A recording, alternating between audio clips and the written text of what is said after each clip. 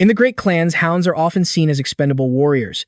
The Hound of the Baskerville clan, Vikir van Baskerville, was no different. As his name suggested, he served his clan and his father with everything he had, but in return, he met a literally soul-shattering end. He was framed by his own clan for colluding with the demon tribe and sentenced to death. Facing the guillotine on the verge of death, he swore that if he could live again after sinking his teeth into his prey, he would never live the life of a hound again. The scene shifts to a pitch-black space filled with the cries of newborn infants. Vikir van Baskerville opened his wide round eyes, completely baffled about what was happening. He felt his body was heavy, unable to move. This place was a part of the Baskerville family's territory. Hearing the noise from the children in the room, the patriarch of the Baskerville clan, Hugo, wore a disgusted expression, criticizing the children as a bunch of mediocre runts. He walked around the room, then told his subordinate, "There are no special children here. I think this batch is all trash." As Hugo reached Vikir's crib, the unusual silence of the infant caught his attention. This piece of trash seems quieter than the rest. A moment later, Hugo ordered his subordinate to take the child to the sword gauntlet. At that moment, Vikir van Baskerville stared at Patriarch Hugo with a murderous gaze. Unsurprisingly, the main culprit who had framed and killed him was this man with a sharp nose. It was then that our protagonist realized he had been reborn as a descendant of Hugo, from a hound back to a baby who hadn't even learned to crawl. In the past, Vikir van Baskerville had lived as a hound. As an illegitimate child, he trained under the worst conditions imaginable. A hound had to do whatever it took to complete its mission, be it assassination, espionage, or ambushes. All the dirty work so much that you couldn't list it all in 3 days and 3 nights. But the one thing they all had in common was helping the Baskerville clan become one of the 7 great clans. The reason for Vikir van Baskerville's loyalty was incredibly simple. He wanted to be acknowledged by the clan and by Hugo, but he never expected to be sent to his grave before he could get that acknowledgement. 10 years after the gate to the demon world opened, the war with the demon tribe ended with humanity's victory. The reward given to the hound who had dedicated his all for the clan was to be discarded. Vikir van Baskerville understood perfectly well the ridiculous reason for his execution. He knew too much. But like other reincarnated characters after being reborn, Vikir silently swore he would not walk the same failed path again. Although he wanted immediate revenge with his newborn body, the most he could do was flip himself over to show his determination for vengeance. More than anyone, Vikir van Baskerville knew that being taken to the sword gauntlet was a great opportunity to become strong. And what he needed most right now was to become stronger. The sword gauntlet. Children born into the Baskerville clan must pass the sword gauntlet once. The children are thrown into a maze of blades, and after passing through, they must reach the River Styx to test their aptitude. The River Styx is a legendary river that turns a child's body into steel. However, only a few children can withstand it. To reach the River Styx, one must first pass through thousands of blades imbued with immense hatred. Vikir van Baskerville dragged his blood-soaked body past each sword in the maze. In his previous life, he had failed alongside his brothers and sisters, so he couldn't achieve the desired effect. But this time would be different. Looking at Hugo's face, Vikir van Baskerville found more motivation to push through the maze. He wanted to monopolize the blessings of the River Styx for himself as much as possible. As soon as he passed the sword gauntlet, Vikir van Baskerville threw himself into the warm waters of the River Styx without hesitation. Inside the water, he could feel the water molecules seeping into his body and bones through his cuts. Vikir van Baskerville was determined to endure for as long as possible, because only then could he obtain the perfect body of a warrior. The people outside grew anxious, seeing that Vikir van Baskerville hadn't resurfaced after so long. "Young master, you have to get out. You'll die if you stay in the water any longer." "Get him out. We have to get him out." Unlike the panicked mood of the others, Hugo wore a sinister smile. He turned to his trusted right-hand man, John H. Barrymore. "How long has that brat been in the river?" The man standing beside him replied, "It has been 7 minutes. Hearing this, Hugo cackled, thinking his son had already kicked the bucket at the bottom of the river. But when he saw bubbles floating to the surface, he knew the boy wasn't dead yet. "Son, you can come out now." In the water, Vikir van Baskerville could recognize the voice of Hugo Le Baskerville. Knowing he was reaching his limit, Vikir van Baskerville tried to use all his strength to absorb everything until the very last moment. Suddenly, due to the immense pressure in his mouth, Vikir van Baskerville lost control and began to sink freely in the water. But even in his final moments, his consciousness fiercely urged him to keep enduring. The space within the river grew dark. A hand grabbed Vikir's calf from below. That hand belonged to none other than Hugo. At that moment, he wore a satisfied expression and said, "Look at this kid. Being in the River Styx isn't enough for him, he wants to drink it too." A second later, Hugo noticed Vikir van Baskerville's sharp teeth. He had no idea that these very teeth would one day rip him to shreds before he could even scream. Hugo asked his butler, John H. Barrymore, "What is this child's name?" The old butler respectfully replied, "It is young master Vikir van Baskerville." Hugo mulled over the name Vikir van Baskerville in his mind. Looking at the child's fearless face, he said in a joyous tone, "It seems I have a proper son on my hands." In a corner Hugo didn't notice, Vikir's eyes grew sharp. For now, he needed time to sharpen his fangs. When the time was right, he would instantly bite the head off the man before him. The ancients had a saying for a gentleman: revenge is never too late, even after 10 years. With all his hatred, Vikir van Baskerville silently swore to make the Baskerville clan disappear from history with his own two scarred hands. Illegitimate son of Hugo Le Baskerville, Vikir van Baskerville at age 8 already possessed a talent that made people call him a genius. But within his clan it was merely considered acceptable. And so, at the age of 20, he was assigned missions like assassination, intelligence gathering, and taking down rivals. At age 29, he began to stagnate compared to the talents of others and started to hit the limit of his swordsmanship. When he turned 30, the gate to the demon world opened and the invasion of the demons began. At 35, he survived the age of ruin and killed countless demons. Reaching the age of 39 after the long, drawn-out war finally ended with humanity's victory, and upon reaching the age of 40, he received his reward for his loyalty as a hound. That reward was false accusation after false accusation, and then his head was placed on the guillotine. But in a cruel twist of fate, he was given a new life in the body of a child. He observed his surroundings and concluded, "Is this a nursery?" That means in this tiny cradle he turned over, thinking he had successfully absorbed the waters of the river Styx. He believed that with this he would have a much better starting point than before. Suddenly, someone walked in holding a box. "Good heavens, the madam is being so unreasonable." The person grumbled some more. "Why would she tell me to put this in the young master's cradle?" His eyes widened in shock. "The madam." With that, she left. Vikir stared at the box she had left behind and wondered, why on earth would someone give a gift to an illegitimate child like me? The box lid suddenly sprang open and an eerie black mist emanated from within. A snake flicking its tongue slowly slithered out. Vikir van Baskerville panicked and backed away. He glared, thinking to himself, "This is it." Looking at the two blood-red snakes, their eyes glowing as if they wanted to eat him alive, he identified them as blood snakes. Vikir van Baskerville regained his composure, propping himself up into a defensive stance, his face grim with assessment. "No way, two rare monsters like this just to assassinate me. There aren't many people in Baskerville who are addressed as madam. That woman must be trying to eliminate competitors for her own child." While he was lost in thought, the two blood snakes lunged aggressively. Even the other children in the remaining nurseries could be killed. But before they could do anything to him, he had already grabbed them by their necks, squeezing tightly. His eyes glowed and he clenched his jaw, increasing the pressure on them just as expected from the Baskerville clan. "I shall end your lives with my own two hands." By now, the blood snake was being beaten to a pulp. It gaped in horror, its eyes bulging wildly. After some time had passed, the cradle returned to a deathly silence. The next day, when people approached, they were momentarily stunned. The Baskerville household was utterly terrified when they witnessed with their own eyes a child sleeping soundly next to the corpses of two blood snakes. That day, the nanny who had been ordered to guard the child was tortured and executed. In the end, the reason for the dead blood snakes remained a mystery to everyone. Only a single young hound saw the truth. Several years after that incident, Vikir was a young boy and began attending school with other children his age. In the classroom, he and his classmates listened intently to the teacher's lecture. His eyes were serious, his voice clear as he said, "Young masters, today we will learn about the stages of a swordsman. If a swordsman cannot imbue their mana into their sword, they are called a sword apprentice. Once they can infuse even a little of their mana into the blade, they are called a sword expert. And once the mana on their sword can be projected outward as an aura, they are called a sword master. And finally, when that stream of aura can be condensed and change its shape according to the swordsman's will, they will be called a sword grandmaster. The best in Baskerville, Lord Hugo, is also a sword grandmaster." Hearing this, the other students' jaws dropped in amazement. Only Vikir van Baskerville remained silent, thinking, "Hugo is already a sword grandmaster now. I have to recover all my power from before my regression before the coming-of-age ceremony." The teacher pushed up his glasses. He noticed young Master Vikir was lost and thought again. He scanned Vikir van Baskerville, assessing him. With the enhanced body he received after soaking in the river Styx for 7 minutes, coupled with a genius analytical mind that surpasses his peers, his talent is on a completely different level from the other young masters. The family head will be thrilled when he hears of the young master's achievements. At this time, Vikir van Baskerville was only 8 years old. He frowned, rubbing his chin, calculating how many years will it take for me to kill Hugo. His distinctiveness had caught the attention of the Baskerville trio. They shot him a sinister glare with their crimson eyes. One of them shoved Vikir van Baskerville and spat contemptuously. "Hey, you trashy mutt." The eldest brother began to spew insults. "You're just an illegitimate half-breed. But there are some strange rumors about you. You know that." The other two chimed in. "You hear that?" "Ha," they continued, questioning him. "You soaked in the waters of the river Styx for 7 minutes and even killed 2 highly venomous blood snakes right after you were born." He recalled knowing these guys all too well.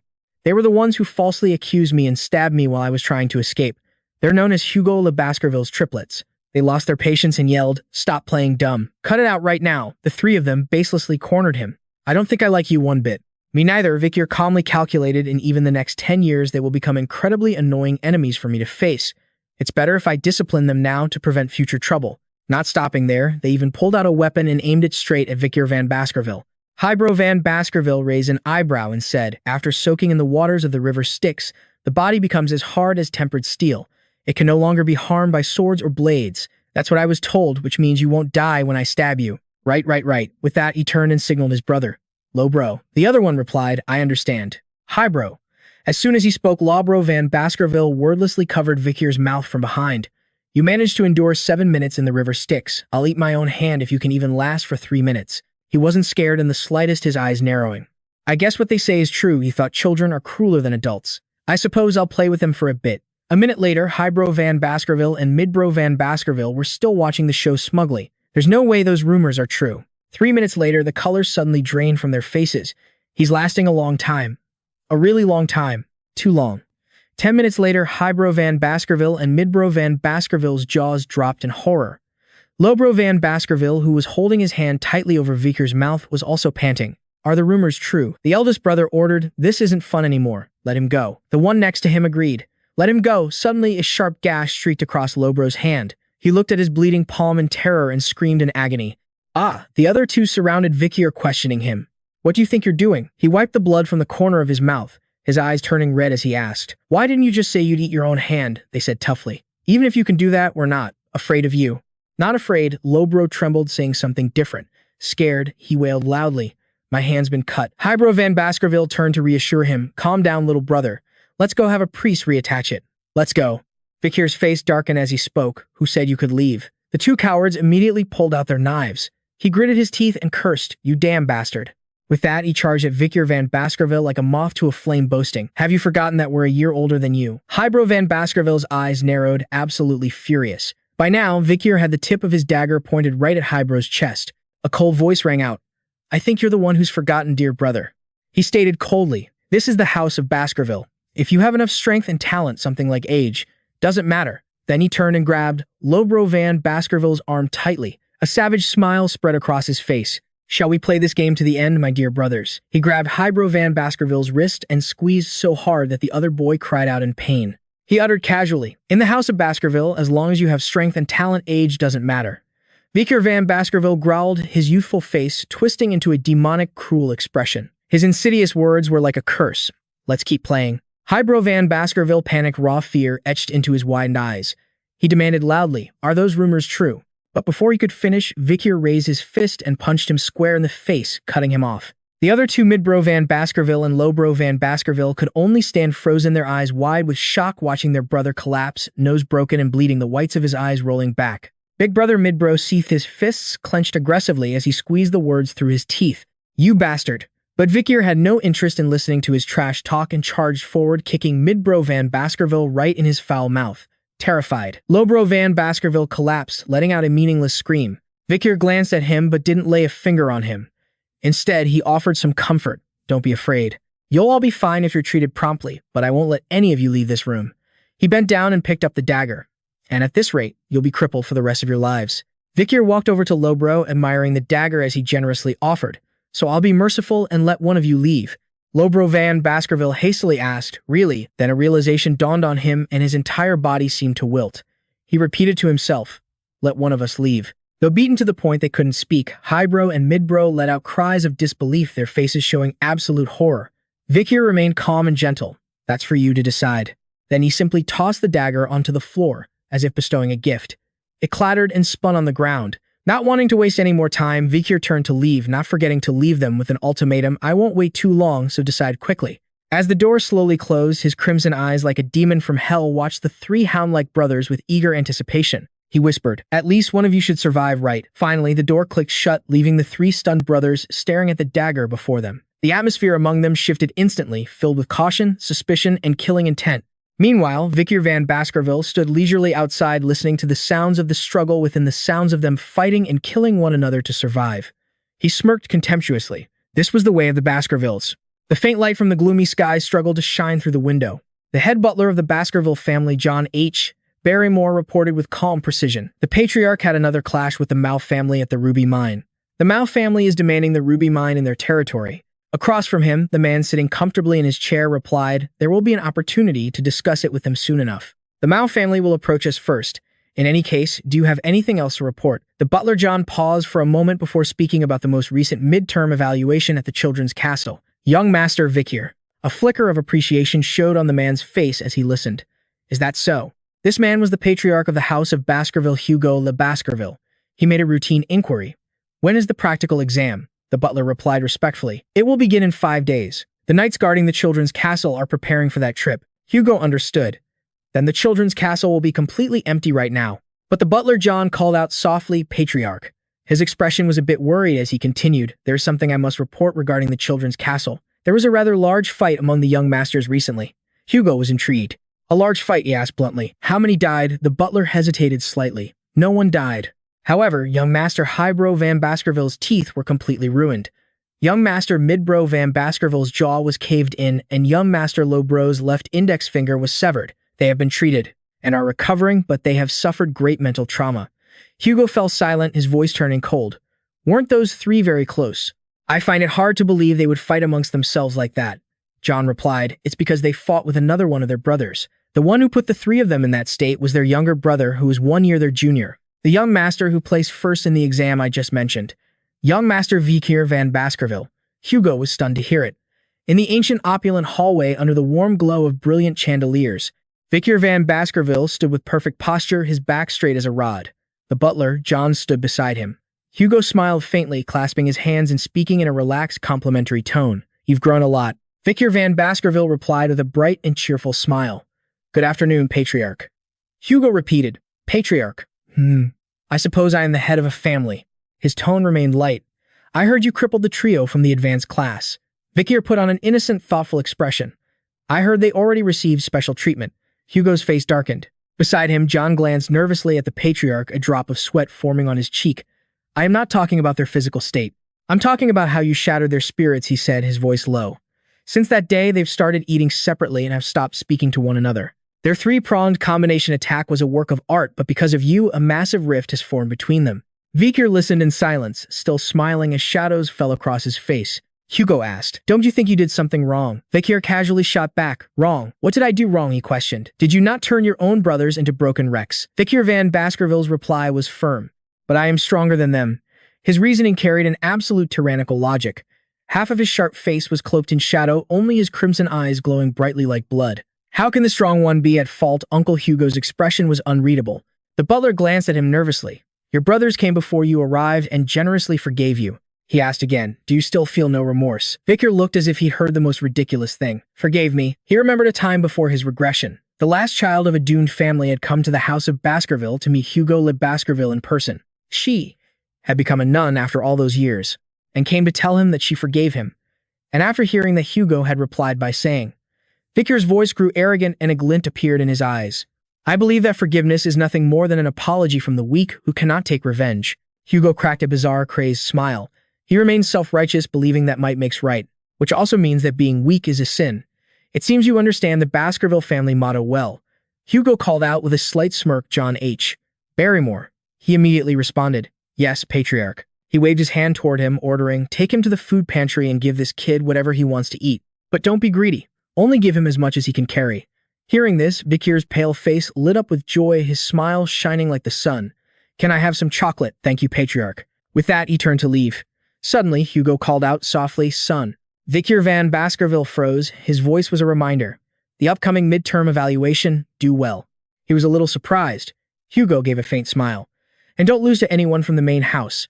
Vikir's eyes widened as he clenched his teeth. He swallowed his rebellious thoughts and replied obediently, Yes, Patriarch. At the food pantry, the shelves were packed with goods. John introduced, This is the type of chocolate enjoyed by the fashionable young ladies of the family. It's the highest quality product, which was very difficult for us to acquire this time. The two of them stood before a shelf with a few kitchen assistants behind them, but that wasn't what he wanted. I don't need anything processed. Butler, John H. Barrymore was confused. Vikir van Baskerville stated bluntly, I want cacao beans, the kind with a very strong flavor. John H. Barrymore's eyes widened, his shocked expression clearly visible behind his glasses. Are you talking about the unprocessed beans, sir? A cloth bag was opened, revealing beans with a rough exterior and a somewhat strange color. The kitchen assistant said, These are blood beans, a type of cacao with an extremely potent flavor. He picked one up to taste it. Just one bean is enough to make 100 bars of chocolate. Vikir van Baskerville grimaced as he looked at the other half of the bean in his hand. The head butler couldn't see his expression. He just couldn't believe that the boy could eat those bitter raw beans.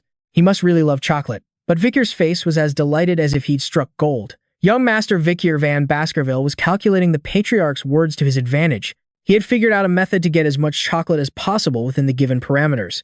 Cunning +1.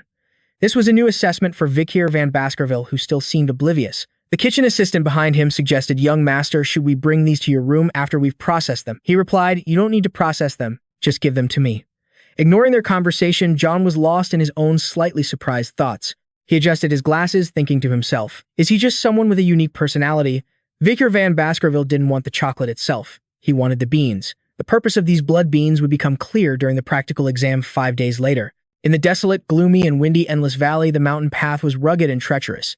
Vikir van Baskerville stood silently in the biting wind, waiting in anticipation as withered grass blew chaotically through the air. On that day, his face suddenly broke into a terrifying, cruel smile. The scent of death filled his lungs. An unprecedented event. A major incident was about to occur in the Baskerville clan. The Baskerville family is known to the world as the Clan of Mad Dogs. Their thorny emblem, 2 swords bound in chains. The shadow of the Boberm loomed full of hidden dangers. Children born there are rigorously trained. After learning to walk, they must climb a steep mountain to build basic stamina, with no rest allowed outside of designated times. At night, they must sleep with the corpse of a demon beast or an imp to adapt to the harsh environment. By the time the phase ends, they are 8 years old.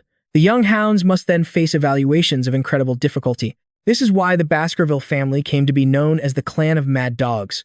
A practical assessment, a survival test. The silhouettes of the Baskerville children stood defiantly, and today the young hounds gathered at Mount Leru Elenoro, a mountain filled with demonic creatures captured at the borders of their territory. In the middle of the crowded field, a strong wind kicked up clouds of dust.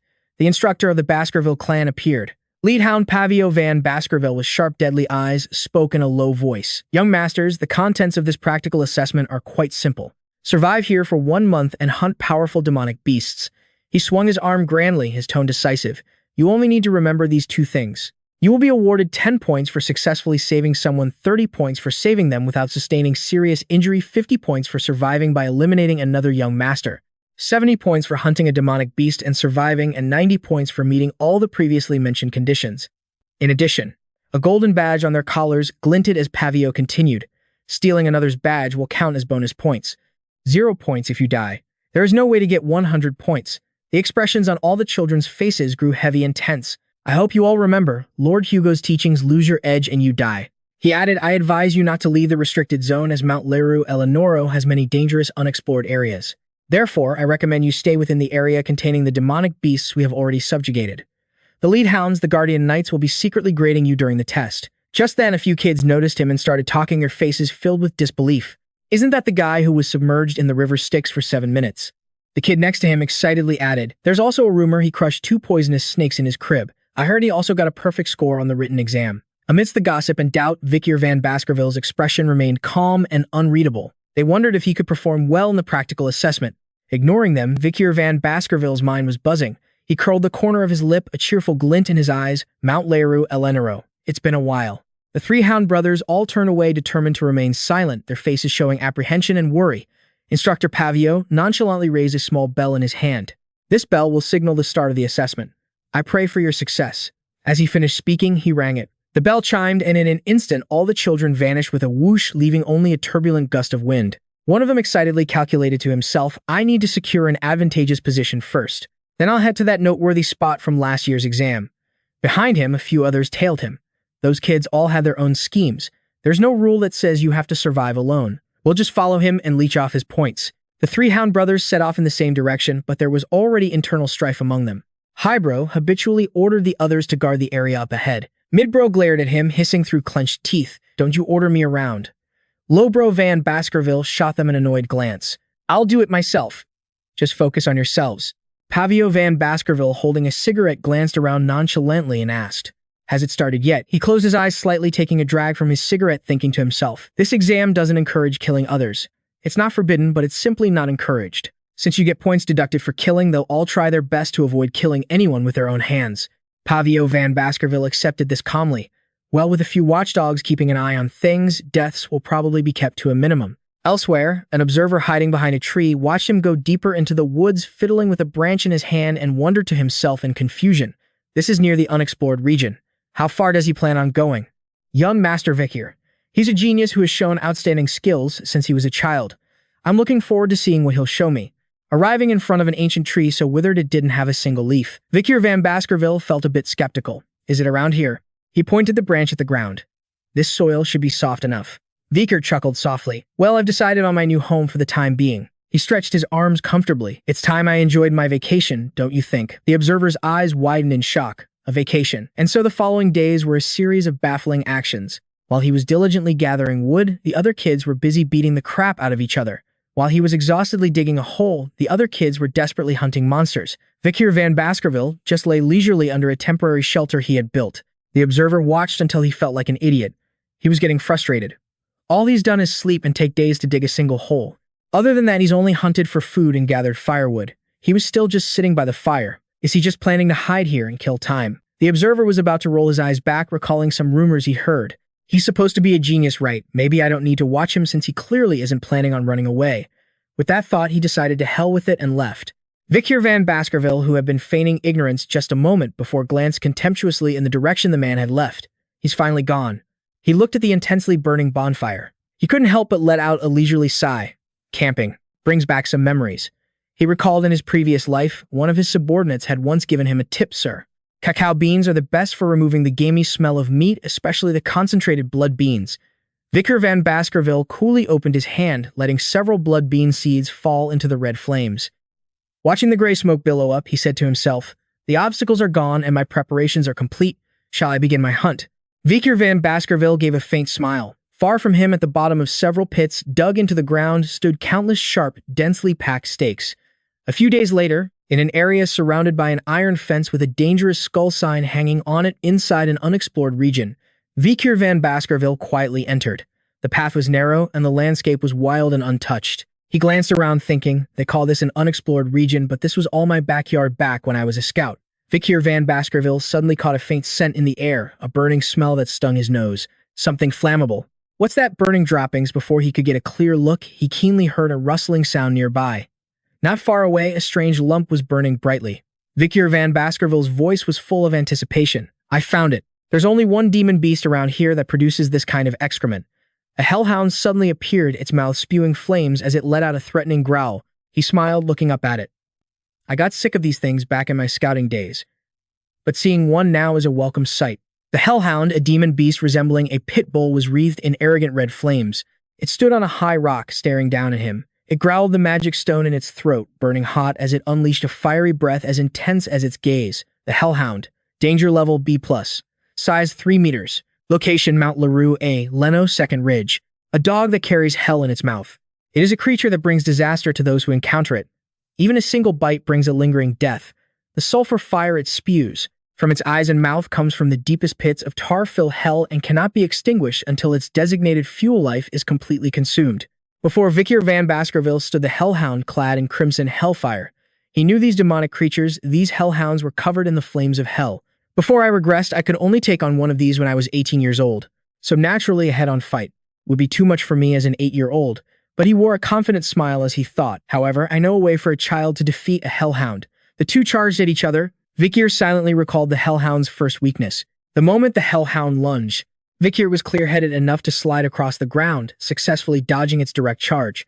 Watching the beast struggle to turn around, Vikir knew that hellhounds can only move in a straight line. It takes them a considerable amount of time to change direction. Suddenly, the hellhound's expression changed. It noticed what Vikir van Baskerville was holding out. He was now tilting a water flask and a stream of water began to pour out. The hellhound's second weakness. Vikir poured the water on the ground at his feet. For some reason, these demonic creatures cannot cross a stream of water, no matter how small. Fearing the water, the hellhound was forced to take a detour to get to Vikir van Baskerville. In this situation, the slowed hellhound will approach me, thus exposing the fatal weakness of all canine-type monsters. As soon as it got close, it reared up, opened its mouth wide, and roared. Vikir calmly stepped back, his hand rummaging in his pocket. I was telling the truth. They open their mouths when they run. Vikir flicked his finger, throwing something. He then quickly leaned aside, dodging the hellhound's pounce. After swallowing the item Vikir had thrown into its mouth, the hellhound stood motionless, then began to let out a few uncomfortable growls. Suddenly, its eyes bulged and its entire body went rigid. A second later, the hellhound fell backward onto the ground. Vikir van Baskerville looked at the chocolate viand in his hand. He smirked. For canines, chocolate is a fatal poison. The hellhound had just been made to swallow more than a dozen red cacao beans which had melted in its mouth, becoming a poison that killed it before it could even yelp. And if we're talking about red cacao beans, where a single bean can produce the equivalent of 100 pounds of chocolate, its effect on these dogs is of course absolute. Seeing the time was right, Vikir van Baskerville drew his sword. It was true these hellhounds really couldn't resist chocolate. He watched the hound's trembling body as it struggled. It seemed to affect their hearts and stomachs first. Those parts were protected by very sturdy ribs, so I have to aim for a spot where there are no ribs. Then, without a shred of mercy, he plunged the sword into its body, right into their kidneys. Amidst the hellhound's agonizing shriek, Vikir coldly hacked it to pieces. By the time he pulled his sword out of its body, the blade was still stained with the hellhound's black blood. From that gash, an aura of karma began to spread. When someone slays a monster, experience points or karma are absorbed into the body, making it stronger. Vikir van Baskerville swung his sword through the air a few times. It seemed the blade had gotten much lighter. At this rate, my strength will grow quickly, and it won't be long before I am as strong as I was as an adult in my past life. He looked at the hellhound's corpse again. I wonder what Hugo's expression will be when he finds out an 8-year-old took down a B-rank hellhound. Vikir van Baskerville couldn't suppress a smug thought. With this, I've definitely secured the top spot. I guess it's time to think about the reward. A reward I couldn't even dream of in my past life. Right now, no one knows its true value. He spoke with excitement. Now to take its head. Just then he noticed the appearance of other hellhounds. A larger pack had arrived, each one with its mouth agape, revealing the hell within. Vikir remained as calm as ever. It seems they heard the howl and came to avenge their comrade. He coldly swung his sword, taking the head of the hound from before. Such pack loyalty, Vikir van Baskerville taunted. In any case, I wasn't planning on stopping at one. Come on, I've got plenty of cocoa beans left. When they met his terrifying demonic gaze from ahead, the pack of hounds suddenly became panicked. Vikir van Baskerville also noticed this change in them. He couldn't help but wonder in surprise. Are they scared of an 8-year-old kid? Hellhounds never retreat, not even in the face of death. Vikir van Baskerville turned to look behind him. Perhaps it was because other guests had appeared behind him. He quickly recognized this guest, the three-headed hound Cerberus. Vikir van Baskerville couldn't help but be astonished. Cerberus was a monster with an A-rank danger level. Why would a creature that should be on the 7th floor appear here on the 1st? Vikir van Baskerville suddenly noticed streams of blood on Cerberus's body. It's bleeding. He tried to analyze the details. Looking closely now, there were arrow wounds all over its body. Is someone trying to hunt it? Come to think of it, the other side of the mountain is the barbarian tribe's territory. If it was hunted all the way here by the barbarian tribe, Vikir van Baskerville suddenly became strangely excited. This he thought is an opportunity. An A-rank demon with fatal wounds. I have to take it down even if I have to use everything I've got. Vikir van Baskerville had been hiding his full skills within the Baskerville clan. His sword proficiency had reached the level of a master swordsman, and his mastery of the Baskerville trident technique had completely reached a level that other hounds could only achieve in their prime. Vikir lunged forward, sword in hand, moving so fast that he created a vortex of air as he reached Cerberus. He used all his strength to bring his sword down on one of the 3 heads. Another one of its heads immediately shot forward, trying to swallow him whole, but Vikir van Baskerville reacted in a flash and slashed at it. After the successful strike, Vikir van Baskerville felt a rush of adrenaline. His eyes turned red as he thought with satisfaction, I can do this. It's totally possible if it's an injured Cerberus. Before his regression in the war against the monsters, Vikir van Baskerville's swordsmanship had been honed to the point where there were no wasted movements in killing his opponent. Above all, he had a body fortified by the river Styx. The weapon Vikir van Baskerville possessed was more than enough to damage a Cerberus. After Vikir's slashes, the Cerberus seemed to have built up enough rage. Its eyes flashed, and it gnashed its teeth at him in fury. Vikir van Baskerville had fantasized that he could defeat Cerberus, but that was just what he thought. A single blow from Cerberus shattered his sword. A moment of carelessness created an opening for the 3-headed hound to use its claws. Cerberus used its powerful claws to send Vikir van Baskerville flying. He was thrown back, his back slamming hard into a tree trunk. Pain shot through all 4 of his limbs. Vikir van Baskerville immediately spat out a mouthful of blood in agony. He was sent flying backwards, his body crashing violently into a tree. Vikir painfully coughed up a large mouthful of blood. He sat there for a moment with a stunned expression. Then he snapped out of it, gritting his teeth in disbelief. I just lost consciousness. His entire left arm was now in agony after the attack. Is it broken? Vikir van Baskerville looked down in alarm at his severely injured arm. Even with Cerberus being wounded, the only reason I'm just this injured is thanks to the effect of the river Styx. Long live the river Styx. Cerberus attacked Vikir van Baskerville again. He quickly leaped out of the way to dodge. He was now an A. dangerous situation. If I keep taking hits like this, it'll be hard to survive. This is a tough spot, but even in a situation like this, a veteran hunter always finds the best way out. The best thing I can do now is run. After a quick calculation, Vikir van Baskerville turned and fled.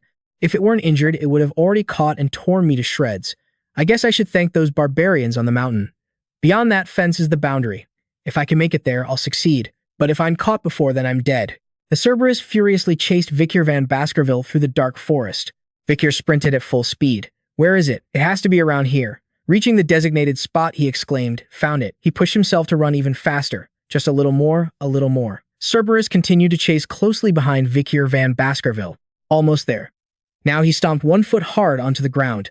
He flipped backwards momentarily, dodging Cerberus's pounce. But its speed was still incredible, and it was about to bite Vikir van Baskerville's face. At that exact moment, its paws landed on the spot. The Cerberus's entire body froze while Vikir fell freely to the ground. He panted heavily, having just escaped with his life.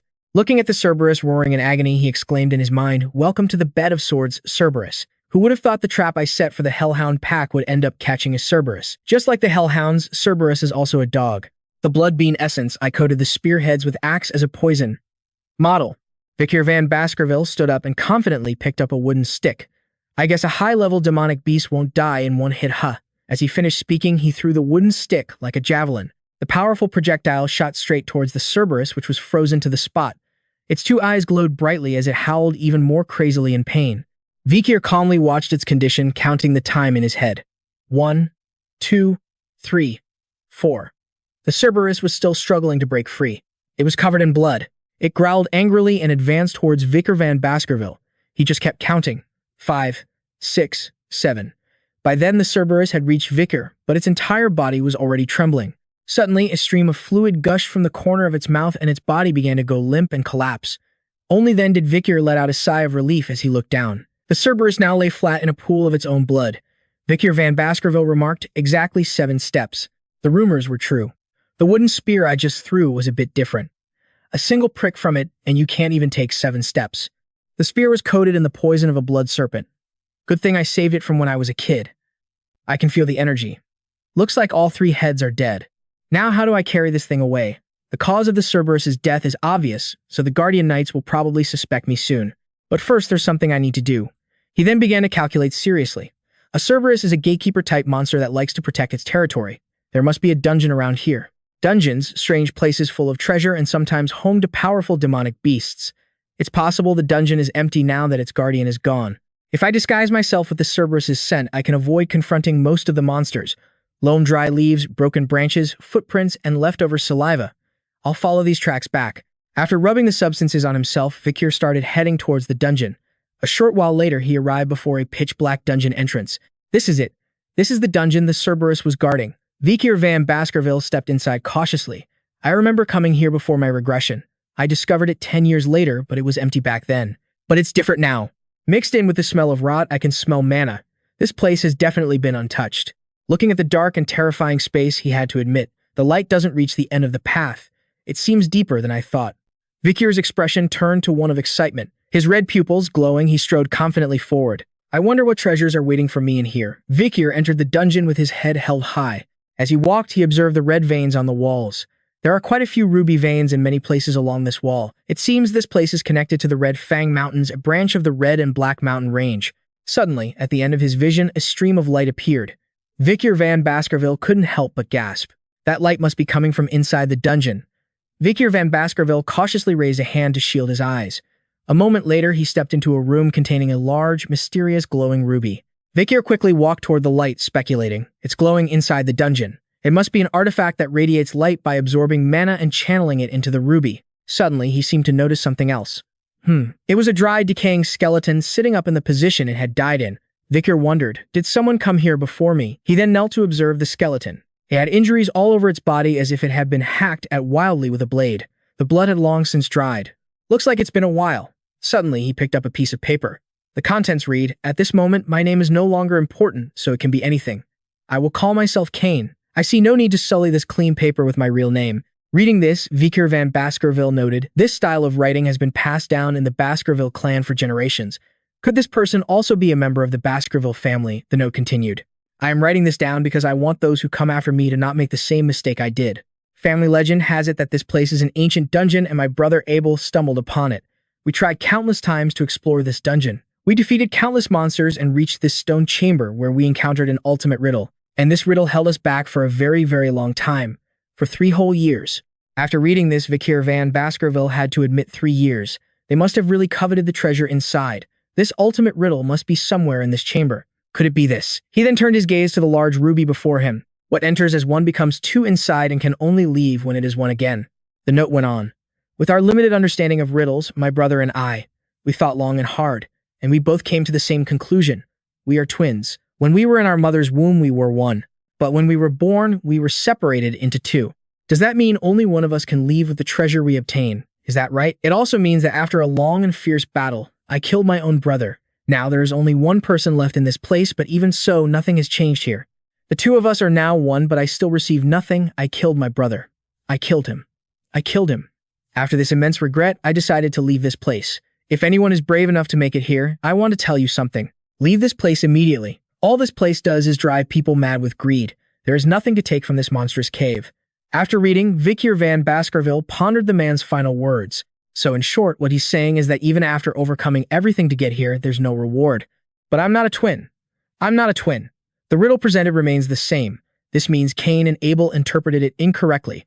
What enters as 1, but becomes 2 inside and can only leave when it is 1 again.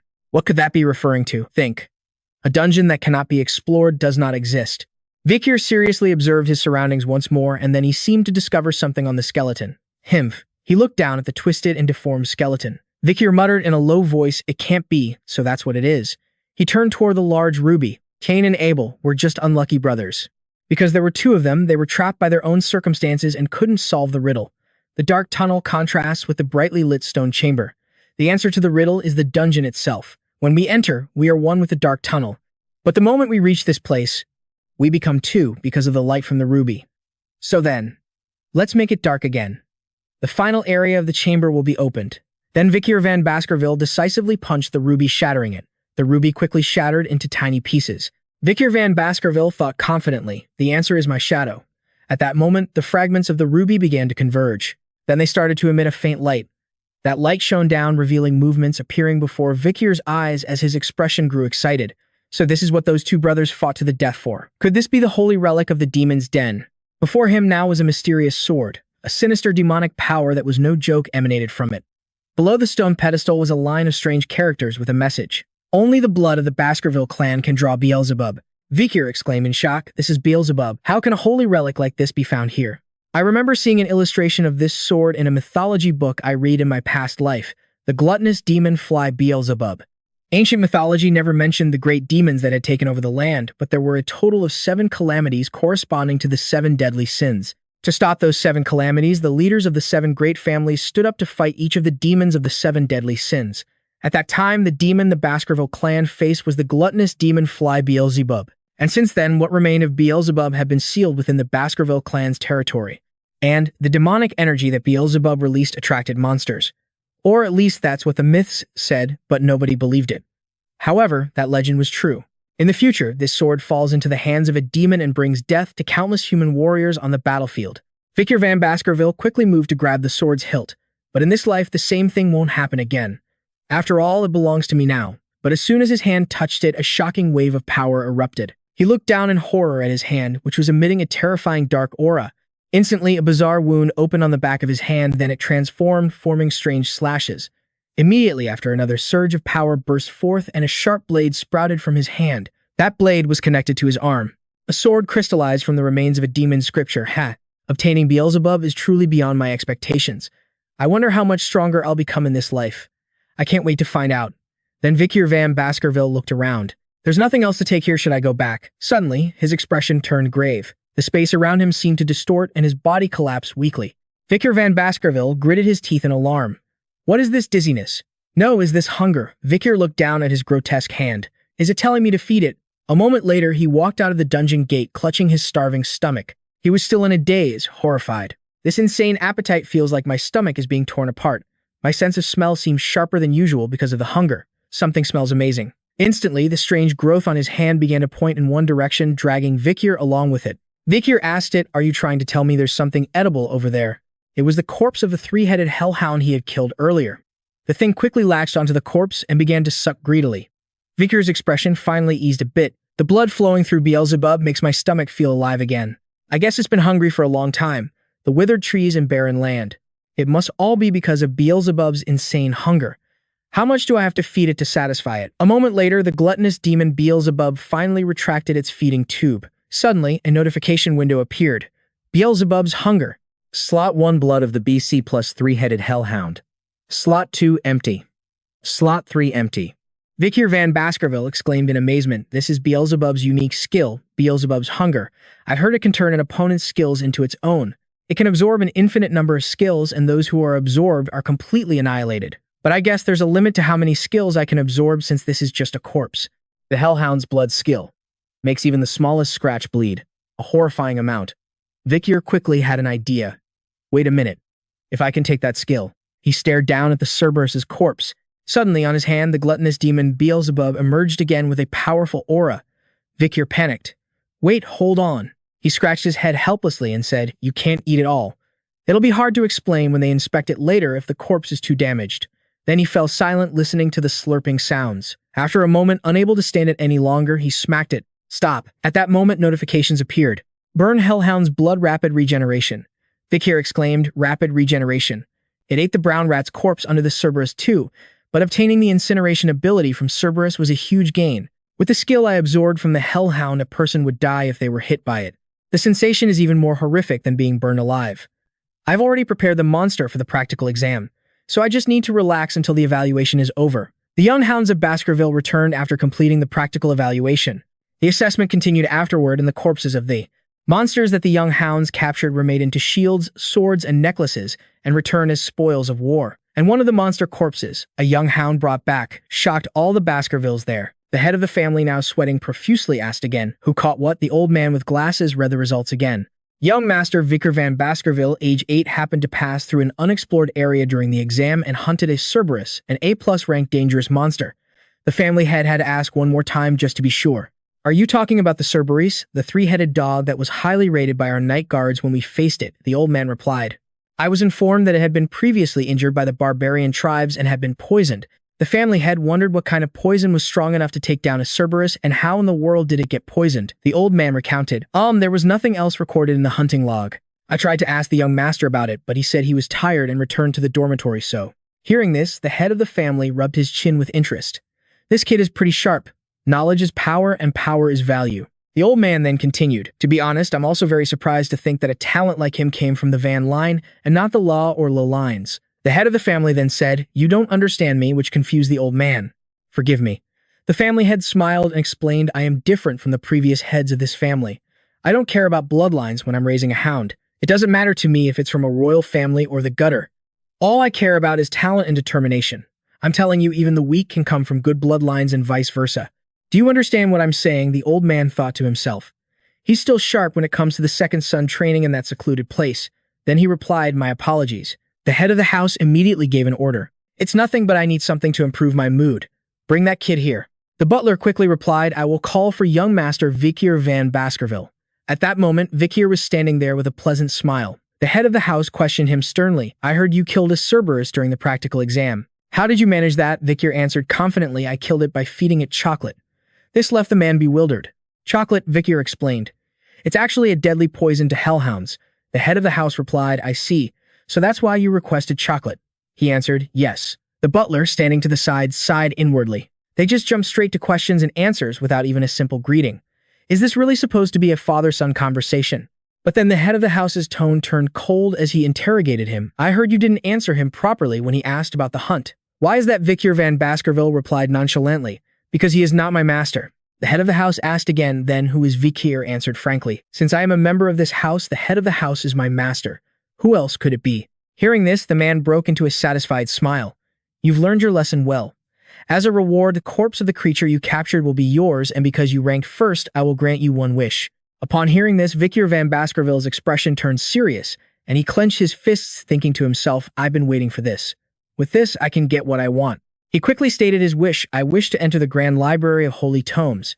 Hearing this, both adults were completely stunned. The Grand Library of Holy Tomes, a massive archive located in the deepest part of the main Baskerville fortress. It was one of the largest libraries in the entire empire. The head of the house's eyes grew sharp. The Grand Library of Holy Tomes. Do you have any idea that only the head, the vice head, and core members of the family are permitted to enter? Vikir closed his eyes, feigning helplessness.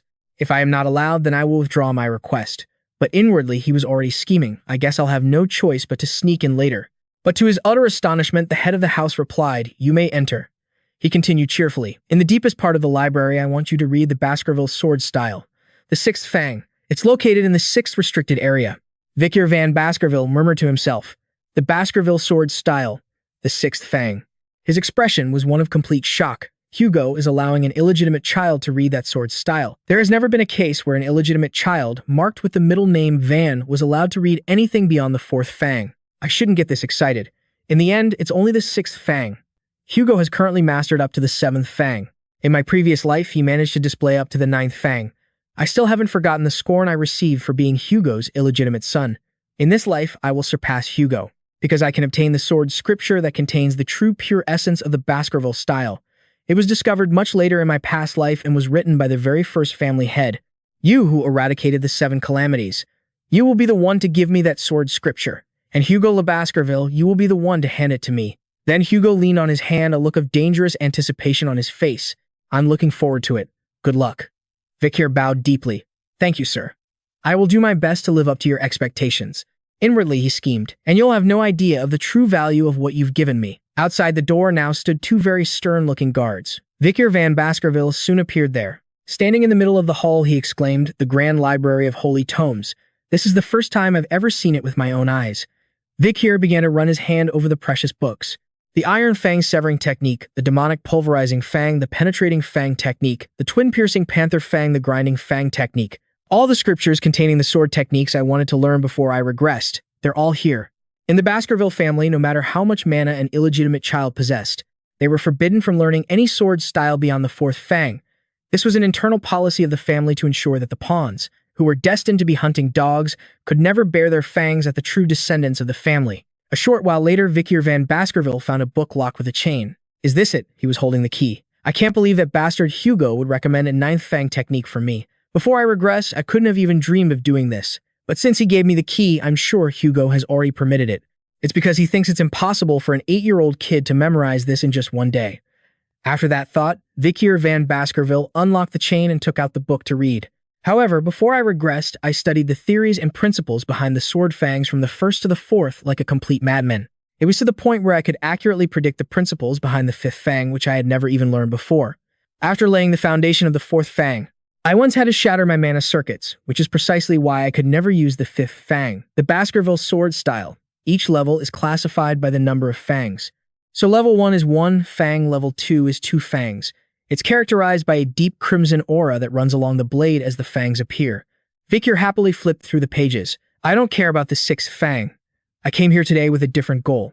What I want is on an even higher level. When he stepped out, the 2 guards exclaimed in surprise, "Ahem, young Master Vikir van Baskerville, are you leaving already?" They kindly offered to help Vikir van Baskerville. The sword scriptures are located deeper inside. If you're leaving to get something you forgot, please allow us to fetch it for you.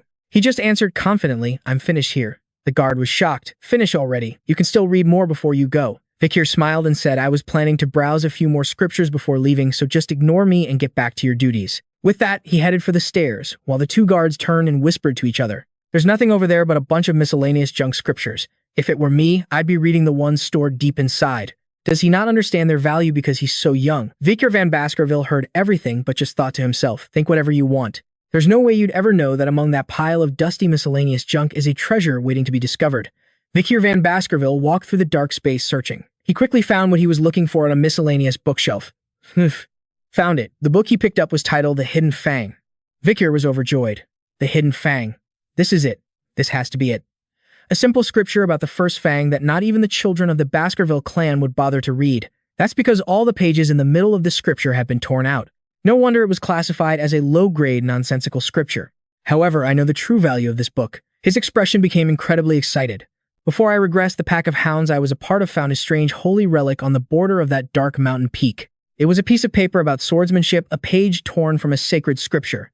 a page from a sacred sword scripture handwritten by the Baskerville family. Sensing something was off about this, Hugo had his men search the entire grand library of scriptures for the book. That book was a sword scripture called Hidden Fang. This scripture was written by an ancestor of the Baskerville house himself. It detailed the method to achieve the 10th Fang of the Baskerville family. Mad with the thought of the 10th Fang, Hugo unleashed the family's hounds to track down the remaining 6 pages. Knowing that the other pages were carefully hidden among the other 7 great families, Hugo nearly declared war on them, releasing his hounds to attack anyone who dared to resist. After countless lives of the hounds were sacrificed, we finally found and presented the remaining pages to Hugo, and the reward for all that work was... Hugo's expression turned manic as he exclaimed, "Good." At that moment, Vikir van Baskerville ground his teeth in anger, hissing, "Truly, what a foolish life." Thanks to that, Hugo surpassed the 7th Fang and reached the 9th using the blood and flesh of his hounds as stepping stones. But in this life, that won't happen. The hound who hunted down and offered up all those pages was me. I still clearly remember the information on the missing pages. But the reason I couldn't climb higher than the 4th Fang was because I never got to lay my hands on the scripture containing the original text. Vikir van Baskerville quickly sat down to study the book. He read the first part. The first step of the 10th Fang is the same as the essence within the first Fang. The moment you show your fighting spirit by drawing your sword and creating an arc with its blade, all sword paths end with the same limit. After reading it, he exclaimed, "No wonder. Most people would treat this book as a low-grade text full of nonsense." But when the missing pages were put back in their place, the information that seemed like nothing but arrogant fabrications became a puzzle, each stroke painting a beautiful masterpiece. Before I regressed, I was at the 4th Fang level of swordsmanship and was a high-ranking graduate swordsman in Aura. I will become as strong as I was before I regressed, but at the age of 15. Just then, a stream of moonlight crept through the window. A moment later, the sun began to rise. Vikir was still focused on studying Hidden Fang. After a while, he snapped the book shut and exclaimed, "This is enough." Looking out the window, Vikir van Baskerville mused, "Have I been concentrating all day? But thanks to that, I've memorized the book to the point where I could recite it backward. I don't sense the presence of any guards." Vikir van Baskerville quickly stood up and closed his eyes. "I might not be able to reach the 10th Fang with this childish body, but I might be able to reach the 5th Fang, something I couldn't touch in my previous life." Immediately, he immersed himself in another space. A large illusion appeared before him. His hand glowed with power and his pupils shone brightly. Vikir decisively swung his sword, shattering the illusion. The 1st Fang of the Baskerville family. After that, he unleashed countless slashes. The 2nd Fang, the 3rd Fang, the 4th Fang. Just like that, the illusion's body was shattered into nothingness. His eyes flashed with a crazed light. Before I regressed, I lived a shallow life. I was able to achieve the rank of a high-class swordmaster after working hard. But I was looked down upon by my own family because I couldn't learn the proper swordsmanship. And the only reason I couldn't reach the 5th Fang or higher was because I was an illegitimate child. I will not live a life like that again. Vikir thought as he charged forward, attacking the illusion in front of him again. Suddenly, the illusion released a torrent of power. Immediately after, Hugo's face appeared, replacing the illusion. Yet, Vikir van Baskerville continued to slash. The body was instantly sliced apart, exploding and vanishing. After finishing the fight, Vikir exited that space, a trail of power still lingering around him. He looked down at his own hands, panting heavily. "It's still a bit lacking, but I can already use the 5th Fang." Vikir clenched his fists in excitement. A warm, overwhelming feeling rose from deep within him. Vikir van Baskerville wanted to cry tears of joy after reaching the 5th Fang. He frantically looked around. "Oh, isn't there a sword anywhere around here?" Throughout the entire history of the Baskerville family, the fangs of a young hound were growing faster than ever before, and those fangs were aimed at its own master's throat. A moment later, Vikir looked down at his hand and thought to himself, "I've successfully drawn the 5th Fang. If I can increase my mana now, I'll reach the same milestone of power as before I regressed." The amount of mana is still growing steadily. This time, through this enlightenment, it will grow multi-dimensionally. This flow, liquefied aura, is the sign of a sword master. It seems I've leveled up from a high-class elite swordsman to a low-class sword master. The level I didn't reach until I was 30 in my past life, I've now achieved at only 8 years old. A sword master is on a completely different level than an elite swordsman. Thanks to the aura turning into a liquid state, its density is enhanced, and there are fewer restrictions on changing its form. I also have better swordsmanship than what I used before I regressed. This swordsmanship won't stop at the 5th state. It can even reach the 10th Fang. It possesses infinite potential. The Fang strike I learned before allowed me to get stronger, faster, but it limited my growth potential. Compared to that, Hidden Fang is a perfect swordsmanship that combines both offense and defense with no growth limits whatsoever. If I focus on learning it, I can even face a mid-class sword master. I'd have a 1 to 100% chance of winning if I assassinate them, 50% if I face them head-on. The problem is how much I should reveal to Hugo Le Baskerville. The power I show can't be too great, nor can it be too little. I need to give him something he needs so I can get as much benefit from him as possible. While calculating, Vikir van Baskerville placed the hidden Fang book on the windowsill, letting it soak in the sunlight. He used a magnifying glass to focus the sun's rays and burn it. Then he let out a sinister, villainous smile. The hidden Fang began to catch fire. Vikir continued his calculations. With this, the chance for Hugo and his hounds to ever reach him was gone forever. Of course, besides me. Just then, 2 guards walked in and asked, What's that smell, young master? Vikir van Baskerville, what have you done? Vikir van Baskerville scratched his head, feigning guilt. My apologies, I accidentally burned the book by carelessly leaving a magnifying glass on it. I'll go see the butler, if this needs to be reported. The 2 guards broke out in a cold sweat and hurriedly said, Goodness, young master, you don't need to feel guilty about this at all. It was our fault for not paying enough attention to you, young master. Besides, it's a relief that only 1 book was burned. Vikir stepped in front of them and continued, Right, the books were a mess anyway. Aren't the knights busy with the conflict against the Mo clan at the gem mine? You guys probably don't have the spare time to worry about minor issues like this, right? So it's best we just pretend this never happened. Hearing this, the 2 guards smiled cheerfully and replied, If the young master can overlook it then. Vikir van Baskerville started walking towards the stairs, then turned back and said, Then let's keep this a secret between us. You must be very busy. Sorry for wasting your time. The 2 of them replied in unison, Yes, young master. Afterwards, they marveled to each other. Young master Vikir van Baskerville, he's such a good person, isn't he? Yeah, he even considers the feelings of servants like us. Truly, a respectable young man. They had no idea that Vikir van Baskerville was currently sporting an ecstatic smile for having deceived them. A while later, in another room, Vikir van Baskerville stood before Hugo. He spoke up. Well, have you achieved an awakening? Vikir confidently replied, A little. Hearing this, Hugo stroked his beard and chuckled with interest. Oh ho, what did you feel and realize in the library? Vikir van Baskerville touched his chin as if trying to recall. Something warm and sharp, yet also as soft as the ocean waves. I felt something like that. Instantly, both men were stunned. The butler exclaimed, Could it be? Aura, the aura that proves a person, has truly stepped into the world of swordsmanship. Even geniuses who train relentlessly need to be at least 15 years old to reach the realm of a low-grade sword expert. Hugo's expression turned serious as he thought, What am I thinking? The boy is only 8 years old. Then he asked again, Can you show this old father of yours what you just mentioned? Vikir maintained an innocent smile. Of course. The scene shifts to the training grounds outside. The young children were now gathered watching with various expressions. Vikir stood in the middle of the grounds, confidently holding 2 swords. The butler now looked a bit worried. Head of the house, is it really all right to test the young master's skills like this? Hugo, with an expectant look, said, I'll only bring out a monster that's a suitable match for him. The butler exclaimed, A monster? Hugo affirmed, Yes. I starved this beast to make it a little more sensitive. At that moment, a giant monster was brought onto the grounds for Vikir van Baskerville, an orc. Danger level, D. It looked incredibly ferocious and was muzzled. The onlookers were shocked, exclaiming, An orc. Isn't it too much to make an 8-year-old boy fight an orc? Usually you have to be 15 to be strong enough for this. Well, if anything happens, I'm sure the Guardian Knights won't just stand by and watch. Just then, Hugo from above waved his hand. Immediately, the handler began to unchain the orc. The muzzle was also removed, its eyes glowed fiercely. It reared back and began to unleash its power. Vikir grew serious as the orc charged, his eyes sharp as he waited for the right moment. The moment its hand swung down, Vikir slashed its arm. The crowd was stunned by the move. Blood gushed from the orc's arm, and it looked down in alarm. Vikir van Baskerville's eyes gleamed as he attacked again. This time, it was a slash to the orc's leg. Instantly, its body collapsed to the ground. The orc just cried out in pain, unable to fight back. Vikir observed its condition while speculating internally. Is it in shock from seeing its own blood for the first time? The orc's rare skill, super regeneration, hasn't activated either. There's no way a rank C monster can face off against a rank B+ like the Hellhound of Hemorit. At that moment, a notification suddenly appeared on Vikir's arm. Number 2, Hemorit. Hellhound B+. Gasps of horror erupted from the stands. Is that really an 8-year-old boy? How can he do that with that body? He's not even using mana. How is that possible? Hugo was even more stunned into silence. Vikir van Baskerville looked up with sharp eyes. He's thinking that I still haven't shown him what I realized in the library. Well then, I'll show him exactly what he wants to see. Instantly, Hugo's pupils contracted as he saw something.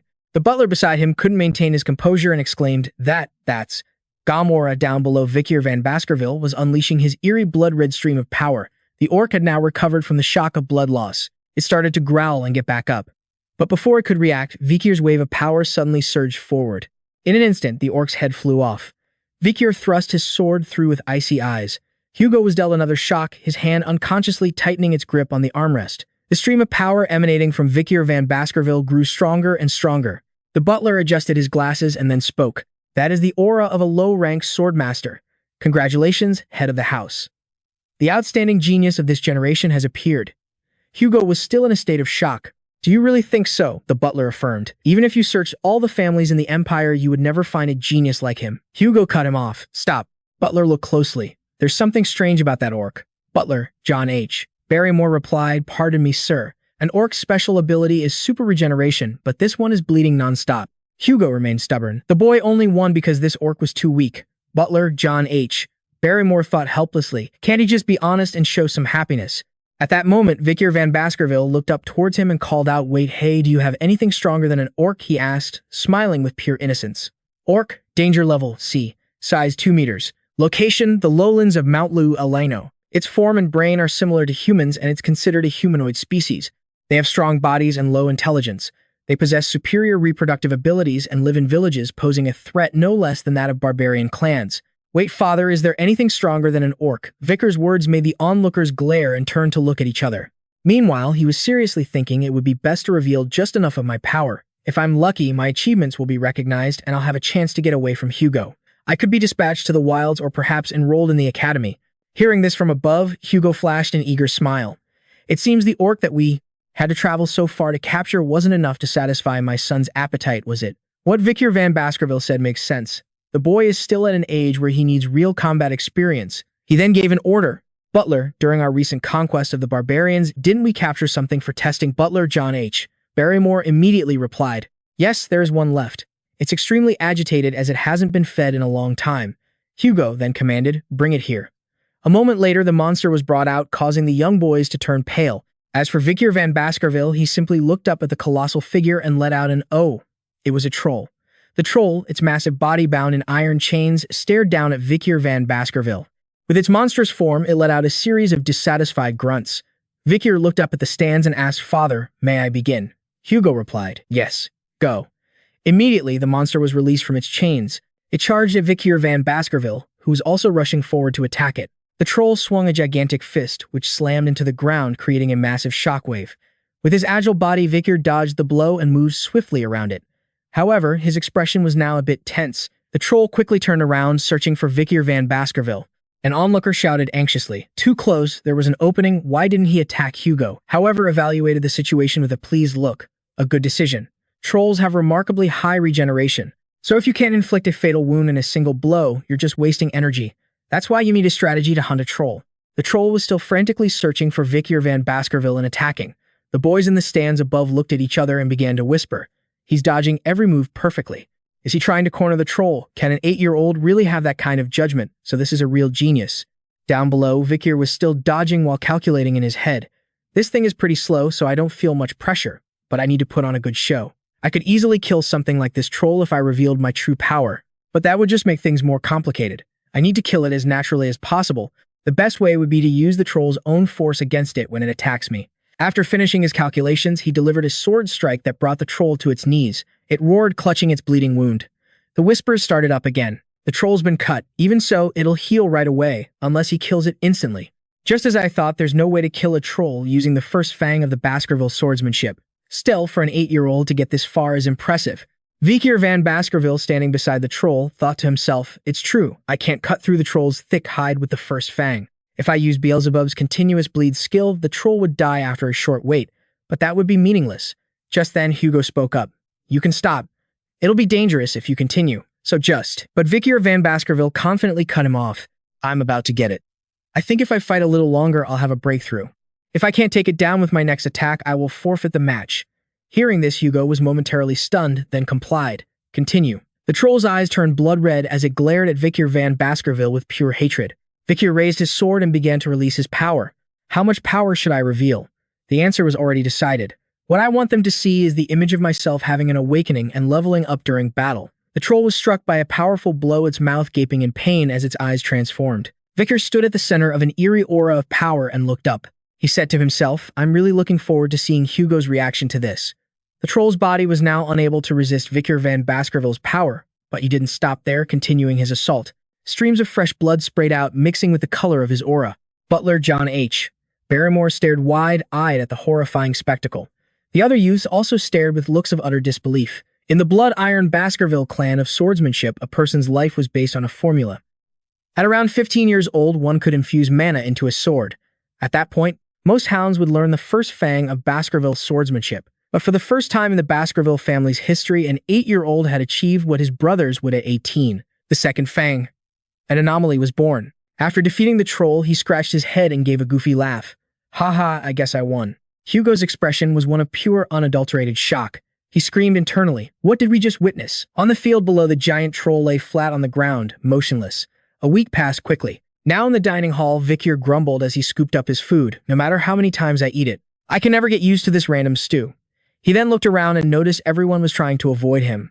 Vikir had noticed this too. They've been keeping their distance from me since that day. I guess this is normal in Baskerville, where strength is everything. Seeing Hugo so bewildered was truly satisfying. Vikir van Baskerville recalled Hugo's stone-faced expression. He was so stunned that he didn't even hear butler John H. Barrymore calling him several times. "My lord, young master," Vikir has returned to his room. My lord, my lord." The power I publicly revealed was Baskerville's second Fang, the strength of an intermediate-level sword expert. My true power is Baskerville's fifth Fang. Quite weak, roughly the strength of a low-level sword master. If I include the skills I received from my familiar, I'm definitely stronger than a typical Grand Croix swordsman. Just then, a notification emanated from his arm. Slot 3, Super Regeneration C+. After getting the notification, he closed his eyes in resignation. My appetite has definitely gotten bigger since I got Beelzebub. At that moment, the Baskerville trio appeared behind Vikir van Baskerville. Vikir van Baskerville looked up and glared, thinking, "What do these bastards want?" He then stood up and asked, "Was I too easy on you before?"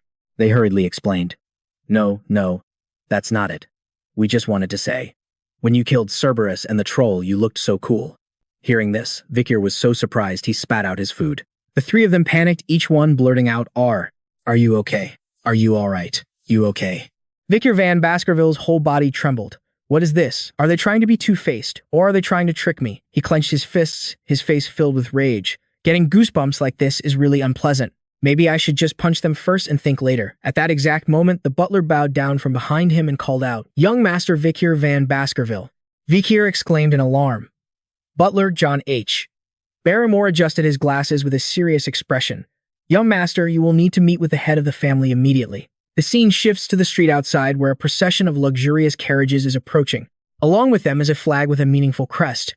Hugo sat on a chair with his arms crossed and a stern expression. The man opposite him spoke first. "It's been a while. Lord Hugo, you look the same as ever, don't you? This is the vice head of the Morgue family, Adolphe Morgue. I hope this year's annual event doesn't end with too many problems." Hugo calmly replied, These joint training sessions usually end without much incident." "Is that so?" Adolphe Morgue continued. "Last year, both families had members who were seriously injured, didn't they? If that's not considered a problem, then what is?" Hugo grew angry at his words. "A minor scratch becomes a serious injury. It seems the children of the Morgue family have a tendency to exaggerate." Not to be outdone, Adolphe Morgue shot back. "Perhaps that's because we Morgues are a prestigious and elegant family." The two men's auras began to clash silently. The prestigious family of mages, the Morgues, and the family of iron-blooded swordsmen, the Baskervilles. At first, these two families were not so hostile towards each other. A man once said that magic and swordsmanship are things that exist to complement each other. These were the words of the Emperor from 2 generations ago. Following the Emperor's decree, the Baskerville family and the Morgue family began implementing joint training. Only children aged 8 to 15 were allowed to participate, and the annual event started out with a very positive atmosphere. But at some point, a dispute erupted between the Baskerville and Morgue family territories over the sovereignty of the Ruby Mine, and so the relationship between the two patriarchs soured. But because of the Emperor's command, the joint training had to continue. Therefore, it wasn't the Morgue family's patriarch, but his younger brother, Adolphe Morgue, who began meeting with the Baskervilles with Hugo Le Baskerville as the representative vice-patriarch. A moment later, Adolphe Morgue spoke with a faint smile. "Ah, that's right. I heard there is a rising star in the Baskerville family. A once-in-a-century genius from the Baskervilles would be a great boon for the Empire." Hugo gave a smug smile. "That's not something you need to concern yourself with." Seeing this, Adolphe Morgue's expression soured as he thought, "This venomous bastard. He's actually reacting to a compliment about his child. That's a rare sight." Then he turned around and cheerfully continued. "We could call this a double stroke of luck. A genius has also appeared in our Morgue family. Camas' child, come in and greet them." At that moment, a girl opened the door. Her footsteps were steady as she entered the room. Hugo frowned, observing her. As the red-haired girl sat down next to him, Adolphe Morgue immediately introduced her. "This is my sister's daughter. Her name is Camas. Child, you should greet the patriarch, shouldn't you? Camus stared straight ahead in silence, then she asked bluntly, her expression angry. Sir, are you the thief who stole my family's ruby ore? Please give it back. The ruby ore. As she spoke, Camas held out her hand much to Hugo's surprise. Upon hearing her words, a murderous glint appeared in Hugo's eyes. A thief, Adolphe Morgue broke out in a cold sweat. What is this kid talking about? Camus stated calmly. But that's what you said. Uncle, you told me that. That despicable man with the goatee stole our ruby ore, like a common thief. He thought to himself, I'm so screwed. When did I ever say that? The girl continued. In the carriage before we got off. About 1 hour and 42 minutes ago. Hearing their conversation, Hugo ground his teeth. A despicable goateed man. Like a thief. Adolphe Morgue tried to smooth things over. Ahem, it seems there has been a bit of a misunderstanding. Hugo ran a hand through his hair, trying to calm down. What does a naive little pup know? You don't need to justify the Morgue family's teaching methods to me. But the girl Camas stubbornly yelled. Give me back the ruby ore. I can't even conduct my research without it. Adolphe Morgue panicked. Camas Hugo finally lost his composure, his eyes flashing. That's enough. It seems the Morgue family doesn't teach its children basic manners, does it? Adolphe Morgue hurriedly pulled Camas into an embrace, holding up a hand to object. What are you saying to a child? Is the holy sword of the Empire really going to oppress an 8-year-old girl? Hugo's face darkened with anger, but just then a voice cut in, and I suppose the Morgue family doesn't teach their children not to covet things that belong to others. Right after Vikir pushed the door open, stepping into the tense atmosphere. Butler Barrymore announced, Sir, I have brought the young master Vikir. Adolphe Morgue glanced at him, wondering to himself. So that's the Baskervilles' rising star. Then he panicked when he realized Camas was no longer by his side.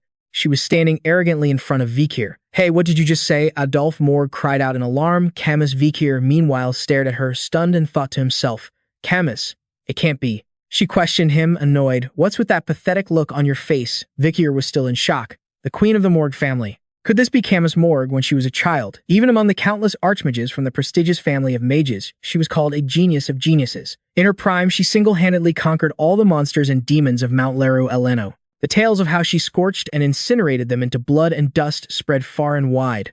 Furthermore, her beautiful appearance captivated high society, allowing her to manipulate the royal family to the extent that she was called the true power in the government. However, that story is still far in the future. For now, she was merely an 8-year-old girl. Camus continued her interrogation. Why is the ruby ore yours? It's ours. Vikir nonchalantly replied. Did you come all this way just to throw a childish tantrum? His words left the two adults in the room astonished. Camus was now seething with rage. Did you just call it a tantrum? Vikir van Baskerville replied with a smirk. Yes, and you're throwing one right now. She confidently unleashed her power. Then I'll teach you why that ruby ore belongs to the Morgue family in a way that even your pea-brain can understand. Vikir stood confidently before her, a mocking smile on his face. This should be fun. A moment later, an ice model shaped like a castle appeared in the room. Everyone else stared in astonishment. Camas put her hands on her hips, looking smug. Now I'll try to explain this so even a fool like you can understand. Vikir looked quite bored. A model, and here I thought we were going to fight or something. Camas then pointed down to a tunnel entrance and began her long explanation. First, the border between the Mao and Baskerville families, also known as the Joint Security Area. You must know that the mine here produces high-grade rubies, right? The problem is the entrance to this mine is on the surface part of the Mao family's territory. Meanwhile, the underground portion of the mine lies within Baskerville territory. Baskerville territory, Mao territory, ruby ore. As you can see, the structure of the mine makes it impossible for the Baskerville family to mine the rubies themselves. This means the ruby ore should belong to us, the Mao family. However, your family has insisted that we've encroached on your territory and has interfered with our mining operations. Furthermore, you've even refused our request to lease the related land. Adolphe Morgue glanced at his rival, then exclaimed gleefully, Oh, my granddaughter is quite the speaker. Vikir van Baskerville calmly added, It's true that the mineral known as ruby is often used as a magical ingredient, and the Baskervilles, as it happens, don't have a need for the rubies being mined there. Camus crossed her arms smugly. Right. But Vikir van Baskerville's expression turned sharp as he continued, But lease our land. It seems your greatest tragedy is that no one in Baskerville is stupid enough to lease their land for a bit of pocket change. Hearing this, she demanded, What, you just said the Baskervilles have no interest in those rubies? He replied nonchalantly, That's right. We're only interested in our land. And that's why we told your people not to trespass. After all, you're the ones who are annoyed about not having those rubies, aren't you? His logic made Camas grind her teeth in anger. Then she pointed to another location on the model and shouted, All right, I'll show you exactly why we have a right to those rubies. This is your family's land, and this side is my family's land. Then her hand passed through the model, reaching over to the other side. Now then, whose hand is this? Vikir van Baskerville's face darkened as he asked, "Are you asking who your hand belongs to when it crosses into our territory?" Then he grabbed her wrist and calmly answered, "Obviously, it belongs to me." The sudden attack startled Camas, making her blush. Her whole body jerked as she stammered, What are you talking about? How could I be yours? You're so stupid." Vikir van Baskerville quickly threw a bucket of cold water on her. "Who said you were mine, Camus?" Her face flushed, froze, and looked up. Vikir reached out and pulled out the dagger tucked at his side. Adolph Morg and butler, John H. Barrymore, were startled when they saw the action. Vikir van Baskerville now held up the sharp dagger, his expression as sinister as a demon's as he uttered, "I said your hand belongs to me." Camas cried out, her face filled with terror. "What hick?" Hugo had been silently observing the situation until now. Vikir quickly grabbed Camas' hand and held it up, much to her horror. "I'll be taking this hand of yours." Camas squeezed her eyes shut and wailed, "Hey, uncle, save me." Adolph Morg had suddenly appeared behind Vikir, hissing angrily, "You fool, get away from my granddaughter now." Vikir van Baskerville quickly regained his composure and let go of the girl's hand. Camas clung tightly to him, sobbing, "Ah, uncle." He was going to cut off my hand. Adolph Morg turned to Hugo and yelled, "Marquis, what is the meaning of this?" Hugo immediately turned to Vikir van Baskerville and reminded him sternly, "That's enough joking around, son." Vikir nonchalantly touched the sharp tip of the dagger and replied, "My bad. At home we get used to killing each other for fun." As he spoke, he bent the tip of the dagger. Adolph Morg got angry once again. "A fake dagger? What kind of toys are you letting children play with?" Vikir now bowed his head and politely admitted his fault. "I was just trying to tease her a little. I didn't expect her to cry. I apologize, sir. The children of the Baskerville family have been playing with toys like this since they were little." He was bewildered. "You can joke about something like that," Hugo now also said nonchalantly. "It's just children playing with each other. Don't you think you're overreacting?" Vicehead Morg could only grit his teeth and endure it. Hugo continued, "I have a few things I want to discuss with you about the ruby mine. I'm sure you'll want to sit down and talk about it. So just let the two kids resolve this on their own." Camas, with tears and snot smearing her face, still talked tough. "There's no way I'm letting this go. You just watch yourself." Vikir simply offered a cold smile in response to the threat. The friendly match between the Baskerville and Mao families had begun, an occasion for children from 8 to 15 years old to gather and fight each other. The 8-year-olds would compete in mana theory or mana sensing, but most of the attention would be focused on the life or death battle of the 15-year-olds. However, all the spectators' eyes were on the same place in this year's friendly match. From the renowned family of mages, the Mao clan, Camus Morg. From the iron-blooded sword clan, the Baskerville family, Vikir van Baskerville. At the request of the Mao clan members, the match between the two geniuses of the two clans would be held under realistic training rules. Just then, a bell rang to signal the start. Camas stood opposite Vikir and spoke with a confident tone. "Prepare yourself. When I get serious, I won't hold back." With that, she began to create a magic circle. As Camas recited the incantations, everyone was utterly shocked, exclaiming, Is that quad-casting Camas now stood within a powerful surge of magic. You'd think she'd only be able to cast a single spell appropriate for a 15-year-old. But to cast 4 spells at once, she's truly worthy of being called the genius mage of the Mao clan. Adolph Morg stroked his beard smugly and glanced over at Hugo's focused expression. From the arena floor, Camas simultaneously launched 3 streams of power, water, fire, and lightning at her opponent. With his quick agility, Vikir van Baskerville flexibly dodged all of those attacks. As he rushed into attack, he said, "You're being too flashy. It would be better if you focus your power into a single spell to attack."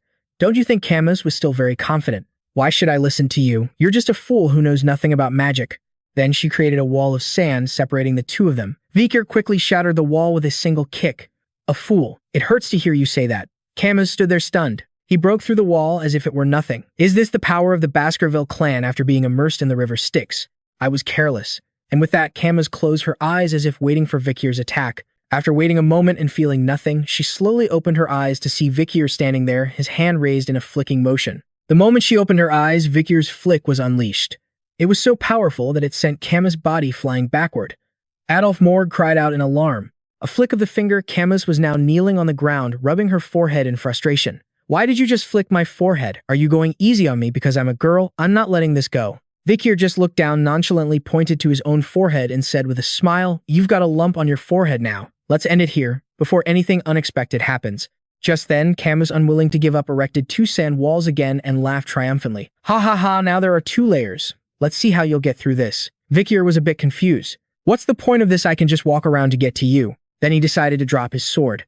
He reached out his hand. "All right, if you insist." Instantly, Vikir unleashed a powerful kick. Once again, it pierced through 2 walls, his hand stopping right in front of Camas' face. His eyes lit up as he spoke. "Now I have a question for you. whose hand just went through the wall. Camas was still in shock. What? And then Vikir van Baskerville unleashed another flick. He flicked Camas decisively on the forehead. The answer is the hand of the stronger person. Just like that, the sand walls dissolved and she fell down from Vi's 2 flicks. The bump on her head was now swelling up even bigger, and it was even smoking. Camas clutched her forehead, growling, and then a blast of fire shot out to attack Vikir van Baskerville. I'll kill you, Vi thought helplessly. I can't believe she can still fight after all that pain. Kids these days are so stubborn. If I wanted to, I could snap her neck in 1.5 seconds, but that would just cause trouble. I don't know what to do to calm her down. It's probably better to let someone else handle this.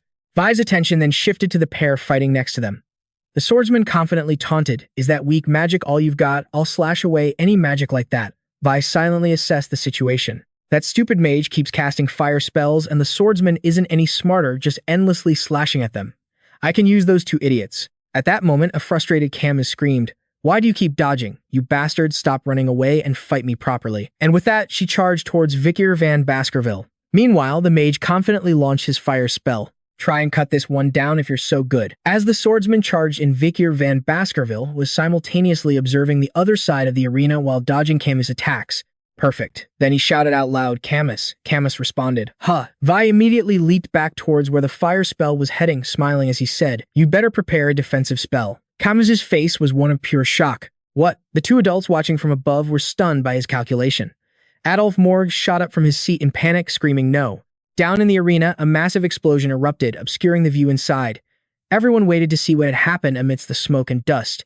The 2 knights were horrified. "Oh no, Miss Camus, not Miss Camus," Adolf Morg shouted frantically. Inside the smoke, Camus heard him. "Is that my uncle's voice?" But right now, her expression was extremely worried. "What should I do? I managed to avoid getting injured with a defensive spell, but the fire magic burned all my clothes." Camus was now sitting on the arena floor, covered in scraps of fabric. Because of the smoke, no one knew her situation yet. "If everyone sees me after the smoke clears, they'll laugh at me. I'll die of embarrassment." She shut her eyes tightly, completely helpless. "Somebody please help me." Just then, Vikir van Baskerville appeared. He threw his jacket over Camas, leaving her completely astonished. "Huh." With his well-built physique, Vikir van Baskerville coolly told her, "Put this on." Camus quickly grabbed the jacket, wondering, "Why are you protecting your opponent?" Vikir casually replied, "Should I take my jacket back then?" She quickly protested. "That's not what I meant, but then you won't have a jacket." Vi calmly said, "I don't really care about things like that." Camus pressed her lips together, her cheeks flushing red as she thought in disbelief. "Why is this idiot concerned about me?" Then she cried out in alarm, "Hey, your hand is bleeding." Vikir van Baskerville quickly looked down at his hand and saw a scratch from the river Styx. That damn swordsman must have infused it with some aura. Just then, the knights stepped into the smoke to search. They saw Camas kneeling, wrapped in Vikir van Baskerville's jacket. Vikir himself was standing there shirtless from the waist up. At that moment, it was as if Adolf Morg's soul had returned to his body. He exclaimed, "She's safe, thank God."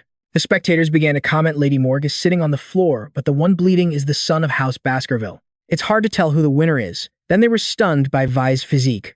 "Damn. Look at his body. He must have the blessings of the river Styx. Just looking at all those muscles, you can tell how hard he's trained." An 8-year-old genius, Adolf Morg, quickly rushed down to the arena to shield his niece. Later, in a hallway of the mansion, Hugo walked alongside him. He asked, "So how was the battle with the young lady of the Morg family?" Vi calmly replied, "It was very interesting. I've come to understand the meaning of this event once again." Hugo then said, "A fight with a mage is very different from a fight with a swordsman." Then he wondered, "So why didn't you finish her?" Vi explained, "I was a bit flustered facing a noble lady." Hugo instructed him sternly, "Letting your guard down in a battle will get you injured. Use that wound as a lesson for the future." Hearing this, Vikir van Baskerville whipped his head up in shock. "Is Hugo worried about me? In my youth, I don't remember much about him. He was always cold, irritable, and very violent. People used to say his personality was so terrible because he lost his wife and his eldest daughter. In any case, that's not my business." Then Hugo changed the subject. "What do you think we should do with our ruby mine?" Vikir van Baskerville answered calmly, "I think we should abandon it." Hugo was puzzled. "Give up control of the ruby mine. Why do you think that?" Vikir explained. "The main goal of the Baskerville family is to build a vast territory. Our ruby mine is located downstream from the Black Blood Mountains. The monsters and the Manji people there are a major obstacle for us. If we maneuver the Morg family cleverly, we can minimize our own losses in developing that land." After hearing this, Hugo laughed happily and replied, "Exactly. Once the Morg family controls the ruby mine, they will have to station their people in that area. All we need to do is push the monsters and the Manji to attack that region, and just like that, we kill 2 birds with 1 stone." His expression turned greedy. "The rubies will be bathed in the blood of our enemies. If that happens, The Morgue family will have to think twice before daring to enter our territory. Your thinking aligns with mine about 90%. He said this while ruffling Vikir van Baskerville's hair. But Vikir thought coldly, of course it would turn out this way because it was your idea from the beginning. And the one responsible for making the monsters and barbarians attack them will be me, won't it? But he spoke aloud. Even so, we should be cautious with the Morgue family. Hugo said confidently, no need. I've already placed my men around this area. Just as the father and son were walking, Adolf Morgue suddenly appeared. Camas stood meekly beside her uncle. Adolf Morgue spoke up, there you are, patriarch. Could we have a word before I return? Camus' cheeks were bright red as she glanced at Vi. Later in the office, Hugo asked, is there something you need to say? Vice head Adolf Morgue's tone was much gentler now. In response, he said, I have something to tell you, sir. We have been thinking that we should resolve the ruby mine issue peacefully. A usage fee is perhaps one of the solutions. Hugo found this hard to understand. What a fee for entering my territory? Adolf Morgue quickly got to the main point. What do you think of a marriage alliance? Camas glanced up at Vikir van Baskerville. Hugo was still confused. A marriage alliance? Adolf Morgue quickly affirmed, yes. A marriage alliance between House Morgue and House Baskerville. Hugo asked, who from your house do you have in mind? Adolf Morgue rubbed his niece's head and smiled. What do you think of the eldest son of House Baskerville and the eldest daughter of House Morgue, my niece? My niece is a genius. This child has both looks and intellect. She lacks for nothing. I am certain this child will be a worthy match for the genius of the Baskerville family. Hugo replied, my eldest son is 25 this year. You don't think there's a problem with the age gap, do you? 8 and 25. It's only a 15-year difference. That's not much of a problem. Suddenly, Camas blurted out, I will not accept anyone weaker than my mother. Adolf Morgue hastily advised Camas, if you intend to marry someone stronger than your mother, you'll have to stay single your entire life. She huffed and turned away. That's my condition. And I don't like a large age gap either. I want someone my age or a little younger. Hugo's face darkened as he reminded her, kid, this isn't a buffet for you to pick and choose from. Camas pounded her chest, asserting, I know, and I have no intention of playing around here. Then she blushed and glanced in my direction. Adolf Morgue and Hugo followed her, gaze stunned. Vikir van Baskerville looked at everyone's reaction confused. Adolf Morgue broke out in a cold sweat and quickly whispered into his niece's ear. Don't even think about it. You can't. That kid is an illegitimate son of the patriarch. No matter what happens, he'll just be a small fish in a big pond in the future. Hugo heard everything, and his expression grew even darker. This guy is really starting to tick me off. Then he calmly spoke up. Besides, a marriage alliance is an important matter and a decision for the parties involved. What are you thinking, son? Camas was now looking up at Vikir van Baskerville with a shy yet expectant expression. Vikir van Baskerville was silent for a moment as if making a decision. Then he said, I agree, causing the uncle and niece to gape in astonishment. It was Adolf Morgue's turn to sweat, cursing inwardly. What is this little brat saying? Adolf Morgue gritted his teeth in anger. What did this little rat just say? He'll agree if it's what she wants. How dare he act so presumptuously before the only direct daughter of my family? At that moment, a flustered Camas thought to herself, wait, does that mean he doesn't dislike me? Is he the type who gets embarrassed easily? Hugo calmly raised a hand and said, direct line and collateral branch mean nothing in the Baskerville family. Sometimes a lay will produce an inferior child and a van will produce a superior one. Adolf Morgue quickly turned and asked, the patriarch rates him very highly. Is he really that talented? Then he looked down at Vikir van Baskerville and began to size him up. Vikir van Baskerville looked back at him, seriously thinking. Adolf Morgue, the 6th-ranked member of his family. He is an extremely powerful figure among the leaders of House Morgue, a prestigious and prominent family of magic. He's also known to be a foolishly doting uncle. Adolf Morgue then bent down in front of him. Hey kid, I won't say this to you every time, but talent alone is nowhere near enough to become Camas Morgue's husband. He placed a hand on Vikir van Baskerville's shoulder, appraising him. This arranged marriage is a proposal from my family, not my personal wish. Personally, I don't think any of the Baskerville children are suitable for Camas. Why does this child seem so mature? Then he let out a sharp laugh and questioned, why aren't you answering me? Are you even listening to me? Vikir looked at him with a cold gaze. I stopped listening because you said you weren't talking to me. Seeing this, Camus was astonished, thinking, how can he be so bold in front of my uncle? Hugo covered his mouth to stifle a laugh. Suddenly, Adolf Morgue burst out into hearty laughter. Ha ha ha, Lord Baskerville, may I have a private word with this child? Hugo casually asked back, is the great mage of the Empire planning to interrogate an 8-year-old child? Adolf Morgue laughed in response. Oh ho ho, he is the child who will one day become my niece's husband. I'm making this request not as a representative of House Morgue but as her uncle. Camas quickly protested. It's not like that, uncle. He just kept laughing knowingly. Oh ho ho ho. Quiet, now my niece. Sometimes, things like this are necessary. Adolf Morgue then turned to Hugo. So what is your answer, Lord Baskerville? He immediately replied, fine if you insist. Vikir was still looking up at the man pensively. A short while later, everyone was outside. Hugo and Camas watched the situation seriously, while Adolphe Morgue and Vikir stood on a stage. He spoke first. "Oh, child of Baskerville, I will test your abilities, so show me everything you've got." Vikir calmly replied, "Yes, I understand." He thought to himself, "You're bound to lose if I show you everything." Adolphe Morgue confidently began to cast his magic, saying, "I'll give you a bit of a handicap." His power shaped the earth into the form of a vase. Camas exclaimed in amazement, "He's creating a golem." As expected of my uncle, he's proficient in fire, earth, and water magic. The moment the vase was formed, it was already full of water. He placed the vase of water on top of his head, then pointed a finger and said, "I will duel you with a vase full of water on my head. If you can make me spill a single drop of water, you win." Vikir stared at the vase, calculating. Adolphe Morgue is a very powerful man. I couldn't even hope to get near him in my previous regression. This is an excellent opportunity to experience a fraction of his power. Then he glanced over at Hugo. I'm sure Hugo is thinking the same thing. What would my chances of winning be if I fought him with my full power from before my regression?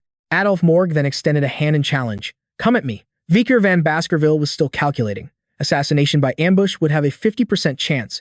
A direct confrontation, maybe 10%. There's no need to fight with all my strength. I just need to show enough to satisfy Hugo. It's time to test the skills of a great mage. Then Vikir van Baskerville quickly rushed forward and thrusted his sword. Camas, watching from the side, exclaimed in shock, "Humph, you can't just charge head-on at my uncle." As Vikir van Baskerville swung his sword, Adolphe Morgue used water magic to create a shield. He said calmly, "Why would you tell him that, my dear? A magic shield is the best counter to a swordsman you know. This shield will be hard to break without a special aura." Vikir van Baskerville quickly landed back on the field. Suddenly, Adolphe Morgue created countless fireballs. "Now's my time to attack." Those fireballs turned into arrows and shot straight towards Vikir van Baskerville. Camas shouted angrily, "Uncle, that's going too far. You didn't even use that kind of magic when you fought me." Adolphe Morgue asked hurt Camus, "Whose side are you on right now?" Then he took his anger out on Vikir van Baskerville. "You bastard, I won't forgive you." Hugo, meanwhile, calmly watched with his arms crossed. He's attacking with a speed that's hard to dodge. Looks like I don't need to interfere. Let's see what this young hound will reveal against the great mage. At that moment, Vikir van Baskerville was also analyzing Adolphe Morgue's power. Is this the extent of his skill? The truth is, I've only regressed into the body of a 5-year-old and I can use all my combat experience from before I regressed. I could lure him into lowering his shield. I could even kill him. A murderous glint appeared in his eyes. Just then, he rushed forward and unleashed a flurry of slashes against the shield. Vikir van Baskerville swung his sword relentlessly. From behind the shield, Adolphe Morgue laughed and said, "It won't make a difference even if you do that 100 times. Your sword can't break my shield." Just then a heavy, sharp slash came down. Vikir had successfully struck the shield, causing it to crack. The fracture spread, growing larger with each moment. Adolphe Morgue was completely stunned. Is he hitting the exact same spot over and over? He's like a perfectly precise machine. His concentration and swordsmanship are worthy of recognition. However, at that moment, Vikir van Baskerville's sword was showing signs of cracking. The next second, the sword snapped in his hand. Adolphe Morgue smirked triumphantly. This is no different than trying to break a stone wall by throwing an egg at it. You should have calculated the durability of my wall against the durability of your sword. It's commendable to be stubborn and try to break through, but you should consider your opponent carefully before using such a tactic. You have talent, but you're still far too lacking to be engaged to my granddaughter. As he was gloating, a stream of water suddenly trickled down onto his head. Ha! The shard of Vikir van Baskerville's blade was now lodged right in the jug on his head, causing water to leak down through the crack. His joyful expression froze. What? Adolphe Morgue yelled in a panic. "A piece of the sword broke my jug," Vikir said calmly. "I think that should be enough. Or do I need to make the jug drip even more?" His cool and handsome demeanor made Camas' eyes sparkle. Admiration was clear on her blushing cheeks. Camas covered her mouth and gasped in disbelief. It was just a coincidence, but he defeated my uncle. That means the engagement is on. Hugo observed her expression, then sneered inwardly. A coincidence? Did the sword fragment really break the jug by accident? He noticed Vikir's confident expression and thought, Vikir van Baskerville. Perhaps I've raised a more cunning hound than I imagined. 7 years passed in a flash. At the Baskerville family's training camp, a ferocious two-horned demonic beast appeared. It was enormous and roaring. Below it were the trainees standing there with determined expressions. The beast charged forward madly. The trainees quickly leaped into their battle stances. A sword slash came down on the beast's horn, but it didn't faze it at all. Instead, it only made the beast more furious, sending those nearby flying. Just then, an adult stood by observing. This is a staff member of the Baskerville family, the instructor. He stepped forward and shouted, "If you're forced to fight an opponent stronger than you, the best method is to find an opportunity to run far away. Don't get greedy and try to kill it. It's more effective to aim for the back of its legs." Immediately, the students halted their attacks. Just then, the Baskerville trio charged forward to attack the beast first. Then they lined up looking incredibly arrogant. The instructor thought with admiration. As expected of the young masters, Highbrow van Baskerville, Midbrow van Baskerville, and Lowbrow van Baskerville. As expected, their auras have perfected the dark red color. The beast was now drooling, its strength waning. The other students quickly took the opportunity to charge in. Sprays of fresh blood erupted. The instructor clapped his hands. Everyone well done. With that performance, all of you have reached the level of elite swordsman. Through diligent practice, you have all mastered the first Fang of Baskerville swordsmanship. As of now, your 7 long years of training are complete. This is nothing like the ogres kept in pens. The ogres from Mount Liru are much stronger than the ones here. Even I'm not sure if I could handle them. I want all of you here to engrave today's encounter with this beast into your minds. It's nothing compared to what you will see on your journey ahead. Death is always closer than you think. With your talent and passion, you will surely overcome the difficulties ahead. Or you will gain experience and strive to survive with everything you've got. Then he raised his hand in a solemn salute. I now congratulate all of you on your successful graduation. I wish you all good luck in the wars to come. The trainees raised their hands in salute in return. Afterwards, some of the students sat down and chatted. Hey, which night squad are you planning to join? I have 3 choices. First is the Dobermans, second is the Pitbulls, and my third choice is the Rottweilers. Another friend replied, then it seems we're not on the same path. I want to join my own Wolf Fang Knights. There are a total of 7 missions for the Knights of the Baskerville family. Each mission will train our minds. Currently, the missions we can take are investigation, protection, assassination, suppression, and direct confrontation. At that moment, the friend across from him cautiously glanced over his shoulder and asked, besides, where do you think he will go? Who isn't it obvious? The friend exclaimed confused. Vikir van Baskerville. At that moment, Vikir was sitting alone atop the giant ogre. He coldly looked down below. Everyone's looking up and talking. He took down an ogre even bigger than the one we just handled. I guess he's a high-level elite swordsman. I heard he's already achieved the 3rd Fang. The 3rd Fang. So he's on the same level as the guild's hounds. Vikir van Baskerville frowned and thought, this is taking longer than I expected. The truth is, I'm currently at the intermediate sword master level, the 5th Fang. It took me 7 years just to level up from a low level to an intermediate sword master. When it comes to swordsmanship skills alone, I've already surpassed my level from before I regressed. But this growth is still slower than I anticipated. While he was lost in thought, the butler, John H. Barrymore, appeared and called out, young Master Vikir. Vikir looked down in surprise. John H. Barrymore immediately announced, the head of the family is looking for you, young master. It seems your position has been decided. He spoke with a bright smile as if this were good news. Vikir was silent for a moment, then replied, I understand. Later in a grand room, Vikir stood before Hugo and greeted him. It's been a while. Sir, have you been well? Head of the family, Hugo's face now clearly showed signs of aging. Humph. He stared intently at Vikir, finding him hard to read but still met his gaze. Then Vikir asked, what about the scar on your nose? Sir Hugo touched it with a hint of sorrow. When I faced the barbarian tribes on Mount Liru, I was attacked by an archer. Vikir wondered, did you manage to catch them? He replied, no. However, I also left a scar on that bastard's face. In any case, I congratulate you on completing your training. Thank you, sir, said Vikir van Baskerville. Hugo continued, from now on, it will only get harder. But Vikir began to think, he's talking about my deployment. At this point in my past life, I had become a cadet knight for the Pitbull Knight Squad and was sent to Mount Liru for 21 months. I faced countless life or death situations like a piece of rotten meat tossed aside. I was immediately thrown into real battlefields. The children of the Baskerville family are divided into the elite group or the mercenary group after they turn 15. While the mercenaries die on the battlefield, the elites learn about politics and governance. After accumulating countless battlefield experiences, the mercenaries begin to serve the elites, helping them grow in politics and governance. And the one thing that can close the gap between the elites and the mercenaries is the Baskerville swordsmanship, the 5th Fang. That's why my swordsmanship stopped at the 4th Fang in my past life. There's no way Hugo would let a genius child like me waste my talent in the elite course. While Vikir van Baskerville was speculating, Hugo spoke up. Son, I want you to strive to become a consul. Vikir was completely stunned by this and exclaimed, a consul. Hugo then explained, a consul handles the administration and legislation within the Baskerville territory, maintains justice, and attracts businesses to our lands. To put it simply, you will be in charge of all matters big and small within our family. Vikir was utterly shocked, exclaiming inwardly, Hugo is actually letting a genius like me become one of the elites. Hugo continued with a gentle smile. Your achievements will place you at the forefront of geniuses at least for the next decade, wouldn't they?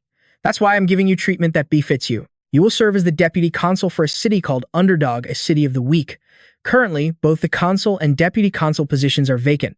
Do you accept this proposal? Vikir van Baskerville replied calmly. I will do as you wish. But before that, I'd like to say something. Hugo wondered, what is it? Vikir van Baskerville stated bluntly, it's about the dispute over the gem mine with the Mao family. Hugo asked Hemph, what issue do you have with the Mao family? I never said I'd give you a reward. Are you asking for a reward now? But his next words surprised even the butler, John H. Barrymore. I want to borrow it. Vikir then added, if this request is too difficult, please don't trouble yourself with it. Hugo quickly stamped the document and said decisively, it's not difficult at all. I trust you won't do anything absurd, son. His expression was one of complete trust. Vikir van Baskerville replied, I will not do anything to displease you. But inwardly he felt uneasy. No matter how many times I hear it, I can never get used to this bastard calling me son. In my past life, Hugo said he would give me a subsidy, but I never imagined something like this would happen. Later, Vikir walked out with the butler John H. Barrymore. The butler spoke first, young master. Vikir glanced over curious. The butler continued. The head of the family holds you in high regard, young master. He didn't immediately throw you into a real battlefield and even gave you the position of consul. Isn't that the path of a future ruler? I'm certain he thinks very highly of you. Hearing this, Vikir's face darkened as he walked forward. Only if I fulfill my duties as deputy consul well. Better yet, if I can make good use of the authority of a deputy consul. I'll be able to enhance my skills to a new level more safely. I couldn't care less about this current job. It can't erase my memories.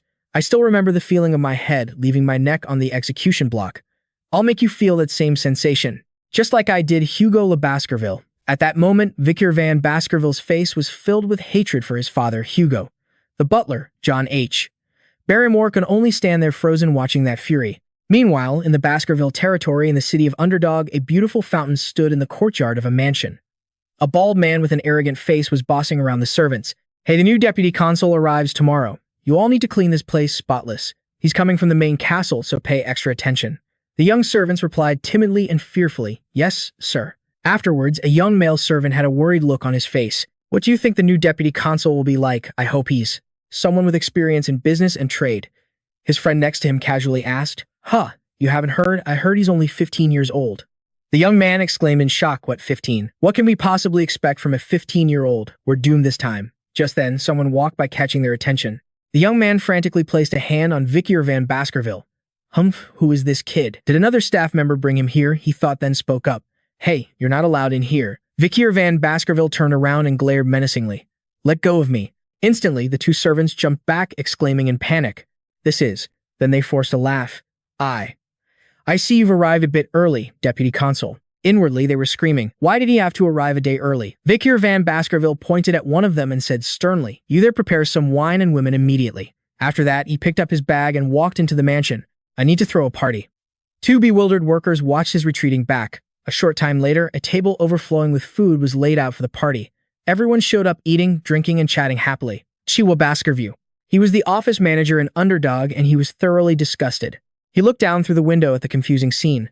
I can't believe he's throwing a drinking party on his very first day in charge. Some ridiculous guy got picked. Everyone had a hard enough time with the last consul who got fired for taking bribes, but to throw a drinking party in this sacred workplace.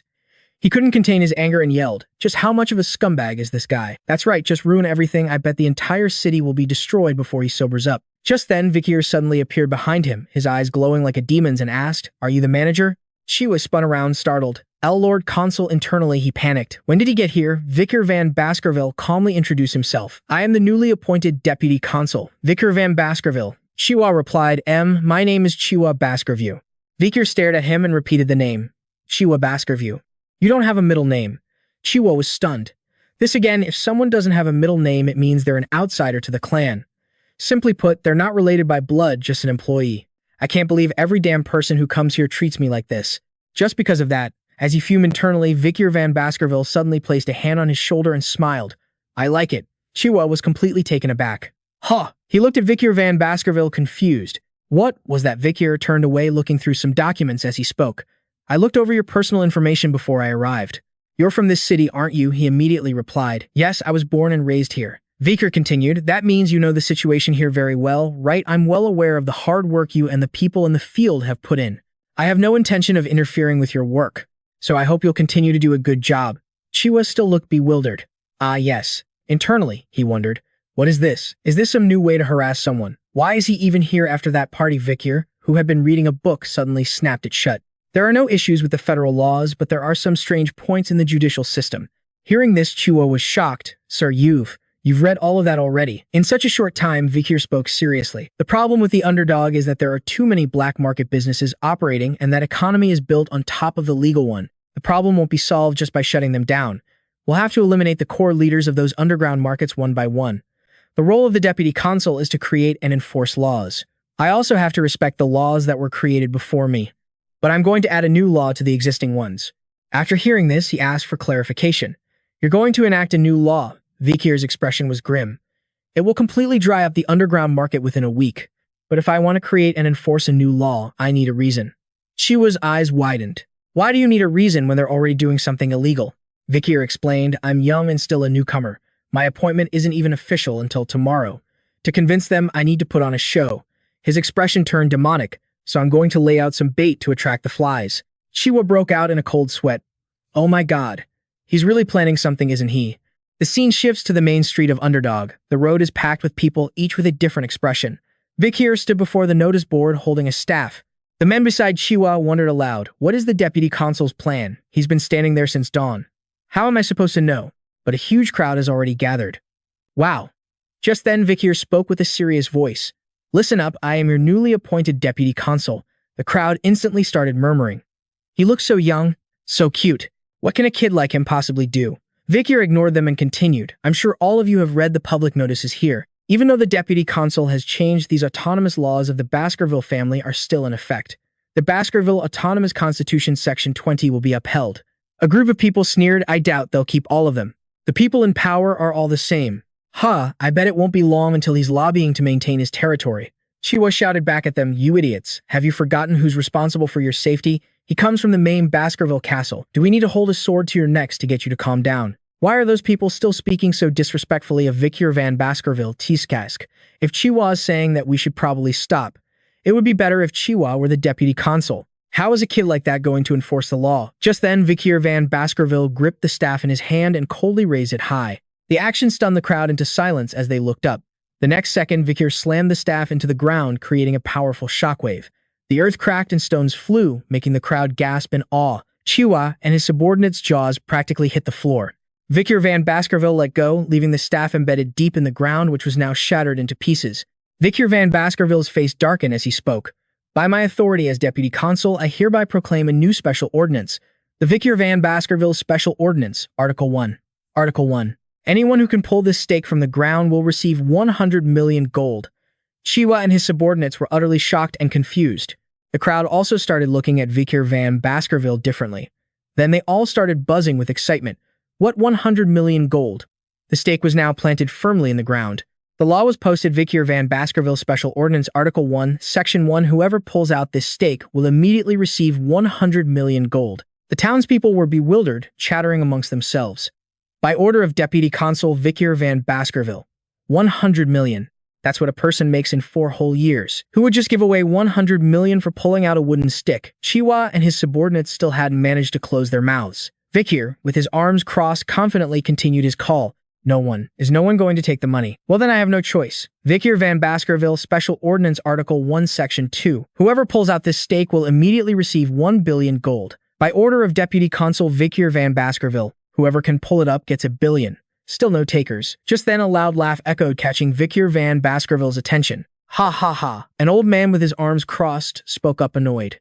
This is ridiculous. Are you making a fool out of us, boy? The others quickly chimed in. That's right, quit messing around and go home. 1 billion isn't chicken feed. But Vikir van Baskerville just stood there confident. The man slapped his forehead in exasperation. Why are we the ones who feel embarrassed? Just then Vikir van Baskerville spoke up quietly. So you're saying no one is going to step up, and so to everyone's horror, a new law was introduced. The Vikir van Baskerville Special Provision Article 1 Section 3, whoever pulls this stake from the ground will immediately receive 10 billion gold as decreed by Deputy Consul Vikir van Baskerville. Vikir maintained his serious expression. Whoever pulls it out gets 10 billion. His eyes turned dangerous. Still no one. The crowd began to waver. What's going on? Is he actually serious? Should I try it? Are you crazy? Who knows what he'll do to you? Look at that sword on his hip. What if he cuts you down for being greedy? That thing's probably insanely heavy. Plus, it looks like it's tilted a little more than it was a moment ago. I'm sure he's up to something. Better not to risk it. After a long wait, Vi spoke again. So still no one. Very well. At that moment, Chiwa approached and whispered to him, Vice Consul, that amount of money in our city. Just then a small hand went up. A petite girl with blonde hair and blue eyes holding a flower basket cheerfully raised her hand and asked, "See, can I try, sir?" An old man called out anxiously, "Hey kid, aren't you Judy the flower girl? Do you have any idea where you're going?" Little Judy turned and replied, "My mom is sick. I have to do something." The old man tried to reason with her. "You're too naive, child. You'll be cut down if you step forward at a time like this." The little girl smiled brightly and innocently, replying, "Hee hee, if that happens, then please take care of my mother for me." At this, the old man and the rest of the crowd fell silent at a loss for words. Afterward, little Judy walked up to the stake facing Vikir van Baskerville. She was so nervous that her nose started to run. "Will he really kill me? I'll just be a laughingstock. So surely he'll at least give me a few coins. I just hope I can get enough to be worth more than this basket of flowers." But Vikir van Baskerville seriously pointed down and said, "Go on, try and pull it." Little Judy bit her lip and gripped the stake firmly. Then with all her might, she pulled the stake up and it started to move. A second later, the stake was plucked out with ease. Everyone in the crowd was completely stunned, all thinking the same thing. She did it. The kid actually pulled it up. She actually did it. That little girl really did it. But now Judy was terrified. Why was it so easy to pull? It can't be. Now she looked up at Vikir van Baskerville, only to see him radiating a terrifying aura. The little girl squeezed her eyes shut, bracing for her punishment. "I'm going to be executed. Is it for defying a noble, an unforgivable sin? Or was I just too greedy? If I die, who will look after Mom? Mom, I'm sorry." As little Judy's body trembled, Vi held out a large bag for her. He knelt gently, handing her the pouch of money and said, "Here's 10 million gold to start." Judy and everyone in the crowd stared their eyes wide with shock. "Yes, sir." Vikir turned towards Chiwa, snapped his fingers, and then asked the little girl, "Where is your house? 10 billion gold is quite heavy, so I'll have it delivered for you. I will have my guards escort you home with the rest of the reward." He then gently patted Judy on the head. Looking down, he smiled and said, "This is the law and the law must be obeyed." Chiwa was now completely speechless. The citizens all wore the same expression, their jaws were hanging open. The bag little Judy received was truly filled to the brim with gold coins. This example served as an opportunity for Vikir's special ordinance to become more widely known than the autonomous laws of the Baskerville family. If you break the law, you will be punished. But if you obey it, you will be rewarded. This simple principle became deeply ingrained in the minds of the people. Sometime later, citizens meeting on the streets would cheerfully praise Vikir van Baskerville. "Have you heard about the Vice Consul? He's really something else. I heard that Vice Consul Vikir van Baskerville carries his sword with him at all times. It's a matter of principle. Since the enactment of Vikir van Baskerville's special ordinance, illegal activities have dropped significantly, and the crime rate has been cut in half." Meanwhile, in his office, Chiwa sighed tiredly and wiped away his sweat after hanging up a new sign. Vi, sitting in his chair, remarked, "Is that an Eastern style? Your penmanship is quite excellent. Manager Chiwa." Chiwa turned and replied, "I wouldn't consider it a trivial job in the slightest. In all my 20 years of service, I've never been allowed to touch it." He continued cheerfully. "We can't just get angry at those who distrust and disregard the law. I've been thinking about how to attract their attention and leave a powerful impression." At that, Chiwa suddenly began to sniffle, wiping away tears, deeply moved. "Sniffle. Chiwa will follow you for the rest of my life. After meeting you, Vice Consul, I now realize that all the hardships I faced before were not for nothing." Vikir, a bit flustered, told him to calm down. "All right, that's enough." He thought to himself, all of this was seriously what Camus did in her previous life before she became the matriarch. She brought the crime rate down to nearly 0%. Of course, since she used brute force to get the politicians in line, she wasn't exactly popular. Then Vikir van Baskerville spread a map out on the table and continued, "And now our problem begins. Since we just gave away 10 billion gold, we need to figure out how to make it back, don't we?" He started crossing off several locations on the map. "These are the hideouts for various illegal organizations. I'm going to clean them out and confiscate their dirty money." Chiwa stared at the map in astonishment. "How could you possibly know about those locations?" Vikir pointed to his nose and said confidently, "I can smell it." But inwardly he thought, "Of course I know, because it's the place I investigated and raided like crazy before I regressed." Chiwa was stunned, thinking to himself, just how much research has he done? He's always one step ahead. At that moment, a subordinate burst through the door in a panic, shouting, "Vice Consul, sir, there's a summons from the city's autonomous youth council." Chiwa broke out in a cold sweat. "It's just as we predicted." Vikir crossed his arms and retorted, "So the brats from the council who do nothing but run their mouths want to see me." Chiwa turned back with a worried expression. The Autonomous Youth Council is composed of members from the Malang Pir LV Chen, Faragamu Hem, and Brand families. They're all second or third generation heirs from the native families here in the Baskerville territory. Even though it's called the Autonomous Youth Council, it's really just a social organization, sir. It seems the young masters have something to say about the Vikir van Baskerville Special Ordinance. After hearing this, Vikir's expression turned cold as he seemed to contemplate his next move. "Hemp. So the flies have started to gather around the filth, have they?" His words sent a chill down his two subordinate spines. Vikir van Baskerville cracked a sinister smile. Then, with a terrifying look in his eyes, he declared, "In that case, shall we go exterminate the pests gnawing away at this city's dignity?" The lavish hotel club in the city of Underdog was the very definition of extravagance. In the deepest part of the club was a single room, a VIP lounge that cost 10 million gold for just 6 hours. And inside a party was in full swing. The attendees were the 7 core members of the town's youth council. One of them pouring champagne down a tower of glasses riled up the crowd. "Build the tower higher. Bring everything you've got over here. We're partying all night long." These were the spoiled sons of the 7 native families in the Baskerville territory. A young blonde man finished pouring the alcohol, then excitedly held up the bottle. And with that, the Donkey Perignon 666 pyramid is complete. And you know the blonde noble began, his tone dripping with condescension. "Every bottle here is worth 10 million gold. You commoners can drink whatever spills on the table." The waiters hurriedly lapped up the spilled wine from the table, then looked up with joyful faces. "Thank you, my lord. Thanks to your generosity, we get to taste such a priceless beverage. We will serve you with all our hearts." The blonde noble sat down, stating nonchalantly, "No matter how much I spend, my fortune never seems to shrink." The man next to him added, "It's all thanks to the Baskervilles that we can live like this." He then raised his glass with a vile expression. "The slave trade is still booming and enslaving those barbarians is going smoothly. It's all because the Baskervilles only care about expanding the border, and since the royal family's prying eyes aren't around, this place is the perfect playground. The clubs here are even more extravagant than the ones in the capital." The others chimed in, "Not to mention how safe the Baskerville clan keeps us.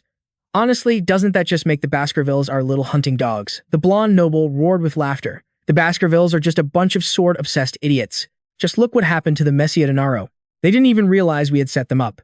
The Baskervilles personally slaughtered the Messiadinaro clan, the most loyal of the 8 great families. Thanks to that, the 8 families are now down to 7. And all because they got in the way of our fun. By the way, have you guys heard about the new deputy consul?" I asked someone. "Apparently, he's just some illegal upstart. I think his name is Vikir van Baskerville. You heard of him?" "Nope. First time I'm hearing it." The blonde noble continued, "He's only 10. I heard he threw a huge party the moment he arrived. What a complete moron. I bet we get along just fine. Why don't we mess with him a little, put him in his place? We'll throw a huge party with the most expensive wine and tons of women, but when the party's over, we'll leave him with the bill." Another noble eagerly agreed. "Sounds good," he said with a sneer. "How much money can a 15-year-old civil servant possibly have? I bet he wouldn't even dare report it to his family for fear of getting chewed out. Then we'll just say, it was all a joke and pay for it. After that, he'll never dare to defy us again." Just then, a waiter entered, leading a group of beautiful, scantily clad women. "My lords, the ladies have arrived. You again. After everything we did, get her out of here. She's just killing the mood. Hey, you come sit over here." Suddenly, one of the nobles noticed someone else and cried out in surprise. "Huh, who's this? Did someone call for a male waiter?" Vikir was standing right next to the server. The waiter, sweating bullets, asked, "Sir, isn't he with you?" The noble denied it irritably. "I have no idea who he is." Hearing this, the waiter grabbed Vikir's hair and growled, "I didn't even realize anything was wrong because of how brazenly he walked in. Hey kid, where do you think you are?" A murderous glint flashed in Vikir's sharp eyes. The group stared in shock toward the commotion. The waiter looked down in confusion at his own horribly twisted arm. A few seconds later, as the searing pains set in, he let out a blood-curdling scream. Vikir van Baskerville calmly walked towards the nobles, terrifying the man who had just spoken. What the hell?" Vikir glared down at the group and introduced himself coldly. Vikir van Baskerville is my name." The man was even more stunned. "Vikir van Baskerville, you mean? The deputy consul." "Why are you here?" Vikir replied nonchalantly. "You called for me." The blonde noble suddenly waved his hands, forcing a smile, all his earlier arrogance gone. "Ahaha, oh deputy consul, you're so efficient. I didn't think you'd actually come in person." Then they turned to whisper among themselves. "Should we still go ahead with hazing the new guy?" "Yeah, let's make him pay for the wine. We'll have him sit with us, and when the party's over, we'll tell him to pay the bill." But just then, Vikir, losing patience, slammed his hand on the table. "Cut the crap." Instantly, the tower of glasses shattered wine, spilling from them like streams of blood. The group stared in horror at the scene. The blonde noble, too terrified to notice the wine splashing onto his face, thought in disbelief. Did he just destroy a champagne tower? With mana resonance, just by touching the table. That means he's an archmage. Vikir stood there, his eyes glowing, emitting a dense, murderous aura. The noble next to him grit his teeth. "Damn it, I thought you said he was just a 15-year-old kid," the blonde hissed back. "You're a mid-level elite swordsman, do something." "Shut up," the man yelled. "If I fought him, I wouldn't last a single second." Just then, Vikir patted the noble nearest to him on the shoulder, making the man jump in terror. "Oh," the man's face twisted in fear. I swear we'll pay the wine bill ourselves." Vikir leaned in his face, demonic, and confirmed. "Of course, you should pay for the wine you drank. Were you planning to make me clean up after your little party?" "Damn it," the man thought, terrified. "I accidentally let it slip." The others immediately started denying their original plan. Who would do something so despicable? We would never dare do that to a member of the Baskerville family. We just wanted to test your qualifications as deputy consul.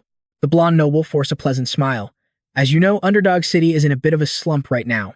We had to know if you could be easily swayed by temptation. The man next to him chimed in through gritted teeth. Right, sir. You are more than worthy of leading us. We will follow you, Vikir replied. A master is free to test his dogs as he wishes, isn't he? He then kicked the nearest man hard. Vikir dug his fingers into the man's stomach and continued. However, the reverse is not true. No matter the situation, a dog does not test its master. The man screamed in agony while Vikir watched him like a demon. It seems a little money and power has made you all fearless, huh? That's because you've never known true terror. The remaining people sat there in utter horror watching the savage act of Vikir van Baskerville. He threw the man to the floor, his hand emerging, drenched in blood. He then stomped on the man's face and turned back to the crowd saying, "Do you know why he ended up like this? If you still don't, then you all deserve the exact same fate." The blonde-haired man quickly spoke up. I know. I think I know why, sir." Vikir van Baskerville stomped down even harder and casually asked, "Oh really? If you already know, then you need to be taught a proper lesson." With that, he stomped down with even more force. A spray of blood shot onto Vikir's leg as the young noble gritted his teeth in anger and sprang up. "You bastard, you think you can get away with this?" Vikir quickly appeared in front of one of them, a grim smile on his face. "See, you don't know anything at all. Kidnapping, illegal slave trading, disrespecting the Baskerville family. You've all committed so many filthy acts. You can't tame an animal without teaching it a lesson." Vikir decisively dealt with the other man. His face was splattered with blood as he exclaimed with a crazed demonic expression, "It's time to punish these filthy animals who know no fear." Later, the scene changes to a dungeon where Vikir van Baskerville and Chiwa had arrived. Chiwa gritted his teeth in anger looking into the cell.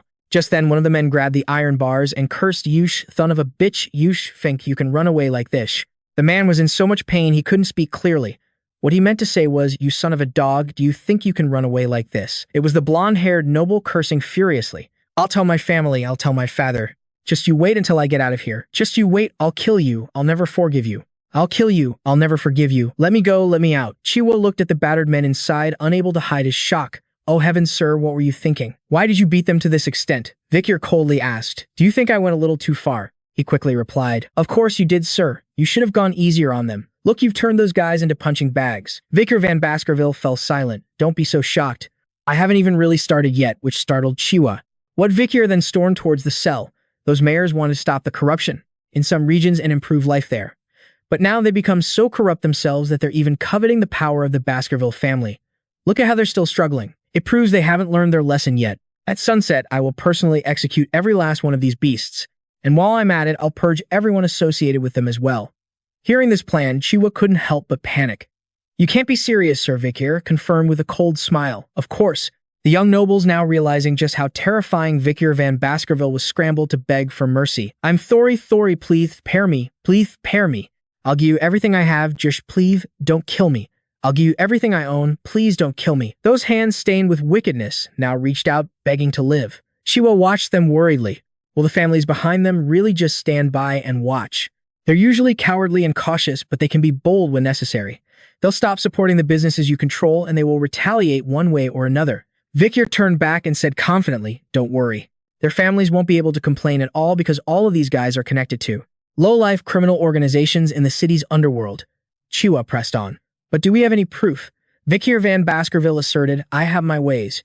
You don't need to worry." He thought to himself, "If I can't find any proof, I'll just create it. Besides, I don't really care much about the consequences. Soon an era of chaos will be upon us. I'll be preparing for the battles in the near future. And even if that weren't the case, I'll be accepted into the academy and continue to survive." Vikir van Baskerville's expression turned terrifying as he looked inside. "I will now list your crimes." Tears streamed down their faces as they listened in a state of terror. Kidnapping and illegal trafficking of women. On top of that, bribery, extortion, various felonies, and even attacking and assassinating officials. The blonde-haired man hastily retorted, "I didn't do any of the things. If you can provide proof, I'll accept the punishment." "I didn't do any of those things. If you can show me proof, I will accept my punishment." Vikir coldly asked back, "You'll accept your punishment if there's proof?" Then his eyes gleamed like a demon's. "You say that as if you committed the crimes, but there's just no evidence, right?" The blonde man was momentarily speechless. That's. At that moment, Vikir van Baskerville also thought seriously. It seems he doesn't want to tarnish his family's reputation, even if it means accepting death. Suddenly, a scrawny figure approached from behind and called out to him, "Vice Consul." Vikir turned around and replied cheerfully, "You're finally here." Chiwa looked out in surprise. Huh. The person was carrying a large bag in his hand. It was a bald, scrawny man who spoke up. "I have completed the task you assigned me, sir." Vikir praised him. "Right on time. Good work." The man scratched his head and gave an ingratiating laugh. Heh. Then the bag was emptied, revealing a whole set of torture instruments covered in filth and caked with blood. Just looking at them made you feel the pain of the tortured. After laying out the tools, the bald man said with a confident smile, "I've been a torturer for 30 years, but this is the first time I've ever seen new toys like these. How could you have possibly come up with such interesting tools?" Sir Vikir van Baskerville picked up a sharp object and replied excitedly, "I didn't invent them. These things were very common where I used to live." The man joked, "Were you living in hell or someplace similar?" Sir Vikir van Baskerville cheerfully played along. "Something like that." "Want me to teach you a few fun tricks?" The man immediately broke out in a cold sweat and refused.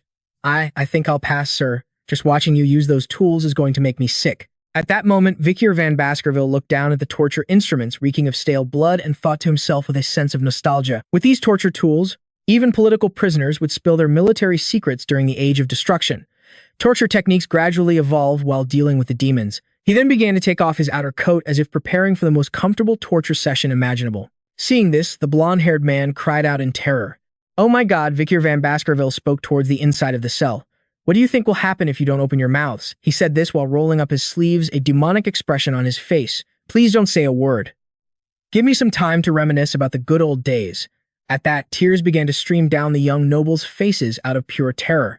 Rumors spread fast. The 7 scumbags who lived in wealth and crime had all been captured. That was the only thing the organized groups in Underdog City could talk about. The common folk were all happily gossiping with each other. Hey, aren't they the ones who treated farmers like insects, with the vice consul's personality? I don't think they'll be getting out on bail anytime soon. They're the children of powerful families.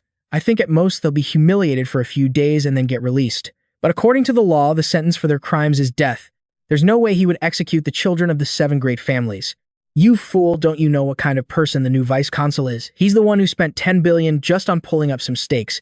Even so, some people found it hard to believe Vikir van Baskerville would dare to be so heavy-handed. But the consequences of killing those brats would be immeasurable. I bet it won't go as far as execution. The entire city was in a heated debate. This was a power play between the new politician and the local families. It could only end when the local families bowed their heads to him. Just as the people predicted, the Mang Pier, Luishinen Poragamu Hermas, and even the Prada families sent a few small gifts of apology to the new vice consul. The local wealthy families had decided that those scumbags would be bailed out and would only receive a scolding from their fathers, the heads of the families. Or at least that's how everyone thought things would play out, until 7 heads were displayed in the middle of the city square. The heads were preserved in salt, their twisted expressions showing just how much they had suffered before death finally came for them. Notices hanging above the heads detailed the crimes for which they were sentenced to death under the law of the Baskerville family. Article 10, Section Y prohibits illegal adult entertainment. The penalty is a facial tattoo. According to the law, the word pervert was tattooed on their faces. Baskerville family law, M10 Section Y prohibits illegal gambling. The penalty is the severing of hands. By law, both hands were to be cut off based on the number of violations. Their hands were cut off again periodically, totaling 72 times. Baskerville family law, BKVL M10 Section Y prohibits illegal loan sharking. The penalty is a facial tattoo calculated based on the damages to the victims, and the punishment was carried out to the highest degree. Baskerville family law, BVILL Article 20 Section Y prohibits lobbying. The penalty is exile. Since the criminals were no longer showing signs of life, their bodies minus their heads were expelled from beyond the city walls. The citizens who saw those heads couldn't help but gulp in fear. After dealing with the group, Vikir nonchalantly said, "There's no debate that these laws already existed. But in reality, the criminals were well-known local nobles, so the law needed a little adjustment. After receiving this declaration of war, they would surely start to plan. Once this war breaks out, it will only end when one side is completely wiped out.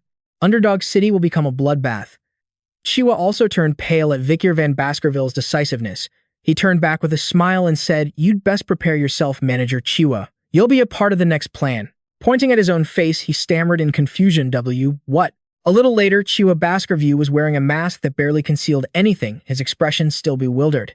He stood in the middle of a crowd and turned to whisper to the person behind him. "Vice Consul, is this really a plan?" Vikir, now disguised with long hair, smiled and asked, "Don't you trust me, Chiwa?" Chiwa hastily denied it. "That's not it, my lord."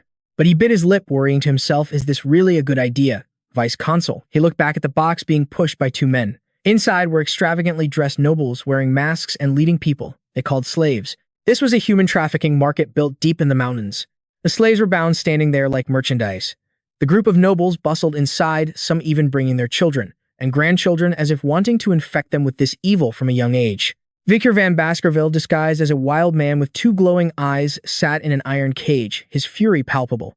He had decided to pose as a slave himself. At a place outside Underdog City, high-end carriages began to gather around a large tent. A bustling crowd was forming. Today was the slave auction. Normally, this was an underground auction that the Baskervilles did not participate in. Captured savages, nobles, and even commoners were being traded. They wore masks, looking at the rare and illicit goods on display. The ringmaster, disguised as a clown, cheerfully spoke up. "Welcome, ladies and gentlemen. We are deeply honored to welcome our esteemed guests to the circus today." He took an invitation from a guest in front of him and offered a compliment. "Oh, you're from the Maplang house, aren't you? This beautiful symbol and handwriting can only represent the Maplang family." After reading it, the ringmaster asked, "Your certificate, sir. It seems you have something to sell here." Hugo Le Baskerville, wearing a black mask, confirmed. "That's right, we are here to sell." Hearing this, the ringmaster quickly tried to explain himself. "The Maplang house has always been a valuable client, bringing us many slaves. I only ask, in case you were disappointed with what you bought last time." Hugo immediately denied it. "Not at all. We have always been satisfied with the slaves here." The ringmaster glanced at Vikir van Baskerville locked in the cage and commented, "Black hair and red eyes.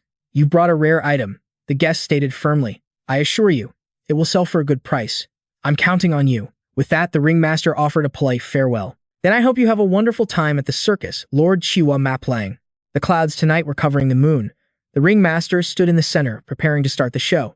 The guests below were chattering noisily. "I hear there's a trend of presenting exotic slaves. I'm not interested in that trend. Slaves should be beautiful. Ha ha ha, I'm really interested in the slaves from Grimm's history. I remember the best one was bought by a noble." The other person continued the lively chat. "Well, I hope everyone finds a good item here." Right after that, the ringmaster officially opened the show. "Alright, the first item is a knight from one of the guilds that the Baskervilles hunted down." He unveiled the item for everyone to see. A grade A magical beast rumored to have 19 hearts. It's called a Murcielago, a bull of hell. Danger level A. Size 3 meters. Location, Mount Lualeno, Second Peak. A type of bull that lives deep in hell rumored to have 19 hearts and will never stop its pursuit until death. The ringmaster started the bidding. Skin, flesh, bones, and organs. Nothing goes to waste, everyone. The starting price is 100 million gold. The guests below immediately shouted out prices. 100 million, 140 million, 200 million, 250 million. Instantly, the auctioneer slammed his gavel to finalize the price. "We have 250 million. Anyone higher?" "Sold for 250 million. The following items were brought up one after another. 200 million, 100 million. The customers below were all shouting out bids. 60 million. The auctioneer was about to bring out the next item. "Yes, ladies and gentlemen, our next item is," when an employee behind him seemed concerned and leaned in to whisper, "Oh, right, this item is also for sale. I'll try to sell it, but don't expect much." The auctioneer paid him no mind and nonchalantly began the promotion.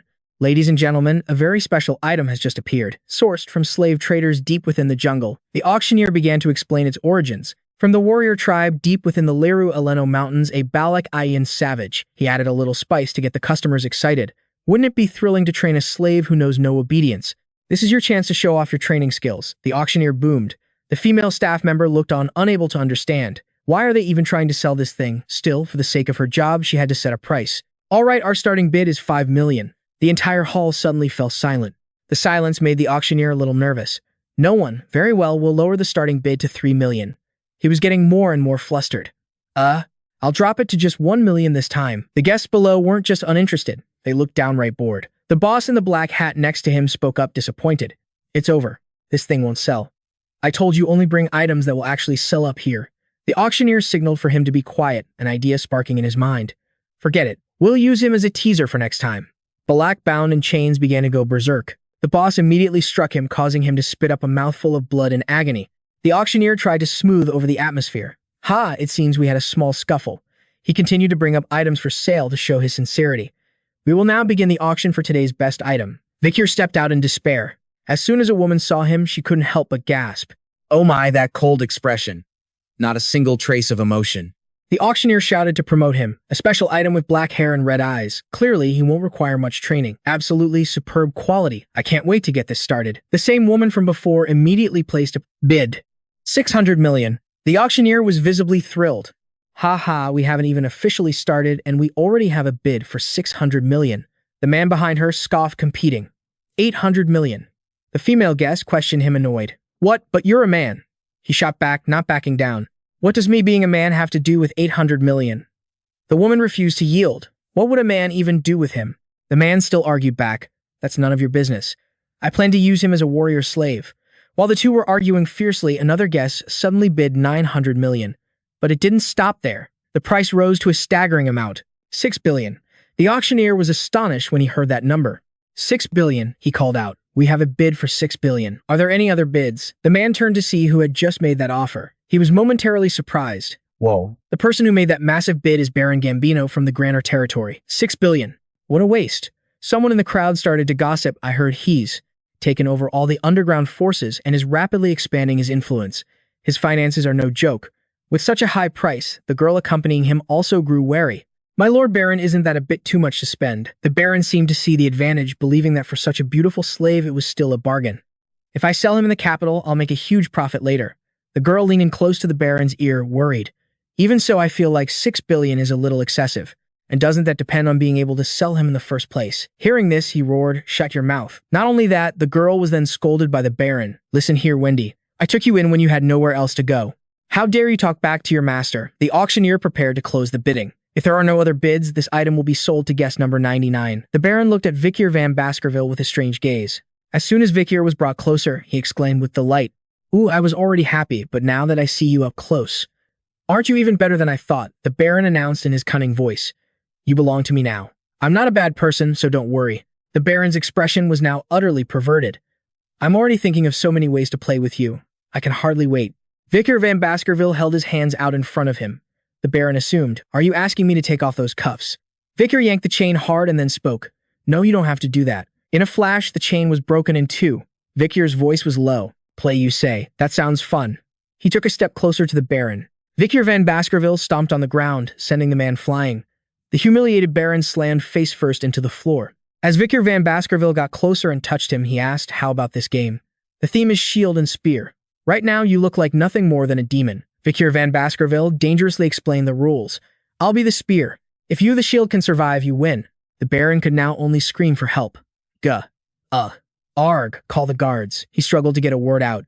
Dea. With that, the Baron lay motionless, foaming at the mouth. This was entirely within Vikir's expectations. Baron Gambino, you've passed out. I guess I win this game then. He coolly pulled off his wig. The Baron's attendant saw this and was shocked. She seemed to recognize the person before her, Vikir van Baskerville. Vikir wanted to confirm. Oh, wait, is he dead yet? The entire hall erupted in chaos once again. If that's Vikir. Isn't he the vice-consul of this city? Why is one of Baskerville's hounds here? A guest muttered in silent panic. Vice-consul, you've really made a mess this time. Now all eyes were on Vikir van Baskerville. A circus, you say? What a fitting name for tonight's events. He declared in a low, threatening voice. Every single one of you here. Don't think you're getting out of here safely. Vikir van Baskerville stood arrogantly in the middle of the hall. The auctioneer gritted his teeth. Oh, he roared with rage and gave an order. Who cares if he's the vice-consul? He's unarmed. Kill him. His subordinates obeyed and rushed towards Vikir van Baskerville all at once. A magical power began to gather in his hand. With a single slash, Vikir van Baskerville defeated the entire group. Only then did the auctioneer realize. That crimson aura. No way. The head enforcer prepared for battle, but on the other side, Vikir van Baskerville wore a dangerous smile. Seeing this aura, the enforcer felt a jolt of fear. Vikir made another slash, cutting the man in two. The auctioneer up above still couldn't believe what he was seeing. A grandmaster. He couldn't accept it. Even if he is a Baskerville, how could he be a grandmaster at his age? At this point, the auctioneer was truly worried. A grandmaster is a weapon that represents a nation's strength. At this rate, we're all going to be wiped out. Chihuahua was also shocked. Who would have thought the vice-consul's swordsmanship was this incredible? He suddenly froze. A loud laugh echoed through the hall. Haha, look at this. The vice-consul. The circus master is threatening Vikir van Baskerville to drop his weapons and surrender. Chihuahua suddenly cried out, he's threatening you, saying if you don't want your comrade to die. He shouted again, hurry up, didn't you hear me? The masked guest looked at Vikir van Baskerville with an expectant gaze. Despite his fear, he tried to reassure him. Vice-consul, I'm fine, don't worry about me. The enraged circus master tightened his grip on Chihuahua's neck. You damn old man, what do you think you're doing? Stop struggling. Chihuahua stated clearly. Injustice and compromise are not in my vocabulary. I would rather die than bring harm to my master. The theater owner immediately saw that your words and your expression didn't match at all. Vi, who had been silent until now, suddenly burst out laughing. Manager Chiwa, I appreciate your loyalty. He revealed something to Chiwa. Don't worry, when I left the Baskerville territory, I received a gift from the patriarch. The theater owner stared at the strange object in front of him. A flute. What are you planning to do with that? The guest who seemed to recognize the whistle was Vikir van Baskerville, who suddenly put it to his lips and blew. He blew with all his might. The entire audience covered their ears from the horrifying sound. The guest and the theater owner stared blankly, not understanding what was happening. After a moment, Vikir van Baskerville stopped blowing. He silently looked at the two of them. The theater owner's eyes widened in confusion. Nothing happened. He scoffed mockingly. What's this? Was that whistle just for show? With that thought, the theater owner grew more excited. Just as I thought, even a grand mage is powerless here. His expression suddenly turned to shock. Huh. The theater owner's entire body swayed. Ugh. Soon enough, he collapsed completely. The terrified guest raised his hands defensively as one of the men furiously charged at Vikir van Baskerville. What? Who are you? Before he could even get close, Vikir unleashed a restraining blow. The others began to realize the danger, which terrified and enraged them even more. Vikir van Baskerville let out a triumphant smirk as his nimble footsteps echoed. Vikir van Baskerville created clones of himself, forming a perfectly lined-up army. He now occupied the entire gallery, his dangerous eyes glaring at them. The scar-faced man was on high alert. Don't tell me they are. The man on the upper floor tried to deny it. It can't be right. Please say it isn't so. The Baron's confidant was stunned to see the familiar crest, the symbol of a jaw on their chests. She had heard about it. She was truly shocked. The Empire's most savage knight squad, known as the Destruction Machine, all of them grand mages. For a moment she was frozen, unable to react. That was the Mastiff squad of House Baskerville. Because of this, the girl became even more determined. No, I can't die here. Vikir suddenly blocked the path in front of her, ordering them to let this person live. The members of the army immediately complied. Vikir van Baskerville continued to assign tasks, deal with the rest of them. Don't kill anyone who has completely surrendered. However, if they show any sign of resistance, be ruthless. At his command, the army instantly vanished. Yes, sir.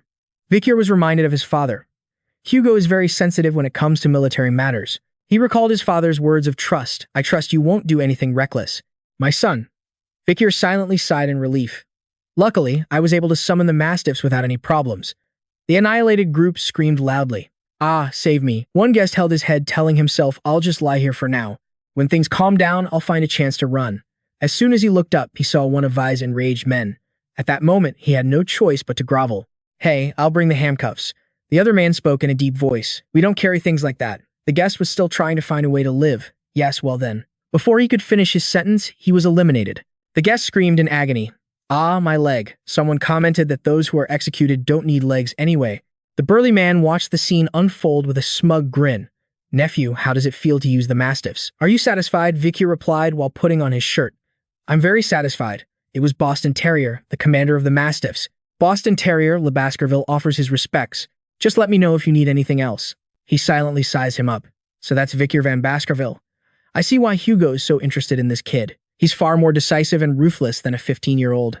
Boston patted Vikir van Baskerville's head and extended an invitation.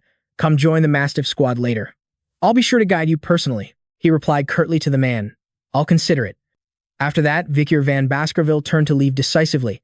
I have something urgent to take care of, so I'll be going first. Boston found his attitude intriguing. He dares to refuse me. That just makes me want him even more. Internally, Vi grumbled. He's so annoying. He just continued to stride away. Vikir van Baskerville glanced around. It must be around here somewhere. He stopped in front of something. Is this how they store the money the nobles paid? It will all be sent to the city hall. This year's taxes are settled. As Vikir van Baskerville walked, he pondered, feeling awful that the Baskerville family had provided this much funding. But that's not what's important right now. He casually ripped off a piece of cloth. I came here for another reason. Vikir van Baskerville froze, staring at what was before him. Cries were coming from within. It was a girl locked in a cage. She looked absolutely miserable. Tears streamed down her face as muffled sounds escaped her.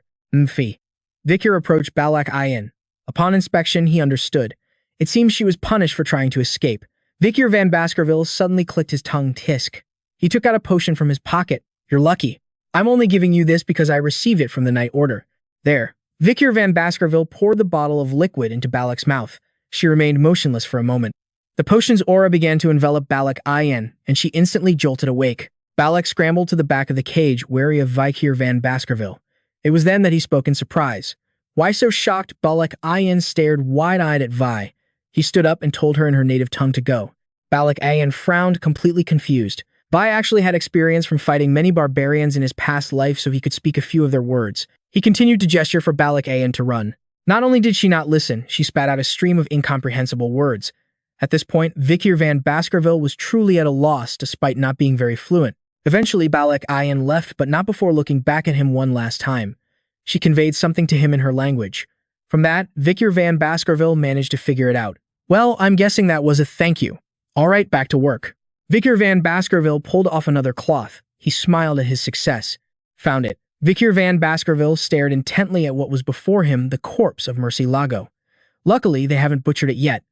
Vikir van Baskerville began to channel power into his arm. He looked very excited now. This is the first A-rank monster. Beudebap, I'm going to feed you, so calm down. Vikir van Baskerville reminded his creatures the Mastiff squad will be here soon, so eat quickly. The new vice consul had dealt with the criminal organization swiftly. The marketplace was now bustling with people. As the day ended, rumors began to spread. They said that nobles were involved in an illegal slave auction, and the event organizers had been sent to prison with their hands and feet chopped off. The image of a massive blaze appeared, and on that day, at that same time, men in black appeared. The largest den of criminals in the inferno of Underdog City was burned down, along with their syndicate, and vanished. The scene was now more gruesome than ever, and the heads of the VIP guests were displayed as a warning and an example for any criminal activity. Letters were piled high on the desk, and the 7 families whose children had not returned wrote letters of complaint to the consulate.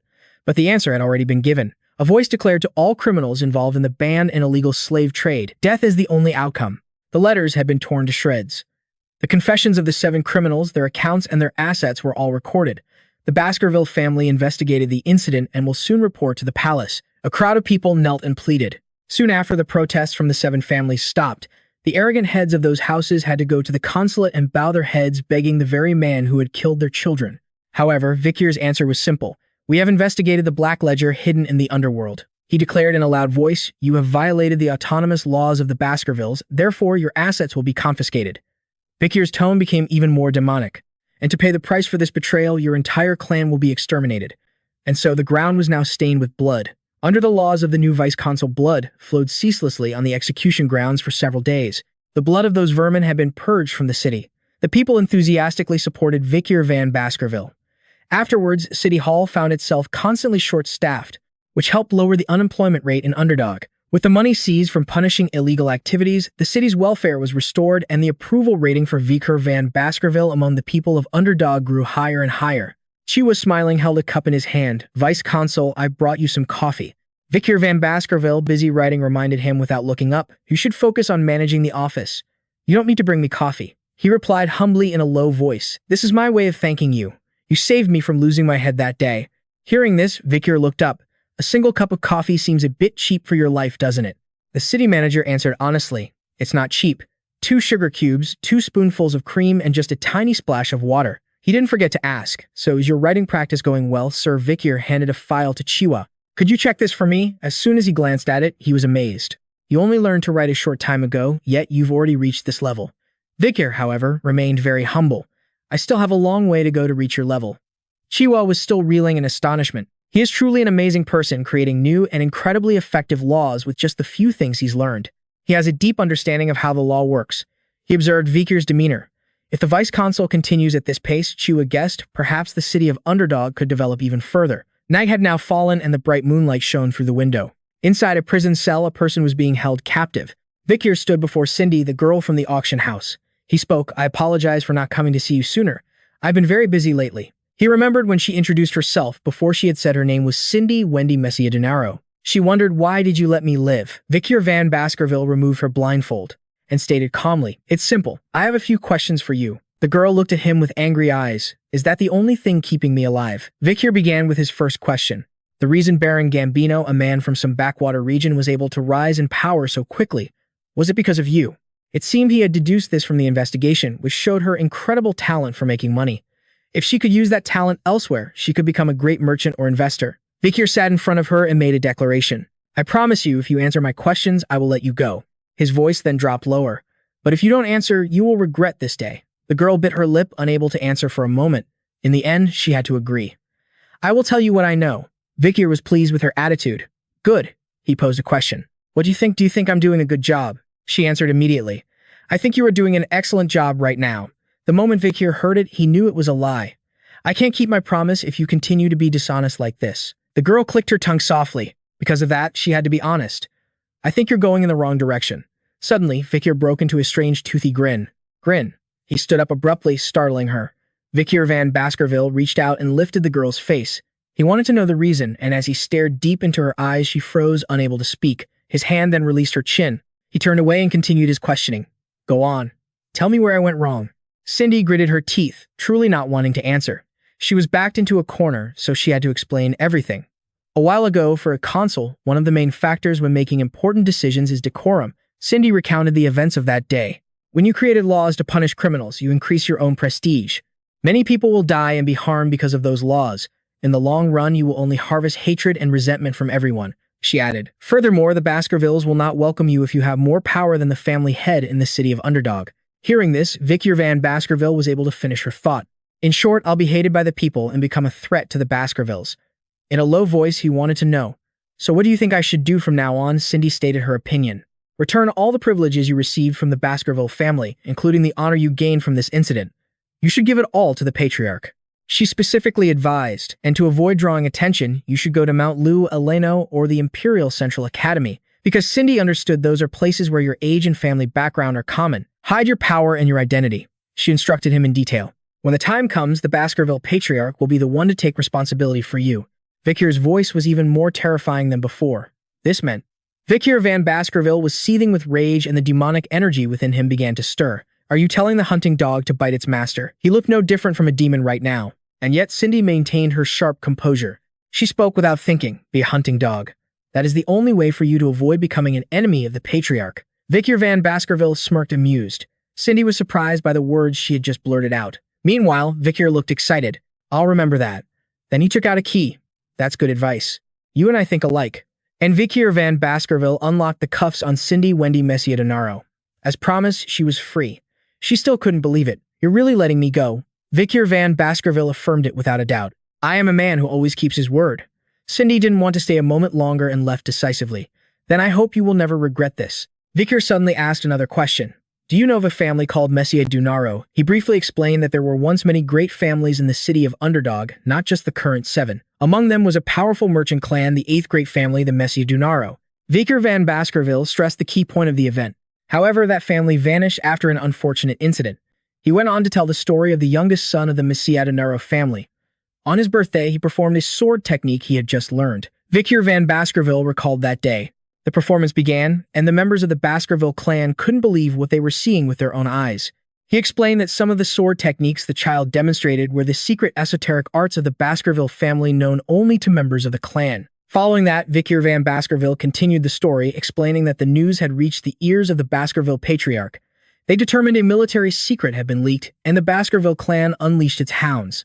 As he mentioned this, his voice dropped noticeably, speaking of the event that led to the annihilation of the Messiadonaro family. Vikir van Baskerville knew there was a hidden truth behind it all. The truth, however, was that someone else had been pulling the strings. The fiends from the 7 great families had stolen the Baskerville sword arts and had the youngest son of the Messiadonaro family learn them. Cindy awkwardly spoke up again. Is this the story of the 8th family? What does this story have to do with me? Vikir van Baskerville then brought up the most crucial point. In reality, a member of the Messiadonaro family had survived the massacre. The 7 families had managed to get a 1-year-old baby girl out. He let the words pour out of him. And just because of the baby's beauty, she had to endure torment and torture. The things they did are difficult to even describe. Furious, Cindy stood straight up and walked away. I don't want to hear any more. But Vikir van Baskerville hadn't finished yet. However, the story continues. And just like that, he kept talking. Time passed and a new vice-consul arrived in the city. This vice-consul discovered the problems in the city and punished them. The ones responsible for everything were 7 bastards. Vikir van Baskerville shared a flood of information. The new vice-consul made those scoundrels suffer and forced them to bear the consequences of their crimes until the day they died. And that was when they confessed. He recalled their words from that day. I'm sorry for committing those heinous crimes or something along those lines. Cindy could no longer contain her emotions as they erupted. Sorry, who are they apologizing to? This reaction, however, did not seem to be outside of Vikir's expectations. He bluntly exposed her identity as the girl using the alias Cindy Wendy, the sole survivor of the Messiadonaro family. Cindy repeatedly denied it. How can I believe you? You captured them and tortured them. How can I possibly believe their apology? Vikir made a suggestion. Then how about believing me? He lit a torch, illuminating the entire cell. I suppose it will be easier if you see it with your own eyes. Vikir van Baskerville suddenly told her to look. A spark of surprise flashed in Cindy's eyes. Before her was a cabinet. Cindy read the words carved on it. We are the ones who caused the death of the Messier Dunaro family. Forgive us for our sins. I'm sorry, I'm sorry, I'm sorry. I'm so scared. I don't want to die. I'm scared. In agony, tears began to stream down her face. Cindy's heart clenched in pain. She collapsed to the ground. Vikir van Baskerville approached her and spoke. However, no matter how painfully they died, the revenge of the Messier Dunaro family is not over. There is still one more family to deal with. He laid out a plan for Cindy, the Baskerville family. Cindy Wendy, Messier Dunaro, you still have a lot of work to do. Cindy wiped her tears, though she couldn't shake her suspicion. You're a member of the Baskerville family, so why are you helping me? Vikir gave a strange smirk. Wrong question. Hearing this, she stabilized her emotions and stood up. I understand what you're trying to say.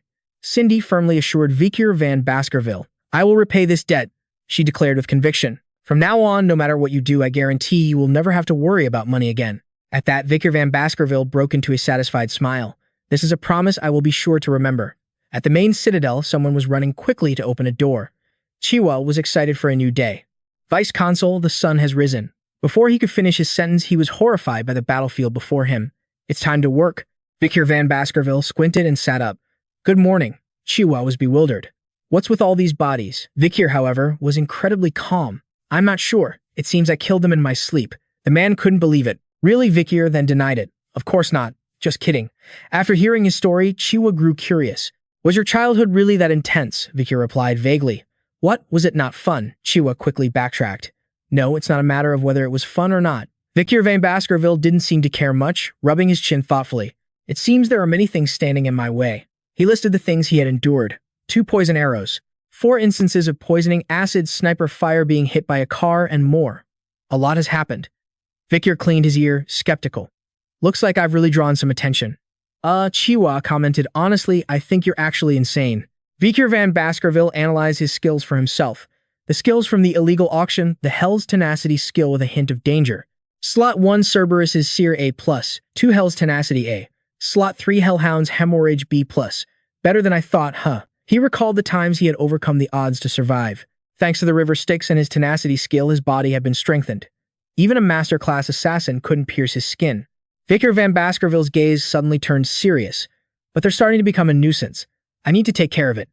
Chiwa praised him accordingly. A wise decision. A horse-drawn carriage stopping nearby caught their attention. Vikir van Baskerville recognized the familiar symbol. That flag. Is the Baskerville family here? From that, he guessed. It seems they're from the main family. Sunlight reflected off the roof of the carriage as the person inside began to step out. Chiwa's eyes suddenly widened in astonishment. He straightened his clothes upon seeing the person. Vikir observed as well. It was Vikir van Baskerville standing and waiting. Dressed in formal attire, J.H. stepped down from the carriage and greeted him. It has been a while, young master. He approached and offered praise. You look well, head butler. The man smiled cheerfully. Haha. Is that so? J.H. offered encouragement. I believe you would do well even after leaving the territory. He replied humbly, it was just luck. The person standing beside him noticed. That man is none other than the most elite head butler of the clan, John H. Barrymore. His family has held this position for 4 generations. In a place like the Baskerville family, even a single small mistake could lead to death. Head butler John H. Barrymore. The other man's eyes sparkled with admiration. I never thought I would get to meet him. Vikir van Baskerville continued his conversation. In any case, your presence here means. John H. confirmed. Yes, that's right. He was here to deliver an order. The Patriarch highly values your work and he has ordered you to return to the territory. He seems very happy, he added. Vikir was suspicious. Happy Hugo looked a bit pensive. A newspaper article read, the role model most respected by the residents of Underdog. Along with that vice consul, Vikir van Baskerville had also earned several titles. The most trusted by merchants, the most trusted by farmers, the most respected by children, the most respected by scholars, and the most wanted for assassination by assassins. His face was beaming. The Baskervilles are a bunch of muscleheads and we've finally managed to shed that image. Hugo praised him proudly. Well done, my son. Vikir replied obediently, I was only doing my duty, father. Is that a happy face? Hugo moved on to the most important part. That's right, rewards and punishments must be given accordingly. He announced his decision. You will attend the academy this year. This was something Vikir van Baskerville already knew, just as I predicted. The place Hugo wanted to send him was the top-tier Colossus Academy. It was a gathering place for the Empire's upper class, where the children of nobles and royalty enrolled. To ensure security, students were required to live in the dormitories. This is my chance to grow stronger while avoiding Hugo Le Baskerville's watchful eyes. Hugo still considered his son's opinion. I was planning to send a few people with you, but I haven't decided who yet. Are there any of your brothers you'd like to take along? He gave 3 names, thinking I'm close with Highbro Van Baskerville, Midbro Van Baskerville, and Lowbro Van Baskerville. I'll use them as my punching bags. Hugo decided as well. Then I'll send that trio with you. And do you remember the plan from when you were 8? He answered fluently. You mean during the joint training with the Morgue family? The plan was to lend the Morgue family the ruby mine and use it to confront the MJ forces. Hugo proudly announced. That plan was a success. Vikir had a feeling. You mean? His father recounted to Vikir van Baskerville that the Morgue family had proposed a subjugation mission. They're very eager for it. In fact, Hugo added with a suggestion. So why don't you go survey the territory before you enroll? You should check on how the laws you amended have turned out. He felt it would be a good experience for him. Vikir van Baskerville obediently complied with the request. Yes, father. The 2 of them walked out of the city gates together. Chiwa called out with tears in her eyes, Deputy Consul. He bid Vikir van Baskerville farewell and departed. Bao Zhang said, I will do my best to manage things while you are away. He glanced back at her regretful eyes. I'll have to say goodbye to Manager Chiwa soon. As the carriage train moved further away, Vikir van Baskerville seemed to notice something. You can all come out now. A group of people in mysterious black cloaks appeared. My apologies, Vikir said. Sorry to keep you waiting. I didn't want the farewell to become chaotic. He didn't notice, one of them said. It's all right, young master. We will ensure your safety on the way to the Morgue family's city. We are the Mastiffs of House Baskerville. One of them spoke up, asking, is Boston Terrier doing well? Vikir replied, the Count is fine. After the slave auction incident, he's been very eager for you to join the Mastiff's young master. But inside, Vikir was annoyed. That man is so bothersome. Amidst the high mountain ranges under a blazing red sky, Vikir van Baskerville observed attentively. So this is the place we lent to the Morgue family. He watched the people working. It seems no one is breaking the law. The man riding behind him reported. The reconnaissance team has already investigated the territory. But Vikir didn't need to hear much. I know it's a problem with the demonic forces. The man had also overheard a few other things. From what I've heard, the Morgue family has organized a team consisting of the 3 largest clans, 30 members from smaller families, and hundreds of mages from nameless families. Vikir van Baskerville was satisfied. It seems the Morgue family is very serious about this. He also understood clearly. In other words, House Baskerville only sent a group of knights, and myself, a member of a lesser branch of the family. The middle-class members are on the other side of the mountain. Then Vikir van Baskerville continued to ponder. As Hugo said, observing the life of the demonic beasts isn't a bad idea. In the forest, with the wind rustling through the trees, skeletons were found hanging from dry branches. They immediately concluded, a mage did this. Vikir understood at once. It's probably a message from the demonic beasts to the Morgue family. The man had to admit, that's a heavy-handed warning. Vikir was suddenly reminded of someone. This reminds me of her. She must be very strong by now. High above there were 3 figures. They called down who goes there. They reiterated the rule, you are not allowed to pass without permission. Not just anyone. Vikir quickly realized he knew those people. Those 3 were the 3 flowers of the Morgue family, the Morgue sisters. He introduced himself. One of them is crazy enough. When they're together, the team's insanity reaches a whole new level. We are the party dispatched from House Baskerville. He made a straightforward request. We are here to survey the territory and to maintain a friendly relationship. Open the fortress gate. The first one refused. Not right now. I will report this to the proper authorities, so you'll have to wait. I'm sure we'll have an answer by tomorrow. Vikir van Baskerville's voice became serious. Are you preventing me from entering my own land? But they didn't seem afraid. Oh my, are you looking down on us just because we're borrowing this place? They even talked back. Have you ever heard of the tenant protection law? It's your family's law, you know. Vikir angrily gripped his reins. I'm about to change that law right now so I can evict any tenant I don't like. He wouldn't wait any longer.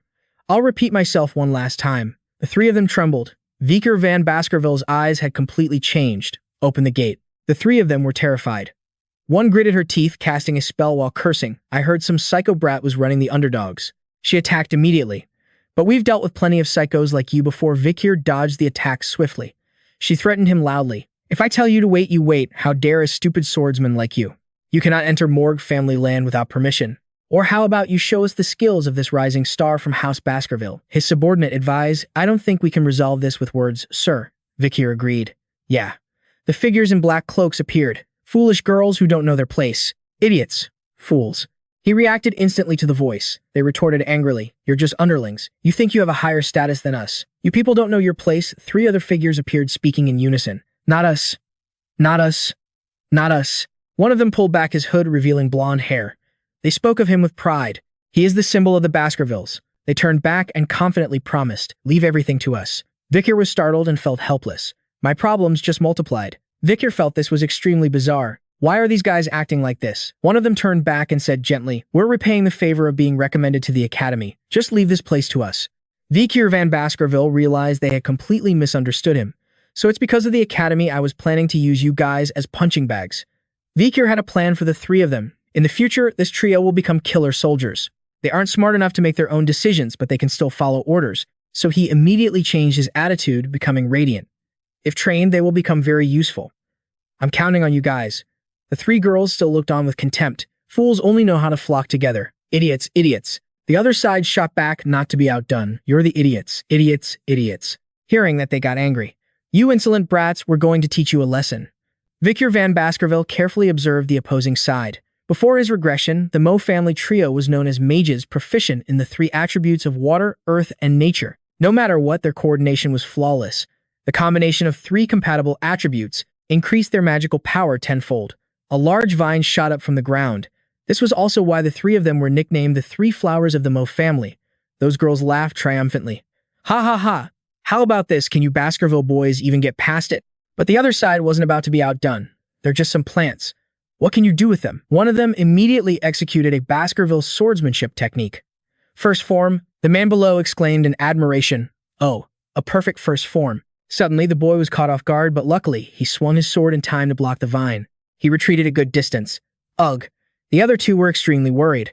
Humph, she said, with a look of utter contempt. Do you really think that sluggish sword can even touch us? The three of them had eyes burning with rage. The observer began to look on in anticipation. Isn't this interesting? Vikir didn't quite understand.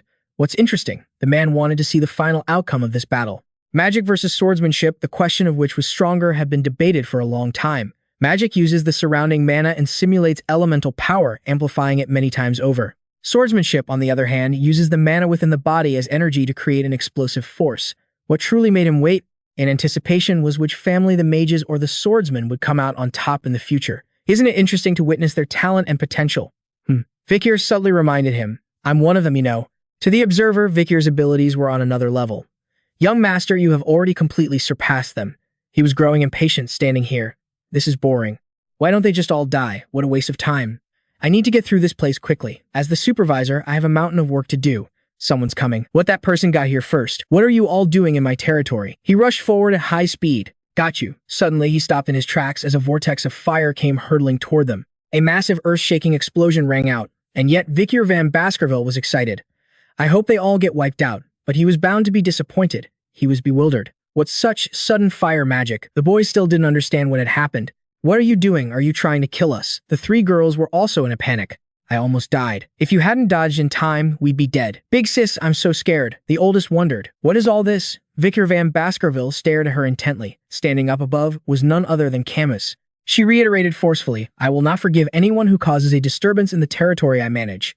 The three sisters hurriedly explained. Camus, we were just trying to stop these intruders. They attacked first. She glared at them menacingly. Camus, are you addressing me so informally? The eldest sister trembled with fear. Gasp. Of course not, Commander. Camus pointed up towards the treetops. You better be careful if you don't want to end up like that. The sister panicked.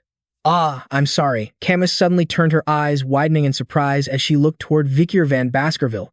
Camus shyly tucked her hair back and approached to greet him. Long time no see, Vikir van Baskerville. It's been 7 years, hasn't it? He replied in a friendly manner. It has been a while, hasn't it? Did Camus Mo hit puberty? You look much better now. Vikir van Baskerville stared at her.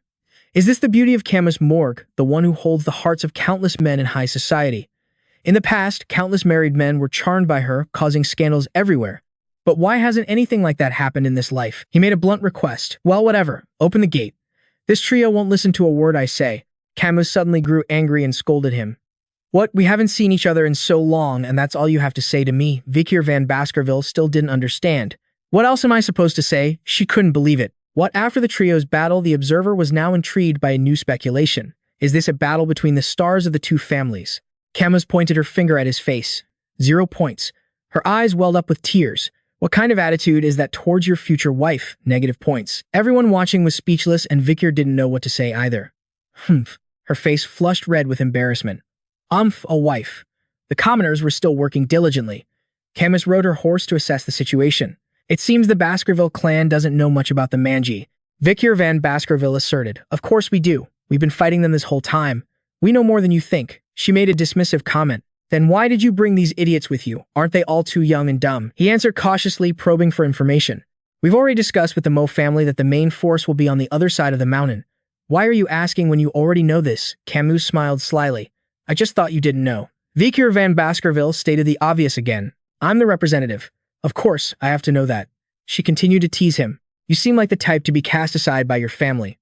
But somehow you've earned their trust, haven't you? Camus got straight to the point. So, what's the most annoying thing about the Manji tribe? But he seemed too bored to answer. She kept asking. Vikir van Baskerville finally explained the Ba warrior tribe and the Roko shaman tribe. The archery skills of the Ba are on a completely different higher level than the Empire's, and the origin of this skill is still not well understood. Camas mentioned her criteria and raised his score. Because you have such a good understanding of the Manji tribe's culture, I'll give you 8 points. 81 even. Vikir van Baskerville scowled in confusion. I answered well, so why is my score so low? She left him with just one sentence. Because you answered so well. He pondered this. She was showing a very confident, superior attitude. What am I supposed to do with a man as smart as you? I hate smart men. A man is more interesting if he's a little bit dumb. Camas didn't stop continuing her evaluation. Horse riding 6 points. You're shorter than me, aren't you? You're riding a horse that's too big for you. Fashion 4 points. Your clothes are like rags. And that arrogant attitude, 1 point. Her face beamed with a radiant smile. Your face gets 99 points though. You grew up to be very handsome. However, your expression isn't great, so I'm deducting 1 point. Vikir couldn't take it anymore. Stop this meaningless game. She didn't understand why it was meaningless. I'm grading my future husband, you know? He asked, confused. Why am I your future husband? Camas brought up the past. What do you mean by that? You already passed my uncle's test, didn't you? Vikir van Baskerville seemed to be slowly remembering. Wait, is she talking about what happened 7 years ago? I will fight you with a jug of water on my head. If you can make even 1 drop of water fall, you win. Focusing on 1 point is one way to do it. But it all depends on who your opponent is. Camas clenched her fists in anger as she remembered. How dare he decide my husband with just one little test? It's so frustrating. Because of his decision, my love life was completely ruined. This is insane. Because I made that promise back then, it's like we're already married. But what else can I do? A promise is a promise no matter how much I hate it. I still have to follow through. I'm forced to accept it. In any case, Vikir van Baskerville had to admit she was a talented fire mage. He made his decision. I've forgotten what happened that day. I'll make sure it never happens again. Her face flushed red and she pressed her lips together tightly. Furious, Camas landed a painful blow. How can you change what's already happened, you idiot? Camas sulked, riding her horse ahead of him. I'm a genius. Once I promise something, I never forget it. He wondered what she had just thrown at him. Vikir van Baskerville held the object in his hand and remembered, then took it with him. Camas tried to change the subject, but it was no use. He noticed something else. Did she return this without even washing it? The two continued their discussion. The Manji tribe has been raiding the ruby mines, plundering slaves and crops. The reason they steal slaves is because they can sell them for a high price elsewhere, Camas explained. This is the fortress wall built by mages over the course of a month. Vikir van Baskerville looked up in awe. Truly, the mages of the Morja family are incredible. In just 1 month they can accomplish what would take hundreds of ordinary people a year to do. She was very proud. That's right. He turned and noticed something. Those are marks from arrows fired by the Balak tribe. Camas confirmed and elaborated. Yes, their arrows are infused with a powerful aura. At night, countless people have died after being hit. They can even break through walls that are 2 to 3 meters thick. Their power cannot be underestimated. Camas added a somber detail. Their arrows can pierce magic shields. That's how my uncle was injured. Fortunately, he survived, but his pride was gravely wounded. Vikir seemed to agree. Come to think of it, our patriarch went through something similar. I heard his nose was broken. He began to deduce. It seems there's an outstanding warrior on the Manji's side. Do you know who it is? Camus ventured a guess. I think it's a woman. They paint their faces black, so it's hard to tell their gender. Suddenly, someone ran over in a panic, calling out, Vice Captain, I think you need to come here quickly. The person delivered important news. The scouting party had captured someone from the Manji tribe. Camas was stunned. What? Over by the tents, a captured man stood with intricate patterns drawn on his chest. Vikir van Baskerville took one look and immediately recognized him as a witch doctor. Camas asked if they had gotten any information, but the problem was he hadn't said a single word. She observed him closely. What about mind control magic? But that was useless too. They were powerful witch doctors. Reading their minds was impossible. Camas stepped forward to interrogate him herself. A few days ago, you raided a Morja family stronghold. Do you remember how many people you captured? Among the victims was a girl from the Morja family. She pressed for information. Her name is Jose. She's my sixth cousin. What did you do to her? The man spoke in an incomprehensible language, forcing Camas to give an order. Translate. What is this barbarian saying? The interpreter scratched his head awkwardly. I can only understand a little. He said that when they attacked, everyone was either killed or taken away. Vice Captain. She was furious. So no one can translate what he's saying. The interpreter trembled. Not at the moment, ma'am. Suddenly, Vikir van Baskerville stepped forward. I know a little of the Rococo tribe's language. Camas was completely surprised. You do? Is there anything you don't know? Humph, he replied humbly. I'm not fluent. I only know a few basic words. She made a request. Then can you ask where my cousin is? She was captured during the raid. She's only 12 years old with red eyes, red hair, and pale skin. The man let out a barbaric laugh, then replied. Vikir van Baskerville's face contorted as he processed the words. Finally, he quietly announced, she's dead. Camas was enraged, wanting to deliver justice herself. The head of the court is not here. The head of the temple is on the other side of the domain for an inspection. Therefore, all decisions will be made by me. I, Camas, a member of the Morja family and the vice captain of this fortress. She made her decision. I pass judgment. Execute him immediately. A fiery blade pierced through him. He sputtered words in his agony. She was unfazed. Keep talking. Camas' face was filled with hatred. After this war is over, your language will only be spoken in hell. His fellow tribesmen could only watch in terror. Let's go, Camas said flatly. Even Vikir had to remain silent as he pushed the tent flap aside and went out. Camus trembled, sobbing. Sobbing sounds. Vikir spoke to comfort her. Despite her tough act, she was still so young. It seems you were very close to your cousin. Camus adored the little girl. Yes, she was always following me around. She was such an innocent child. She never fit in with this cold-blooded Morja family. He tried to calm her down. Don't be too sad. I'm sure she passed away peacefully. But Camas' grief was too great. Do you think I'm an idiot? I'm a genius. Even if I don't speak that language, I can understand a little. She immediately confronted him. Tell me, was what I heard true? Vikir van Baskerville was stunned. She noticed the real words he spoke. What he really said was, we ate her. A tear fell from Camas' eye as she tried to regain her composure, her whole body shaking violently. Camas broke down, crying in anguish. All she could say was, I'm sorry. I'm so sorry I couldn't protect you. Vikir reached out a hand to console her, but then pulled it back. Sobbing sounds. Camas cried harder and harder. Wailing sounds. After a while, Camas sat there silently. She wiped away her tears. Her voice was cold. It's not that big of a deal. If someone is a beast in human skin, then I'll just have to take their life. It's as simple as that. Her eyes regained their spirit. Now is not the time for mourning. I need to pull myself together so I can get my revenge. Vikir van Baskerville praised her admiringly. As expected of a heroine, Camas blushed, embarrassed, as their hands were about to touch. Hearing a sound, he immediately turned. What's that bell? She quickly realized it was the signal announcing that the Manji tribe was attacking. He instantly felt it. Her time for revenge had come quickly. From outside, on the lush green grass, a wolf's paw suddenly stepped forward.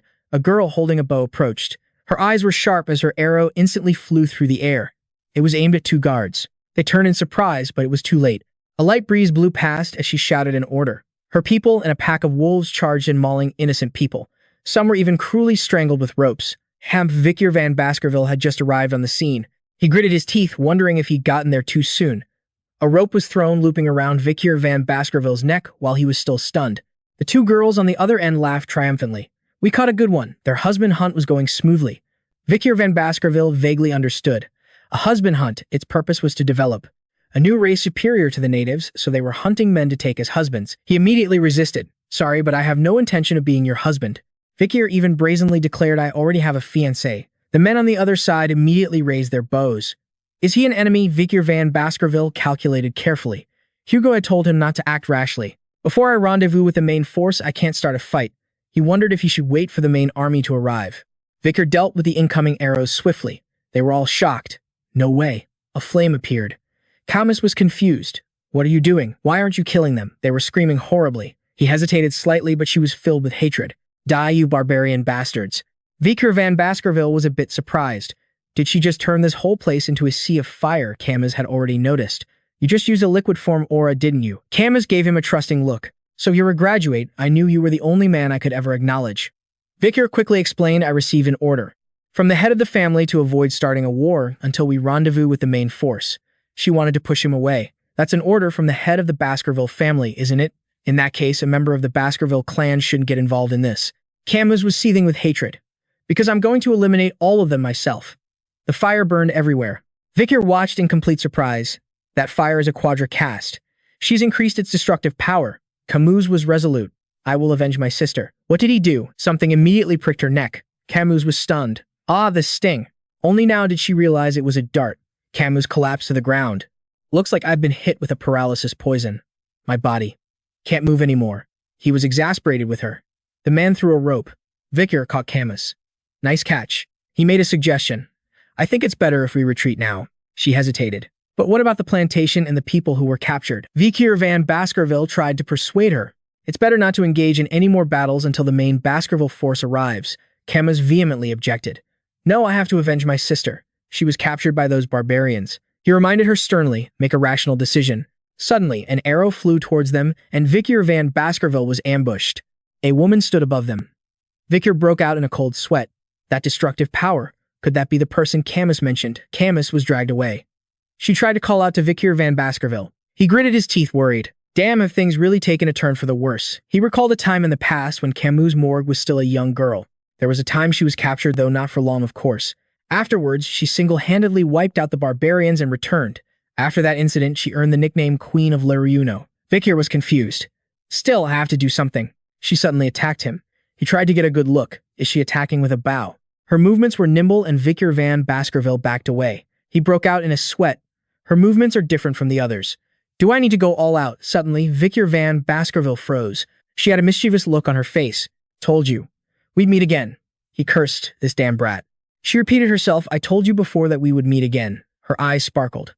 Vikir van Baskerville was a little surprised, then he finally remembered the person he met at the slave auction. Vikir was confused. Are you repaying my kindness with hostility? She wasn't going to do anything to him. The slave is getting revenge on her kidnappers, the Moko tribe, not you. She mounted a wolf. She turned her head and said, getting revenge the same way I was wronged. We're taking the woman in charge. Follow me if you want. Vikir was still hesitating. Should I reveal my true strength? Adolphe Morgue arrived. Vikir was quite surprised. Adolphe Morgue. He had come as soon as he heard about the raid. He was furious. How dare you? Adolphe Morgue attacked relentlessly. Give me back my granddaughter. But it had no effect on them, much to his surprise. Damn it. Vikir had to acknowledge their skill. To think Balak's tribe could finish the raid just 3 minutes after the alarm sounded. Things were complicated by Camas Morgue's carelessness and inexperience. Someone guessed, I think they fled to the Forbidden Zone on Mount Lereuno. Adolphe Morgue looked panicked. The Forbidden Zone on Mount Lereuno, he was deeply unsettled. The Forbidden Zone is an unexplored area filled with danger. Going there at night is suicide. My granddaughter has been captured, but what can I do? Vikir van Baskerville immediately stepped forward. We can pursue them. Adolphe Morgue was skeptical. But he knew the young man had extensive experience. I've been in those woods before. Before my regression, I passed through that area on reconnaissance and pursuit missions. He was getting impatient. Are you serious? Someone tried to dissuade them. Sir, going to Mount Lereuno now is suicide. Adolphe Morgue then declared, anyone who doesn't want to go can stay home. I won't punish you for it. He decided to put his faith in the boy. I know this kid is no ordinary person. I have no choice but to trust him.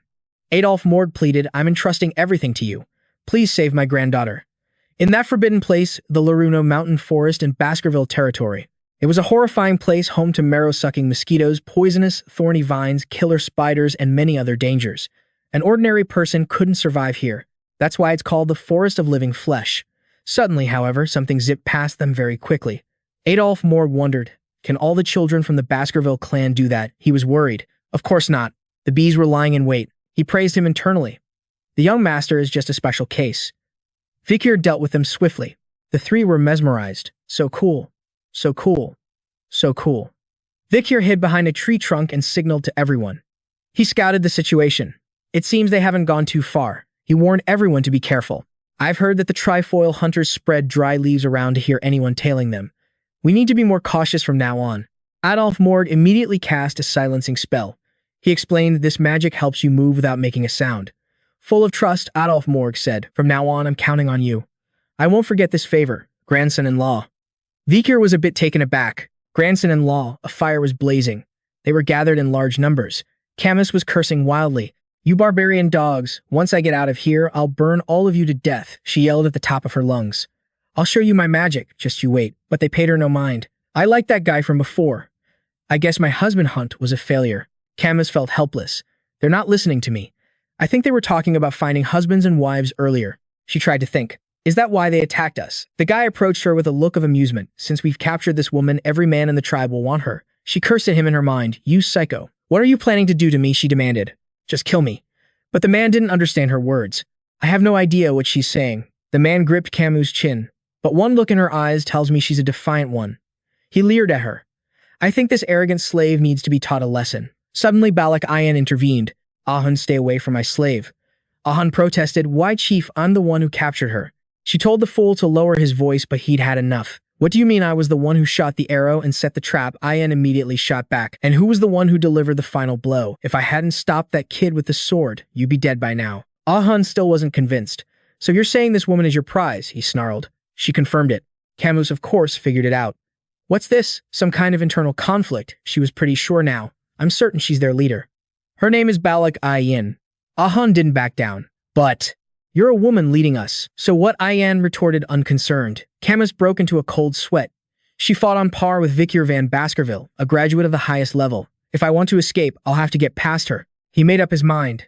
"I'm not going to let you do whatever you want just because you're the chief." Ayan had lost her patience. "If you have a problem with it, then challenge me whenever you like." "Ahun, I'll teach you a lesson you won't forget." A chill ran down his spine. Ahun quickly backpedaled. "I don't object." "I agree, it's fine." He's accepted his defeat. "Yes, I yield," he said. "Do as you wish, chief." Camus instantly understood. "Looks like she won." Suddenly, Ayan praised her. "Your eyes are as sharp as your abilities." As expected of someone from a noble bloodline, the next matriarch of the Camus family is formidable. "I too was once captured by your Morg clan and sold as a slave." Camus winced in pain, but she still held on to hope. However, Ayan continued, "I was lucky. Someone helped me and I was able to escape that life of slavery." She wasn't about to let her go. "But you won't be as fortunate as I was." Her eyes gleamed. "I'm going to train you. I'll make you carve it into your very bones. Your daily task will be to kneel and lick my feet." A loud noise echoed through the area.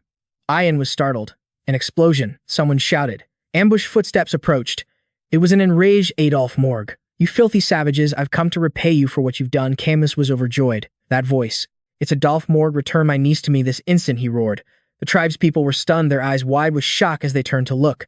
The tribe was suddenly attacked by a group of magic users. Watching from a high vantage point, Vikir van Baskerville frowned in suspicion. Something's not right about this. Vikir van Baskerville couldn't understand the scene before him. Why were the Balak hunters who were normally so professional in their ambushes in such disarray? The tribespeople were furious, glaring back from atop their wolves. "Those bastards, how dare they cause such a ruckus in our forest in the middle of the night?" The other side paid them no mind, immediately waving a hand and giving the order. "They're trying to escape. Don't let a single one get away alive." The men charged forward. Camus felt a surge of confidence. "Scared now, you savages." Suddenly, she froze when she heard someone call out from behind a rusalo tree. Camus slowly turned around. It was Vikir holding a finger to his lips in a she gesture. She let out a small cry as he cut her ropes. Camus was filled with relief as Vikir van Baskerville helped her to her feet. "You came to save me," he reminded her. "Don't you know that sign means to be quiet?" Before they could get far, Ayan appeared. "The boy who's good with a sword. I knew you'd come." She had deduced it easily. "Your excellent physique allowed you to find your way here in such a short time. Your sharp mind let you see clearly in the darkness of the forest, and an intense love that made you risk your life for this girl." Ayan smiled. "I won't ask about your past. You've passed." Vikir van Baskerville was baffled. Past what? The two women glared at each other. He carefully considered his options. "It's impossible to hide my abilities now, isn't it? I can't remember anyone like her in my past life." Vikir van Baskerville seemed to have an idea. "Don't tell me she's the one who could dodge Hugo's lightning, the Night Fox archer of the Balak." But then he reconsidered. "She's too young and lacks the skill to be that person. Or perhaps she shares the same bloodline as the Night Fox." Luckily, Vikir van Baskerville managed to catch her in time. Ahun was taken aback. What? How does he know that Vikir scooped Camus into his arms, surprising her? He was getting tired. Things were becoming more complicated. He gently told her, "Hang in there for a bit. I'll get you to your uncle." Camus' face turned beet red with embarrassment. "Yes. He's talking so normally. It's probably because he's worried about the poison." Something came flying toward them. Ayan scratched her head in frustration. "Damn, I just wanted you to come back with me quietly." Vikir asked with concern, "Is the poison bad?" She stammered in response. I think so. Someone was chasing them." Camus was terrified. Ayan had already drawn her bow ready to fire. Should I just take care of that? Morg brat, now she wondered. The arrow flew whistling through the air as it sped toward the pair. They whipped around in alarm. Camus was stunned into silence. Miraculously, the arrow stopped dead in midair. Adolphe Morg had saved them. "Niece, are you all right?" She was surprised. "Uncle." He then proceeded to neutralize the poison. Adolphe Morg's face was etched with worry. This is a serious poison. I can't get all of it out. We'll have to stop by the Holy Quavatus on our way back. Quavatus was a church. Camas grabbed his hand. Uncle, excuse me for a moment. He didn't understand. She ran over and threw her arms around Vikir. You saved me again, she cried. Her uncle was flustered. Camas Morg looked downcast. Your niece tried her best, you know. She pouted. What took you so long? I'm telling Mom. A rope shot out. It was from Balak Ayan. She gave a hurried command, but he didn't budge an inch. How is he so strong? You'd be better off just letting yourself be captured quietly. We're out of time, Camus yelled in anger. It's you again. He realized time was running out. Is there a reason the Balak are in such a hurry? A pair of bloodshot eyes appeared. Orbs of something scattered everywhere. Ayen was terrified. Damn it, has it noticed us? Something was strange about Vikir van Baskerville's hand. Buzzy. He stared at it intently. The blood in my veins is warning me. Something's coming. Ayen trembled. She's coming. Vikir focused his gaze. Her face went pale. The eight-legged madam. Something burst from the ground. Everyone panicked. It's the madam. The madam is here, Camas was skeptical. A pillar. He grew anxious. No way. It grew longer and longer. Things began sprouting from it everywhere. They were sharp, thorny branches. It still seemed absurdly strange to him. Adolphe Morg stood in front of them protectively. How could a monster of this size be hiding in the forest? He was incredibly tense. I never thought I'd encounter a monster like this here. Vikir couldn't believe his eyes. If my memory serves me right, this monster is an S-class disaster. The eight-legged madam. The madam let out a ferocious roar at the people before it. The three of them, along with Ayen behind them, stared at the madam in horror. Camus screamed in terror. Vikir quickly covered her mouth, reminding her, whatever you do, don't make a sound. He looked at the monster and recalled a warning. Its eyesight is poor, but its hearing is incredibly sharp. Fragments of a deep memory surfaced. I remember before I regress, there was an old native man. Told me about the accidents they had heard of and seen on Mount Lerueleno. Its claw marks and the horrifying wounds they left behind. A legend that was nothing short of a horror story.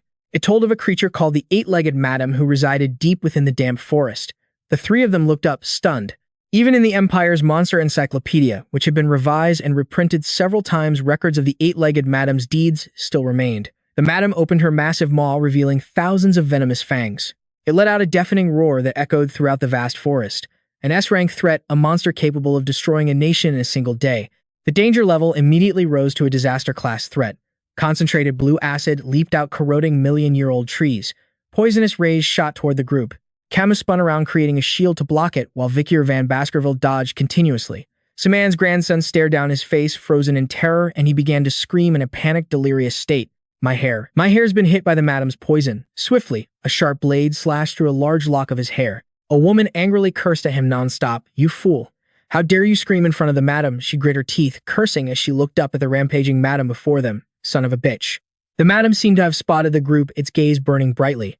If you weren't Salmon's grandson, I would have killed your ass long ago, she yelled, then commanded her tribe. Fall back. Adolphe Morg quickly ordered his people to turn and run. We have to retreat now. The madam let out a continuous threatening growl, and a part of its body twitched restlessly. Vikir van Baskerville seemed to have figured out the group's movement patterns. The Balak people were retreating in small groups while the Baskervilles and Morgs fled together. The madam's legs began to move, its feet stomping the ground as it rapidly propelled its body forward. There was a small difference in the two groups' retreat methods, but that very difference determined who the madam would chase. Carried in his arms, Camas looked back in terror as Adolphe Morg yelled in anger. Damn it, why is it coming this way? Suddenly, one of the mages turned around and smiled. Lord Adolphe Morg, leave it to me. The weakness of all insects is fire. With that, he shot a fireball, launching it straight at the madam.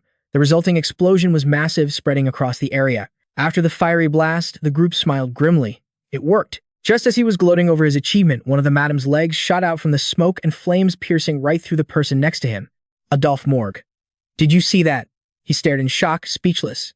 Despair filling his eyes as they brimmed with tears. He screamed a mixture of anger and fear. It has no effect on it at all. Adolphe Morg held Camas tightly, gritting his teeth in fury. My God, what is that demon? Beside him, Vikir van Baskerville thought silently.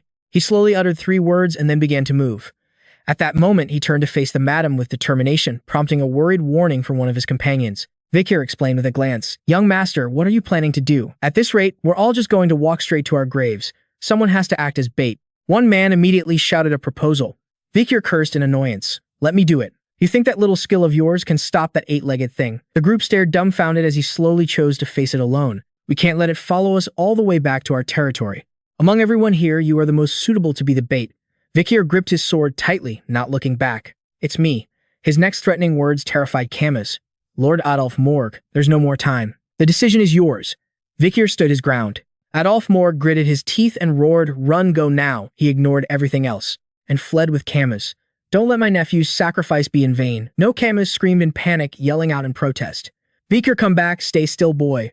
Vikir waited until their voices faded away. He stood silently, still gripping his sword, but a moment later he released it with a weary sigh. He quietly observed the scene before him, lost in thought. It wasn't because he was worried about the Baskerville territory being destroyed or anything like that. The main reason was, how could the Allied forces possibly be a match for that monster, especially when it hadn't even revealed its full power yet? Vikir was betting everything on this. However, this is a good opportunity for me. He thought grimly of Adolf Morg's expressions and past actions. If I fake my death, I can escape Hugo's surveillance and have more than enough time to learn and master the secret techniques. Number 10. Vikir van Baskerville then slowly activated the magic covering his hands. Once I have enough blood magic to escape Hugo Le Baskerville's control, or when I've completed the skills that can conceal and control them, I'll return to the family. A blood-red demon's sword slowly materialized in his hand. Vikir stood firm, watching the approaching madam. If I don't use everything I have, I'll definitely die. Red demonic energy gathered around him, enveloping his body and the demon's sword.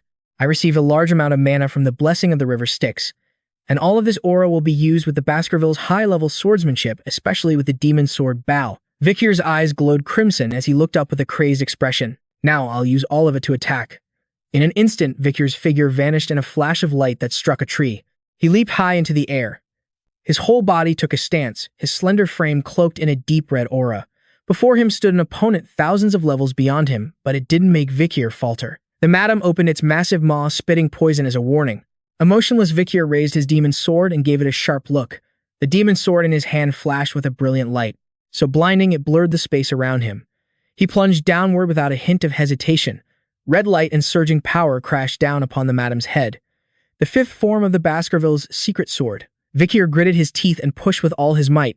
The madam didn't flinch, tensing its body to withstand the blow. Its entire body began to sink into the ground. Quickly, under the overwhelming pressure, it was slammed completely flat against the ground. A red light began to glow, growing larger and larger, flickering crimson. A massive light appeared along with a shockwave that blasted towards the retreating group. Camus watched in shock, her eyes widening in disbelief as she stammered, "No." The light slowly faded, blending with a tragic scream. Vikir, a man under a guillotine, bowed his head in silence. He endured silently, saying nothing, his sharp gaze flashing with immense cruelty. Under the bright moonlight, Hugo's figure appeared imposing and proud. His eyes gleaming, he held out a hand and looked down with contempt. His gaze burned brightly as if his wish had been granted, and then his hand fell, giving the order. The man's vision began to spin. When he came to, he was lying on the dirty ground. His sight was covered by a layer of black blood. He turned and left without a second's hesitation, his own light dimming as he watched Hugo. Hugo. So this is the end. Vikir's eyes slowly fluttered open. Before him was a wooden pole supporting a tent. He lay on animal furs, confused and bewildered. Where am I? Vikir lay quietly thinking about the battle. Yesterday. Wait, how many days have passed? Did I survive the fight with the eight-legged madam? He let out a silent sigh of relief at his own good fortune. At that moment, if she hadn't suddenly stopped because the explosion blinded her, I would have died. Vikir struggled to sit up, rubbing his throbbing head. His bones, muscles, and even his blood vessels. There wasn't a single part of him that didn't ache. To think a single blow could injure me this badly. I completely underestimated her. Damn it. Vikir looked at the rope around his neck in confusion. Is this why my neck hurts? This is what saved me. The faces of the people from his memory appeared clearly exhausted. Everything is going according to plan, isn't it? First, I've escaped Hugo's surveillance. Besides Adolf Morg and Camas, there are plenty of other witnesses, so I don't need to worry about my own death. Vikir stepped out of the tent, unable to stop himself from scanning his surroundings. He looked around in a daze, vaguely recognizing the place. The people before him bore a resemblance to the Balak tribe, which made him a little anxious. Is this a Balak camp? Am I being held hostage in a Balak camp? Vikir frowned, sensing this would be a trial. A piercing scream rang out from behind. I'm in the middle of the camp of the Baskerville family's sworn enemy. This is bad. I can't possibly escape in this battered condition. Move it. The four captives, bound by their necks, were forced to walk forward with their heads down. If you don't want to be eaten by the wolves, pick up the pace. Vikir looked at the group and recognized them. Are those Baskerville soldiers and men from other families taken as prisoners? I recognize them. He watched, confused. Someone soon approached from behind. But why haven't I been executed? You're awake. A tribesman walked up and spoke. You understand the Balak language, don't you? From the depths of his memory, he vaguely recognized this man. Huh, how does he know? The man turned his head and sneered endlessly. You should be grateful you didn't end up like them. The man's eyes widened as he strode over, a triumphant smile on his face. How does it feel watching your comrades walk to their deaths? You must feel pretty helpless just standing there in that pathetic state. He looked down at Vikir, as if he were something vile, thoroughly enjoying himself. If you weren't the commander's obedient little dog, I would have boiled you alive by now. Vikir van Baskerville's brow furrowed at the words obedient little dog. A familiar figure appeared in his mind. Hugo, glaring down at him, controlling him. His eyes turned red with cold fury at the thought of those chains. The man's face darkened as he looked down. Huh. He saw Vikir glaring back and flew into a rage. What's with his eyes? He furiously struck Vikir across the face, screaming at him. You arrogant bastard. He stormed off in a rage, leaving Vikir struggling on the ground. Don't just stand there. Go find your master at the end of that rope. Vikir van Baskerville turned his head and shot a furious glare. I'll remember your face. When I recover, you will pay the price. The simple tents of the Balak tribe stood around him. Vikir followed the rope, searching around. Why is this rope so long? He gripped the rope tightly and followed it, wondering. I've been walking for a while and there's still no end in sight. My master is at the end of the rope. Suddenly, the rope was pulled taut, yanking him forward. Vikir van Baskerville stared blankly, following the pull with a confused look. In the distance, a figure was leisurely floating in a lake, enjoying the water. Ayan looked up at him, observing him in silence. They stared at each other without a word. Then she gave him a cheerful smile, and to Vikir van Baskerville's utter bewilderment ordered, lie down. The rope around his neck was pulled violently. She was still yanking on it when something sharp suddenly whizzed past. It was a powerful arrow. Ayan angrily roared at the nearby children. You brats go practice somewhere else. She turned back to Vikir, smiling as she reminded him, thanks for letting me go at the slave auction. She pointed a finger to explain. Vikir van Baskerville asked naively, we always repay kindness twofold and repay enmity tenfold. Since you saved me once, I'll save you twice. Twice. Ayan boasted confidently. He glanced at the rope around his neck, then asked curiously, I came back, didn't I? If I hadn't, you'd be dead as a doornail. You should be grateful for my stubbornness. Did you tie this rope? He looked over at her. Ayan smiled as if she'd easily guessed his thoughts. Why are you keeping me alive? Her next words caught his attention. It seems you hold a pretty high position on your side. Balak Ayan tightened her grip on the rope, giving it a sharp tug. I wonder how much they pay to get you back. The unspoken threat dawned on Vikir, and his heart sank. Oh no. If they try to negotiate a ransom with the Baskerville family, my plan to escape Hugo's watch will be ruined. His inner turmoil was a stark contrast to Ayan's smile. What should I do now? She asked in a teasing voice. What are you thinking about? See a glimmer of hope. Ayan stepped forward with a knife in her hand. Unfortunately for you, you're not going back over there. She quickly cut the rope and demanded, you're going to be my slave. Swish. Ayan smiled, her movements practiced. We should decide what to call each other first, right? Call me master. Vikir van Baskerville remained silent, glaring up at her. His gaze thrilled her. I like those defiant eyes. I'm going to enjoy taming you. Ayan turned, sheathing her knife, and started walking away. But first, there's somewhere we need to go. Let's move. Now where are we going? She raised a hand to shield her eyes from the sun, unable to hide her joy. What do you mean? Isn't it obvious? A large house different from all the others stood before them at Ayan's invitation. When you enter someone else's land, you should greet them first. The gaping maw of a beast's head was mounted with sharp arrows. A powerful woman sat on a chair, waiting in silence. We're going to visit the village chieftainess. The two of them quickly took a stroll around the village. Ayan watched her people eating and sleeping cheerfully without a single worry. If you can't find a place to sleep, you can just borrow a friend's hammock. And if you're hungry, you can take food from those who have more. That's how we Balak live with each other. She introduced her culture with a smile. Vikir van Baskerville was taken aback. It might not look like much to outsiders, but to us, this place is our simple rustic home. There's no glamour, no pretense. You better get used to the pace of life here. It seems the Balak people don't have a concept of private property, huh? Ayan glanced up and quickly announced, we're here. The tent was exceptionally large and decorated with skulls. This is the chieftainess's tent. Balak Ayan entered first and called out loudly, Mom, we're here. Vikir van Baskerville was surprised. Mom. The chieftainess turned and spoke softly. You're here. She cheerfully teased her daughter. Did you bring that young man you've been talking about every single day? Ayan quickly denied it. Mom, when have I ever done that? Vikir van Baskerville finally realized Ayan's true identity. So she's the daughter of the chieftainess, the Balak tribe. I see. Looking at the chieftainess's heroic demeanor, he concluded that she had to be the night fox. Her ice-cold expression made even Vikir van Baskerville wary. He thought to himself, the Balak warrior who left a scar on Hugo's nose. The reason I couldn't cross the Leru Eleno mountain pass was also because of her. Vikir van Baskerville was also very curious about a certain power the chieftainess possessed. A desire suddenly sparked within him. I wonder what would happen if my past self had to face her. He imagined delivering fatal blows while facing this powerful woman head-on in direct combat, and he imagined agile and skillful attacks and assassination style. Just thinking about it made Vikir van Baskerville break out in a nervous sweat. The chieftainess leaned in close to his face, her gaze sharp. Vikir van Baskerville still felt a chill as she approached. And if I were to run, it would be 20%. The chieftainess was extremely surprised. She found Vikir's face both strange and familiar. Of course, 20% was his chance of survival. I've seen this face before. Vikir van Baskerville immediately grew anxious and worried. Could she instinctively recognize that I share the same bloodline as Hugo? Fortunately, she didn't recognize him, instead muttering that all noblemen look the same anyway. The queen turned to her daughter with skepticism. What do you plan to do with this male? He looks no different than a cripple. Ayan replied with great confidence. He'll be useful once he recovers mother. After all, he's the one who defeated Madame Eightlegs. The queen reminded her naive daughter. Acting without considering your station could bring you harm. But the queen had another much bolder idea in mind. Well, whether he's a cripple or not doesn't matter as long as he's good seed. Ayan cut her mother off. Whoa, Mom, that's not what I meant. Balak Ayan had an idea which she quickly shared with her mother. I plan on making him my slave.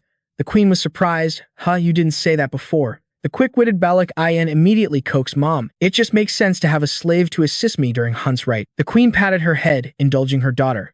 All right then. How you deal with your slave is entirely up to you, his master. Ayan glanced over at Vikir, a satisfied look in her eyes. Meanwhile, Vikir was still engrossed in admiring the contents of the queen's tent. Sunlight filtered through the green canopy of the forest, creating a beautiful scene. The two continued to explore the area. Vikir suddenly grew curious. I want to ask you something. He didn't hesitate and asked directly. What's your name? Ayan was immediately stunned and scolded him. How rude. How dare a mere slave ask such a question? But Vikir refused to back down, retorting bluntly. I don't intend to call you master, so just tell me your name. She replied shyly in a clipped tone. It's Ayan. Vikir enthusiastically introduced himself as well and even asked what she wanted. My name is Vikir.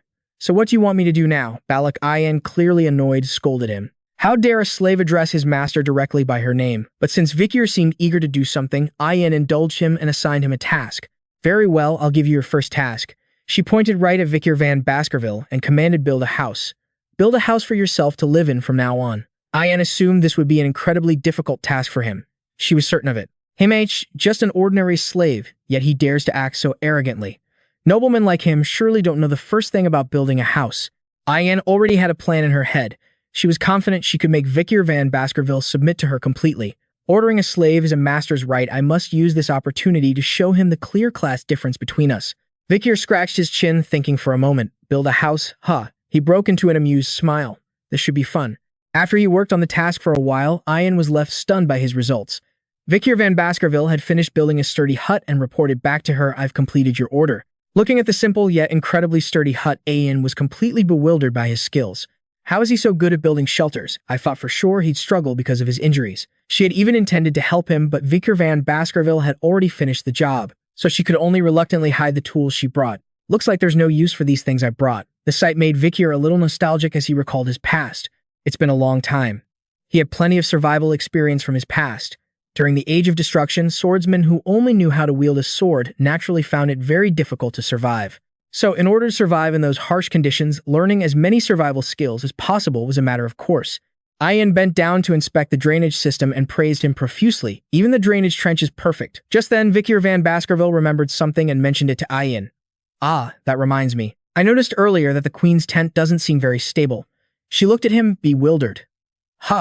My mother's tent. Vikir then proposed a very creative idea. Yeah, the rainy season is coming soon. The ground around the center of the tent will soften and rot and water will leak inside. If you'll allow me, I can mix crushed limestone, yellow sand, and gravel from over the hill to make bricks. I'll also reinforce the support beams in the tent by coating them with tree sap and then charring the outer layer over a fire. Ayan happily agreed. All right, I was thinking the exact same thing. Vikir then began to mix the materials as Balak Ayan watched in amazement. He meticulously demonstrated the process of creating each individual brick. Afterward, they brought the bricks to the queen's tent together. The queen was also extremely surprised by their ingenuity. The central pillar had been firmly reinforced with bricks. The queen recognized the solution immediately. I've had such a headache over this problem. No matter how many times we fixed it, the roof kept leaking. So the problem was the support beam all along. She couldn't help but praise Vikir van Baskerville's intelligence. Well done. It seems my daughter brought back a rather useful boy. Seizing the opportunity and recognizing his resourcefulness, she gave Vikir van Baskerville more work. From now on, you'll go around the camp and take care of odd jobs like this. Seeing Vikir working by the stream, Ayan called out, Hey, he answered her. Yeah, Ayan, completely puzzled by his compliant attitude, asked him, aren't you tired of being exploited for your labor like this? Don't you want to become an official member of our tribe? Vikir van Baskerville answered casually without a moment's hesitation or thought. Not really. The labor isn't that bad. In fact, he was actually quite content. This is still more peaceful than living in House Baskerville or the city of Underdog. Ayan, however, assumed he was just hiding his true feelings, so she said sincerely, from the way you speak, you seem to have been very well educated. Well, it's understandable that a slave wouldn't dare to complain. He replied honestly, no, I'm serious. I really don't think it's bad. Of course, Ayan didn't believe him. There was no way being ordered to do all sorts of difficult chores wasn't tiring. She followed him and tried to persuade him, don't be like this. Come with me, I'll help you. I'll help you get accustomed to and survive in this tribe. Ayan made a series of tempting offers. If you do well, I might even take that rope off of you. Vikir turned back, looking a bit annoyed. That sounds tempting. He could only agree reluctantly. So what do I have to do? Ayan beamed, looking satisfied. Isn't it much better to be honest? She immediately gave him a request. Go hunting and bring back a massive beast. Vikir asked again in surprise. Hunting Balak. Ayan honestly explained the reason. Lately, the tribe's warriors haven't been able to catch any large animals.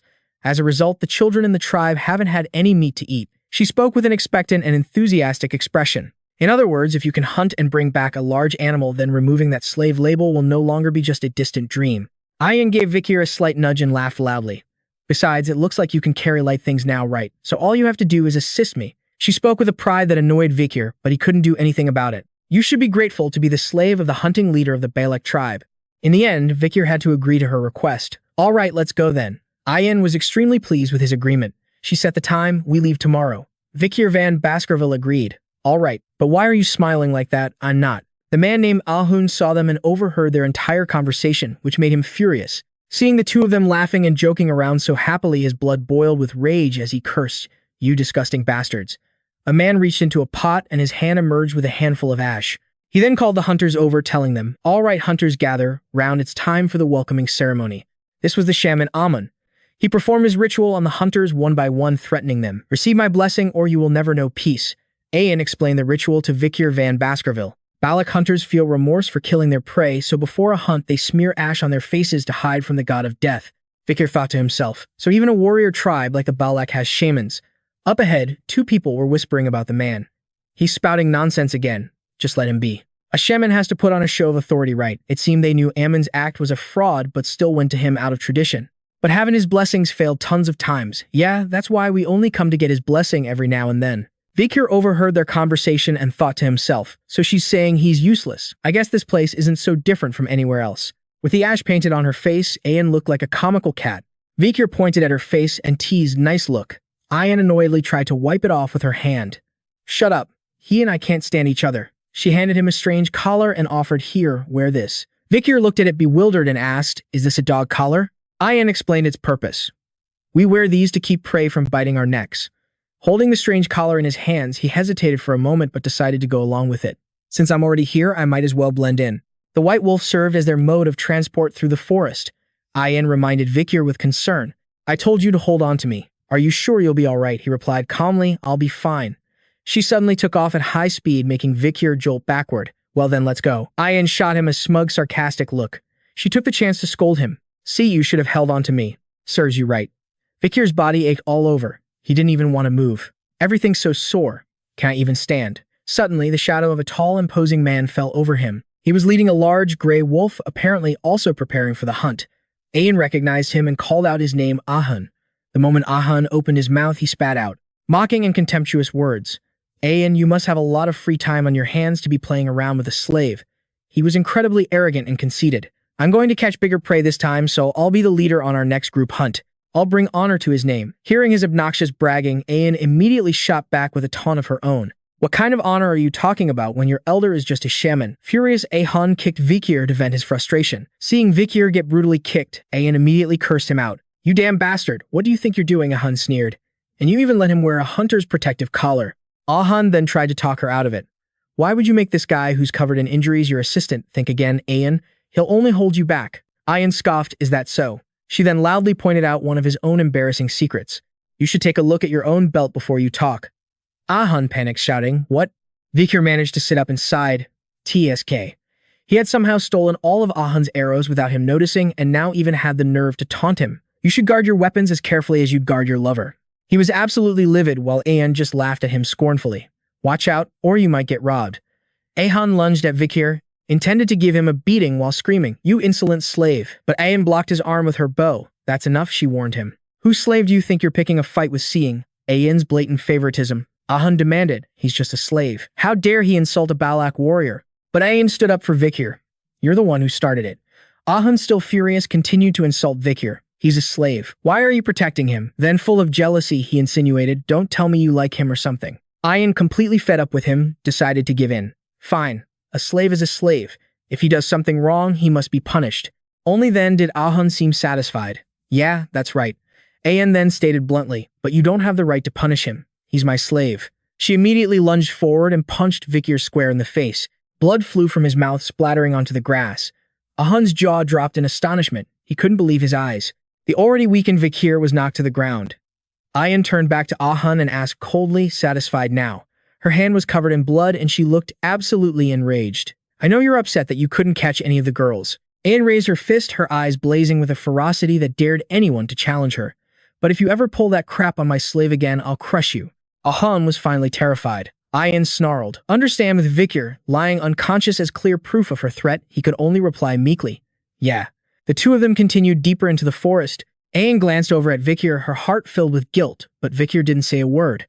After a while, she finally broke the silence. "Does it hurt? Are you angry?" Ayan tried her best to explain her actions. "I had to do that. Ahan is incredibly petty and stubborn. I had to do it so he'd stop causing trouble." "Why aren't you answering me?" Vikir's short reply made Ayan's heart clench with guilt. "It hurts. A lot." She immediately somersaulted back toward him. Her eyes were filled with concern and sorrow. She leaned in close and asked, "Does it hurt that bad? On what scale are you about to die?" Vikir continued to whine. "It hurts so much." But before he could finish his sentence, Ayan leaned in and kissed his wound. "I've had injuries like this plenty of times." The scene seemed to slow down at that moment. Ayan gently touched her own lips with her fingers. She seemed to have realized something, and she quickly turned forward again. Ayan said with conviction, "I knew I was right. You have a lot of potential even for someone from the Empire."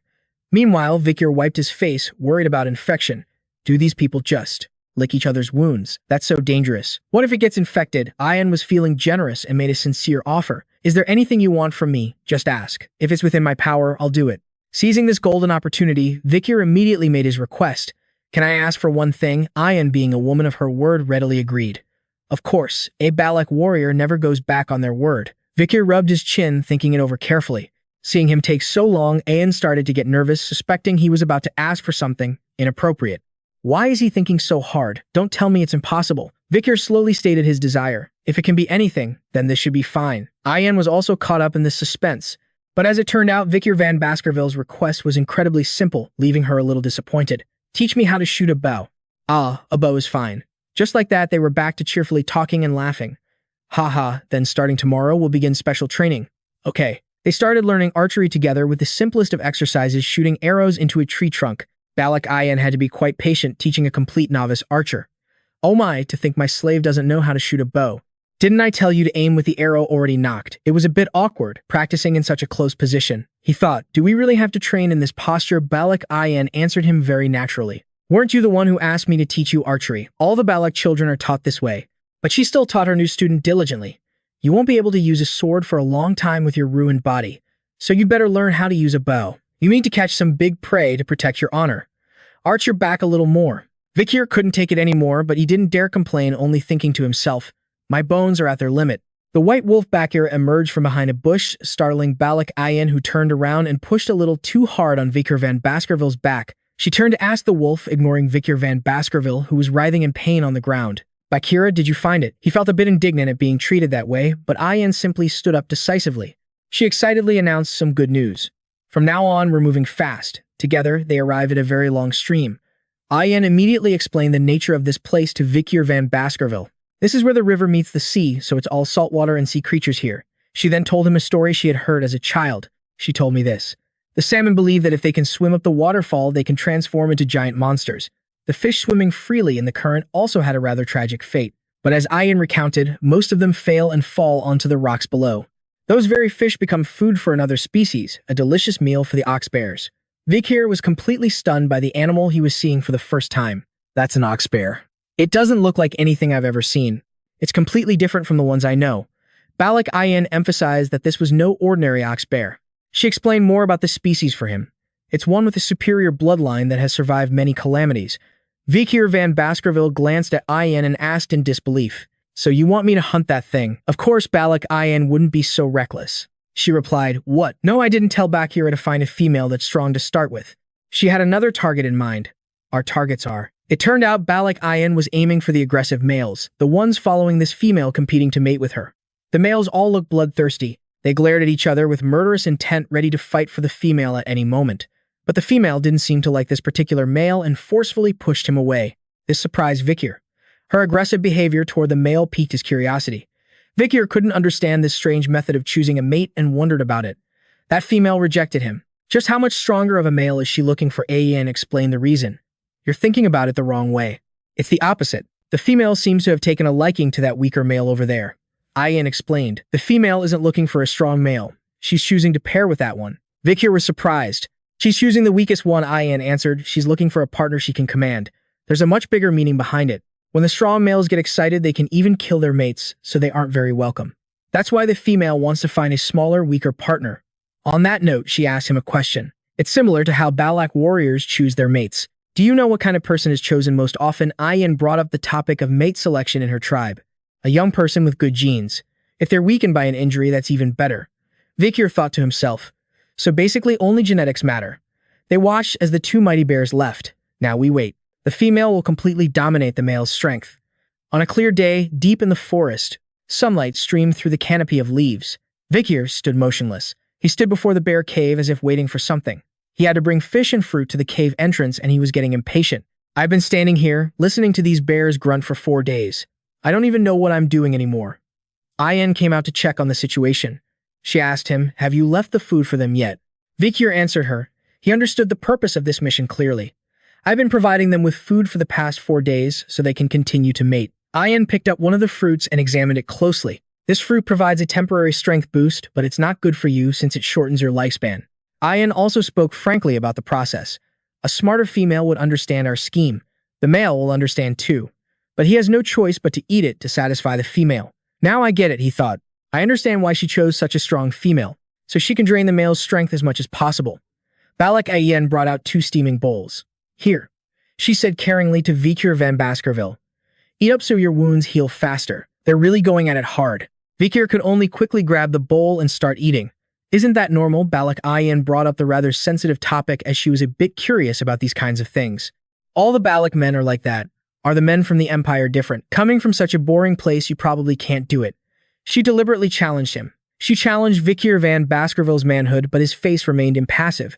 Can you do it? Ayan then struck a seductive pose in front of Vikir. But in the middle of their conversation, she suddenly froze. Ayan grabbed her bow and immediately gave an order. Get ready. She guessed that the female was now pregnant. Sure enough, after they were done, the female let out a ferocious roar. Seeing this, the male fled from the cave in terror. Vikir immediately wondered, why is she chasing the male away? Ayan immediately explained it to him. A male ox bear that has finished mating is just another enemy in her territory. She's warning him never to come back again. Vikir gave Ayan a meaningful look. He was exhausted, having used up all his strength and gone without sleep for the past 4 days. Balak Ayan understood his signal. She would hide in a safe, distant location. From there, we will follow it in secret. And so they devised the perfect plan. When it sleeps, we will begin the hunt. The scene shifts to a landscape of snowy mountains. The white wolf carrying them had arrived. They were surrounded by towering, massive mountains. Vikir van Baskerville was thoroughly amazed by the creature's abilities, even though it was tired and had traveled so far. But this was understandable to Ayan as she was a clever girl. It sought out the place with the least danger. It's so cold here that blood-sucking mosquitoes can't survive. Vikir seemed surprised by the creature's cunning. It knew that, so it came here, Ayan answered casually. That oxbear's intelligence is quite high. Its knowledge far surpasses mere animal instinct.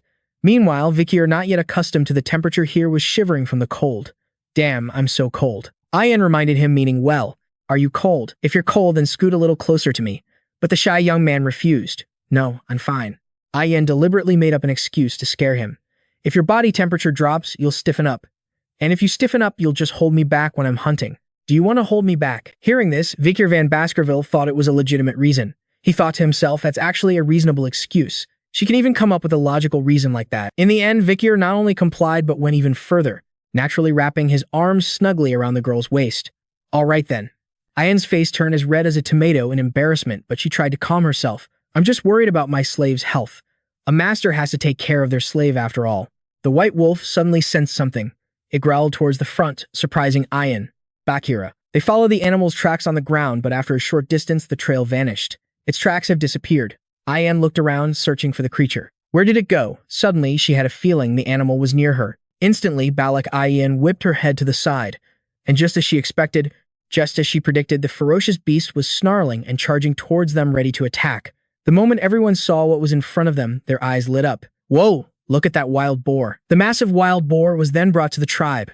This much meat is enough for our entire tribe to feast on. I only managed to catch 3 rabbits. That wild boar is the best catch around here. Isn't that right, Ahun? So from now on, will Ahun be the leader of the hunting party? Ahun, being praised, puffed up his chest and answered proudly. According to the rules, that's how it is. Even though Ayan was talented, there were some things she couldn't do. Someone else wondered aloud, didn't she bring a slave with her? Ahun replied contemptuously, that guy will just be a burden. He's useless. So does that mean she's coming back with nothing? Back with Balak Ayan, she was now facing off against a vicious ox bear. Just as she was momentarily unable to dodge, someone wrapped their arms tightly around Ayan's waist. Vikir van Baskerville gritted his teeth and pulled Ayan aside to dodge. At that very moment, another surge of power appeared. The snow wolf stood protectively in front of Vikir and Ayan. It snarled at the ox bear. Then it let out a howl and lunged towards its prey. Vikir van Baskerville was still acting as a human cushion for Balak Ayan. He asked her, "Are you all right?" Balak Ayan replied wearily, "Thanks to you, I just escaped death. Thank you. It's toying with us or something. It's much craftier than the others. Now I understand why the female chose it. I'm afraid we can't avoid a fierce battle." Hearing Vikir say this, Balak Ayan was shocked and thought to herself, was I just saved by a slave? When I'm supposed to be his master? How absurd. Then she suddenly spoke up. "My slave, step behind me and rest." Balak Ayan drew her bow with a serious expression. "I will show you the dignity of a master." Vikir van Baskerville couldn't help but feel helpless, telling me to rest. The slave rests while the master works. This tribe is truly special. Balak Ayan was now riding the snow wolf continuously, drawing her bow and firing at the ox bear. The ox bear tried to flee but was still hit by a few attacks. Balak Ayan shouted in anger as she gave chase. "How dare you act so brazenly in front of my slave? You'll pay for that, you damned ox bear." At that moment, the ox bear was hiding behind a large rock. Seeing this, Balak Ayan continued, "You think hiding behind that rock will let you escape my arrow?" Then she drew her bowstring taut. "A good arrow, when needed, can pierce through steel, but when it's not the time, it won't even harm a small leaf." Instantly, the arrow was aimed at the rock. The arrow stopped, but the wave of power continued through. The force pierced right through the ox bear. It roared in agony, its mouth wide in a horrific scream. Vikir van Baskerville glanced over in surprise.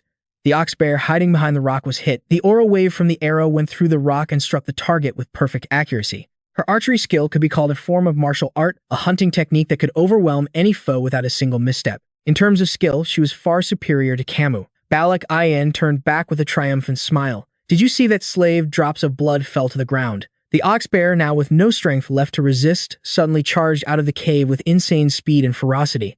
Balak Ayan remained focused, loosing more arrows. As she fired, Balak Ayan spoke with confidence. "You think you can stand against my arrows? This arrow carries my conviction. It can shatter the walls of a castle." With this shot, a dense and powerful wave of mana was released. The ox bear froze for a moment. Suddenly, a glint appeared in its eyes as it consciously ducked to avoid the attack. Balak Ayan's wave of power only managed to shatter its horns. "Stunned," she exclaimed. "What?" Then the ox bear charged, sending Ayan's snow wolf flying. Her body was flung into the air. Balak Ayan tumbled uncontrollably across the ground. Finally coming to a stop, she lay sprawled on the ground. She struggled to open her eyes. She remembered the words of that woman. When a beast is on the verge of death, all of its killing intent is focused on a single person. Balak Ayan now realized she had been careless. "I pushed it to the brink and thought that one final arrow would be enough." She tried to get up. Balak Ayan now stood facing the ox bear. The ox bear opened its massive mouth, drooling with filthy saliva. Balak Ayan squeezed her eyes shut as if awaiting death. "Damn it." Just then, Vikir's voice rang out. "Are you finished showing me the dignity of a master?" Balak Ayan looked up in astonishment. Vikir van Baskerville was now charging bare-handed towards the ox bear. A demonic glint shone in his eyes as he spoke. "Well, then now it's my turn." A flash of power erupted from Vikir's hand, shooting straight into the ox bear's enormous mouth. Black spots began to appear on the back of Vikir van Baskerville's hand, and seconds later, the blade Cerberus materialized. From it, a demonic power burned the beast's head as easily as setting paper on fire. Balak Ayan stared wide-eyed at the scene before her. Fire. The ox bear exhaled a puff of blackish-gray smoke, its eyes rolling back into its head. The bandages on his body had also been burned away. The flames seemed to unwrap them for him. The moment Balak Ayan saw his true appearance, her cheeks flushed a rosy red. Suddenly, Vikir van Baskerville muttered, "I knew it." His eyes went white as he grew dizzy, his vision darkened, and he was about to pass out. Using that skill is too much for this body. And just like that, Vikir van Baskerville's exhausted body collapsed face down on the ground, Ayan's horror.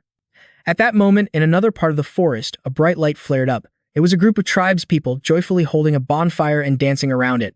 Some were happily sharing food with one another. The hunter who caught the largest prey would receive the respect and admiration of the villagers. Balak Ayan and Vikir van Baskerville also appeared, joining the lively atmosphere. Balak Ayan asked, "How does it feel to be a hero?" Vikir van Baskerville answered blandly, "It's nothing special. You helped." "Slave, your problem is that apathetic reaction. See, the ox bear isn't just strong, it's also very clever. So catching it is a great honor. That's why we were chosen as representatives for this raiding ritual. It's nothing like a slow, fearful wild boar that's always crapping itself as it runs away." Right? A Hun who was standing beside Vikir van Baskerville glared down at him before shoving a bowl of food at him and growling, "Here's yours." "Slave." Vikir van Baskerville took the bowl of soup and asked, "What's this?" Hearing this, a Hun angrily shouted, "What do you mean by that?" "The slave." Vikir van Baskerville asked bluntly, "Why don't I get much meat?" He calmly replied, "Because that's all you're worth." Balak Ayan then chuckled and explained, "It's a tradition of the Balak tribe. The person who contributes the most to the hunt gets the least amount of meat but receives the most honor." A Hun then turned away in a huff. "Damn it, I wanted to give you more meat too." Vikir van Baskerville thought with dissatisfaction, less meat means more honor. But the meat is worth way more than that useless honor. Sitting beside him, Balak Ayan saw his expression and laughed cheerfully. Hey, that bastard Ahun must be so pissed right now. Meanwhile, Vikir was still trying to console himself. Well, meat wasn't what I wanted to gain from this hunt anyway. It was the 600 kilograms I gained from BBUs after catching the ox bear. A notification from Cerberus appeared on his hand. Slot 1, 3-headed Hellhound's Fire Spear, A+. The fire attribute burns to deal damage and grants a body as strong as an ox bear. Slot 2, 1,000-pound Ox Bear, A rank. Slot 3, Immortal Merrill, A rank. Can lift an additional 600 kilograms while holding my breath. He then quickly took a sip of the soup. Not only that, Bildeb absorbed the ox bear and was healing his body. Suddenly, Ayan pushed her bowl towards Vikir van Baskerville and called out, "Hey, slave." With a blushing face, she said shyly, "You're not full yet, are you? I stole this from my master and brought it for you." "A hunter has the right to eat more." Vikir said, confused. "I already had a portion of meat, a bowl of blood soup, and a plate of innards." Ayan snapped back. "Yeah, right. But you have to eat this too. Eating eyes is good for your eyes, eating heart is good for your heart, eating feet is good for your feet." Vikir looked at the purplish thing in the bowl, a bit bewildered. "Is this long thing an intestine? Do you think my intestines are weak or something?" Just then, the girls under Ayan's command shouted in protest, "Commander, you're being too biased. Why would you give that part to the slave? It's so obvious I can see your motives from a mile away." Balak Ayan shouted, flustered, "Shut up, all of you." Vikir had already put it in his mouth and was mumbling as he chewed, complaining internally, "It's so long." Then Vikir swallowed it with a big gulp. Balak Ayan's eyes sparkled as she watched his expression expectantly.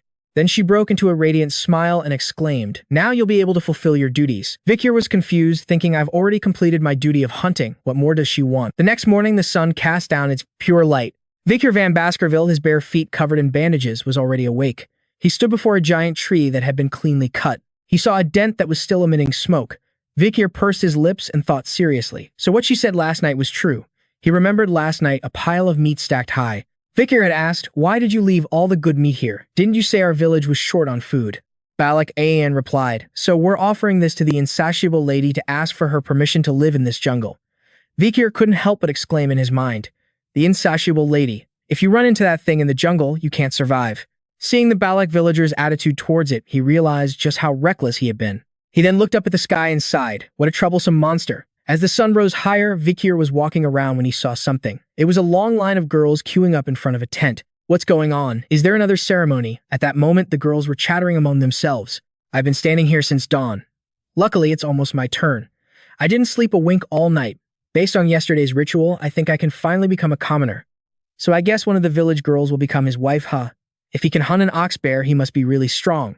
Just then, someone approached yelling, "You lot." It was Balak Ayan, just back from a hunt carrying a deer on her back. She yelled at Vikir. Yesterday, I was the one who gave him the bowl of soup. How dare you try to take what's mine? The others replied, well, then you should use him first and then share with us. You're being too greedy, leader, Ian retorted. If you're not happy with it, go set your own traps and catch one yourself. But they remained stubborn. We traveled so far all the way to the Empire's border, and there's still no one like him. Balak Ian gritted her teeth and clenched her fist, growling. Is that so? Well, maybe you'll find someone in hell. The entire group, now trembling with fear, ran away. After they fled, Ian slapped her forehead in frustration. Once he recovers, they're probably just going to snatch him away. I fed him that special part of the ox bear, so I have to order him to perform his manly duties. Balak Ian turned around and saw Vikir standing stoically behind the fence. She stammered, huh, you saw everything ahem. Well, Vikir's face darkened as he thought to himself, so that thing I ate yesterday. Ian approached him and explained, last night I heard my mother summon the elders for a meeting. Because you are a hunter of honor, you will be able to request one thing from my mother. When she summons you, I've already thought of what you should request. What I should request. Vikir was completely astonished upon hearing this. Later, inside a tent adorned with a majestic skull, the old elders of the tribe were gathered on one side, a group of young people on the other, while Vikir, now in a proper outfit, knelt in the middle to pay his respects. Greetings, chieftain. The chieftain was a woman sitting at the highest point looking down with her legs crossed. After Vikir paid his respects, she spoke. You're the one who caught the ox bear, aren't you? Thanks to you, I had a delicious meal. Vikir replied humbly, I only did what was necessary.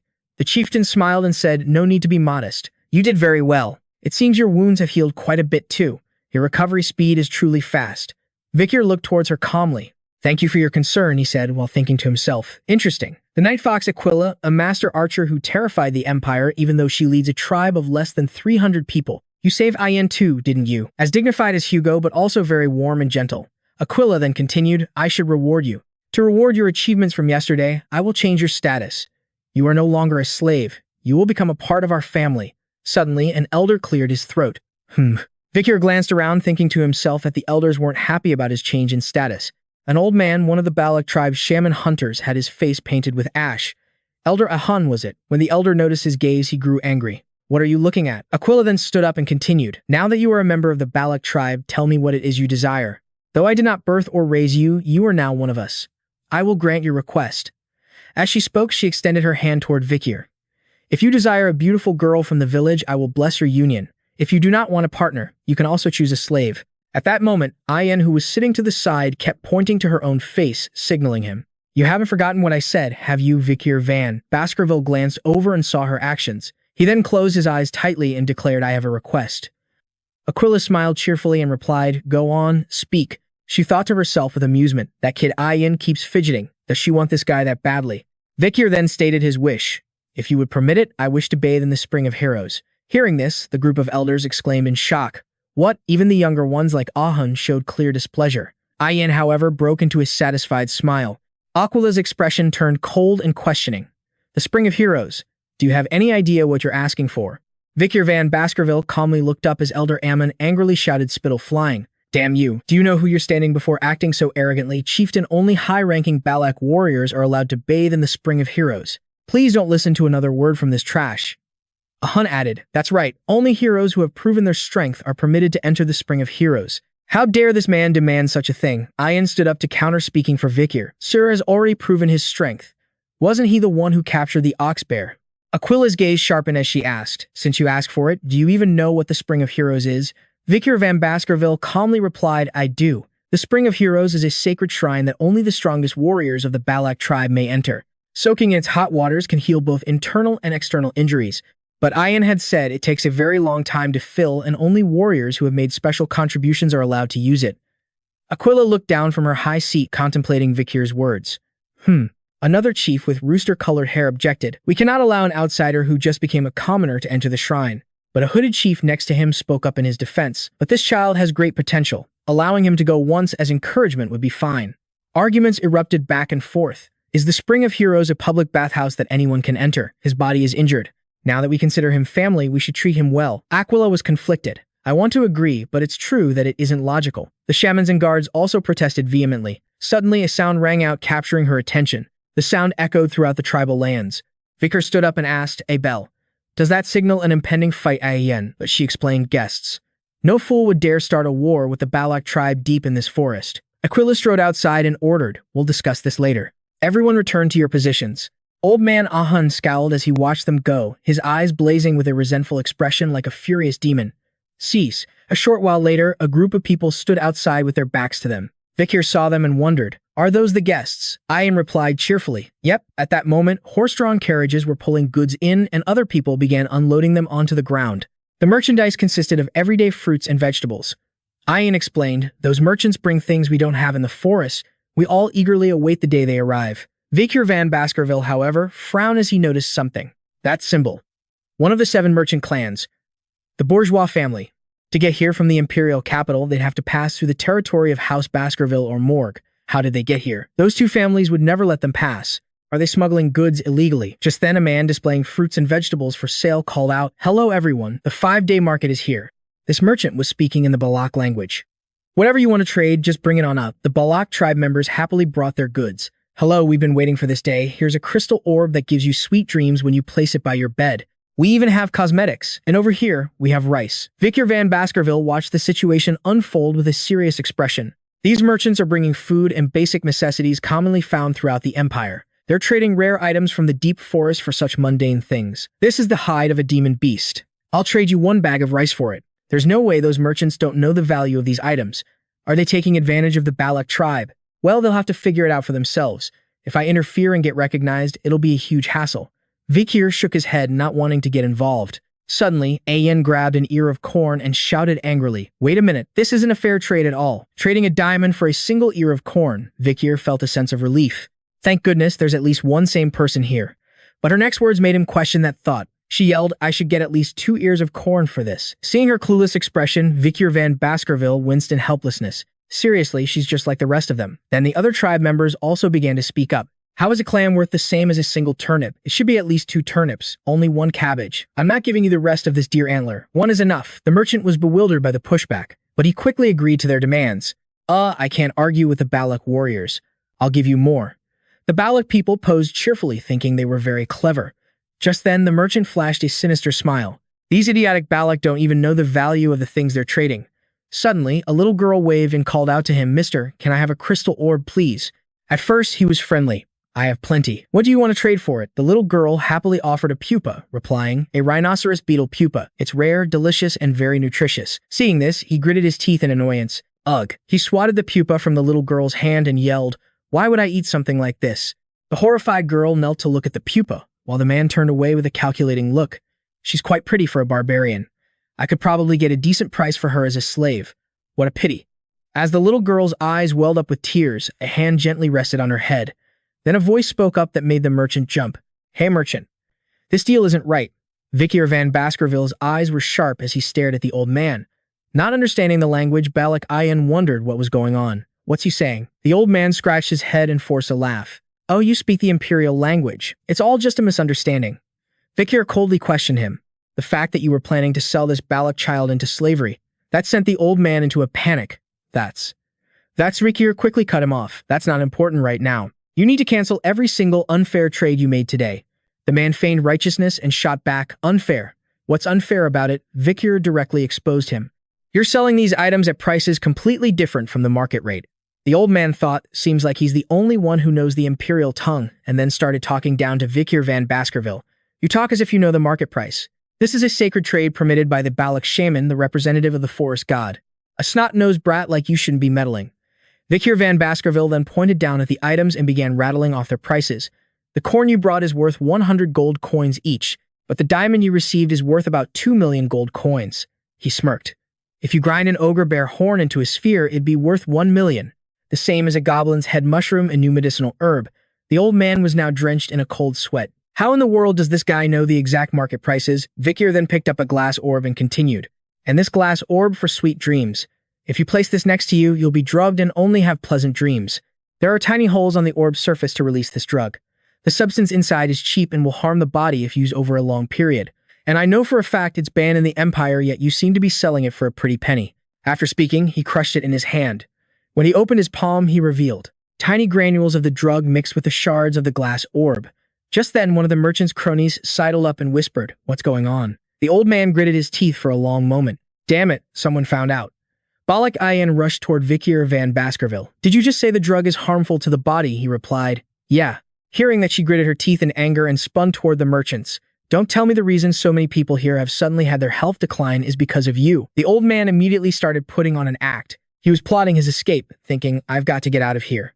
But on the outside, he put on a warm, appeasing smile. It seems there's been some kind of misunderstanding. At that very moment, a surge of power shot from his side, aimed directly at Vikir van Baskerville. The merchant clenched his teeth, looking ahead anxiously. Was Balak Ayan the first to attack? She screamed at the men. You bastards! How dare you deceive our Balak tribe? The other tribe's people who had just gotten their goods began to look at their items in confusion. Deceived? No way, these things. The old man sensed the danger. Crap. Damn it all. Then his whole group mounted their horses, spurred them on, and took off with all their baggage. Vikir turned and asked, why did you let them go? A merchant will never go home after taking a loss. Balak Ayan said coldly, I would never just let them go. With hurt animals injuring them and letting them flee as a hunting technique.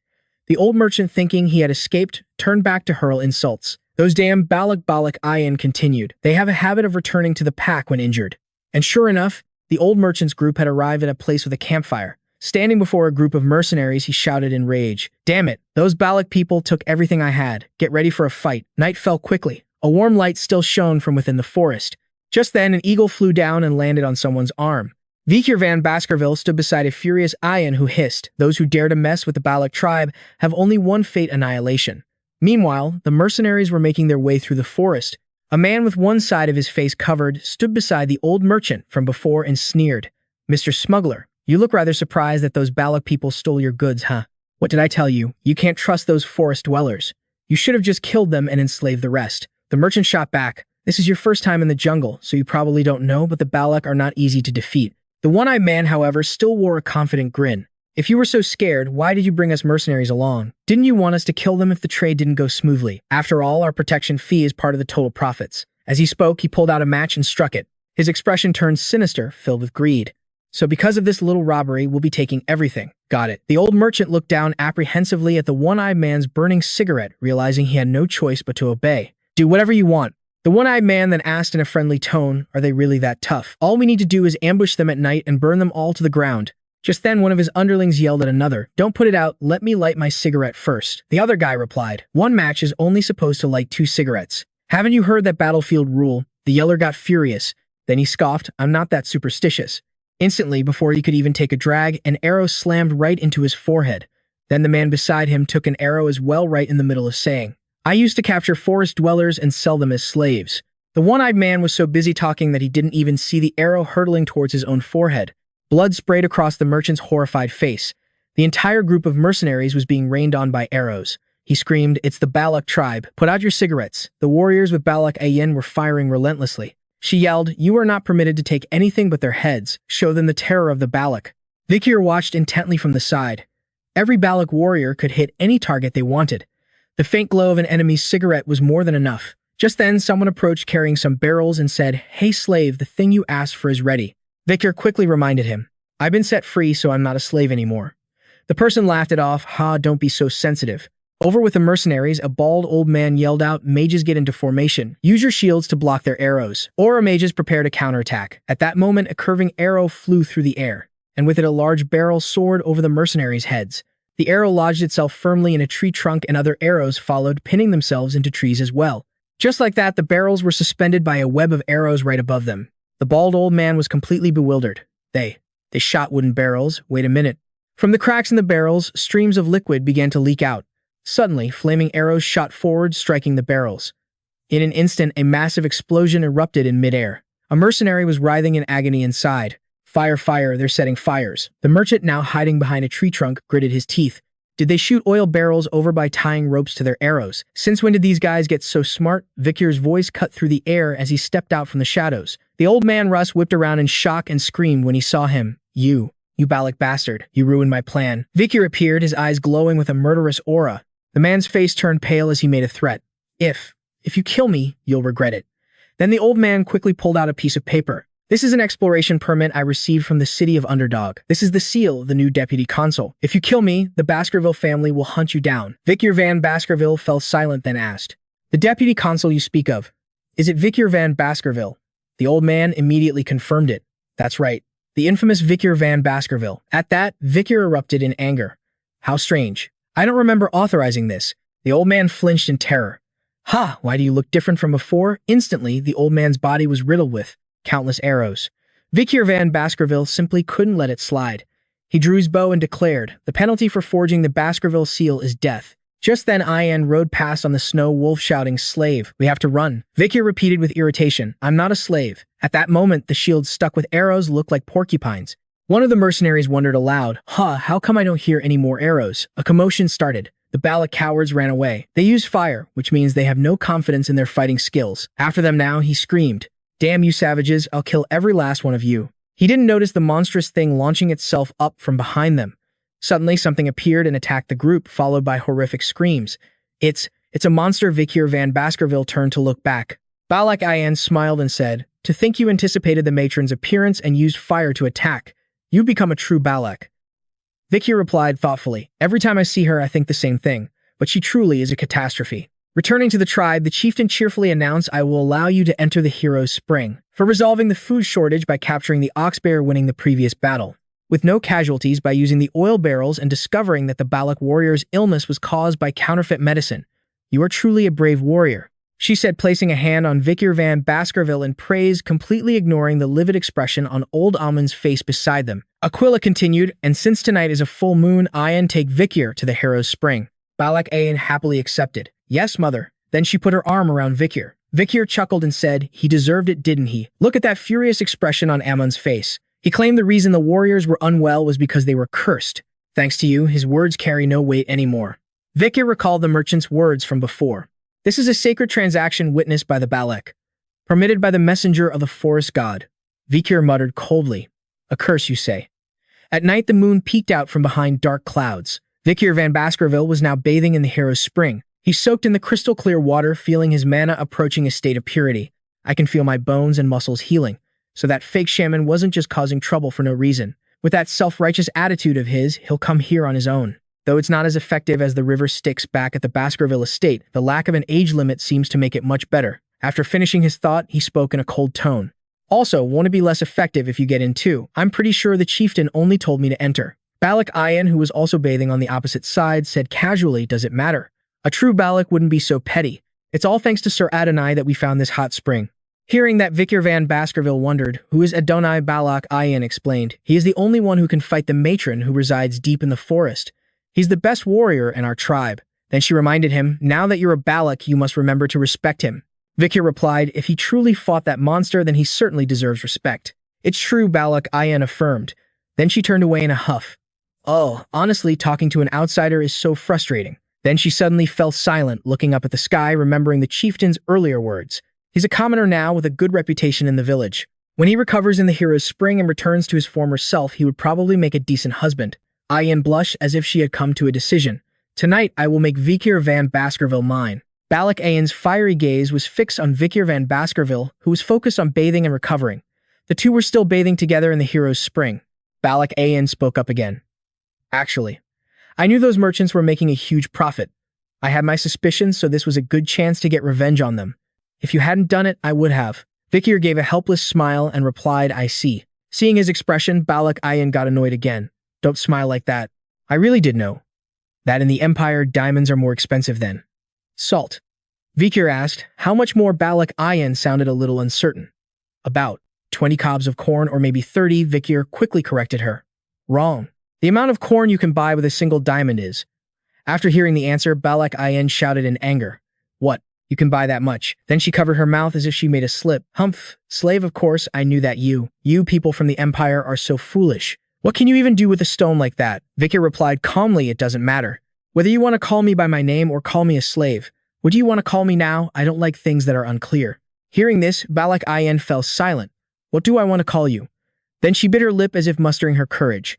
Balak Ian walked over and stood in front of Vikir, looking down at him. "You don't like things that are unclear, huh? Fine then, I'll be perfectly clear." As she spoke, she lifted Vikir van Baskerville's chin. Her cheeks began to flush red. "I don't want to call you slave. Or Vikir. I want to call you." At that moment, Ian's face drew closer and closer to Vikir van Baskerville's. Suddenly, a group of small children appeared and jumped into the spring. The small children clung to Balak Ian, calling out, "Wow, big sis Ian," they lisped, unable to speak clearly. A bewildered Ian asked, "How did you all get in here?" The kids immediately begged, big sis, come play with us." Hey, Commander, come play with us. Vikir was confused. He didn't want to call her by name, but he didn't want to call her a slave either. So what did this kid want him to call her? In. Balak snapped sternly at them. You little brats. If you come in here, our efficiency will drop by half. Vikir van Baskerville chuckled and asked, didn't you say the great Balak wouldn't mind something like this? The kids clung close to him, agreeing. That's right, you're so mean. In could only grit her teeth in anger. Just then, Ahan appeared with two little girls. It's an order from the chief. Because of the side effects from the medicine the merchants brought, he told the sick children to come bathe in the Harrow's spring.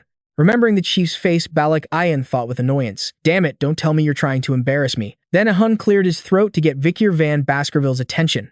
Ahem. He scratched his head a bit embarrassed and said, thank you for helping my little sister. The little girl beside him smiled brightly. Thank you, sir. Ahun continued. Ahem, and also, I'm sorry for misunderstanding you all this time. Vikir just replied nonchalantly. This brought the situation to a standstill.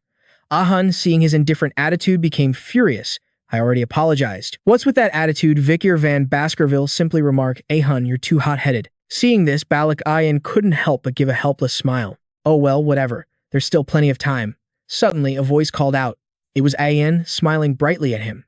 Congratulations on officially becoming a true Balak. Cheerful children were all around. About 2 years later, someone was struck in the face, sent crashing to the ground by a punch. Ahun, now older with a different hairstyle, glared up angrily as someone was still raising a fist. You're weaker than I thought, Ahun. The one who threw the punch was Vikir van Baskerville, now 17 years old. Ahun was defiant. Again, Vikir turned to leave, refusing. That's enough for today. Ahun shouted after him, Vikir, are you running away? Vikir continued walking and replied, I'm going for a walk. As two allies helped Ahun up, one said, that nuisance. He got even stronger after he recovered. The person beside him added, I heard his archery is already on par with the commander's, but how can you even compare him to the commander? I could make Ahun's nose bleed too. Ahun, wiping his bloody nose, retorted, I didn't get hit, he said seriously. His punch didn't even touch me, it just stopped right in front of my face. The person next to him exclaimed in astonishment, wait, don't tell me he made your nose bleed just from the pressure of the punch. At that moment, Vikir was walking in the forest, breathing hard. I can finally execute it perfectly. The sixth form. I can now withstand the sixth Fang. He stood before a large boulder on which 6 deep dents were clearly visible. Even though it'll be a long time before I reach the 10th form. Achieving the 6th form at just 17 is pretty impressive. I also have 6 mana circles. At this rate, I can become a high-level adept. And with the blessing of the river Styx, my swordsmanship, archery, and the assassination techniques I learned from the Balak tribe, I can probably fight against the highest-ranking adepts. I've been in the jungle for 2 years now. I guess I'll say goodbye to the Balak tribe after I'm done preparing. The scene shifts to a later time where a snow wolf is chasing butterflies while Vikir van Baskerville observes large tracks on the ground. He spoke up. These are the tracks of a fuzzy jungle serpent. It's a type of large, ancient snake. In was lost in thought. Is that so? Vikir continued. If we catch it, the village will have enough food for 4 days. But she was still very distracted. Is that so? Vikir van Baskerville frowned, looking up at Ayan. Ayan, what are you thinking about during a hunt? Balak Ayan suddenly blushed and protested. No, it's nothing. Then she became flustered. Oh, right. The other hunting party told me to ask you something. Vikir wondered to himself, she's hiding something. Balak Ayan presented a dagger and asked, that group bought this dagger from an Imperial who trespassed into the forest. Do you recognize this symbol? Vikir answered as soon as he saw it. Yes, it's very famous. It belongs to an extremely well-known family, Leviathan, a prominent family among the 7 great Imperial families, along with the Baskerville iron-blooded sword family. Balak Ayan said seriously. We thought this was the dagger of the mercenaries I killed 2 years ago, but thankfully it wasn't. One thing still bothers me though. They poured a red liquid into several places upstream before retreating. The hunting party also captured someone, but they bit down on a poison pill in their mouth and died. The only thing left was that dagger. As she said this, Balak Ayan paused again. Vikir van Baskerville looked up curiously. Balak Ayan had a troubled expression, her eyes darting to the side. I want to ask you something. Don't you want to go back home? Vikir van Baskerville. Hearing this, Vikir van Baskerville scratched his head. Why are you suddenly asking that with such a serious look on your face? Balak Ayan looked down, flustered. I don't like secrets or lies, so please just tell me. The truth is another person from the Empire has entered the forest. I think you're her target. Hearing this, Vikir van Baskerville was completely stunned and Ayan saw his reaction. She then continued, she has entered the jungle. An image of a red-haired girl appeared. Actually, another Imperial has also entered the forest. I think you're her target. She has already entered the jungle. Then Balak Ayan looked guilty. Actually, 2 years ago when you fought the madam, she entered the forest with a rescue team to investigate. I think she was looking for traces of you. Will you go with her? After speaking, Aim became extremely anxious, wondering to herself, will he hate me for hiding this from him? If he says he'll go with her, what should I do? Should I use the tribe's laws to stop him? Would that even work? Vikir seemed to ponder for a moment before quickly affirming, I'm not going back. Balak Ayan's heart, which had been hanging in suspense, skipped a beat. She asked in disbelief, are really Vikir confirmed? Yeah. Balak Ayan's face then lit up as she looked at him. Then she joyfully hugged her pet. Vikir isn't leaving. Meanwhile, Vikir was deep in thought. I thought the Empire knew I was alive, but it seems that's not the case. I'll go back when I can completely conceal my power from Hugo without being detected. Is the she Ayan mentioned? Camas morgue. Hasn't she forgotten that I saved her? These 2 trips must be some kind of diplomatic event. The Baskerville family allowing the Moores family's rescue team into the forest means their alliance is very strong. Did the 2 families form an alliance because of my death? I need to go investigate what's been happening outside the forest. Suddenly, the lake's surface churned and a giant fish thrashed out of the water. Vikir and Ayan were startled and looked toward it in shock. The giant fish crashed heavily onto the ground. It struggled, spitting out copious amounts of water from its body. A lungfish have a habit of hiding during the dry season and coming out during the rainy season. Balak Ayan spoke up. For it to jump out of the river like that, the rainy season must be coming soon. Judging by its size, this year's rainy season will be a long one. Suddenly, as if sensing something, Vikir van Baskerville exclaimed, wait, what's this? A spear was protruding from the lungfish's flesh. Vikir decisively cut its body open and saw a human skeleton in a spear-thrusting pose. The skeleton wore a large string of beads around its neck. Balak Ayan observed seriously. Judging by the clothes, it looks like one of those Rococo bastards. Rococo, here is the name of a tribe known for their colorful clothing and accessories. He stabbed it with a spear, and there are signs of a struggle too. He must have been surprised when it ate him. Lungfish are stupid creatures that eat dead things. This is strange. Vikir van Baskerville replied as he jumped down from the fish. He must be so weak this fish thought he was dead. Balak Ayan began to wonder. Why would someone that weak be out hunting? Vikir van Baskerville explained. What if their tribe's situation has gotten that desperate? Something must have happened in the forest. Maybe we should investigate. A moment later, they arrive at a strange place, and the expressions on both their faces turned serious. There were countless bodies scattered across the ground, a horrific sight. The Rococo warriors. Are they all dead? Vikir van Baskerville knelt down to examine the corpse, traces of vomiting and diarrhea along with a red rash. Don't tell me. Just then, Ayan pointed in one direction and called out, Vikir, look. It was past mealtime, yet there was no smoke coming from the Rococo village. Further in, bleached human skeletons were hanging from the treetops. The village was now shrouded in darkness without a single light. Vikir and Balak Ayan went inside, but there were no signs of life. Strange. No signs of life at all. It's been a long time since anyone has tended to this place. You can tell just by looking at the grass. Balak Ayan pushed aside the flap of a tent, asking, did the Rococo tribe move somewhere else? Suddenly, a swarm of flies and insects flew out, sending a chill down her spine. Inside was a rotting corpse. Balak Ayan jumped back and screamed, Vikir, there's a dead body in here. Vikir calmly replied, there's one over here too. This corpse with a red rash. Now I remember. In my past life, there was a plague in this jungle around this time. It was called the Red Death. It was a highly contagious disease that wiped out almost all the tribes and creatures here. Their bodies would break out in red rashes accompanied by vomiting and diarrhea. Then they would fall into a painful coma and slowly die. The disease spread so fast it even crossed the Empire's borders. Balak Ayan urgently warned, we have to get out of here now. This is a curse from the gods. Vikir van Baskerville calmly said, don't worry, it's just a contagious disease. Balak Ayan grew even more worried. What? That's even worse? Vikir reassured her, calm down, it's not that bad. Balak Ayan asked again, are you sure it's not a curse? Vikir replied, if you're that scared, you can head back first. What if you die from the curse? Balak Ayan asked. Then I die, Vikir replied. Seeing his casual attitude, Ayan yelled, who said you could die? Vikir thought to himself, I did. Then he seriously returned to the matter at hand. Counting the bodies, it doesn't look like they were all wiped out. They probably moved to another place and left the sick and dead behind. But Balak Ayan was still confident in her curse theory. They were using necromancy. That's why this happened. Vikir continued, I'm going into their camp to grab a few things. You can rest somewhere. Balak Ayan could only feel helpless. Gods, he's so insensitive. Suddenly, a noise made her jump in fear. Balak Ayan quickly spun around. A blood-curdling scream followed. Vikir tensed up, turning to look at her and anxiously asked, what is it, Balak Ayan? Balak Ayan had fallen to the ground, her face pale, as she stared in one direction. It's the curse.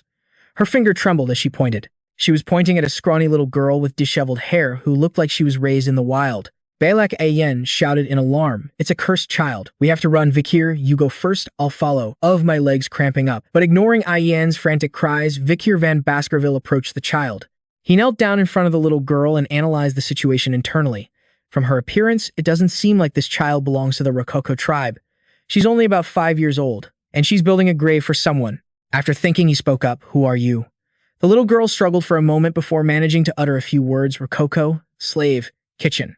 Vikir asked in surprise, "So you were a slave of the Rococo tribe?" He then asked seriously, "What's your name?" The little girl replied, "Pomerian." He was stunned. An imperial name. Was she a child kidnapped by the Rococo? The girl continued with her name, Le Baskerville. When Vikir heard those last words, it felt like he had been plunged into hell. He tried to stay calm and asked again, "What? What did you just say?" The little girl raised her finger, pointed at herself, and repeated the name, Pomerian Le Baskerville. When she looked up, he saw the characteristic blood-red pupils of the Baskervilles. There are 3 different types of middle names in the Baskerville clan. The middle name Van is given to descendants from collateral branches, and the middle name Lel is given to direct descendants. And although it's not used much in the Baskerville family because it is comprised mostly of men, there is also a middle name given to women of the direct line. At that moment, the little girl looked up and repeated Pomerian Le Baskerville. Vikir was in disbelief. The middle name is La. I'm pretty sure not many people in the family have that middle name. Just then, Balak Ayin pointed and said, "Vikir, look. It's that pendant around Pomerian's neck. Isn't that your family's crest?" Vikir quickly grabbed the pendant. "Excuse me for a second." He froze in shock when he saw it. Inside the locket was a family portrait of 3 people. Impossible. Hugo Le Baskerville. Why is he in this picture? Vikir gritted his teeth in anger as he stared at the photo. Suddenly, Pomerian's whole body began to tremble with fear. He lost his composure and demanded, "Who are the people in this picture? What is your relationship to them?" The little girl backed away in fear, and Ayan had to speak up. "Do you really think a child is going to answer you when you ask like that? You need to smile when you ask." Vikir frowned, thinking he couldn't control his emotions. This was just too shocking. This child has done nothing wrong. He tried to ask more gently, "Who are the people in this picture?" He forced a gentle smile. Balak Ayan chimed in, "Slave, is that how you smile?" causing Vikir's smile to slowly fade. The little girl Pomerian was silent for a moment, then pointed at the photo and answered, "Mommy, Grandma, Grandpa." Then that means what the butler, John H. Barrymore, said might be true. He recalled his earlier conversation with the butler. What the butler had said as they walked, "You may not believe me, but the patriarch once had a very passionate and deep love." Vikir found it hard to believe. That old patriarch, I wonder how many people in the Baskerville clan would believe that. The butler continued, "To be honest, the patriarch once loved his first wife, Rosanna, very much, and always cared for her. Although Lady Rosanna passed away from a sudden illness, that wasn't the reason for the patriarch's change in personality. It was when their only child born to the patriarch and Lady Rosanna, Lady Penelope, was stolen away by the barbarians. That was the final straw. The patriarch rushed off to find Lady Penelope. Because of this, the emperor transferred him to the front lines. And the Baskerville family, who once lived on the peninsula, moved to Mount Leroju Eleno, where the barbarians resided. But no matter how many hounds he sent out, he could never find a trace of Lady Penelope. And as time went on, he was still unable to find her or even confirm if she was alive or dead. The chief had given up. After that incident, Lord Hugo's hatred for the Manji had reached a level of madness. He became a cold, calculating machine, living for the sole purpose of destroying the Manji and the demons. As Vikir recalled this, he sighed inwardly. I dismissed it, thinking it was just a fantasy. But this kid is undeniable proof. Penelope was the daughter of Rosanna, the only woman Hugo ever loved. And that Lady Penelope's daughter, Pomerian Le Baskerville. If my guess is right, then this is Hugo's direct granddaughter. If Hugo, who currently treats his own children like tools to fight the Manji, saw his own granddaughter with Manji blood running through her veins, I wonder what kind of expression he would make. With that thought, Vikir placed a hand on Pomerian Le Baskerville's head and said, "It looks like the Rococo tribe didn't treat you very well, did they? Come with me." The little girl's eyes widened as she stared at him. Vikir tried to force a friendly smile, wondering if he was even doing it right. Suddenly, Pomerian Le Baskerville pointed at him and said, "Your hair and eyes, they're like my mom's." Vikir van Baskerville smiled and replied, "That's right. The hounds of House Baskerville all look quite similar. You can call me Uncle." Pomerian Le Baskerville exclaimed in surprise, "Uncle." Then she glanced at the grave behind her. Back then, before her mother lost all her strength, she had told her, "Pomerian Le Baskerville, if you ever meet someone with eyes that glow red, you must follow them." The little girl turned back to the grave and mumbled, "Mom." He looked down in surprise as his small hand gripped his pant leg. Little Pomerian Le Baskerville bowed her head and replied, "Uncle, I'll go with you." This was the moment that, two abandoned hounds of the iron-blooded swordmaster family met in a fateful encounter. The scene changes to the next day in a small tent. Little Pomerian Le Baskerville, now clean and with her hair neatly tied, looked incredibly adorable as she peeked through the tent flap and called out, "Uncle." "Where are you going?" Vikir replied as he walked. "Your uncle has a meeting to attend." The chief is calling me. Pomeranian Le Baskerville quickly teared up and ran after him. Uncle, take me with you, carry me.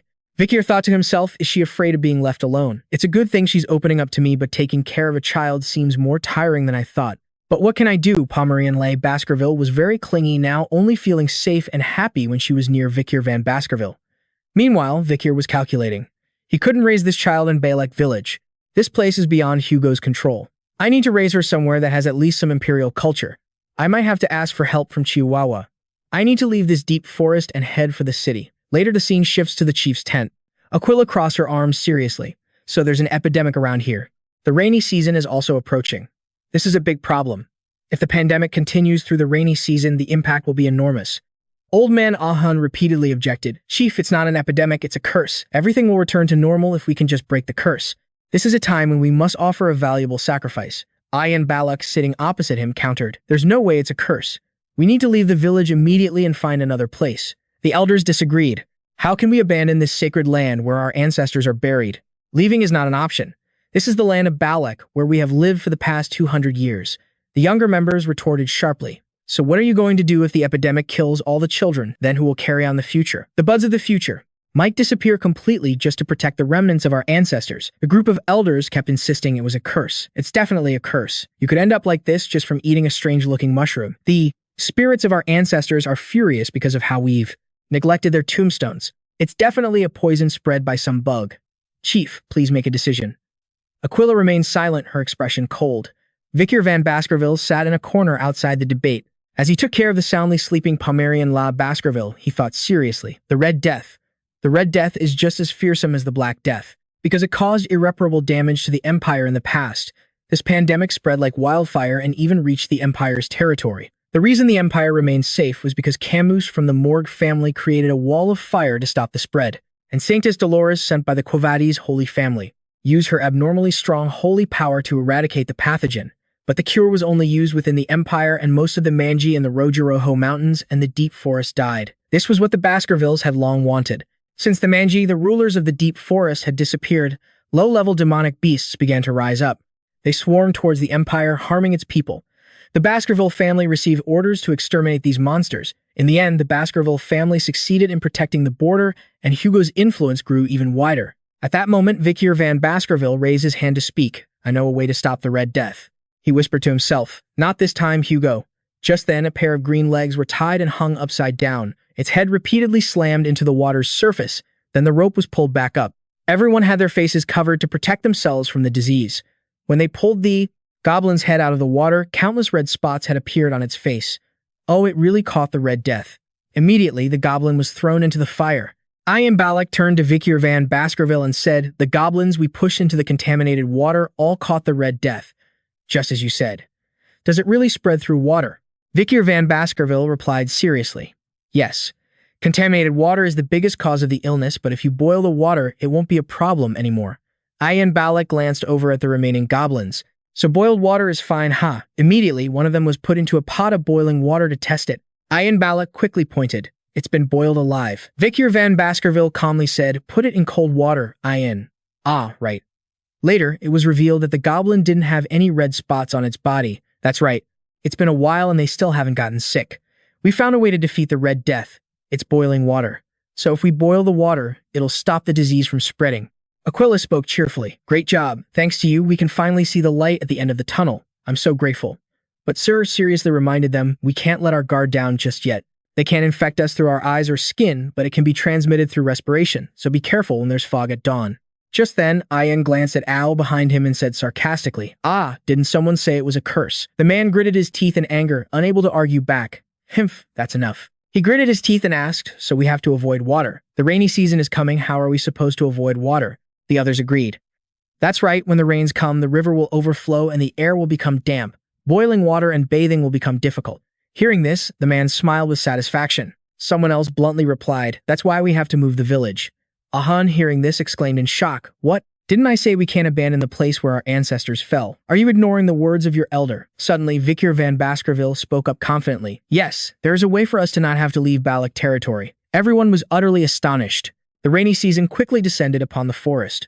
The floods rose, and what was once a plain had now become a swamp. Deep in the forest, it was a flood, the likes of which even the elders had never seen. And so everything in the forest was submerged in the flood, except for the Balak village. The strong young men of the village were using all their might to pull the ropes tight, heaving and securing them. Raise it up. Tie it tight, don't let it fall. Houses built upon massive ancient trees came into view. They were overjoyed. Despite the rain, the village wasn't flooded, all thanks to him. Then they shouted towards Vikir van Baskerville's house. Thanks to you, our village didn't flood. Thank you. We're so glad we listened to you. Vikir thought happily, good thing the Balak territory has so many tall trees. We can get through this rainy season. Just then, Pomerania peeked out the door and called, Mister, I want to come out with you. Suddenly, Vikir was startled by something he saw. As the two young men below were still waving happily, two eyes glowing like car headlights loomed up from behind them. He shouted a warning, hey, it's dangerous. The water monster's speed increased as it lunged forward, its massive mouth wide open, intending to swallow the two young men whole.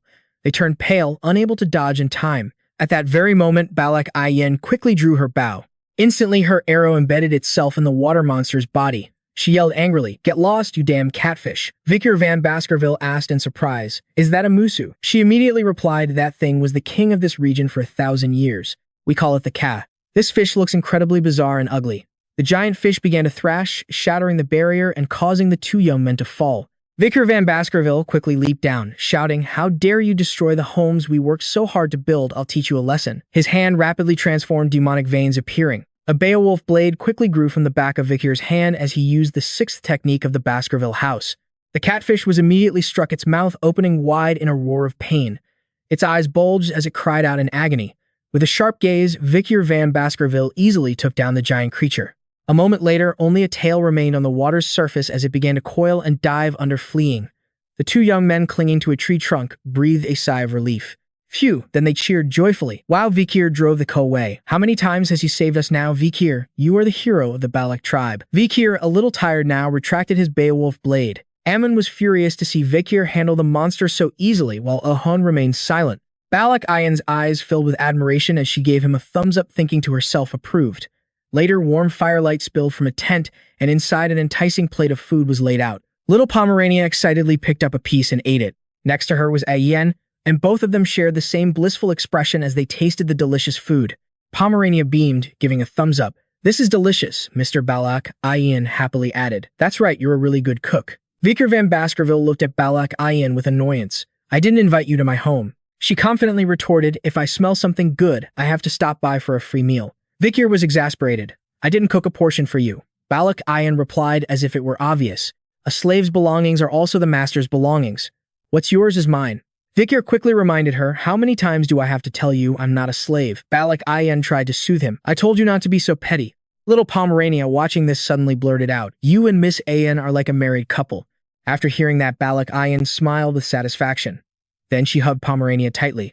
Oh, is that so? You're so cute. The little girl happily hugged Ayen back, laughing. Watching them, Vikir van Baskerville frowned, thinking to himself, since when did they get so close? Suddenly, a cold draft blew in, making Vikir turn to look. It was a figure standing frozen in the doorway. Balak Ayen asked with a scowl, why are you here? It was Ahun standing outside the door with tears streaming down his face. Everyone looked over in shock as he stammered, trembling, Vikir. I came here because you saved our village so many times. So I'm begging you. Vikir, please save my sister. Ahun's little sister was now showing signs of a high fever, and red spots, the signs of the plague, had appeared on her body. The scene changes to Ahun's tent where his sister was still suffering through a delirious fever. Vikir observed the girl's condition with the other two. Then he asked, when did the sickness start? Ahun answered worriedly, since yesterday. I think she waded into the swamp when we were gathering things. Balak Ayen urged Ahun as a child who always wants to help others. Vikir, have you figured out a way yet? He looked up and answered confidently, yes. At that moment, old Iman walked in, his body soaking wet. He had a displeased look on his face. She deserves it. That's what she gets for not listening to her elders and wandering off. It's just karma. This is what happens when you listen to that damned imperial spy.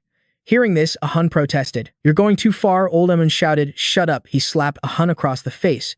You useless brat. You're just like your parents. Then the old man stormed out the door. I've said it over and over again. This is a curse from the spirits. We must perform the ancient ritual to extinguish it. Don't disgrace the Balak tribe by listening to an imperialist. Now that things have come to this, the chief will surely allow it. Balak Ayen gritted her teeth in anger. That old man. Ahun could only shed helpless tears, unable to do anything. Vikir van Baskerville, who had been calm until now, spoke up. There is a way to treat her. Ahun used boiling water to disinfect all the things Ahun has used, then burned charcoal to drive away all the bugs and bats around the house. We need to create the best possible environment for Ahun to fight this illness to buy her a little more time. Can you do that? Ahun turned away to wipe his tears and replied yes. Balak Ayan then looked down, delighted, and asked Vikir, can you really save Ahun? He answered thoughtfully, yes. But to do it, I'll need your help. Balak Ayan immediately replied, me, I'll do anything. Get me out of this forest. Her eyes widened in shock at his words. His expression was dead serious. So I can get the medicine. Just then, Ahun, carrying a basin to the door, heard Ayan's loud voice from inside.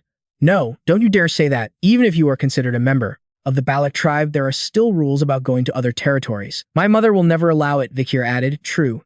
The chief will probably abandon Ahun. If everyone keeps this a secret, I can sneak out and get back without anyone knowing. Will you let me go? At this, Ayan was faced with a difficult decision, unsure how to respond. The rain was still pouring outside and the floodwaters continued to rise.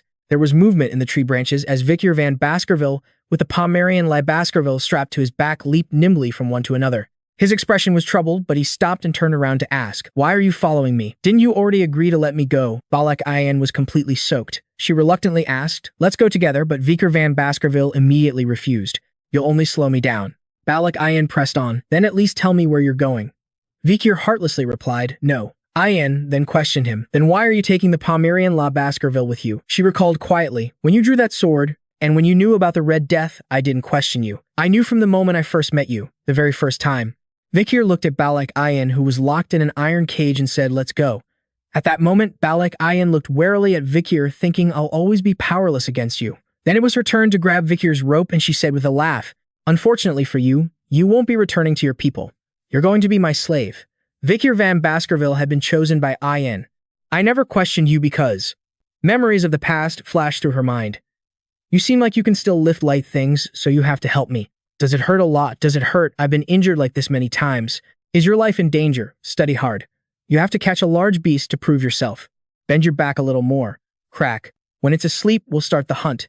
This isn't a fair trade. Countless memories of Vikir van Baskerville flooded Ayan's mind. You'll leave as soon as you answer. Just tell me one thing. You will come back, won't you? Balak Ayan asked again, her expression filled with sorrow. She squeezed her eyes shut as if bracing herself for a disappointing answer. But Vikir's firm reply startled her. I will. A tear escaped from the corner of Ayan's eye. When she slowly lifted her head, Vikir van Baskerville was already gone. All that remained were deep footprints in the dirt. She whispered to herself, you better keep that promise. The scene shifts to a mansion where a tired Chiwa is rubbing his forehead. It's already completely dark. No matter how many documents I sort, the pile never seems to shrink. He gazed thoughtfully out the window. Things were so great back then. When the vice consul was here, it was exhausting, but it was also fun. I still can't believe he's gone. I miss him. As he stared out the window with a mournful expression, Vikir van Baskerville suddenly appeared, hanging upside down right in front of his face. You called for me. Chiwa's entire body froze solid. Then his face contorted in fear, and he let out a blood-curdling scream. Vikir quickly landed on the windowsill, flashing a smile. You okay? On Vikir's back, the little Pomeranian Le Baskerville was still sleeping soundly. A while later, after Chiwa had calmed down, he exclaimed in amazement. So you fought that monster in the forest, were gravely injured, and you've been living with the barbarians all this time? Vikir calmly sipped his tea and replied, Yep. Chiwa asked again, So, you're not a ghost? Vikir gave a helpless laugh. Is that why you were so shocked, because you thought I was a ghost? You haven't changed a bit, Manager Chiwa. Suddenly, tears began streaming down the manager's face like a broken faucet. He continued to sob uncontrollably. I'm just so glad you're alive, but who's the child that looks so much like you? Is he your son with one of the barbarians? Vikir answered vaguely, We share the same blood, so it's natural we look alike. But it's not what you're thinking. Chiwa wiped his tears and gave him a suspicious look. Shares the same blood, but it's not what I think. He mused. Now I'm really curious. Just then, Vikir asked a favor. Can you look after him while I'm away? His name is Pomeranian Le Baskerville, and since you're here, it would be great if you could teach him a few basic things. Chiwa replied enthusiastically. It's been so long since I've received an order from you, sir. Please just leave it to me. But Vikir gave another instruction. Isn't handling all the work in Underdog City by yourself a bit much? If you need help, go find Cindy Wendy Messi at Inaro. Hearing this, Chiwa was startled. Isn't Cindy Wendy that criminal you released 2 years ago? But how am I supposed to find her? Vikir said. Do you remember when I was still in office I gave her 10 billion? Chiwa replied. Yes, you gave it through a proxy. Vikir said confidently she has no one backing her, so she should be easy to approach. She has probably taken that child with her. If Cindy Wendy doesn't cooperate, just tell her I'm still alive. She owes me a debt, so she'll definitely help. After hearing the plan, Chiwa replied happily, all right, I understand. Then he asked, but Vice Consul, when will you be back? Vikir calmly stated, I'll be back when I finish what I need to do. I have to keep a promise first. Ian's illness can be easily cured with a single drop of holy water from the Quavities family. A little while later, the Palmerian Le Baskerville woke up and playfully pulled on Chiwa's beard. My beard, he cried out in pain. Help somebody help me, Vikir meanwhile was seriously calculating the situation. All right, I know what I have to do. I'll head to the devout Quavities family. The scene shifts to a massive city gate. The guards on duty spot someone approaching. They quickly raise their weapons to block his path and issued a command. We're doing a quick inspection of the cargo wagon. You're Mr. Joseph, the manager of the oil shop on the first floor, correct? What are you transporting? The man driving the carriage cheerfully held up a piece of paper. It's oil all documented right here on my transit permit. The soldier began his search. Mind if I check inside? The owner chuckled, I come through here all the time. Is such a thorough inspection really necessary? The guard remained serious. Our superiors are very strict about the rules. The old man's expression grew a little anxious. The soldier moved to open an oil barrel.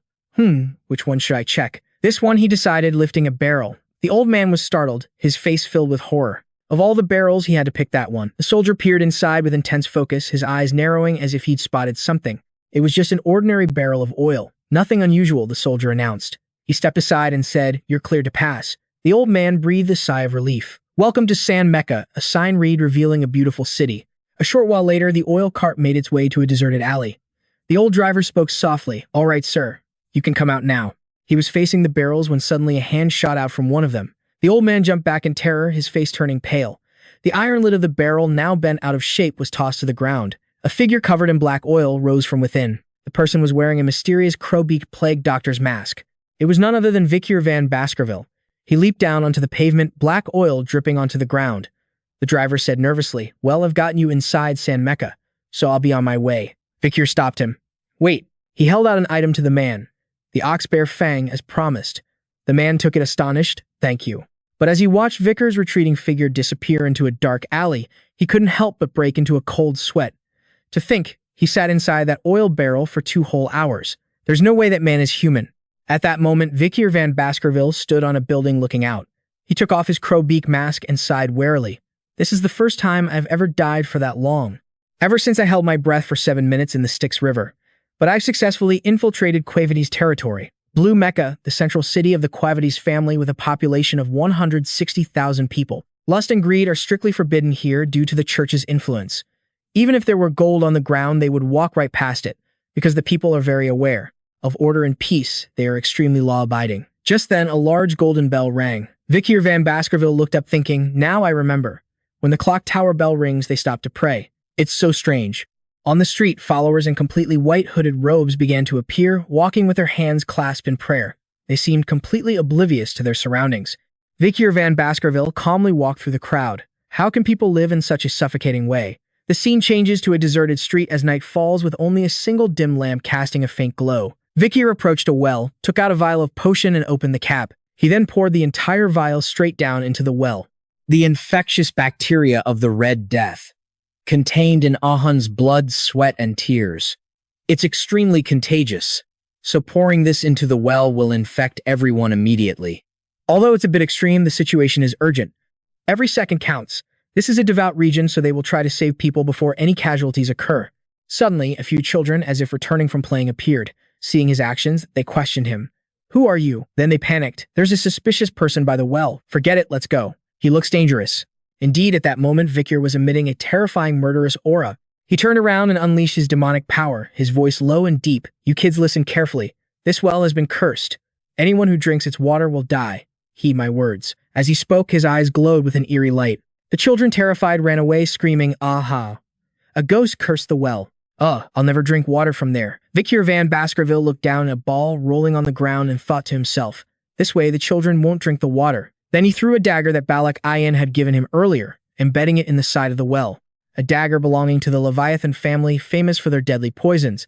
Considering the situation, the one spreading the Red Death in the forest is none other than the Leviathan family. A cunning smile spread across his face as he laid out his plan. The devout family and the poison family have had a harmonious relationship for a very long time. This will definitely cause a major conflict. The preparations are complete. It's almost time for the holy water to be poured. I should go meet Saintess Dolores Luna Quavadis, shouldn't I? At that moment, the blonde-haired Saintess was sitting pensively on a balcony looking down at the people. A line of people quickly formed around the castle where the Saintess resided. They shouted excitedly from outside, demanding, "We heard the Saintess is resting here. We want to pay our respects to her. Please open the gate." They all faced the large iron gate, pleading for an audience. "Saintess, please hear about my illness. Please, we want to see your face." From within Saintess Dolores Luna Quavadis's calm yet surprised voice rang out. The entire crowd suddenly shouted, "It's so late and you've all come to see me." That's the Saintess's voice. A man quickly stepped forward to introduce himself clearly. "Allow me to introduce myself. I am the Lord of the DM territory. I am also the eldest son of the Jonathan family, a family that has frequently sent many soldiers to fight for the kingdom. And I am also the son-in-law of the Alphonse family." Another person stepped forward, cheerfully reminding her of his contributions. "I am the manager of the Ibsen Guild, which oversees the production and trade of the B family. I am also an honorary knight who served Count Boston Terrier Le Baskerville as his personal guard for 2 years." Yet, another person pushed forward, not to be outdone, and quickly made an offer. "If you can cure my illness, I will reward you with a fertile paddy field. I will also reward you with a mansion on the warm southern coast and beautiful exclusive horse-drawn carriages." From behind the door, the Saintess's weary voice emerged. "Please stop." Her voice, laced with disgust, repeated, "Surely your identities and possessions are not enough to persuade me to open the door this late at night." Hearing this, the crowd immediately left without a second glance at Dolores Luna Quavadis's words. "Please, everyone return home." Vikir stood still, facing the opposite direction, watching in silence. His eyes held a look of determination as he looked up, thinking. He remembered the image of her he had seen in his previous life. "Before I regressed, I often saw this Saintess on the front lines of the battlefield. I saw her covered in blood, healing others in desperation. Her pure white robes were stained with blood, and the white light of her divine power shone ceaselessly." Vikir faced the large iron gate before him, staring intently as he remembered that the Saintess he knew hated money and power. The Saintess from within spoke again, reminding him, "Who are you to have come seeking me?" Vikir knelt down respectfully. "I." Before the large iron gate, he maintained his posture. "I am just a lost sheep." The iron gate remained silent and motionless. A moment later, still silent, he continued his plea. But cutting through that thought, a sliver of golden light appeared. The light carried a ray of hope along with Dolores Luna Quavadis's words, "Please come in." Inside the empty golden-lit palace, Vikir van Baskerville approached the statue of the god before him. A gentle voice asked from behind, "Why are you so lost, my little child?" Vikir turned in surprise toward the source of the voice. "She's not going to meet me in person. Well, she has no reason to meet someone in such suspicious attire." Vikir van Baskerville quickly walked to the fountain in front of him and put his things down. "I've come to report that a plague is spreading through the slums. I brought water from their well. If you possess divine power, I'm certain you can detect the dark energy from this water." The voice fell silent, observing the items he brought. The next second, a loud shout echoed throughout the grand hall. "You lie to me." In that instant, knights appeared from above and rushed down. They quickly formed a neat line as commanded. Vikir remained silent in the face of the situation. Pietro Quavadis stood on a higher level, looking down and questioning him. "You call yourself a lost sheep, but your words are quite aggressive." He held a holy book, his expression stern and angry. "Who are you?" Vikir van Baskerville looked up, observing and recognizing his opponent. "It's been a long time since I've seen that face." Looking at the person before him, whose sharp eyes were still awaiting an answer. "Pietro Quavadis. Before I regressed, he was a soldier I trusted on the battlefield. He never compromised with injustice, even if it was done in the name of righteousness. He was a compassionate man, but he could also be more vicious than any demon." Vikir looked at him, remembering old memories, and a relaxed tone filled his voice. "The interrogation method I use on the 7th young master back in Underdog City, it came from him." "How interesting to see you here," Pietro Quavadis said, looking down at him questioningly. Vikir calmly explained why he was wearing the mask. "I heard you came to report a plague, but your attire is rather suspicious. Unless you remove that mask and show your reverence, you will not see the Saintess. I'm wearing this gas mask for a reason. I can't take it off. I've reported everything I needed to, so I'll be on my way." Suddenly, a flash of blue light shot past Vikir van Baskerville. He gravely flipped through his book and warned, "I can't just let a suspicious person like you walk out of here."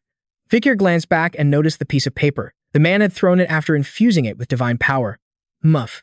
Still using such interesting little weapons are we?" Pietro Quavadis jumped down and furiously laid out his charges. "I can feel a dark energy radiating from that water skin you brought. If there really is a plague, you're the one spreading it," Vikir calmly replied. Pietro Quavadis carefully laid out his theory, which genuinely surprised Vikir. "If I were the culprit, why would I come here to report it? I don't know. Maybe it's a scheme to lure out the Saintess. He's got it all figured out." Pietro Quavadis shouted angrily, maneuvering a large cluster of papers with his hand. I'll listen to your confession after I've thrown you in a cell. Faced with a barrage of pages imbued with divine arts, Vikir van Baskerville easily dodged them all, trying his best not to reveal his identity. If I use magic, they might realize I'm from the Baskerville family.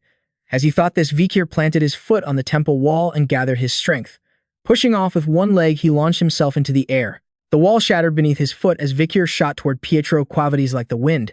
He channeled his strength into his leg, bringing his heel down on Pietro Quavadis's golden shield. Stunned, he looked at the man before him and cried out, "So heavy. It feels like I'm being crushed by a boulder. How can someone with such a small build possess so much power?" The two of them sprang apart, separating in midair. Vikir glanced at his opponent, recalling the skill he'd acquired after killing the bull bear 2 years ago. Weight of 600 kilograms. This is my first time using it, but this skill is not bad at all. The moment he landed, he pivoted on his other foot and lunged forward again.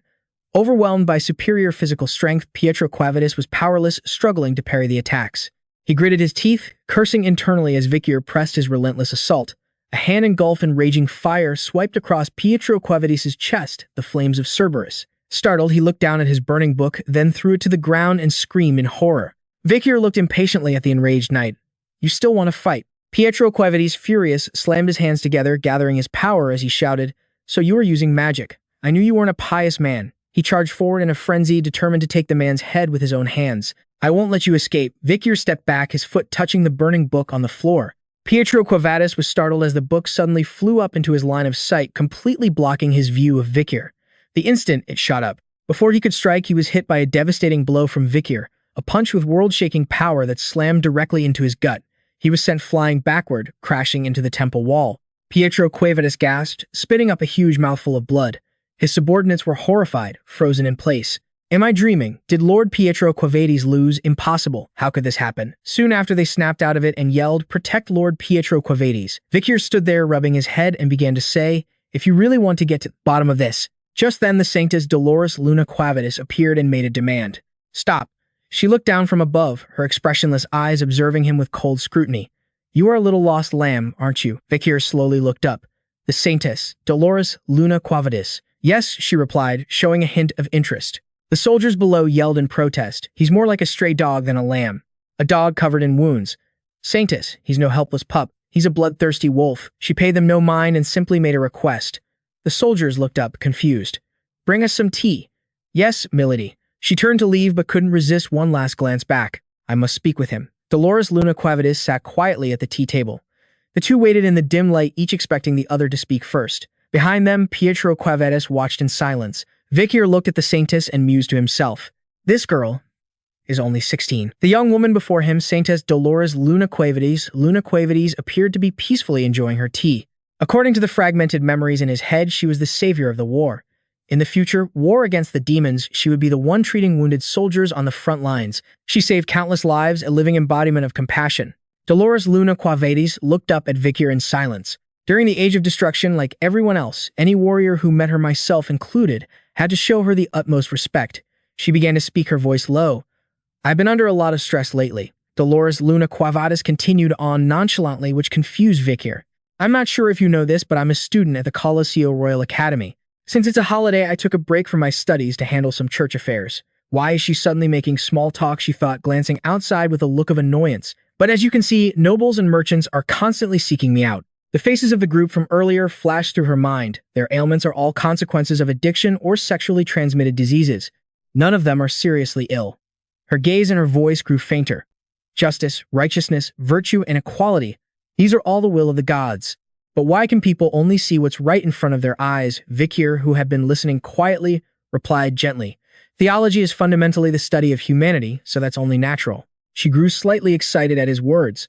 That's from the ancient Asmorean scriptures, chapter 6, verse 9. I can't believe someone else knows of those old texts. Vikir listened, then quickly got back to the point. She didn't seem surprised and promptly affirmed his statement. More importantly, this plague spreading through the slums of St. Mek.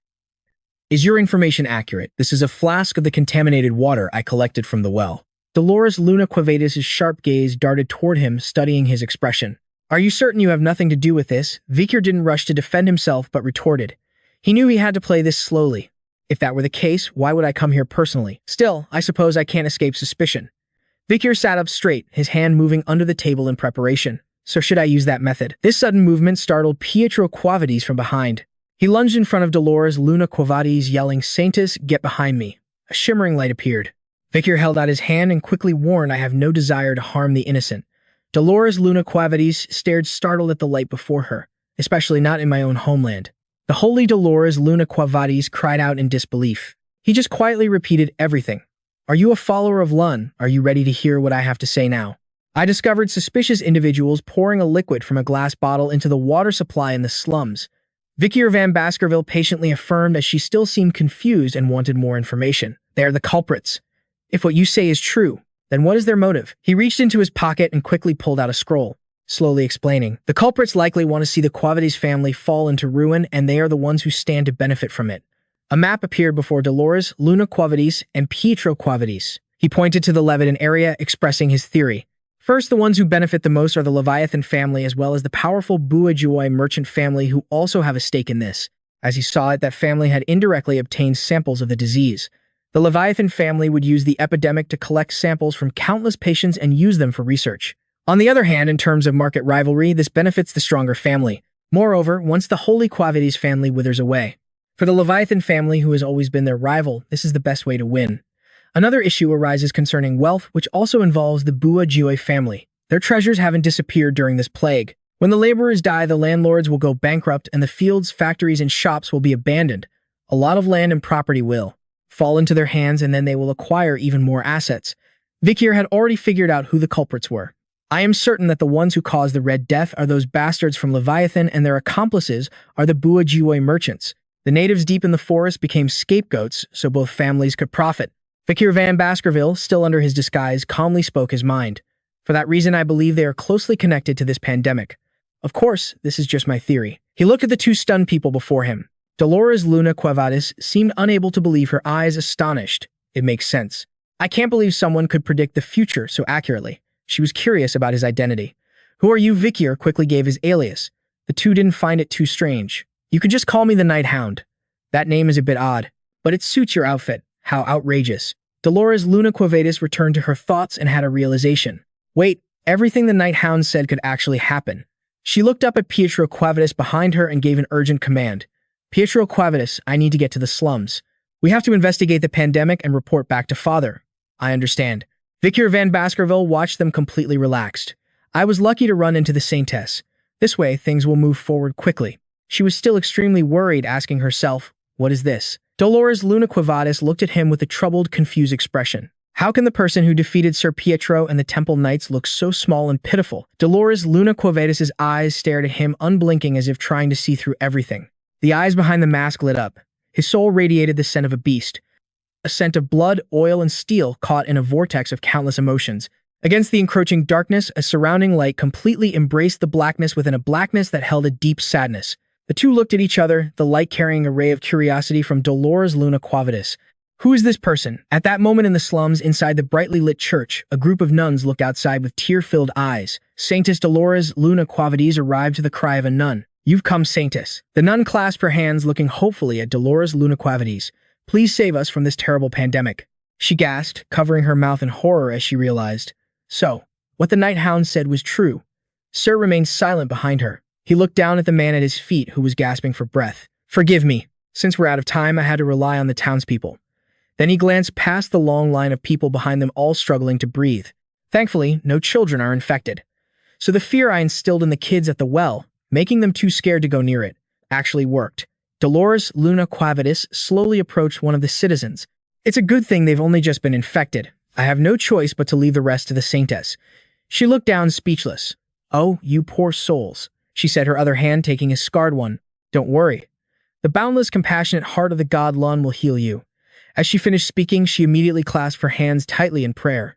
"Light of my life, fire of my soul, my sin, my spirit. Witness these poor souls here." Her vision blurred with tears which streamed down her face in sorrow and pity. It was like a single divine drop in a golden lake of magic. A powerful light radiated from Dolores Luna Quavades' body. That light illuminated the entire sanctuary. The sick people below were gasping in pain, but in the next second, the dark bruises on their skin vanished and their breathing gradually stabilized. The nuns were stunned by this sight. All the people burst into tears, shouting, "He's been cured," and so many others too. "Oh, Saintess, thank you, oh gods." Our savior Vikir van Baskerville's eyes glinted as he stared intently. Yes, that's the power. He looked at the weeping Saintess before him, determined to bring the miracle of that holy water into the forest. The Saintess was silent in the dark room. She sat quietly at her desk, observing everything carefully. Dolores Luna Quevedas looked down anxiously, not knowing what to do. Healing with holy power is just a temporary measure. I can't stop the number of patients from increasing. Dolores Luna Quevedas looked at the map the mark she'd made, showing her impatience. The number of patients keeps increasing because there's a contaminated well somewhere in the slums. Dolores Luna Quevedas glanced at the water in a test tube in the corner of the room. Dolores Luna Quevedas swallowed hard, looking at the test tube seriously. From the fluid taken from an infected person's body, I can see the incubation period is very short, and it takes a very long time for the patient to pass away. It's so cruel. It makes the patient suffer for a long period of time. She thought about how to turn her power into a medicine to stop the epidemic from spreading. I have to purify the deepest well. If I can just condense my holy power into a single pure drop. A sigh quickly escaped her. Dolores Luna Quevedas stood up, wanting to go outside. This isn't the time for my mind to wander. I should go treat more patients. Suddenly, a numbing headache shot through Dolores Luna Quevedas and she collapsed, leaning warily against the table. Dolores Luna Quevedas realized what was wrong with her, but felt helpless. Is this anemia from using too much of my holy power? She pressed her lips together, unwilling to give in. Dolores Luna Quevedas stood up again and headed outside without a word. But I can keep going if I help the patients feel better sooner. As soon as she reached the gate, a loud voice shouted, "The Saintess is here." The group of nobles from the sanctuary earlier yelled loudly, "Saintess, we're coming too. Please don't you worry." Dolores Luna Quevedas was surprised and confused. "Why have you all come here?" "We're here to help the Saintess, of course," the group said casually, looking down on the slums with an air of superiority. "How could we possibly leave a noble lady such as yourself all alone in this poor, wretched place? We've brought 3 carts of aid and donations. You people are in luck today." She vaguely saw the angry crowd, their eyes clouded by the taunts. "We thought the people in these slums would be sickly, emaciated, but they look decent enough. Did we give them too much? We're worried that if we just give them free handouts, they'll become lazy." Dolores Luna Quevedas turned to leave, wanting to ignore the crowd shouting behind her. "Even if we're wrong, it's our duty as men to protect the young lady. We will follow the Saintess." The group smiled in affirmation, thinking, "We did a pretty good job." She gave a faint smile and turned her head away, not expecting much. "Then I'll be counting on you all." The group stared after her, dumbfounded, clutching their chests.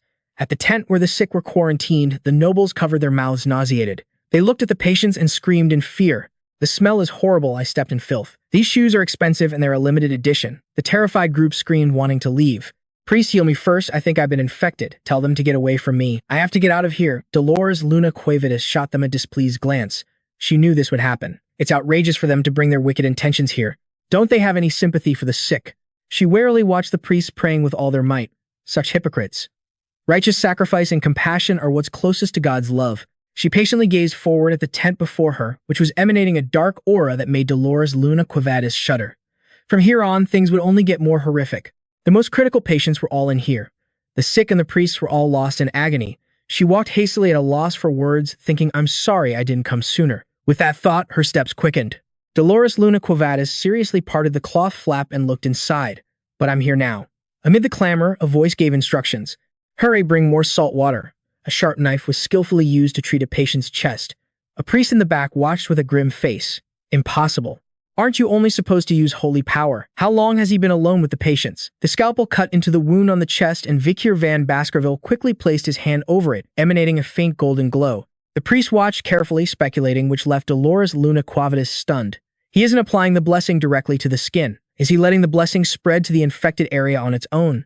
If that's the case, one could focus their holy power. She watched with wide eyes. To think such a method exists, Dolores Luna Quevedas watched in disbelief as the man gently administered medicine. The night hound, her eyes widened as she stared. Amazing. He's so skilled in both medical and holy arts. Vikir brought his hands to his chest, focusing his magic, his eyes constantly on the patient. He seemed to understand the true nature of holy power. In reality, holy power is a prayer from the priests that is heard by God. God approves and grants them power. Kala's hands clasped together in prayer. The amount of holy power depends on one's devotion to God, and a certain amount is needed to create a miracle.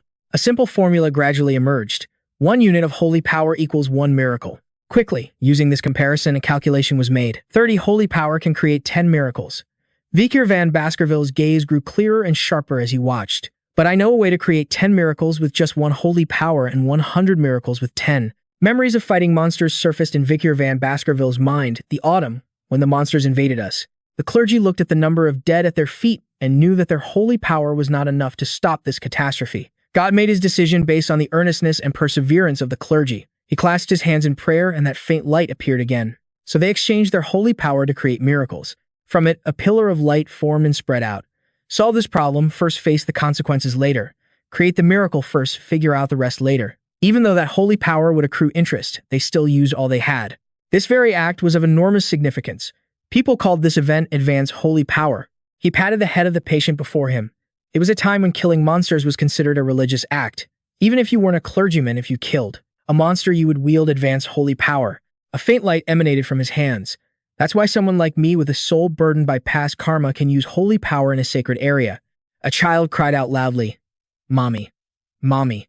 Vikir van Baskerville looked over and reassured him. "I'll heal your mother soon." Vikir van Baskerville walked over, holding a gold coin, and gave it to the child as the priest watched. "She's not only sick, but also severely malnourished. Take this and go buy food and firewood to take care of your mother." The priest shouted a warning. "You can't give them material aid." The patients in the distance who heard this glanced over. "They will start demanding endlessly. If you do that, you'll have to give them all your money." Vikir van Baskerville looked down and retorted unhappily. "Why endlessly?" He glanced back, then quietly remarked. "The money in my pocket is limited. I don't mind giving them all of it." Vikir van Baskerville didn't say this out loud. The child's mother was still breathing raggedly with her eyes closed. A sad voice rang out.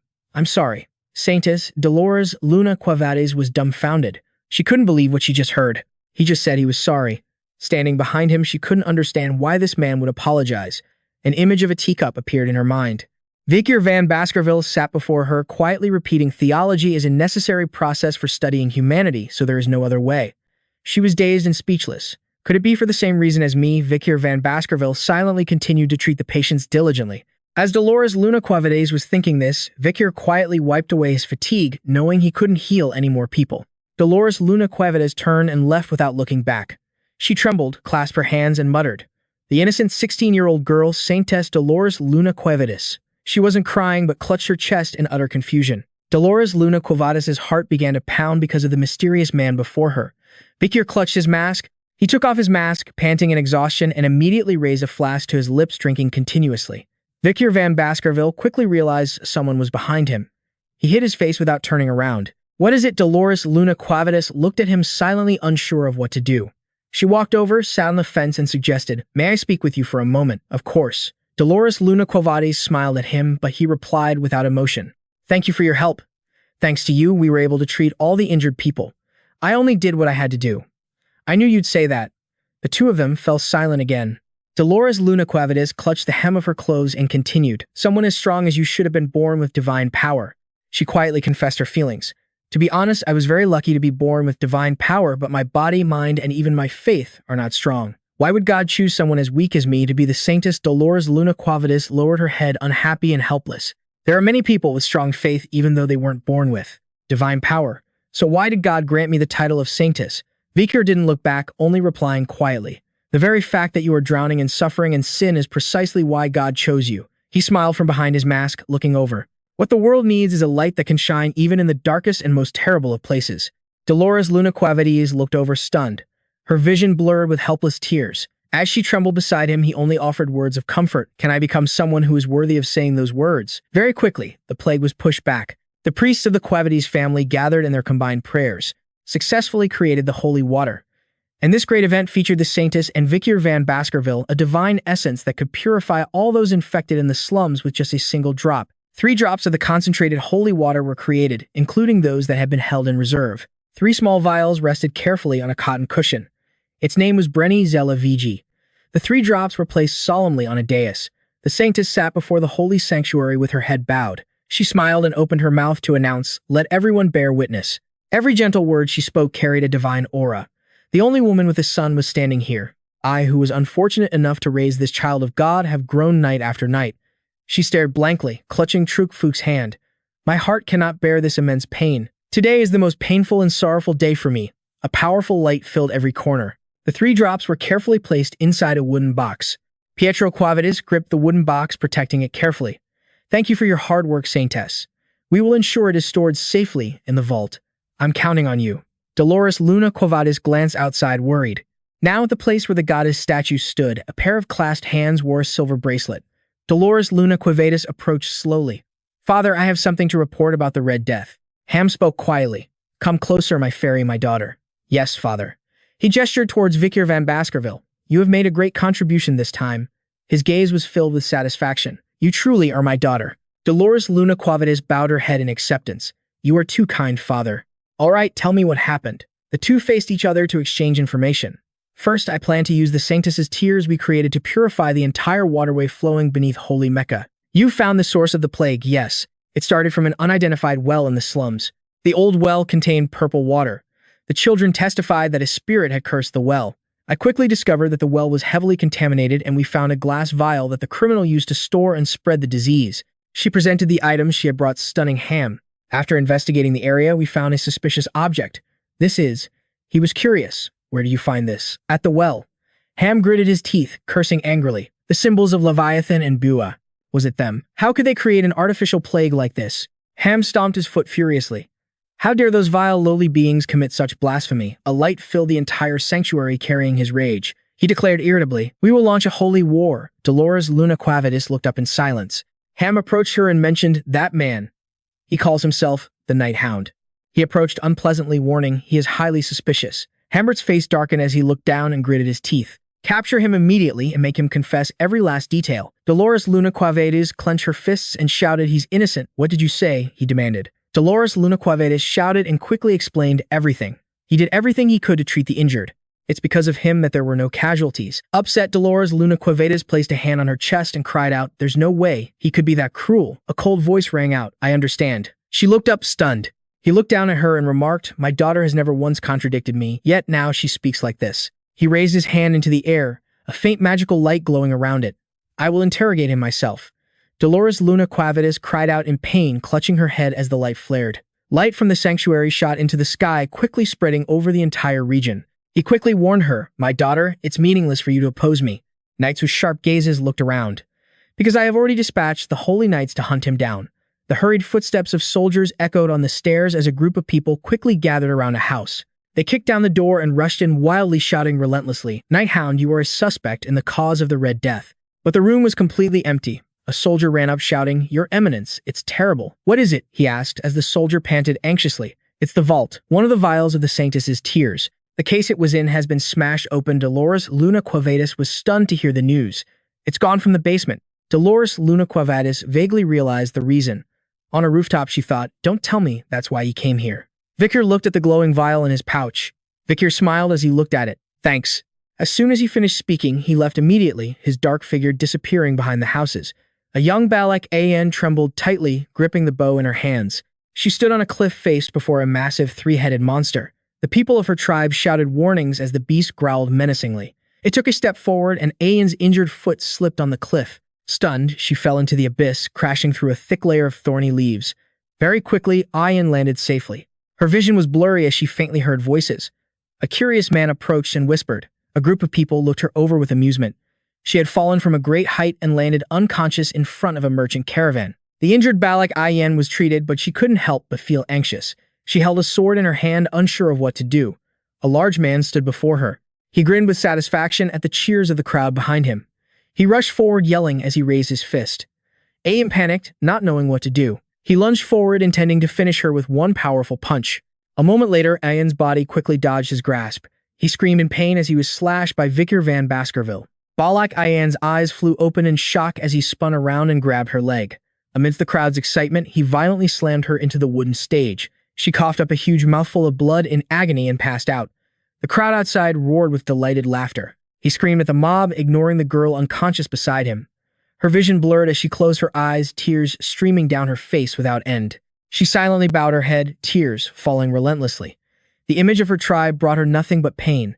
In the face of a crude and unfair arena, she pushed herself up from the mud. The crowd jeered, looking at her like damaged goods. Countless old memories triggered by the beatings resurfaced. Balak An looked up, her face stained with blood and rage. Some in the crowd smiled as they watched the match, while others stared at her with insatiable desire. She gritted her teeth, her eyes welling with determination, but after all was said and done, she was thrown into a cage, left to lie limply on the floor. Her eyes were vacant, lifeless as the image of her tribe slowly faded from her hazy memory. Her small dark eyes slowly closed, growing dimmer, devoid of all life. Balak Ayen squeezed her eyes shut, exhausted as the sound of rolling glass echoed beside her.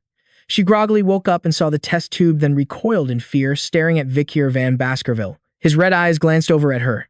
Then Vikir van Baskerville approached and spoke a single phrase in her tribe's language, "Go." Ayen woke up in a daze, tears streaming down her face. Her mother looked down at her and smiled. "My daughter, did you have a nightmare?" she asked gently, stroking her head to comfort her, but not without a little teasing. "You kept calling for Vikir van Baskerville in your sleep." Ayen placed a hand on her chest, her breathing slow and labored. "Mother, the pain. It's even worse than before. My chest hurts and my whole body feels like it's on fire. It feels like my heart is being wrung dry. I'm going through the Red Death," she said. She clutched her chest, groaning endlessly. "I can't take it. It hurts so much I regret ever being born." Ayen's mother smiled and stroked her head comfortingly. "My child, a long, long time ago, your father and I planted a seed in the ground." She recalled quietly, her voice steady as she began her story. "Your father planted that seed, and I watered it every day.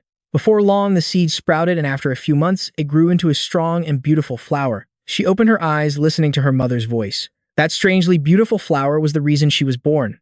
After we cut the flower, extracted its sap, and consumed it, we got high and had a good time together.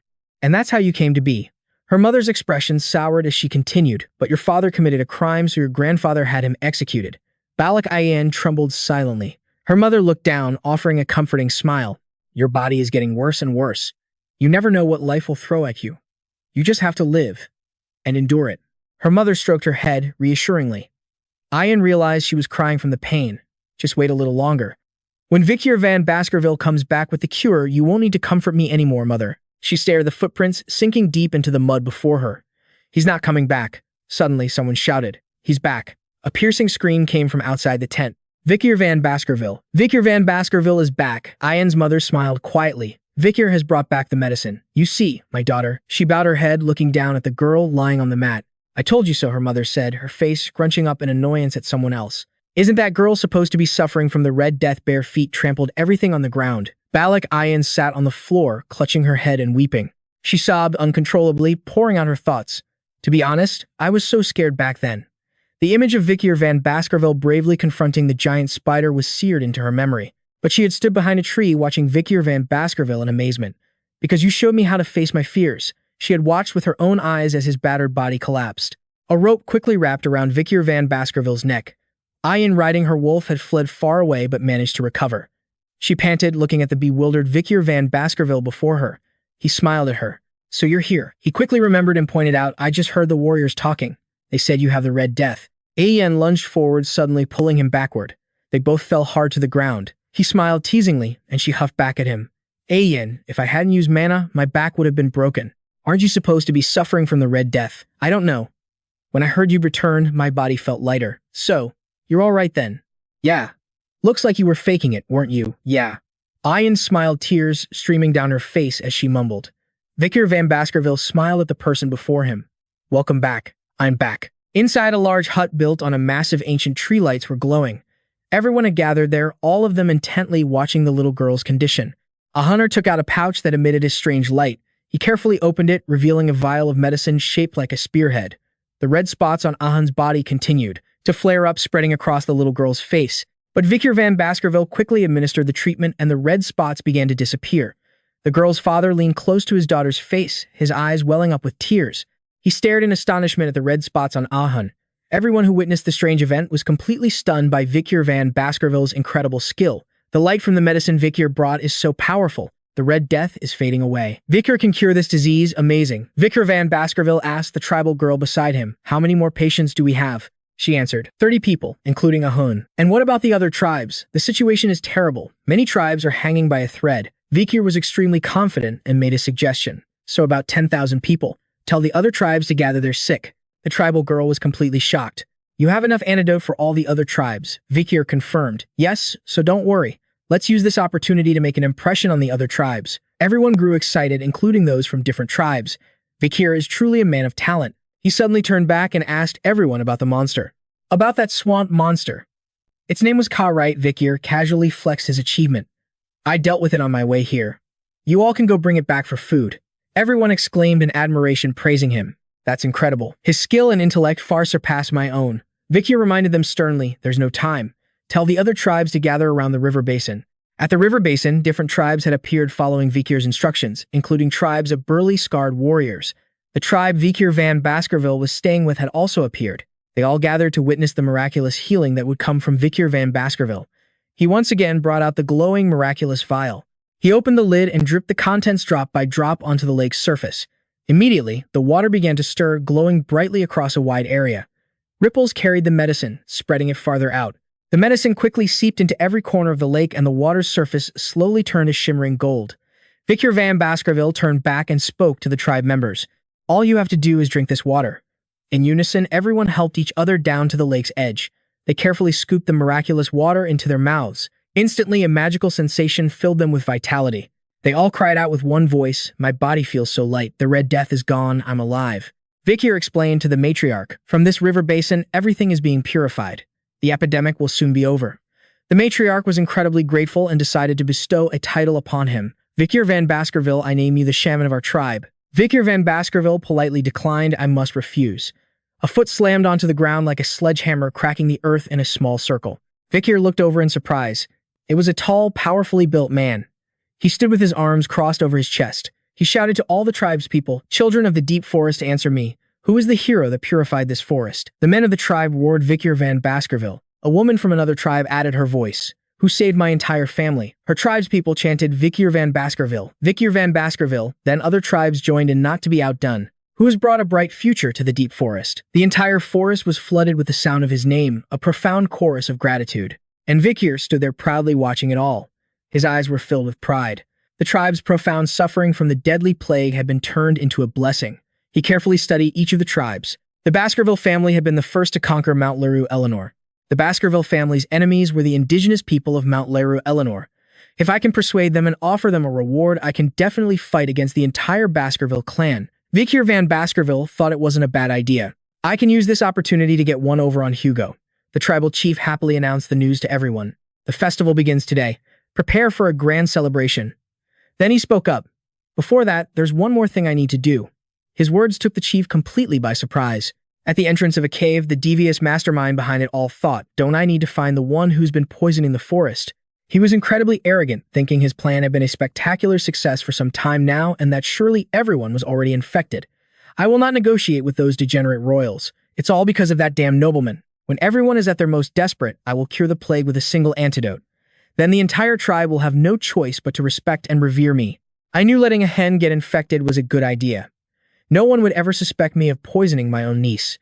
That inhuman monster flashed a wicked, cunning smile. He walked to the cave entrance with an air of arrogance. It was a truly perfect plan. He glanced outside only to be met with an utter shock. Is that right? Contrary to what he'd imagined, the villagers were living their lives normally in perfect health. The sight made him doubt everything. Are they all healthy? Just before the ancestral worship ceremony, they were all on the brink of death from the Red Death. His niece Ahun, whom he poisoned with his own hands, stunned him even more. It was he who had poisoned her. Ahun too. What the hell is going on? He immediately turned and fled. Impossible. This is impossible. He ran to the riverbank and stared down into the water. The fish were still swimming about freely, a sight he couldn't believe. How are the fish in the river still alive? Has the river been purified? Not only that, but the water is even clearer. The mastermind clutched his head in shock. What is going on? Suddenly, Vikir van Baskerville appeared behind him, making his heart leap into his throat. The river water is even clearer than before, isn't it? The shaman. He whirled around in terror and demanded, You damn noble, you brat, since when were you? Even more shocking, the tribe's people had already set an ambush and surrounded him. They all glared at him with eyes full of rage and a hatred that ran bone deep. Vikir van Baskerville's guess had been exactly right. You spread the Red Death in this forest. Just as I thought it was him. He suddenly recalled a chilling old legend. Before my regression. For a time, there was a famous story about an old man who lived in the forest and the crimes he committed. A horror story about an old man who spread an infectious disease among his own tribe, all for the ambition of becoming a hero. In return, he failed to cure the plague and ended up killing nearly his entire tribe. So it was Amon. He couldn't believe his perfect plan had been exposed. He played dumb. Wait, how could he know? Did everyone come here to greet this old shaman? The chief stepped forward, her arms crossed, and asked sharply, Are you finished with your work, shaman? He immediately put on an act. Of course, the plague will be gone very soon. The chief, deeply suspicious, questioned him. I heard that because of the Red Death, the tribes in the kingdom have declared war on each other. The reason it turns out is that this disease was man-made and spread everywhere. She spoke with a sharp hidden meaning, but isn't that strange? Between the royal family and the deep forest, I really don't know how an infectious disease could have spread. The shaman, terrified, immediately denied it. How would I know about that? I just came here to perform the ritual, so the tribe can make a full recovery. The chief then cornered him with a hard question. Then why are you out here instead of in the village? She turned to Vikir van Baskerville and confirmed what he had suspected. Vikir, it's just as you said. Amon really did go to the river basin. She confronted him face to face. Vikir van Baskerville, let's see if you can guess what happens next. He panicked. What are you talking about? He remembered Vikir van Baskerville's earlier reasoning. Amon wants to use this incident to become the tribe's hero, so he must still have it. Vikir van Baskerville looked at Amon with cold eyes and demanded the antidote for the Red Death. When Amon heard this, he completely crumbled, cold sweat pouring down his face as Vikir van Baskerville proposed a search. I want to see what's in your bag. The scene changes to a girl with big round eyes looking at Vikir quizzically. You want to know about Amon's background? Vikir answered bluntly, yes. It would be better if I knew him well. The girl began to tell him the story in a serious tone. Amon is not a native Balak.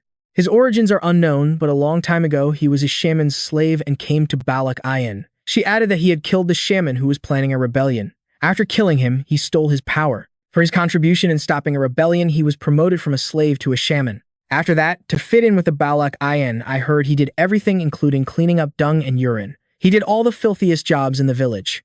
He was even used as bait to hunt dangerous prey. However, he is now recognized as a member of the tribe, and as he got older, his hair began to turn silver white. Vikir was silent and thoughtful. Now that the old man is an elder, does he want all the privileges he never had when he was young?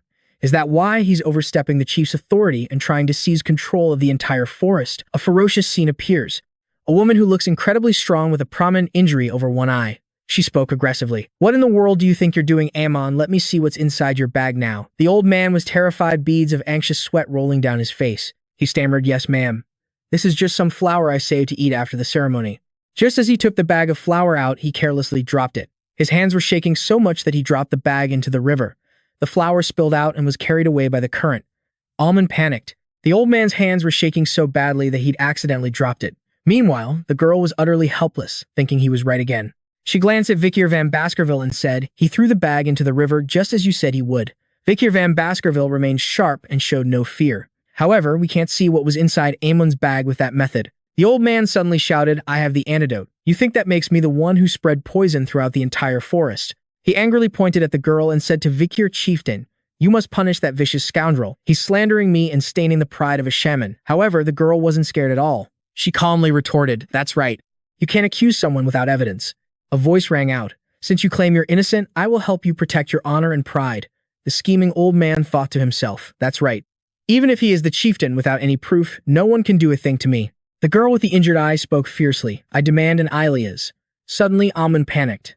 An Ilias. When a disagreement cannot be resolved, the Balak tribe will side with the victor because the loser is deemed incompetent. Another member of the tribe spoke up. Old man, you're always saying how important tradition is. He had distinct pointed ears and sharp eyes. He said, the Ilias is a tradition of the Balak. Show us how you protect our traditions. Old man Amon grimaced and cursed that despicable bastard. He pointed a finger at Vikir van Baskerville and declared, fine, 4 days from now on the night of the full moon, I will formally propose an Ilias. Chieftain Vikir van Baskerville grew angry. 4 days my ass. He raised his voice at Amon. The one who receives the challenge for an Ilias is the one who decides the date. That's the tradition. At the same time, Vikir van Baskerville thought to himself, truthfully, all this evidence and verification is meaningless, Amon, because forcing you into a situation where you had no choice but to accept an Ilias was my plan all along. Their eyes met, sparks flying between their fiery gazes. Their angry faces were inches apart. Vikir ordered, we do it right now. The scene transformed into a ready-made battlefield. A fierce fight was about to break out. The girl with the injured eye shouted clearly, the Ilias begins now. The Ilias will take place only within the circle formed by the warriors. Warriors execute any coward who tries to escape the circle. Everyone around them responded in unison. Urav, the strong girl, shouted, behind me is the mountain of warriors, where our ancestors rest. Because our ancestors are watching, I will not forgive any wrongdoing. At that moment, Vikir was hiding behind a large bush waiting. The fight was about to begin, and the girl's powerful voice still echoed. Our ancestors will judge what is right and what is wrong, and they will choose the victor. Meanwhile, the scheming old man Amon held his bow and arrow, ready for battle. The girl's voice rang in everyone's ears. As a Balak warrior, prove that you are right. The crowd roared, cheering for their chieftain. They chanted, Vikir van Baskerville, finish him in one blow. Vikir van Baskerville, go. Seeing this, the old man scowled with anger and jealousy, thinking to himself, why aren't any of those little brats on my side? Drops of blood fell from his fingers. He thought with a smirk, Teask, once I win, they'll all shut up. After all, weapons aren't the only thing I can use in a fight. As the Ilias began, the image of a skull appeared imprinted on the ground. Following that, skeletons with glowing purple eyes rose up like monsters controlled as his weapons. The old man commanded them, watch my blind spots and tell me when you see him. Ammon hid behind a large tree, a smug grin on his face as he thought, this is impossible for someone who's only been here for 2 years. You can't fight me. You haven't spent 7 years in this forest. You can't possibly know the terrain as well as I do. Vikir van Baskerville was hanging upside down from a nearby tree, but old Ammon hadn't noticed and was still thinking smugly, the moment you show yourself, I'll shoot you down. Meanwhile, Vikir van Baskerville was also thinking about his strategy. The silent heal skill I got after. Killing the master of the swamp is a Musu skill that lets the user silently target a prey's weakness. I like how it eliminates all surrounding sound. It's perfect for assassinations. Seeing the undead skeletons controlled by Ammon, Vikir van Baskerville thought, Ammon, it seems your title of shaman isn't just for show. The way you raise the dead. You must be from Loco, a tribe of shamans. Ammon was still hiding behind the large tree surrounded by the undead who were searching for Vikir on his orders. But Vikir's train of thought didn't stop there. TSK, that doesn't change anything though. Suddenly, Vikir dropped to the ground in a flash. He unleashed his technique, and with a single swing of his hand, the skeleton shattered to pieces in an instant so fast that old Ammon didn't even notice. The old man boasted, that brat must be too scared to move. But then Vikir van Baskerville appeared behind him and unleashed a technique that made the old man's face freeze. Black ichor shot out of his mouth. Ammon was horrified and bewildered.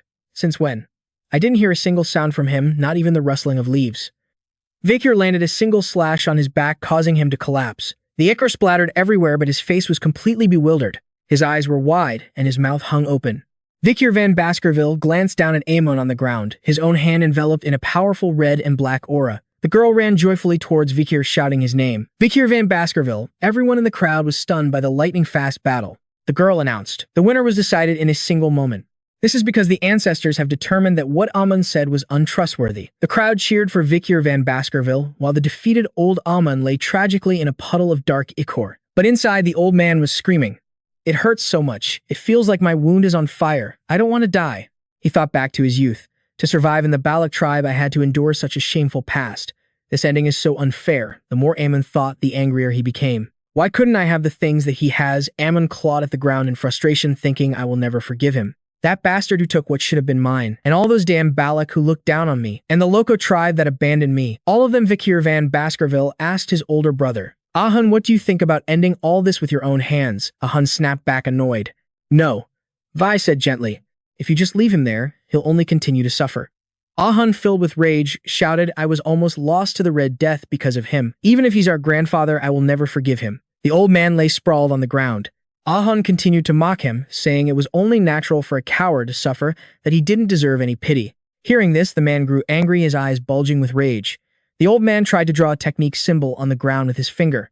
Suddenly, the entire scene flared with a strange purple light. A girl with brown hair streaked with white gasped in shock. What is this? The one-eyed girl beside her explained. There's a very ominous energy coming from the tomb. A worried look crossed Ahun's face. Meanwhile, the old man struggled to get up. Vikir van Baskerville turned back his expression, a mix of shock and alarm. He thought to himself, impossible. I'm sure I stabbed him in the lung. A muscular man carrying a bow and arrow asked in panic. Ahum, don't tell me he's the one responsible for this. Does he dare defile the tombs? A voice asked. Ahum. Have you no fear of our ancestors' wrath? The old man answered with a sneer. Ancestors. At that moment, Ammon had become utterly terrifying. His eyes looked hypnotized as he stared at the hand that held his horrifying power. Then he asked, should I fear my ancestors? Vikir van Baskerville exclaimed in horror, no way. He rushed toward that wicked old man, shouting, we have to kill Ammon now. An incredibly fast and powerful dart flew towards him, blasting the ground and kicking up a thick cloud of smoke. Sir was now furious and worried. Damn it, are we too late? The girl with mixed brown and white hair asked. An arrow. Old man Ammon had already gotten back on his feet. The old man's gaze was terrifying. He asked haughtily, you said to let the ancestors decide, did you? From a cliff face behind a thick purple haze, the silhouette of a curvaceous woman appeared. Ammon continued, then from now on. The woman's face slowly came into view. She looked like a corpse with pitch-black eyes, her features twisting into a grotesque expression. Ammon said, let the ancestors decide your punishment. Ayen looked up at the figure in disbelief and asked, she's an ancestor. Vikir van Baskerville gritted his teeth as he stared at Amon, thinking he actually resurrected a Balak ancestor. A shaman like Amon shouldn't be capable of such a feat. Vikir wondered, did he turn himself into one of the undead? Amon stepped forward confidently, holding out his hand.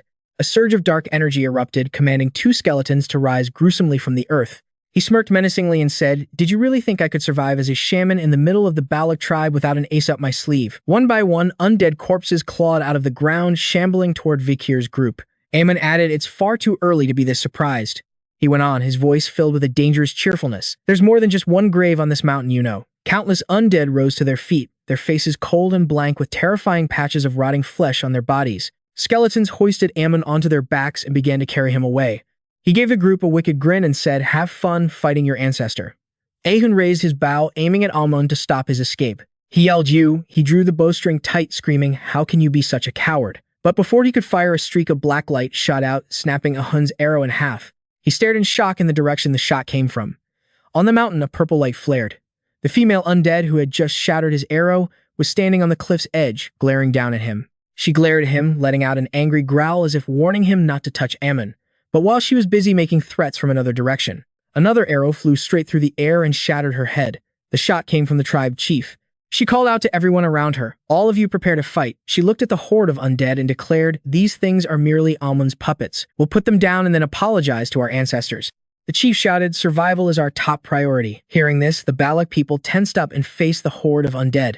The tribesmen fought the undead together, using a variety of weapons to fight and support one another. One warrior was slashed by an undead and screamed in agony. A young woman was hiding behind a tree trunk. She grimaced as she looked at the arrow wound on Vikir van Baskerville. Behind him, an undead archer was closing in.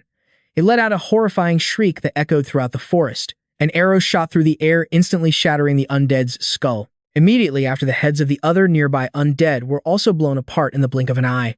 The tribe chief leaped high into the air to get a better vantage point. She rained down arrows on the undead, each shot packed with immense power. Vikir fought off the undead while observing her, thinking to himself, "One arrow, one corpse. She's taking down these powerful foes with single shots like a master butcher." The chief was still airborne. In one motion, she knocked 3 arrows, her eyes narrowing as she locked onto her targets. Vikir watched in awe, thinking, "So that's the Night Fox Aquila." The rumors about her protecting this forest from the Empire weren't just stories. Vikir van Baskerville turned to the others still fighting and said, "As long as Chief Aquila is here, we'll be all right. Follow me."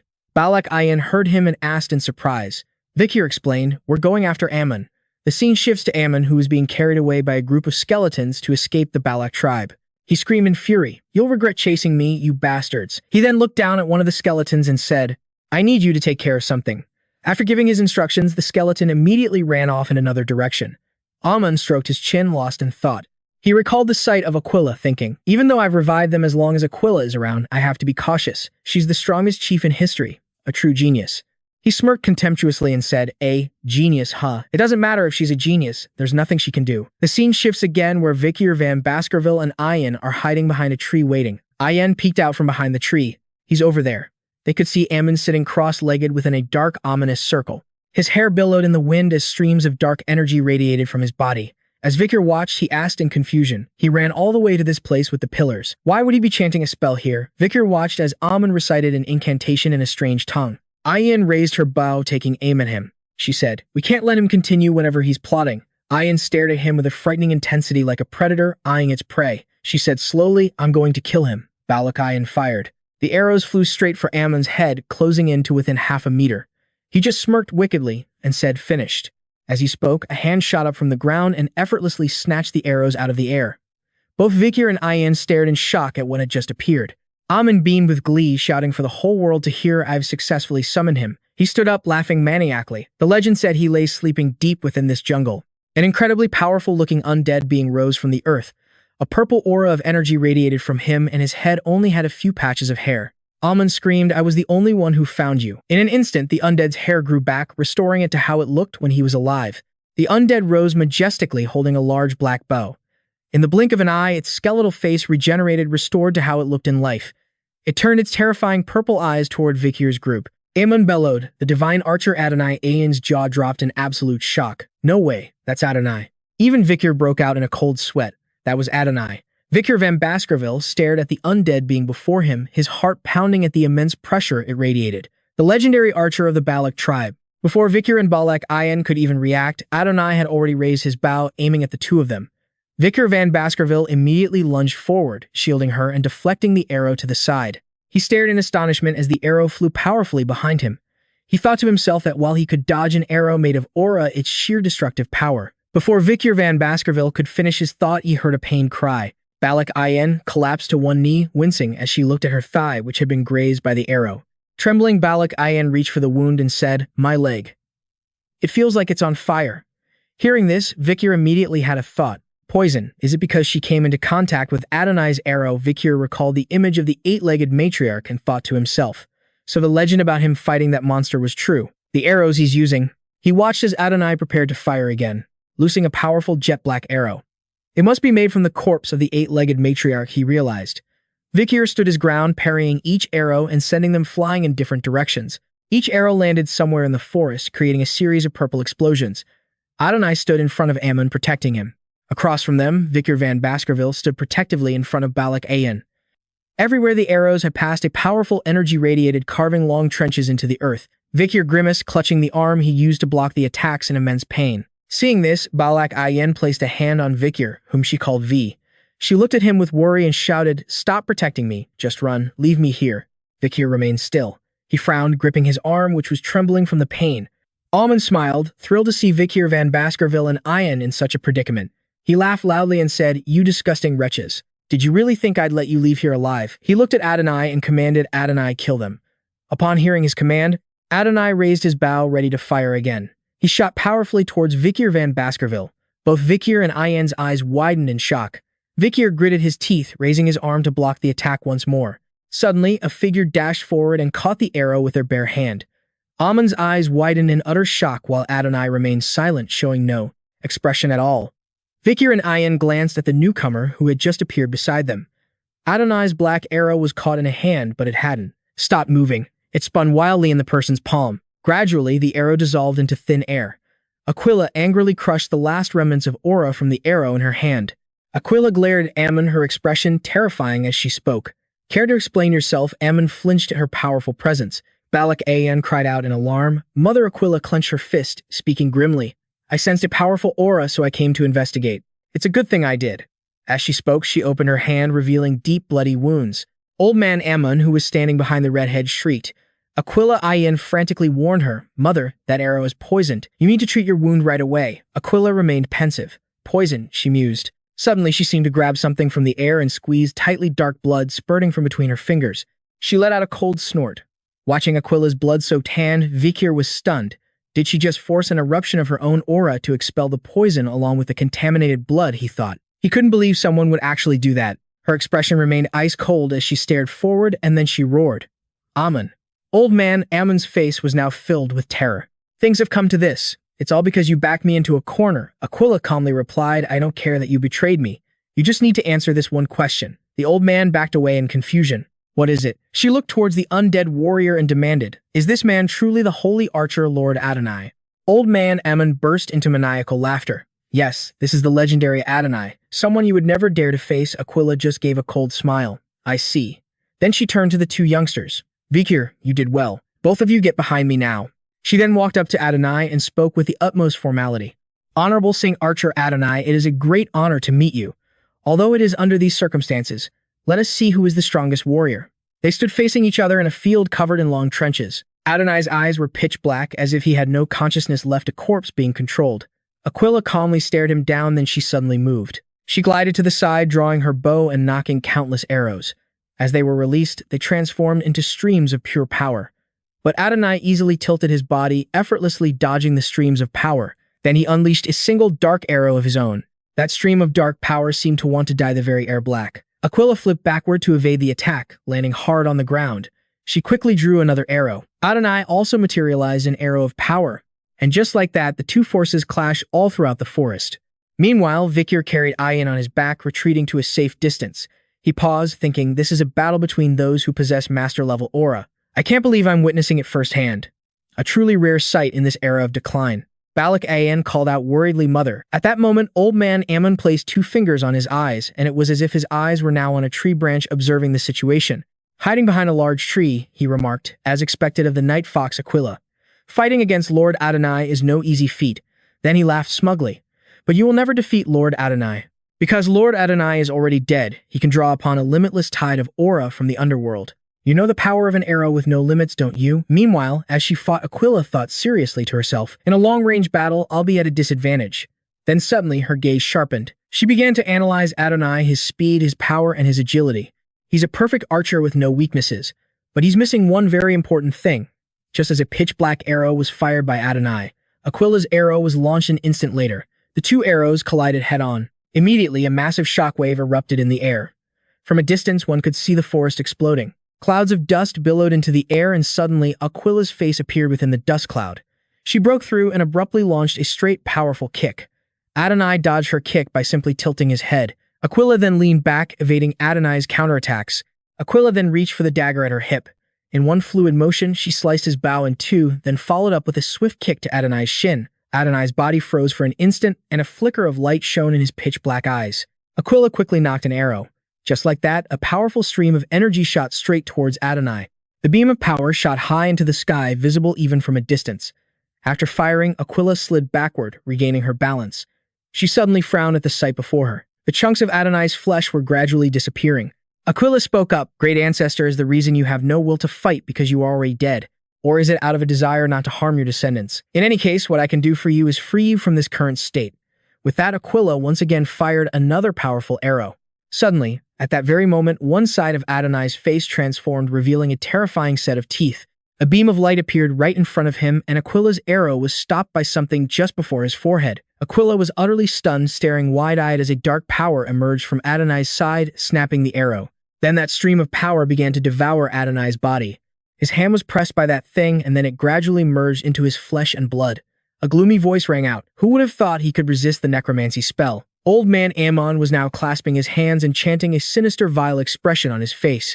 A legend is truly something else. But Sir Adonai, I will not tolerate those who do things half-heartedly. Now you must fight with all your might, until every single person who threatens me has been sent to hell. Aquila, now enraged, hissed. Ammon. Adonai's body, now possessed by that thing, tilted its head to the sky and let out a terrifying roar. Eerie streams of dark energy spread all around. Aquila's sharp gaze pierced forward.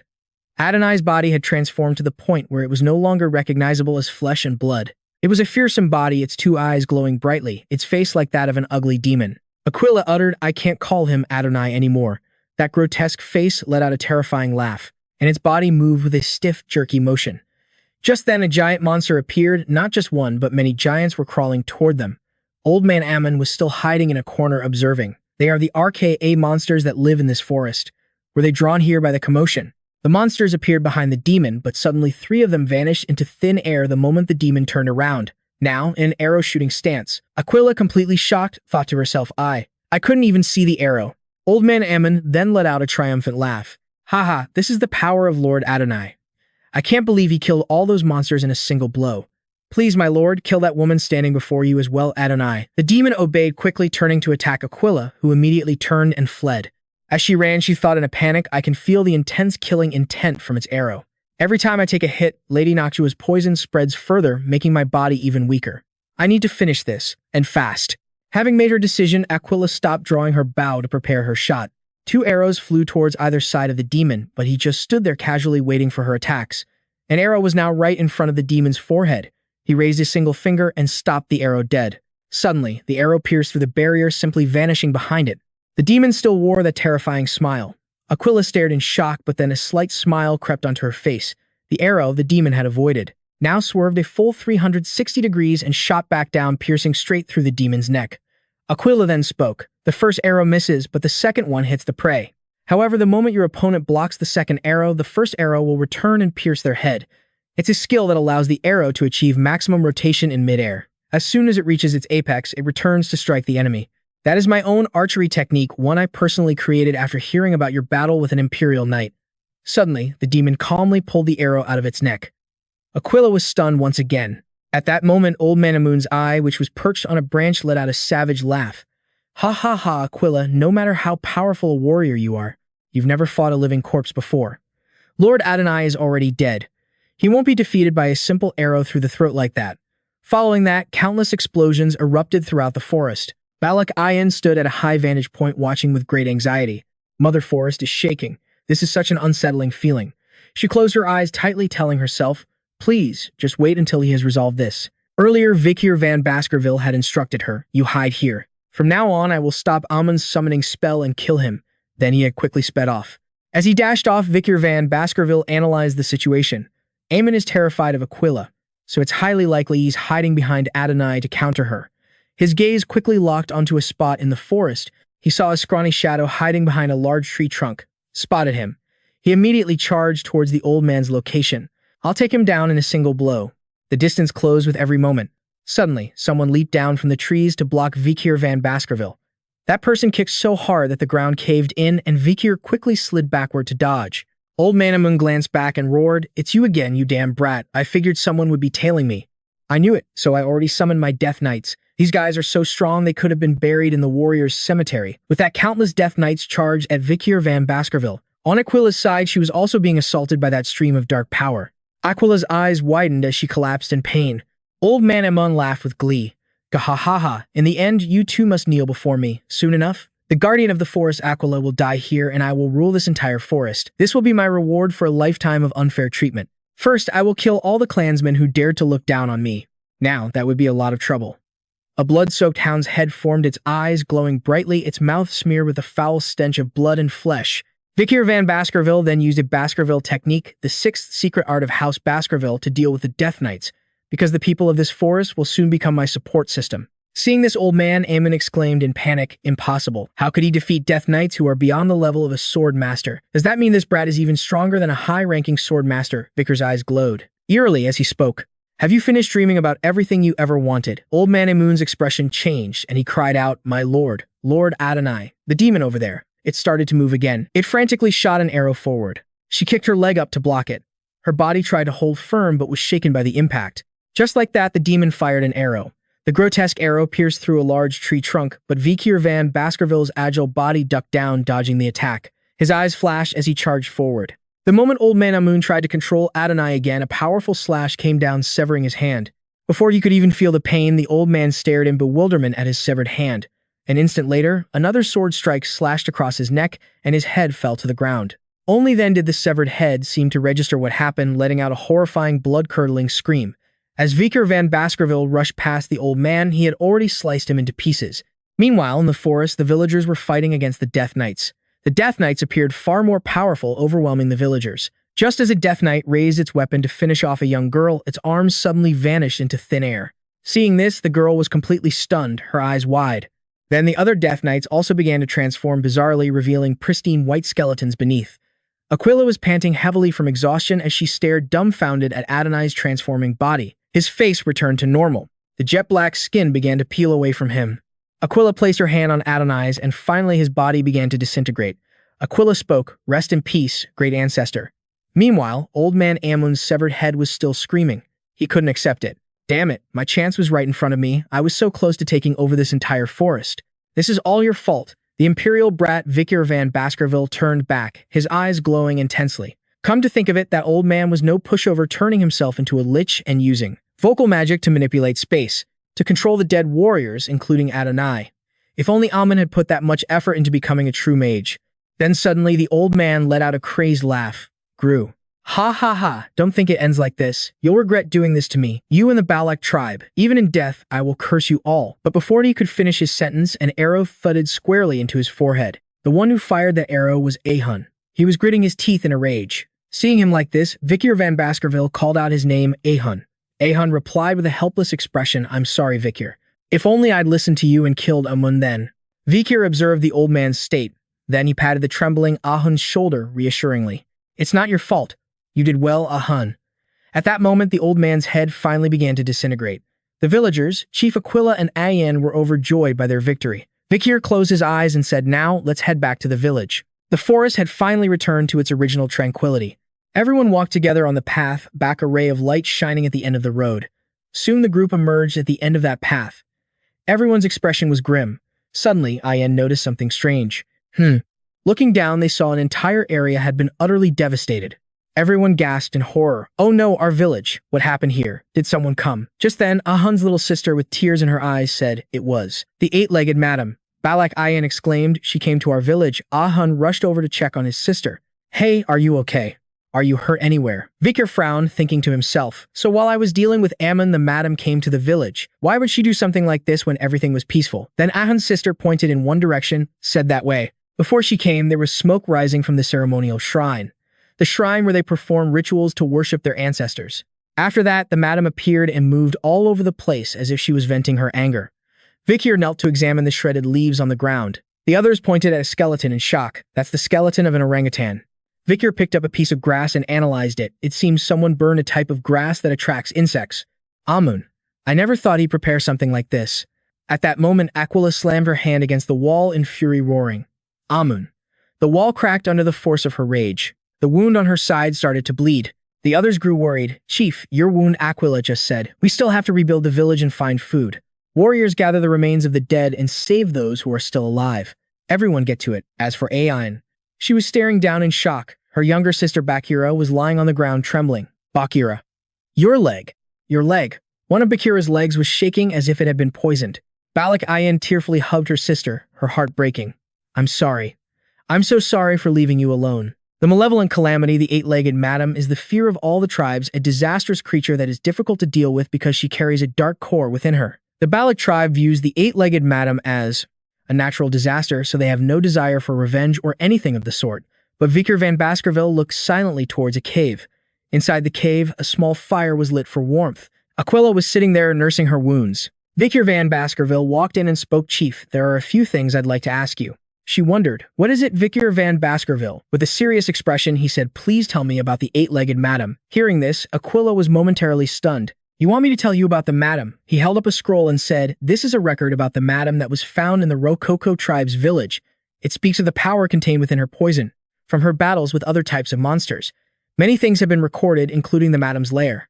But after reading it, I felt something was off. I don't understand why all the tribes here are so afraid, yet they refuse to join forces to defeat the madam. Aquila thought for a moment, then began to speak.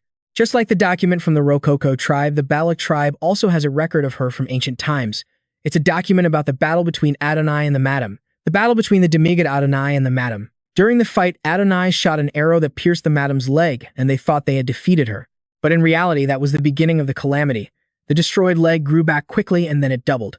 As they continued to destroy her legs, the number grew infinitely. The more they tried to destroy them, the stronger the legs became. Even a divine arrow could no longer pierce her hardened body. The records state that everyone present at the battle was afflicted by the madam's poison. They looked at the arrow and understood the power of the toxin because traces of it remained on the arrowhead. According to the legends, the madam is a malevolent god created from countless evil spirits. So if you are trying to find a way to fight her, you should give up, because I don't want anyone else to die. After hearing this, Vikir van Baskerville immediately calculated that even his chances of defeating Adonai or Aquila were extremely low. But if it's a demonic beast, that's another story entirely. Although there are few monsters left today that could invade the human world like the matriarch.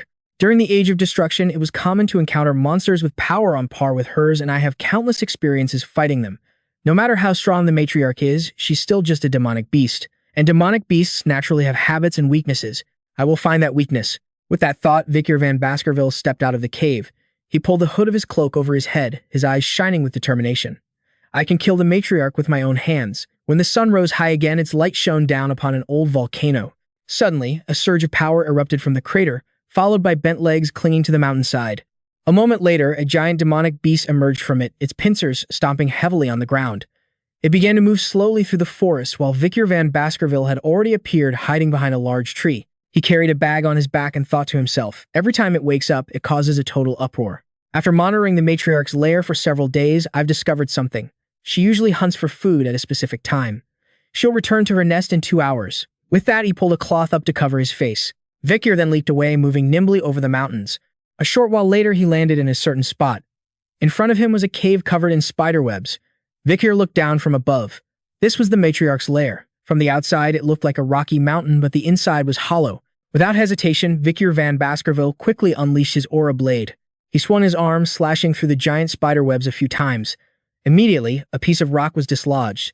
Vi picked up a strand of web. This is the cross-section of the spider silk. Even the mana of a grandmaster would have a hard time cutting through this, so it's better if I use these webs to get down. He then used the webs as footholds to jump down below. The entrance doesn't seem wide enough for the matriarch to pass through, but it gets wider the deeper you go. For a creature of her size, this place is the perfect hideout. Vikir van Baskerville quickly landed on the ground. On the walls were creatures wrapped in webbing like cocoons, and this is the prey the matriarch has captured. There are both humans and monsters. Some bodies don't seem to have been touched, but they've already started to decay. Is she doing this to warn off others, or does she enjoy toying with her prey for fun? His eyes sharpened. It seems the matriarch understands her position in the food chain in this forest. But there's no more time to think about it. Before the matriarch returns, I need to investigate a few more things.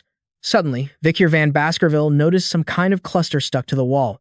It was a group of round spheres clumped together like grapes. Without a second thought, Vi decisively reached out and grabbed one.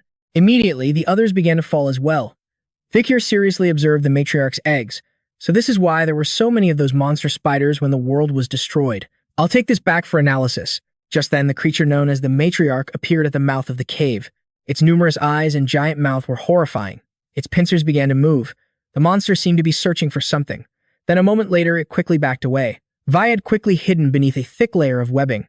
He let out a quiet sigh of relief. With its demonic beast instincts, could it sense that an intruder was in its lair? If I didn't have Musu's sound-canceling skill, I would have been dead for sure. It's best I get back as soon as possible. The scene shifts back to the Balak village where everyone is rebuilding their tents. Voices could be heard. Do any of you know where Vi is? What's he doing? Vikir van Baskerville finished setting up his tent, but I haven't seen him come out for days. I saw him heading to another tribe early in the morning, but I haven't smelled any smoke from his tent. Right, what the heck is he up to? Maybe he's planning or doing something. But the real issue is that he hasn't even come to see Chief Ayan. Ayan now stood silently in front of Vi's tent. She stood there sad and unsure of what to do. After a moment, she hesitantly spoke up. I heard from my mother that you asked her about the matriarch. The matriarch is a monster that no warrior has ever been able to defeat. You're not foolish enough to try and fight her, are you? Yesterday, Bakura had to have one of his legs amputated. I don't think he'll ever be able to run like before again. If something happens to you too, Ayan's eyes were welling up with tears when a voice called out from inside. Ayan, I have something to tell you. Come in. Balak Ayan quickly entered and saw Vi busily working on something. She approached him and asked, what is all this? Sheets of paper were posted on the wall. Vikir van Baskerville replied, this is information about the matriarch that I've gathered from the tribes in the forest. Right now I'm studying the webbing and skin I got from her lair. I have the matriarch's eggs too. Hearing this, Ayan exclaimed in shock. You went to the matriarch's cave. You really want to fight her? If so, then I'll go with you. Vikir nonchalantly said, after the fight with Adonai, you're still limping, aren't you? Like that you'll only get in my way. His expression remained calm. Ayan, I'll be leaving this forest soon. There are still things I need to take care of, so I have to return to the house of Baskerville. Ayan looked down, saddened. I know. But suddenly she looked up in surprise as Vikir van Baskerville continued. But after I'm done with everything, I think I'll come back here. Vikir turned back, his expression serious as he spoke. That's why I'm now making a plan to protect the place I want to return to. He shone a light on the wall, revealing countless densely packed notes. And I've also figured out how to hunt down the madam. What happened to Bakura will not happen to me. Ami pursed her lips and sighed. To the madam, you're just saying you're going hunting. That's so reckless. Over this period, you've helped us stop the forest from being poisoned and even defeated Ahan. You've always faced problems that seem impossible to solve, but you always bring about wonderful results. Balak Ayan said, placing a hand on Vikir van Baskerville's and laughing to the point of tears. Vikir, I always trust and look forward to your words. This time will be no different. You'll be okay, right? Vikir confirmed it. Of course. The scene changes to a later time in the forest at night as a torrential rain pours down. Vikir van Baskerville has appeared before a massive demonic beast. The demonic beast stretched its claws toward him as if catching prey. Vikir just coldly swung his sword a few times and instantly streams of hot blood sprayed into the air. A large chunk of flesh fell to the ground. That should do it. But the claw quickly grew a new one, and Vikir van Baskerville realized. As long as its head remains, it will continue to regenerate. The last thing I need to hunt is the madam. Grant me the ability to do it. The fire dragon, Sword Bap, cried out at that moment as if responding to Vikir's words. Gluttonous Fly Bap. Position 1, Fire Spear, Zeus A+. Position 2, Sound Negation, Muzuzu A+. Position 3, Piercing Super Regeneration, Fire Dragon A+. Back in the village. Ahan let out a sigh of relief as if he'd just accomplished something. Phew. It's done. He and his two friends had built a house, the blonde-haired man exclaimed in amazement. What Ahan, you can build a house this well? The black-haired man wondered, is this house for Vikir van Baskerville? Ahan replied cheerfully. Vikir is like my little brother. Building a house for him to live in is this big brother's responsibility. The two behind him started teasing him with a laugh. Brothers, didn't you hate his guts? Before Ahan immediately scolded them. Shut your mouths. In the end, the village has returned to its original state. Isn't that all thanks to Vikir van Baskerville? So let's go tell Vikir van Baskerville the news. They then went to the place where Vikir usually stayed to find him. Seeing it empty, Ahan exclaimed in shock, "Vikir isn't here. He must have gone out again. I really want to see his reaction when he hears this news. Do you think Vikir van Baskerville will make a face like this?" Observing them from behind with worry, thought so today's the day. She looked up at the sky and prayed silently. "Oh, forest god, please bless the great warrior who is about to face that disaster." Elsewhere, Vikir van Baskerville was standing and looking up as if waiting for something, the wind growing stronger by the moment. He was observing the mountain that served as the madam's lair. It's about to rain. The madam is probably sleeping now. This is the most opportune time to hunt her. I've considered many variables that could occur while hunting the madam, so I've devised numerous methods to handle all of those situations. And now it's time to execute them. With his calculations complete, he jumped into motion. He used his agile body to dodge the spider webs raining down. The hunt begins. A horrifying, formless thing appeared. It became clearer, revealing a face full of gruesome eyes, belonging to the creature known as the madam. Looking down from above, one could see a giant spider while Vikir van Baskerville continued to leap nimbly downward. His body moved gracefully, encountering no obstacles. From above, Vikir van Baskerville used a Baskerville technique, the sixth technique of House Baskerville. Instantly, those gruesome eyes shot wide open. A massive leg was sliced clean off and streams of venomous green fluid splattered into the air. Vikir's sharp gaze looked up. According to Adonai, for every leg that is cut off, the number that grows back will double. And indeed, after regenerating its leg, the spider monster immediately attacked Vikir van Baskerville. He swiftly dodged while simultaneously lunging forward. Time to initiate Plan A. He then unleashed countless sharp sword strikes like setting a trap. The slashes landed on the spider monster's body. At that moment, it began to open its massive mouth, spitting out large quantities of poison.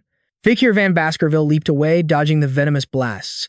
Suddenly, a splash of venom flew out, hitting Vikir's hand and causing him to panic. His arm immediately began to tremble as green veins popped up. The madam's poison was spreading rapidly. "I didn't want to resort to this, but it's come to this now." Vikir took a deep breath and without hesitation sliced off his poisoned hand. Vikir van Baskerville's arm was now a stump, but in the next second something else began to grow out of it. The spider monster's eyes widened in shock. A grotesque arm grew from Vikir's stump and he spoke, "Don't be so surprised. My power is now on par with yours." Then the spider monster lunged to attack Vikir van Baskerville, and he jumped to meet it head-on. Vikir van Baskerville used all his strength to deliver a single slash, cutting off one of its legs. The spider monster's attack then came swinging. Vikir van Baskerville dodged it, then rushed forward and punched it straight in the body. The spider monster's sharp legs pierced through Vikir's body, and the agonizing blow made him break out in a cold sweat.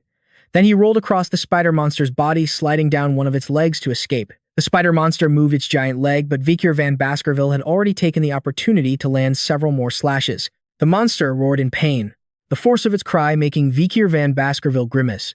On the ground lay the severed leg segments next to the fresh hand Vikir van Baskerville had just cut off. He landed on the ground, his arm already starting to grow back normally. "I wonder how many times I've regenerated, and each time I do it costs me a lot of energy." But in contrast, that monster doubles its legs without losing any energy at all. As Vikir van Baskerville was breathing heavily in exhaustion, he suddenly broke into an excited grin. As if he had calculated every move, Vikir van Baskerville leaped onto a strand of spider web. He continued to jump and move upwards, and the monster watched him. Its eyes stared wide open before it decided to give chase. Suddenly, its body froze. Vikir van Baskerville looked down at it with a devilish expression. "I know I can't defeat all of your legs. In fact, letting you double them was part of my plan. You can double your number of legs every time one is cut off. At first, it sounds like some miracle granted by a god, but it can also become your weakness. Because the more legs you have, the harder it is to move." Then the spider monster reared up, attacking him by shooting webs. Vikir spoke again in a low tone. "Before coming here, I knew you would use your webs. After studying those threads, I discovered a fatal weakness. Your webs can't be burned by normal flames, but if they're scorched by the purple flames of hell, they'll burn like tinder. Furthermore, this place is filled with flammable gas released from corpses. Isn't that an incredibly favorable condition for a fire to erupt?" Vikir van Baskerville spoke as he unleashed the body of a large ox bear. His pupils flashed. "Just because you were drunk on your own power, you sowed far too much chaos. All right, now is the time for you to pay the price for all of it." As he finished speaking, a wave of power was released from the ox bear's body.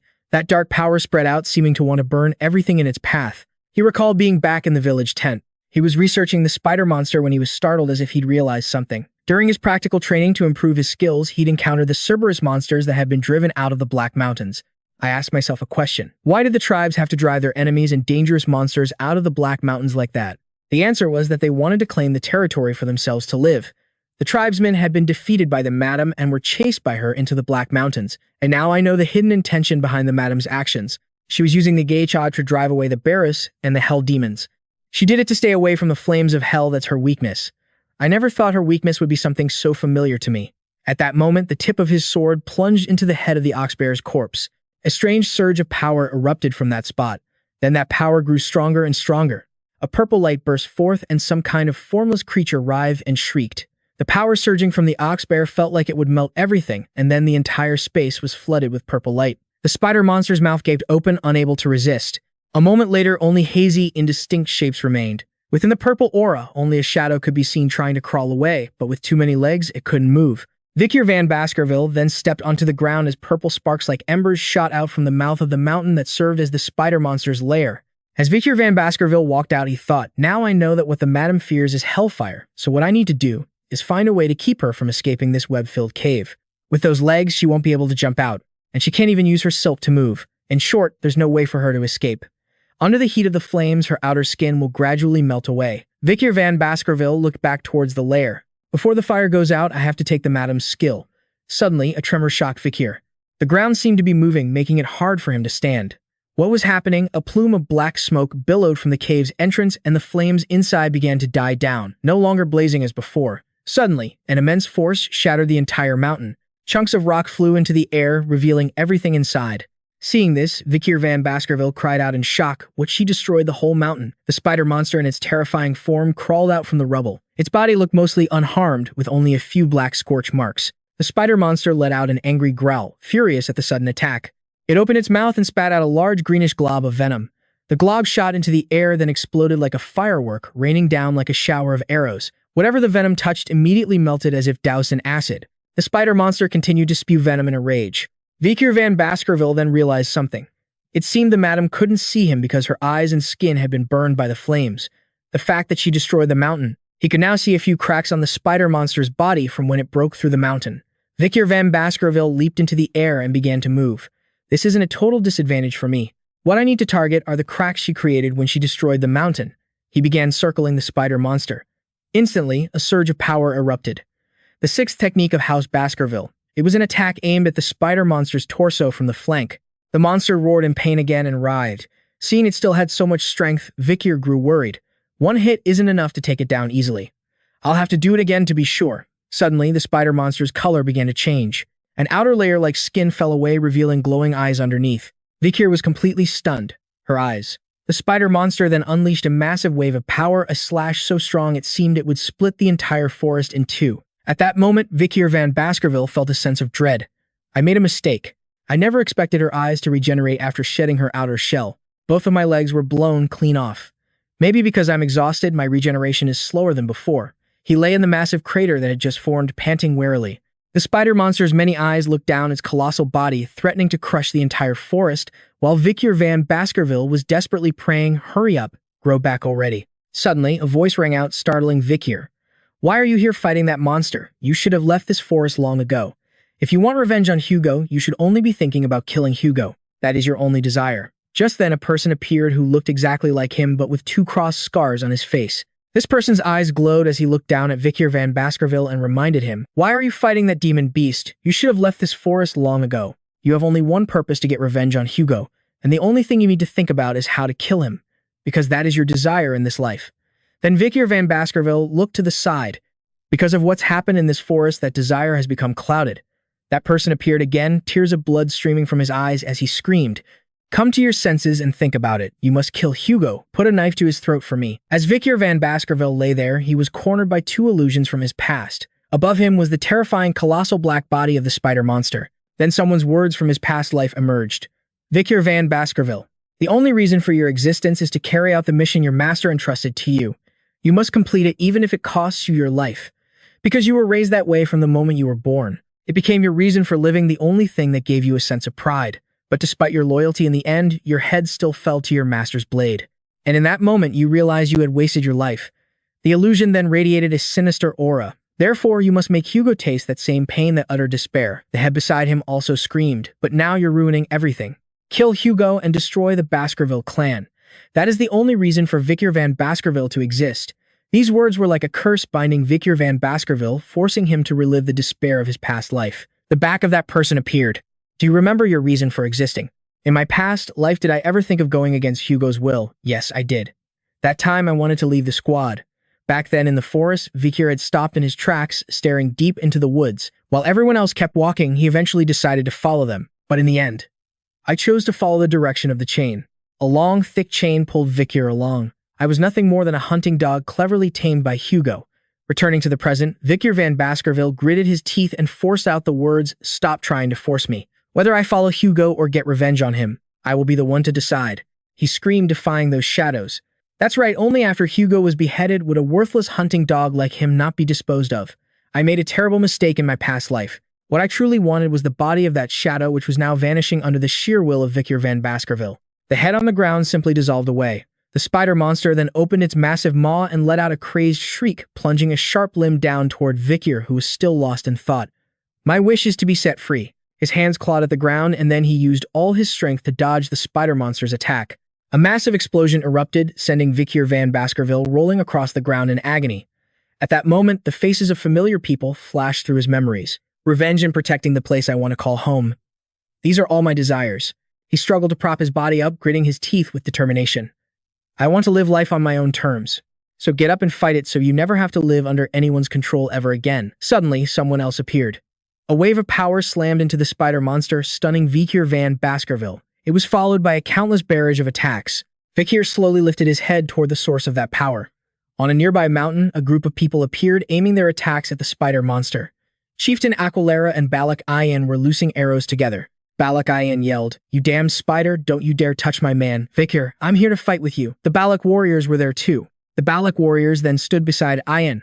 Ahun and the others also shouted, "Why would you try to handle this all by yourself without telling us? Vikir van Baskerville is fighting the madam. Everyone get ready, aid the hero of the forest." Then they all fired their arrows in unison, a volley of attacks striking the spider monster. Hit by the combined assault, it roared in pain.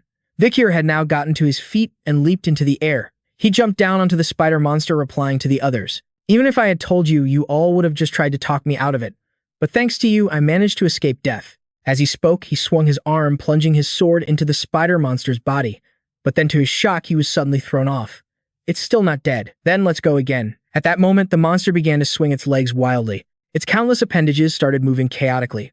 The warriors shouted, "Be careful. She's starting to rampage." Balak Ayan warned Vikir van Baskerville has driven her mad. "Don't falter, keep fighting." Just then, Aquila stood in one spot staring intently at the spider monster. She seemed to be hesitating, weighing a decision. For a long time, everyone had regarded the madam as a natural disaster, never even thinking of resisting her. Every cell in their bodies felt that way. But that young warrior was different. Aquila's gaze shifted to Vikir van Baskerville, who was still fighting desperately. He had overcome his fear and was facing that disaster head-on. Even as he coughed up blood and his wounds split open, a glint appeared in her eyes. Aquila then made her decision, drawing her bow. "I must also strike to open a path for that warrior." And with that, an incredibly powerful arrow shot forth, flying towards the enemy. The spider monster's colossal body was struck. Its mouth gaped open from the immense pain. Seizing the opportunity, Vikir van Baskerville charged forward to attack. His gaze was sharp, and then suddenly his eyes began to glow brightly. Like a bolt of lightning, Vikir van Baskerville shot forward. A flash of light streaked through the forest, heading straight for the spider monster. With his eyes blazing like a demon of slaughter, Vikir van Baskerville relentlessly stabbed into the monster's abdomen. Taking another painful blow, it let out a horrifying roar. Vikir gritted his teeth so hard they seemed to smoke. Power erupted from him as he used the Baskerville's first secret art, piercing fangs. Balak, Ayan, and Ahun were stunned by the sight. Vikir has become one with the madam. At that moment, Vikir van Baskerville continuously used the second form, clenching jaws. The third V's grip, the fourth tearing flesh, and the fifth devour. The light he emitted was so intense that nothing could be seen within it. A moment later, after Vikir's assault ended, the spider monster's battered body was revealed. A foul mixture of fluids and blood spewed endlessly from its mouth. Vikir van Baskerville's entire body was now glowing like a flame. Countless chains were bound around his neck. "Let's end this. This life bound by chains. I will no longer live the life of a hunting dog." On the spider monster's eye, countless slash marks now appeared. The chains binding Vikir van Baskerville were strained by his surging power. He used the Baskerville's sixth form, Shatter. Just like that, Vikir van Baskerville successfully broke the shackles that had bound him from his past life to this one and charged out. Vikir van Baskerville moved continuously around the eight-legged madam's body, relentlessly slashing at vital points on her form. The The spider screamed in agony, so much pain that it jumped into the air. Suddenly, its eye twitched. The gashes from Vikir van Baskerville's sword appeared and the spider's eye burst open. Vikir van Baskerville shot out from it covered in a spray of blood. Everyone stared jaws agape as Vikir emerged from the eight-legged madam. Ian suddenly exclaimed. Vikir van Baskerville flew out of the madam's eye. That's right, the eight-legged madam was attacked so relentlessly she had no time to counter, and she fell backward. Everyone screamed in utter shock. She's fallen. In the hazy smoke, Vikir van Baskerville lay sprawled on the ground next to the eight-legged madam. He winced. The eight-legged madam's venom was corroding his body. It had already spread to his face. Vikir van Baskerville grimaced as he watched the poison spread, his mind racing. The poison is spreading through my body. Her blood is toxic too, and it looks like the madam is about to die. Vikir van Baskerville glanced at the eight-legged madam beside him. She was whimpering weakly, her body utterly ruined. Vikir was gradually losing consciousness, his heavy dazed eyes fixed on the eight-legged madam as his mind urgently repeated, I need to purge this poison quickly. Vikir van Baskerville raised his hand. It elongated like a sword, stretching out and plunging straight into the eight-legged madam's body. She jolted as the blade pierced her. In her consciousness, the monsters whose powers he had absorbed appeared. They were storming into her mind. The demonic fly led a swarm of monsters that surrounded the eight-legged madam. The three-headed hound leaped forward, biting her legs, abdomen, and neck. The eight-legged madam couldn't move. She was completely restrained by the three-headed hound as the giant fly approached her, struggling in despair. It was ready to claim the eight-legged madam's power. Vikir slowly regained consciousness, the sound of people clamoring in his ears. The poison here is dangerous. Don't get any closer. Let's go. Vikir, you can't die. I still haven't. It was Ian's voice. It seemed she wanted to say more, but stopped. Vikir van Baskerville slowly opened his eyes to see Ian looking down at him, her face filled with worry. She was so worried, she started to cry. Vikir van Baskerville warily closed his eyes and whispered faintly, Hey, I told you I'm fine.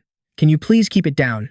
You're shouting so loud I can't rest. Seeing Vikir awake, Ian was overcome with emotion. Her eyes welled up with tears as she said, Do you have any idea how worried I was, you idiot? At that moment, Beelzebub retracted its tentacles, seeming quite satisfied with its meal. It had now acquired a new power, the venom of Madame Octopus, which was now ranked in first place. Next was the sound-canceling ability of the Mususu in second place and the Marsh Salamander's super regeneration in third. This could be considered the greatest hunt in the tribe's history, so everyone threw a massive celebration. They feasted and drank for several days. By the final day, everyone was passed out on the ground completely stuffed. Beside them were plates that had been picked clean. Aquila and another Balak warrior leisurely sat and drank on top of Madame Octopus's carcass. Everyone was happy and cheerful. Only Vikir van Baskerville didn't look so well. He sat in the middle of it all, surrounded by meat and fruit. Vikir van Baskerville thought wearily, so the days of feasting are over. The people of this tribe really love their festivals. Vikir left the party and went over to where Bakira was resting. Seeing Vikir approach, the dog happily perked up its ears and came closer. Vikir spoke, Bakira, how are you feeling? He scratched Bakira's chin, praising the dog. Bakira, even though you lost a leg, you still beat the others and found a mate. I'm proud of you. I made the madam pay the price so you don't have to worry anymore. Suddenly, Vikir stopped petting Bakira. He stared intently at his own hand as a thought crossed his mind. After killing the madam, I can now use the seventh Fang. It's not perfect, but at least I gained something from killing her, and I also gained more real combat experience in life or death battles. Then he thought of Hugo with a small question in his mind. How was Hugo able to use the seventh Fang? My seventh Fang is still incomplete, so it would probably be very difficult to attack a swordsman like Hugo right now. Still, I'm much stronger than I was before. Vikir grabbed the garland of flowers around his neck and muttered to himself, All right, I've accomplished my goal in this forest. His resolve hardened. It's time to return to House Baskerville. As soon as he finished speaking, Vikir tore the garland from his neck. His eyes blazed with resentment and his expression turned grim. At that moment, someone hiding near a tree had heard and seen everything, Vikir said. After taking one last look at the beautiful forest, Vikir changed into the clothes of an imperial, donning a cloak and carrying a large bag. He approached Aquila, who was standing with the people of the Balak tribe ready to see him off. Vikir spoke first. Thank you for allowing me to leave. Aquila replied cheerfully, I have no reason to keep you here. She added, Once family, always family. No matter where you go, we'll always be one. Whenever or wherever, you'll always be the leader of the Balak hunting party. Don't you forget it. Not knowing what else to say, Vikir could only thank her again. He then glanced over the crowd, wondering to himself she's not coming. Maybe it's because she doesn't want me to leave. Vikir turned to go, but he looked back one last time to say goodbye. Well, then I'm off. The Balak people watched Vikir leave with great reluctance. They shouted after him, Vikir, whenever you need us, we'll be there. Don't forget us. Have a safe trip back to the Empire. We'll be praying for you. The twin brothers also shouted towards Vikir, Brother, you have to come back. We'll always be here waiting for you. Their sister also called out cheerfully, Remember to stay in touch with us. Vikir left amidst the cheers of the people behind him. Goodbye, Vikir van Baskerville, our hero. Vikir smiled as he left. When he reached a field of golden grass swaying in the wind, he looked ahead and his face filled with surprise. Ahead of him was Ayan holding something carefully wrapped in white cloth. Vikir called out, "Balak Ayan." She hesitated for a moment before asking, "Are you really leaving?" Vikir didn't answer.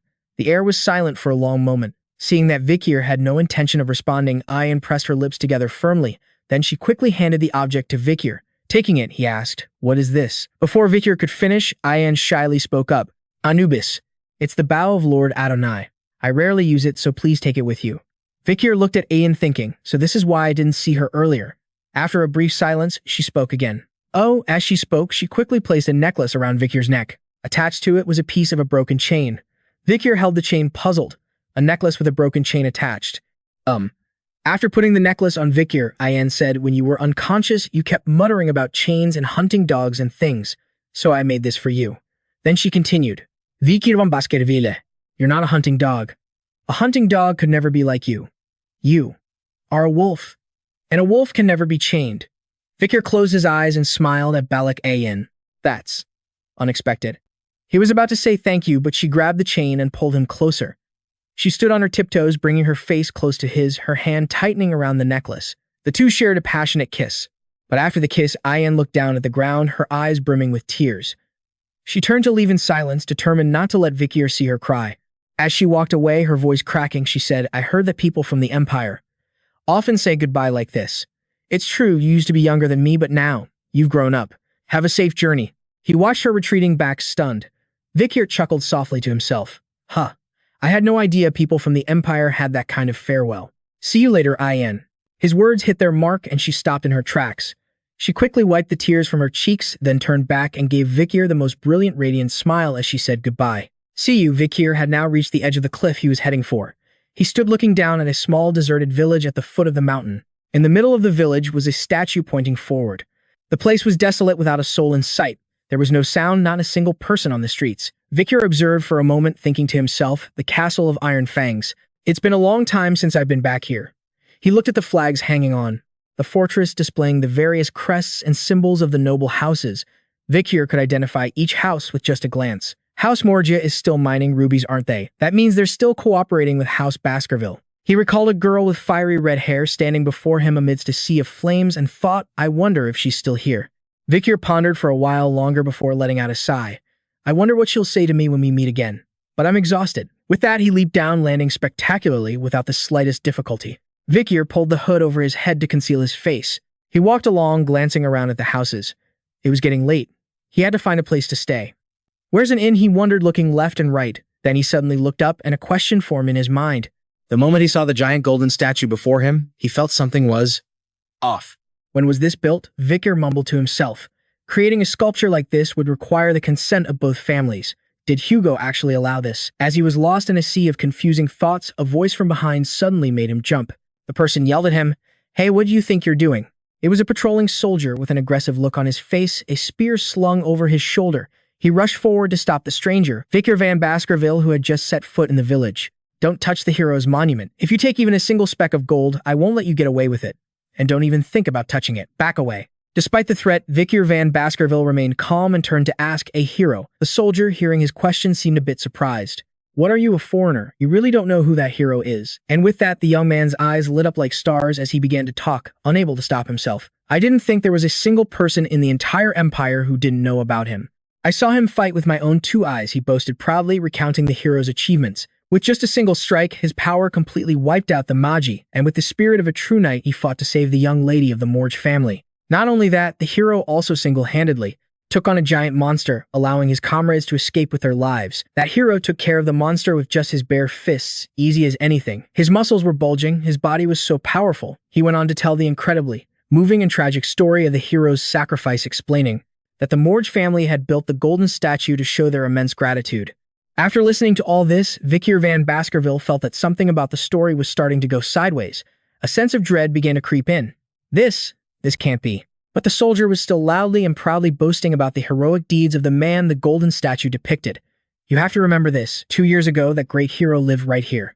And his name was Vikir van Baskerville. He practically shouted the name like a megaphone as if he wanted the whole world to hear. Hearing that name, it was obvious who they were talking about. He awkwardly covered his face, not knowing what else to say. Oh, is that right? Meanwhile, in a nearby house, light was spilling out from the windows. It was clear that many people were still awake and lively inside. Young women were chugging beer like men, drinking with great relish before slamming their mugs down on the table. The three triplet sisters of the Morge family began to gossip about the hero Vikir van Baskerville. I'll never forget how thrilling it was when we first met Vikir. The sister sitting next to her nodded in agreement. You're right, he was so handsome. The sister on the end chimed in, so true. A group of soldiers nearby all voiced their agreement as well. From the moment we met him, we could see his true value. One sister nodded and shouted, exactly. The stories about Vikir van Baskerville came from the people inside the fortress. Her cheeks flushed red as she continued, he was just so charming. And you know beautiful things are always hard to get right. The sister next to her, her face beaming, nodded enthusiastically. And yet, even though we had just met, we got to talk with him for a long time. And that was even with those three little brats from House Baskerville hanging around. The last sister sighed wistfully. Just looking at that beautiful face made all my fatigue disappear. All three sisters took another drink of beer, laughing happily as they continued to shower Vikir van Baskerville with praise. Even that golden statue doesn't do his beauty justice.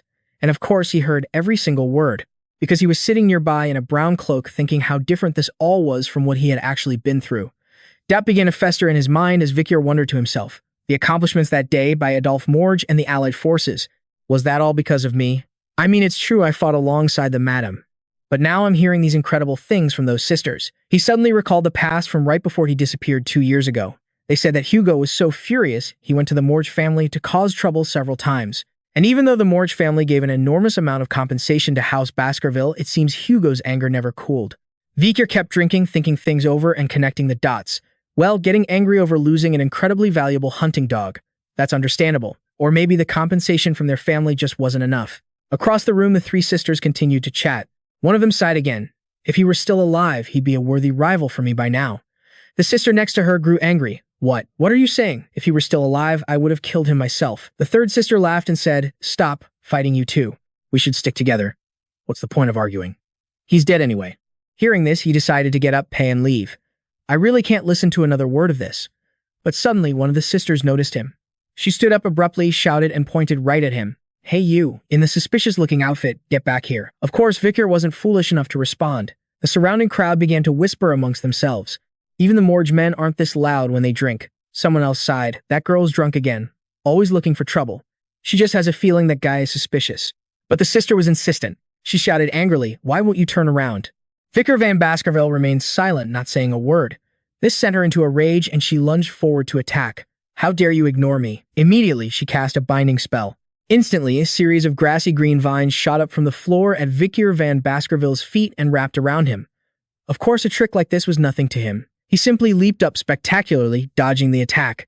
Everyone there, the sisters, the soldiers, was stunned to see him dodge the binding spell. Their jaws dropped, unable to believe what they were seeing. Vikir landed gracefully. The crowd, now seeing him as highly suspicious, began to aim their spears and weapons at him. One of them demanded, who are you? Take off your hood and cloak. Vikir now found himself in a rather difficult and annoying situation, but he just clicked his tongue and thought, whatever. It doesn't really matter. I was planning on letting House Baskerville know I was back anyway. With that thought, Vikir removed his cloak. The moment the three sisters saw him, they froze, completely stunned by how handsome he was. His beauty was simply so stunning that they were all frozen in place. Just then, a young man in the crowd gasped, what, that face? It's him. He instantly recognized that the man's face was identical to that of the hero on the monument. Even though he's a little dirty, I can feel that same cold aura. And that black hair and those red eyes. It can't be. With his identity exposed, Vikir van Baskerville could only accept it in silence. The three sisters stammered, unable to form words, their faces a mask of utter shock.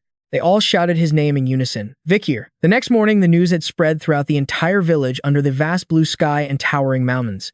The three girls stood formally to see him off. He was offered a place in the VIP area of the castle, but he refused the girls' gesture of gratitude. It's fine. It's not like I'm paying for room and board anyway. The three girls were still in shock, unable to believe it. Vikir van Baskerville wasn't dead, and he came to see us first. Were you looking for us? The girls chirped, all talking at once. One of them added, we spread the word that you were back, just like you asked yesterday.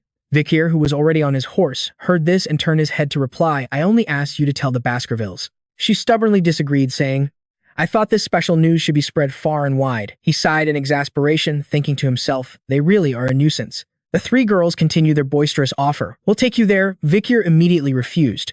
You're busy. I can go by myself. They kept pleading with him. No, we're not busy at all. All we do is sleep. At that moment, Vikir had only one thought. When I get back, I have to report the laziness of House Morgue's subordinates. Before leaving for good, he asked one more thing. What is Camus doing now? The girl in the middle hesitated for a long moment before finally answering. She's in seclusion to train. She suddenly left Sir Adolphe Morgue's legion and joined the Dark Legion. Now she's focusing on researching magic. Hearing this, he was stunned with shock. The Dark Legion. Before my regression. Her relationship with Snake, the leader of the Dark Group, was terrible. Did I change the future? Vikir van Baskerville felt an indescribable anxiety welling up inside him. Then he left them with a message. Tell Camas that I want to see her and advise her to leave the Dark Legion. The three girls looked at each other confused. What does he mean by that? They had a good relationship before, so of course he'd want to see her right. The news that the hero of Red Fang Mountain had returned, of course, spread like wildfire throughout the empire. People from all walks of life chattered about it. From adults to children, everyone shed tears of joy, even the old manager of the Baskervilles. Children excitedly told their parents, and the news passed from one to another. Adolphe Morgue collapsed in shock when he heard that Vikir van Baskerville was still alive. The Sanctus was standing by a window when she suddenly saw the messenger eagle fly past. A soldier rushed in, panting to deliver the news to Patriarch Hugo. He held a piece of paper in his hand and reported everything. As soon as Hugo heard the news, his expression changed drastically. His blood-red eyes, looking as if they'd been summoned from hell, glared fiercely as he asked word by word, "Is it true? Has Vikir van Baskerville returned?" At that moment, Vikir van Baskerville was ready to face any challenge. He closed his eyes tightly, then opened them with a look of fierce determination. He sat on his horse, riding forward into the fray, to the place where he would change everything and overcome all of those challenges. Soon after, Vikir van Baskerville went to see the old manager Chihuahua. As soon as he saw Vikir, Chihuahua smiled at the vice-consul and said, "Last time you snuck in through the window, but this time you can walk right through the front door, can't you, Sir Consul?" He glanced over at a man who was still quite young with a handsome face and elegant clothes. That was our protagonist. He, on the other hand, was having a major headache. His eyebrows were furrowed and he was pinching the bridge of his nose with 2 fingers. After a moment of silence, he spoke. "But Manager Chihuahua, why are so many people gathered outside?" Sure enough, a massive crowd of people had gathered around the building below. They were all holding signs with the words, "We love our hero." Manager Chihuahua explained, "It's because the story of your life has spread throughout the empire. When they heard you had returned, they came to welcome you." Vikir sighed warily, not knowing what to do. So tiring.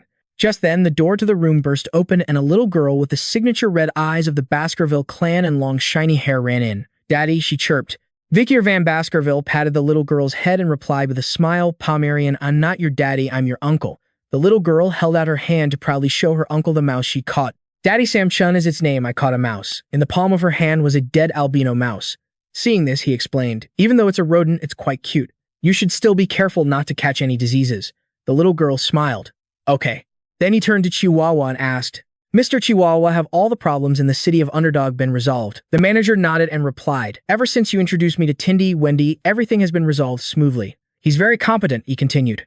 "However, there is one matter that even Tindy Wendy can't find a single clue about." With that, he pulled open a desk drawer and took out a file for him to see. The manager explained, "Lately, children in the slums have been disappearing one after another. Mr. Chihuahua said the parents of the children still have no news of them. We couldn't find them on the black market either, so the purpose of the kidnappings is unclear. It doesn't seem like they were taken by monsters, and the children all vanished without a trace. Furthermore, although there's no concrete evidence, I believe it's all the work of the same criminal." As the manager was explaining the situation, he suddenly looked at the vice-consul with confusion. Vikir's face was extremely tense.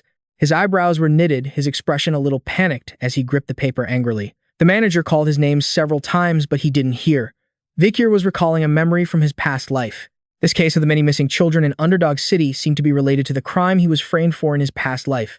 Then Vikir van Baskerville was lost in thought. But that can't be right because that happened much later. Could it be related to what's happening now? His tension was palpable, his thoughts becoming chaotic. While he was absorbed in his work, Pomeranian's loud voice interrupted their conversation. "Daddy, look at this, Daddy." He turned his head and replied, "Pomeranian uncle is busy right now." Before he could finish his sentence, the little girl beamed with joy. The mouse. It came back to life. And sure enough, the mouse had come back to life and was standing on her hand. This astonished both Vikir and Chihuahua. Vikir quickly asked, "Pomeranian, did you bring it back to life?" The little girl nodded yes. Vikir immediately fell into a state of confused contemplation. This is clearly necromancy, a type of black magic that uses mana from the negative dimension, right? He thought to himself while watching the little girl happily playing with the mouse. He then decided to probe her a bit. Since when could you use that kind of black magic? The little girl held up her fingers and mumbled as she counted. 1 night, 2 nights, then 3 nights. In the end, Pomeranian couldn't count any further. To be honest, I secretly watched the others in the tribe do it and copied them. The moment Vikir van Baskerville heard that, he understood. Since Pomeranian was discovered in a village of the Rococo tribe, it was possible that she had. There they learned dark magic and necromancy from the Rococo tribe. In any case, children from the Baskerville and M families were considered geniuses. By the age of 8, they could already sense mana. But on the other hand, Pomeranian was using mana from the negative dimension. How could a 5-year-old child possibly do that? A magical genius from the iron-blooded Baskerville family and a genius of dark magic had been born. So how would Hugo react if he knew about this? He'd probably get furious and order her execution immediately. He's clearly the cold-blooded type, Vikir thought with worry. It's better not to let her meet him. Just then, a carrier pigeon arrived with a letter. When the manager opened it to read, his face turned deathly pale, his expression changing in an instant. He immediately made an urgent report. Vice Consul, we're in trouble. He pointed at the paper, stuttering, unable to form his words. It's the head of the family. Vikir couldn't understand a word he was saying. Calm down and speak clearly. Just then, a high-class carriage pulled up outside. The leg of a tall man stepped down. He had long white hair from old age, but his body was still very toned. It was the patriarch Hugo arriving. According to manager Chiwa's words, the extremely tense meeting between the two finally began. Coffee had been poured, but no one had taken a sip. Manager Chiwa's face was wrought with tension. The elegance of Patriarch Hugo's old butler was evident in everything from his clothes to his posture. Vikir showed no signs of worry, simply staring ahead with confidence. Across from him was Patriarch Hugo, his face as cold as ice. After a long silence, he finally spoke. You've returned. Vikir replied politely, yes, I have returned. Manager Chiwa let out a quiet sigh of relief. At least they were finally talking. Vikir thought to himself, because Hugo arrived so suddenly, I only had time to move Pomeranian to the room next door. I just hope nothing happens. Then Hugo continued his inquiry. How have you been? He recounted his journey, but his voice held a hint of formality as if they were two strangers. I drifted down the river and lived with the Balak people to focus on healing my wounds. He fabricated a story explaining that during that time he pretended to befriend the Balak and now he had devised a plan to annihilate them. Hearing this, old Hugo seemed interested and let out a laugh. Is that so? Continue.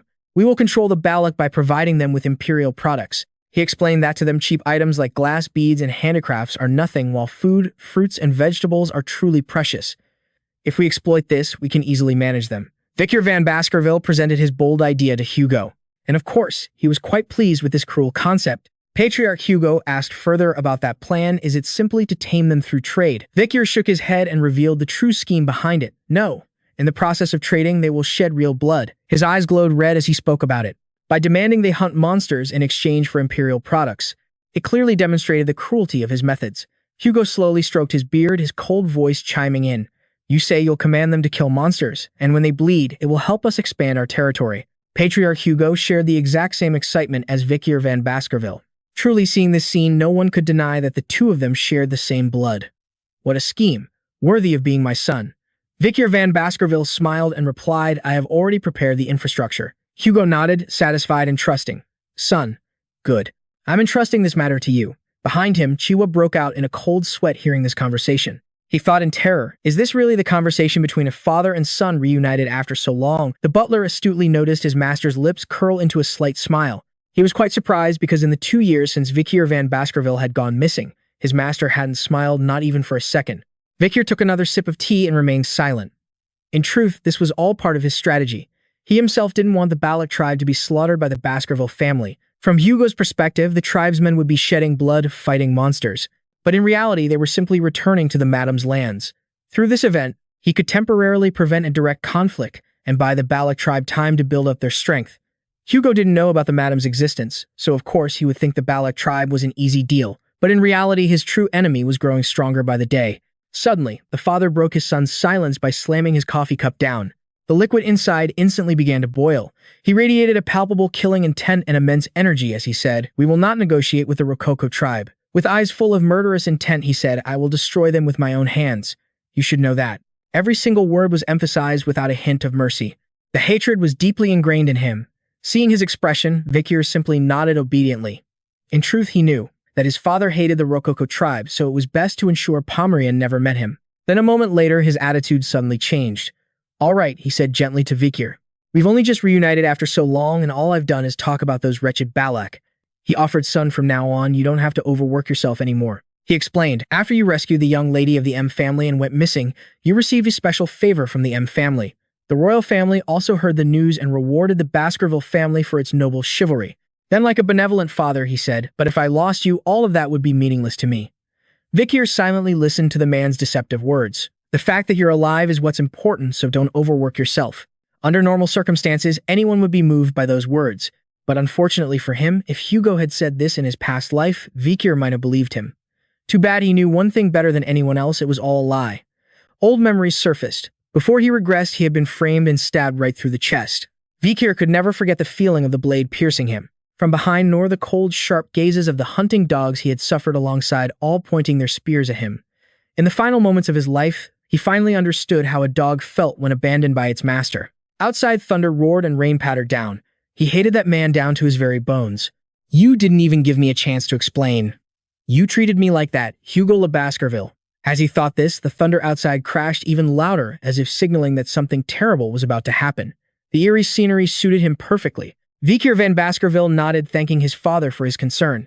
Just then, a Pomeranian Le Baskerville suddenly burst through the door looking for Vikir. Both Chiwa and Vi's eyes were wide with a bone-chilling fear, unable to hide their utter confusion and terror. The little girl didn't care about the context. Wailing and screaming in fear, she yelled, "It's cold and rainy out. The thunder is so loud and I'm scared." And the little girl immediately threw herself at Vikir van Baskerville, hugging him tightly. Vikir van Baskerville and Chiwa were utterly panicked, feeling as if they were serving themselves up to be killed. Worried and afraid, he looked toward the old man in a state of terror. I wasn't supposed to let Hugo and Pomeranian meet. Suddenly, the expression on Hugo's face right in front of him left him stunned and confused. The old man shot to his feet, his head bowed low. Instead of anger, he wore an expression of disbelief as he looked at Pomeranian's face. While the father and son were talking, a little girl had suddenly burst into the room, and contrary to what everyone expected, instead of getting angry, he had a very strange expression, wondering how can this be, that face. A little background on the patriarch: he is Hugo Le Baskerville, master of the iron-blooded sword Baskerville and the head of one of the great empire's 7 families. He was the one who drove the Manji hordes out of the empire, the greatest swordsman who had slain hundreds of monsters.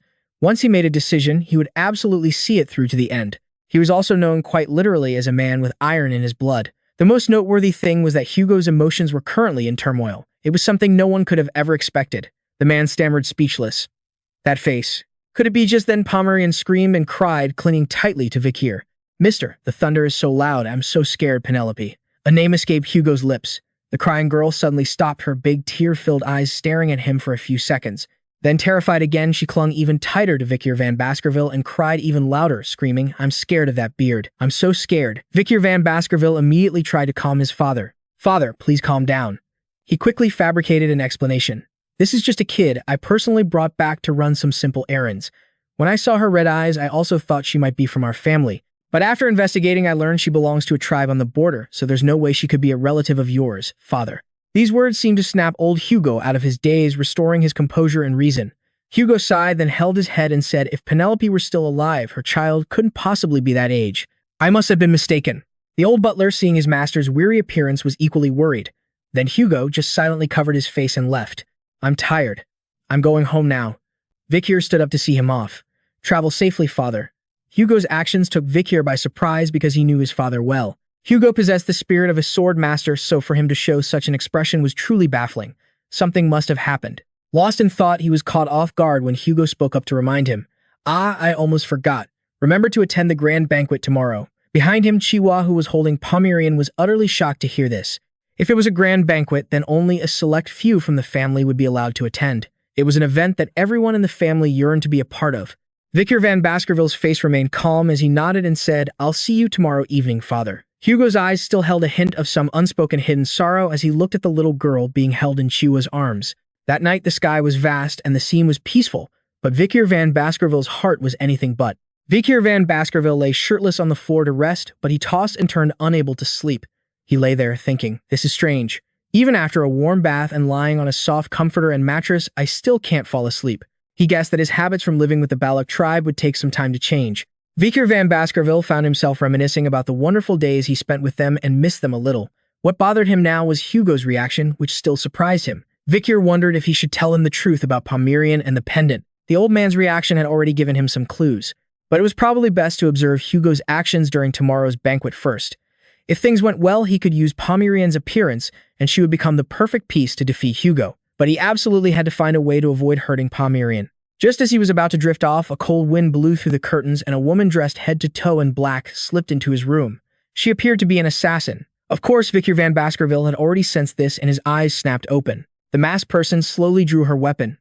She approached the bed, preparing to strike. To her surprise, Vikir spoke first. "I haven't even been back for a full day. News travels fast, doesn't it?" Before she could even process his voice, Vikir van Baskerville had already sprung up from under the bed to attack. In one swift motion, he pushed off the floor with one hand and spun, kicking the knife out of her hand. The knife flew and embedded itself in the wall. Just as he was about to finish his opponent with a single blow, she suddenly spoke. Wait, she said. "I was just kidding, just a little joke." Hearing that voice, Vikir van Baskerville froze immediately, recognizing her. He said, "Next time you visit, use the front door. It would be dangerous if I didn't recognize you and struck for real." The girl replied, sleeping on the floor instead of in a warm bed with blankets. "How bizarre." She pulled down her face covering. "You came back from the dead and you're still exactly the same, huh? It's been a while, Vikir van Baskerville." The girl removed her mask, revealing her blue hair and eyes. Vikir asked, confused, "Use the front door." "Is that a problem? Please, Wendy." The girl stuck out her tongue, seeming to dismiss his words. Wendy walked towards the bed, saying, "Weren't you the one who sent me to Mr. She was office. How did you know I would go to the girl who received 10 billion? He casually brushed his shirt and replied, "I've investigated you. To gain a client's trust, you first help them get rich and then you bleed them dry." Wendy sat calmly on the bed and let out an "oh." Bleed them dry, such harsh words. That's just the job of a financial planner like me. She continued, "If it weren't for me, Judy would have wasted that entire 10 billion, wouldn't she?" She proudly flaunted her talent.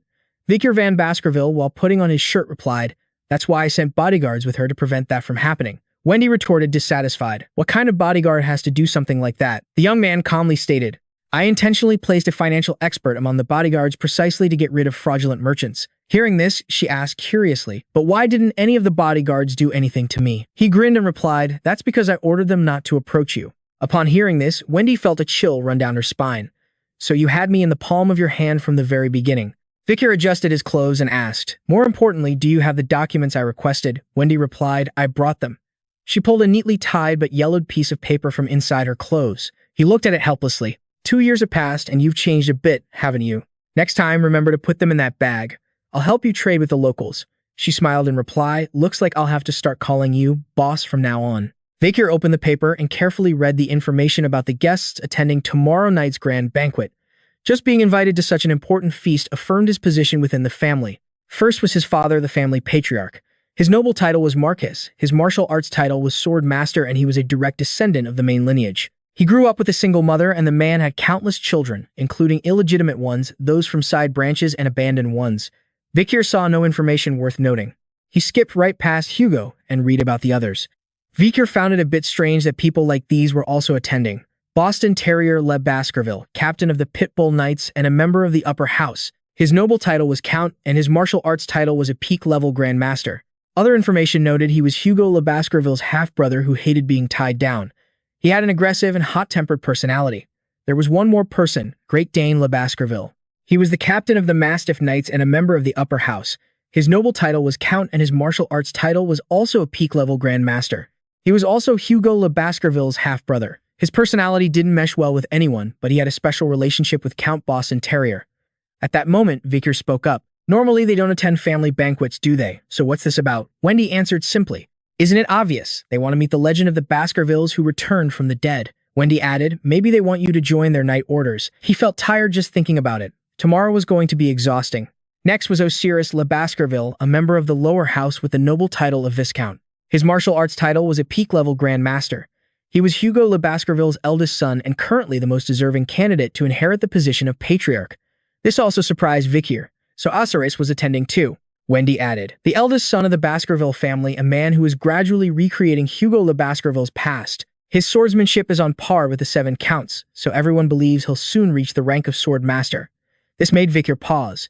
He recalled meeting Osiris a few times before his regression. He was the quiet, cold type. Cold to the point of not even paying attention to his subordinates or his own direct lineage siblings. Wendy continued to press. "So if you don't count the Patriarch and the 7 counts, he's the strongest in the family, right? Are you two stronger than him?" He immediately raised his voice in a warning. "Don't even think about trying to gauge my combat abilities, Cindy Wendy." Next, he read another familiar name. This person was in seclusion for training. It seemed he would make a one-time appearance at tomorrow night's banquet. This person's name was Le Baskerville, the consul of Underdog City and a member of the lower house with the noble title of Baron. He was Hugo's second son, currently the second candidate for succession. In terms of talent, he was always inferior to others and had suffered from a chronic illness since childhood. His personality was always gentle and kind, completely different from the others in the family. When he was young, Hugo abused him for his weakness. He was also the only one who mourned the hunting dogs that were treated like trash and the only person in the family that Vikir could respect. So it would be good to meet him at this time. Vikir skimmed through a few more names, all of them people he didn't need to pay attention to. She asked him why. He just replied, because I already know them very well. Looking at the information on the table, he grew excited. All right, tomorrow's banquet is going to be amazing. As he thought this, Vikir's eyes lit up, glowing a menacing red filled with bloodlust. The next day, Vikir dressed impeccably in an elegant suit, his hair neatly styled, and headed to the Baskerville family's grand banquet. He stood before a large room with 2 guards stationed outside. As he approached the banquet hall doors, they slowly opened, revealing Vikir's face. Before his eyes was a luxurious, magnificent banquet table with the members of the Baskerville family. Seated in the middle of the table were the old man Hugo and his butler Barim. To the side were the commander of the Pitbull Knights Boston Terrier Le Baskerville and the captain of the Mastiff Knights Great Dane Le Baskerville. On the other side of the table were Osiris Le Baskerville, the eldest son of the family, along with Set Le Baskerville, the second son, and the family's 3 triplets. Vikir stood before the banquet table, placed a hand on his chest, and announced himself with elegant confidence. Vikir van Baskerville, I have come to attend the banquet under the orders of Patriarch Hugo. Thank you for inviting me. Hugo, with his cold red eyes, replied, Hurry and take your seat, my son. Under the warm lights, the entire family began the feast in silence. Not a single person made a sound, causing even the guards standing by to break out in a cold sweat as they witnessed the banquet. No one would have thought this was a family gathering. Suddenly, Boston Terrier Le Baskerville spoke up. It seems the meat is still undercooked. Hearing this, Hugo asked with annoyance. Boston Terrier is the meat, not to your taste. Under Hugo's questioning, he also broke into a sweat, bowed his head and replied, No, brother, that's not what I meant at all. Then he pointed to the person beside him. I was talking about the meat on the plate next to me. Hearing this, Great Dane Le Baskerville, who was cutting the piece of meat on his plate with a knife and fork, had to stop, glancing over with a sharp side eye. You got a problem with me? But Boston Terrier wasn't one to back down. He turned to Han Hack and answered, No. I'm just trying to remind you that your piece of meat looks a bit undercooked. It would be too cruel to let your precious nephew eat raw meat. Gren calmly replied, It's true, the boy is very cute, but he is my nephew after all. As his uncle, I know what I must do to guide him down the right path. These two kept bickering back and forth in front of everyone at the party. Boston Terrier shot back with a pointed question. Is having him join the Mastiff squad what you call the right path? Den replied with a scornful tone. It's still better than letting him join a squad as stupid and slow as the Pitbulls. Vikir van Baskerville sat in front of them thinking, so they called me here to fight over me for their teams. 2 of the 7 representative squads of the Baskervilles, the Pitbulls, and the Mastiffs had made him an offer. In the past, he would have been incredibly thrilled to be recognized, but now he simply saw them as first-class idiots. Vikir thought this to himself as he lifted a piece of meat to his mouth with a cold, contemptuous expression. Just then, the old butler, John H. Barrymore man, spoke up as he was pouring wine for Hugo. It seems the patriarch is in a very good mood. It seems that his master seemed pleased that his not-so-close younger brothers were showing him concern. Hearing this, Vikir van Baskerville glanced at Hugo and thought to himself. The head butler always explained everything in a positive light.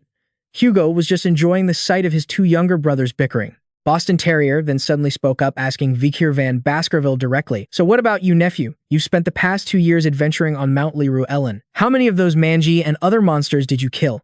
Why not share your experiences with your uncle here? Before Vikir could answer, Gren also chimed in with a barrage of questions. I'm also curious about what my dear nephew went through in that dangerous forest. But honestly, I'm more curious about how much my nephew Vikir has grown. Hearing his son being bombarded with questions like that, Hugo spoke coldly, Let the boy eat first. Don't bother him so much. Gren quickly replied, Brother, aren't you curious? I couldn't contain my own curiosity, which is why I rushed back. Before he could finish his sentence, Hugo roared a single word, quiet, causing both Boston Terrier and Gren to turn pale and break out in a sweat. With a cold face and a piercing gaze, Hugo lifted a piece of meat to his mouth and said, You both know I don't like to repeat myself. His words made Boston Terrier and Gren fall silent, bowing their heads in apology. Vikir van Baskerville suddenly stood up and explained, It's not that difficult to list my achievements. Before he could finish, Hugo cut him off. Son, you had a long journey. Aren't you tired after visiting the training grounds? Vikir calmly replied, I'm fine, father. As he spoke, Vikir placed his hand on the table and continued, Skills can be demonstrated anytime, anywhere. Shouldn't we train every single day? Vikir van Baskerville looked at the glass of wine and the steak on the table. It seemed Uncle Boston Terrier had poured too much wine and Uncle Gren's steak was still a bit rare. With that, Vikir van Baskerville placed his finger on the table, demonstrating his skill. A crimson-red mana of immense power shot towards the wine glass and the steak, instantly warming the wine. Of course, the steak was cooked to perfection in the blink of an eye, much to the astonishment of his two uncles. They burst out laughing and exclaimed, "He can cook meat and warm wine with mana just by placing his hand on the table." They excitedly wondered aloud. A kid who's only 17 years old has already reached the intermediate level of Archmage, so how much stronger will he be when he's 37? You should be proud, brother. Your son has mastered all of those skills. Hearing such high praise for his son, Hugo remained calm, nonchalantly sipping his wine without a word. When Vikir van Baskerville saw this, he thought to himself that something was strange. He remembered revealing that he was an intermediate-level Archmage 2 years ago during his fight with Lady Eightlegs. So why did no one know about this? Looking over at the triplets, he wondered if even they knew. Why didn't they report it? And now they're just sitting here looking at me with such sparkling, admiring eyes. As he was thinking, suddenly, a voice cut through his thoughts. "Well done, little brother. Very good. Keep up the good work." It was the voice of Osiris, the eldest son of the family and the heir to the Baskerville clan. He spoke while raising his wine glass, looking at Vikir van Baskerville, which made Vikir break out in a nervous sweat. "Thank you, brother." At that moment, Vikir van Baskerville thought to himself, did Osiris just praise me? He wondered why the head of the line of succession, the one most like Hugo, would praise him. Is he sizing me up? Seeing this, Set Baskerville also spoke up. "To see my older brother praise our little brother. That's truly a surprise." He continued, "This is the first time I've ever seen Brother Osiris praise anyone, let alone with such a bright smile. Do you have a stone face just like Brother Osiris or something?" Seeing Vikir's confused look, Set asked with bewilderment. "Don't tell me you don't recognize me at all." Vikir coldly replied, "I know who you are, Brother Set." Hearing Vikir say that, Set's face lit up with joy. "I'm so glad you remember. Due to my weak constitution, I'm often in the medical bay or alone in the training tower. My training tower is very close to Underdog City, where you're serving as Vice Consul. I was even planning to visit you to learn about your experiences in the forest." Hearing this, Vikir recalled the time before his regression and how Set's open personality, a demeanor completely different from the rest of the Baskervilles, hadn't changed at all. Recalling old memories, he had been by Set's side, serving him that entire autumn, so all in all, the two brothers shared a few memories amidst the chaos of war. He was the only one who visited and comforted the fallen hounds. He even comforted a wanderer, on the battlefield drenched in blood like himself. And even when he was baselessly accused, Set trusted and stood by him, vowing to protect him until the very end. He was the only person Vikir wanted to see at this party. Set, still smiling brightly, said, "I'll be in your care." But suddenly, his red eyes glowing brightly, Vikir van Baskerville noticed a disgusting foul stench that had been rising for some time. A revolting stench that only he, the one who had spent that entire autumn there in his past life, would recognize as the stench of a demon. Among the people here, a demon is hiding. Vikir van Baskerville thought to himself, "Where are you? Who was the source of that disgusting stench?" The Baskerville triplets. Osiris Le Baskerville, Set Le Baskerville. Boston Terrier Le Baskerville, Hugo, the old butler, John H. Barrymore or Gren Le Baskerville. A series of questions flashed through Vikir's mind. Suddenly, he realized something. He turned to look at Set Le Baskerville. At that very moment, a demonic aura and the foul stench of a demon emanated from Set. He looked at Vikir van Baskerville with bloodthirsty, glowing red eyes.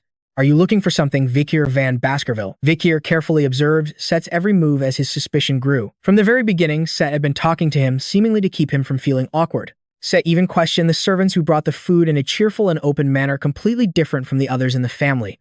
But that was the kind of person he was before Vikir van Baskerville returned. In the present moment, however, Vikir could feel an indescribably thick demonic aura radiating from him. It enveloped his entire body. Set still, unaware that Vikir had sensed something, raised his wine glass and asked in a gentle tone, "I heard that before you disappeared, you served as the Vice Consul of Underdog City. I also heard that the people there loved you so much they protested, demanding your permanent reinstatement. When I become the Consul, I hope the two of us can work together." Vikir remained silent for a moment, lost in thought. A moment later, he raised his wine glass and nodded politely. "I hope so too. I truly look forward to the day we brothers can cooperate." Set looked pleased, and then the two of them clinked glasses, wishing each other well. That very moment completely exposed his true identity. Vikir van Baskerville stared intently at the reflection in the wine glass in his hand. Surprisingly, he wasn't reflected in the glass like the person sitting next to him. This could only lead to one conclusion. Set was dead and a demon had taken over his empty body. The main character began to consider whether or not he should reveal it right here and now. After a moment of hesitation, he decided that for the time being, this wasn't the right time. If he did it now, he'd be asked for proof. He needed to gather more information first. He told himself this, but what bothered him the most was the disgusting stench emanating from the man. Set continued to chat normally. "Where have all the knights gone?" He said that when he was a child, he liked the Doberman Knight uniforms because they looked so cool. As he was speaking, Ori's suddenly set off. Hey, the party isn't over yet, and you're talking way too much. He glared with his blood-red eyes. Don't interrupt our little brother's party with your trivial stories. Just finish your meal. Set hesitated, glanced at him, and then fell silent. Vikir sighed in relief, thinking, thanks to him, I've escaped that disgusting stench. The patriarch then turned to ask Vikir van Baskerville, how are you finding the party? Vikir replied politely, it's wonderful. He nodded, satisfied with the answer. Good. I have a few more things to discuss. When you return to the estate, come see me in my office. The main character was silent for a long moment before respectfully replying, I understand. When the party was over, Vikir van Baskerville went for a walk. He let out a long sigh, feeling exhausted from a 5-hour-long party. Eating with those people was especially hard to stomach. He heard that the official recruitment letter for Academy rookies had been sent to the Baskerville estate. Hugo calling me up probably means he wants me to enroll in the academy, he thought. Lost in thought, he was unaware that a mysterious figure was waiting for him high up on a tower. The figure suddenly leaped down, launching a surprise attack from behind. Of course, with Vikir's abilities, he immediately knew what this technique was. This was technique number 6, and he began to wonder whether to fight back or not. After a moment of hesitation, he decided he absolutely could not reveal his higher level. The main character was only allowed to display the level of an intermediate Grand Master. He decided to counter with the Baskerville's 4th technique. He instantly unleashed several sharp slashes with his sword, forcing the attacker to leap backward. The main character immediately seized the opportunity, intending to follow up with the remaining fangs he had acquired from the blessing and aura of the river Styx. But unexpectedly, the attacker suddenly withdrew his technique and stopped fighting. The man standing above laughed heartily. That person was none other than one of his uncles. He said with delight, a stray puppy managed to block my sword's strike. My nephew has truly grown up. The man landed on the ground in front of him, light on his feet and majestic. Just as I suspected. Isn't that right, Den? At that moment, Den also emerged slowly from behind, his cold voice cutting in. I never thought I would draw my sword to kill family. You're no different from a barbarian. Terror. He continued his scolding. You wanted to kill your own nephew. How is that any different from the Manji? If Hugo finds out, you'll be confined for at least a few months. Boston smiled and replied, don't criticize the affection I show my nephew. I adjusted the attack so it wouldn't be dangerous, didn't I? The two slowly started to clash. One insulted the other. Don't interfere in the internal affairs of our Pitbull squad. Mind your own business. Pitbull's Vikir van Baskerville is a mastiff. Should I really let my nephew join a pack of government dogs like the Pitbulls? Old Boston glared as if he could kill with his eyes and retorted. Even a small tear on your back would have you begging me for mercy. Den sneered back, I'm sure your body is so tough it would never get torn open. And just like that, the two old geezers lunged at each other, completely forgetting their original goal. Alright then, whoever wins gets Vikir van Baskerville. I'll do anything for the future of my beloved nephew. The young Vikir van Baskerville decided to turn and retreat from the scene. These old men are so troublesome. Then he thought, that slash just now wasn't as heavy as I expected. The young man analyzed the technique as he walked. The Baskerville's 6th technique, unleashed by a top-level Grand Master with the authority of a count.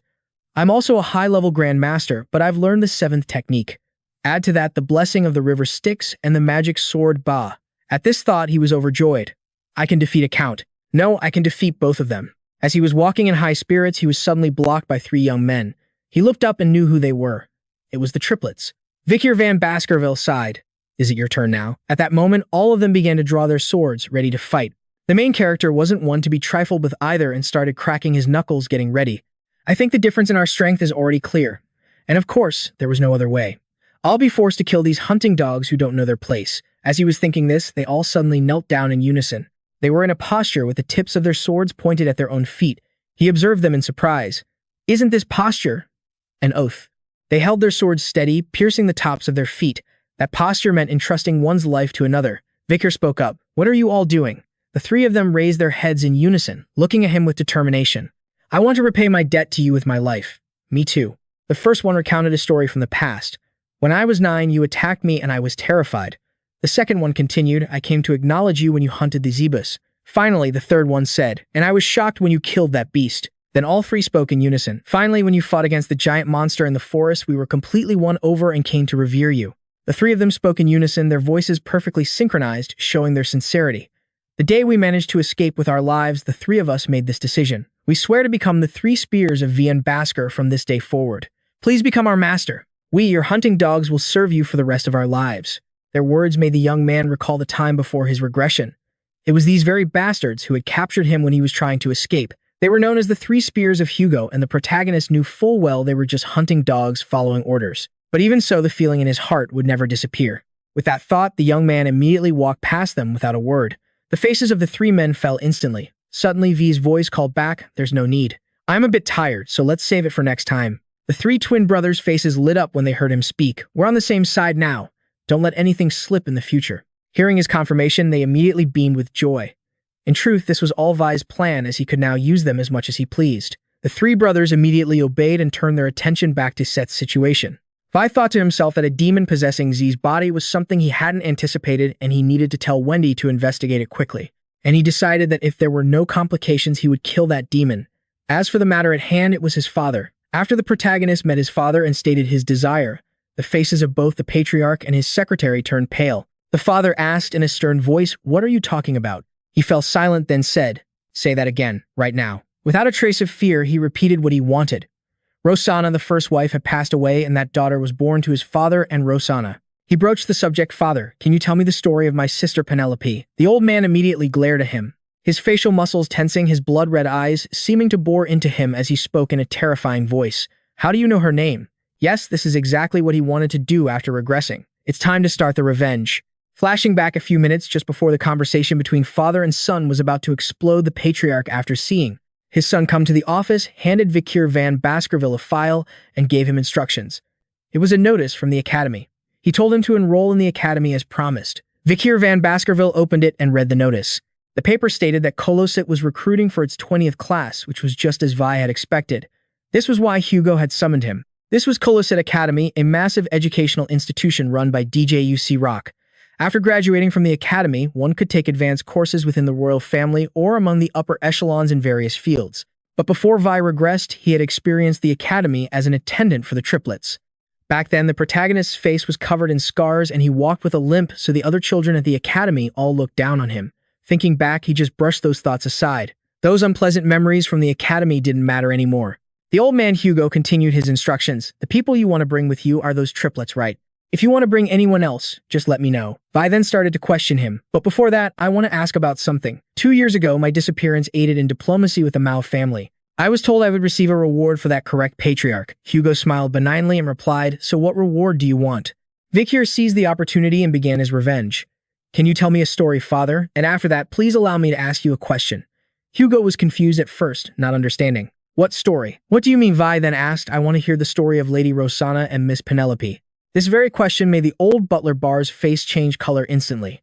Hugo hesitated, asking again as if he couldn't believe his ears. "What did you say?" Vikir van Baskerville looked him straight in the eye and said firmly, "Rosanna, your first wife who passed away, and the daughter born to Rosanna, Penelope. Can you tell me about them?" Patriarch Hugo's attitude changed completely. His hands clenched into fists and an immense dangerous pressure radiated from him as he spoke. "Why are you bringing up her name?" He glared straight at Vi, a murderous look in his eyes that could kill him at any moment. His voice boomed. "Why are you asking about that? Are you just curious?" Vikir van Baskerville remained calm and replied, "After the head of the family accepts, I will reveal my reason. It is certainly not out of curiosity.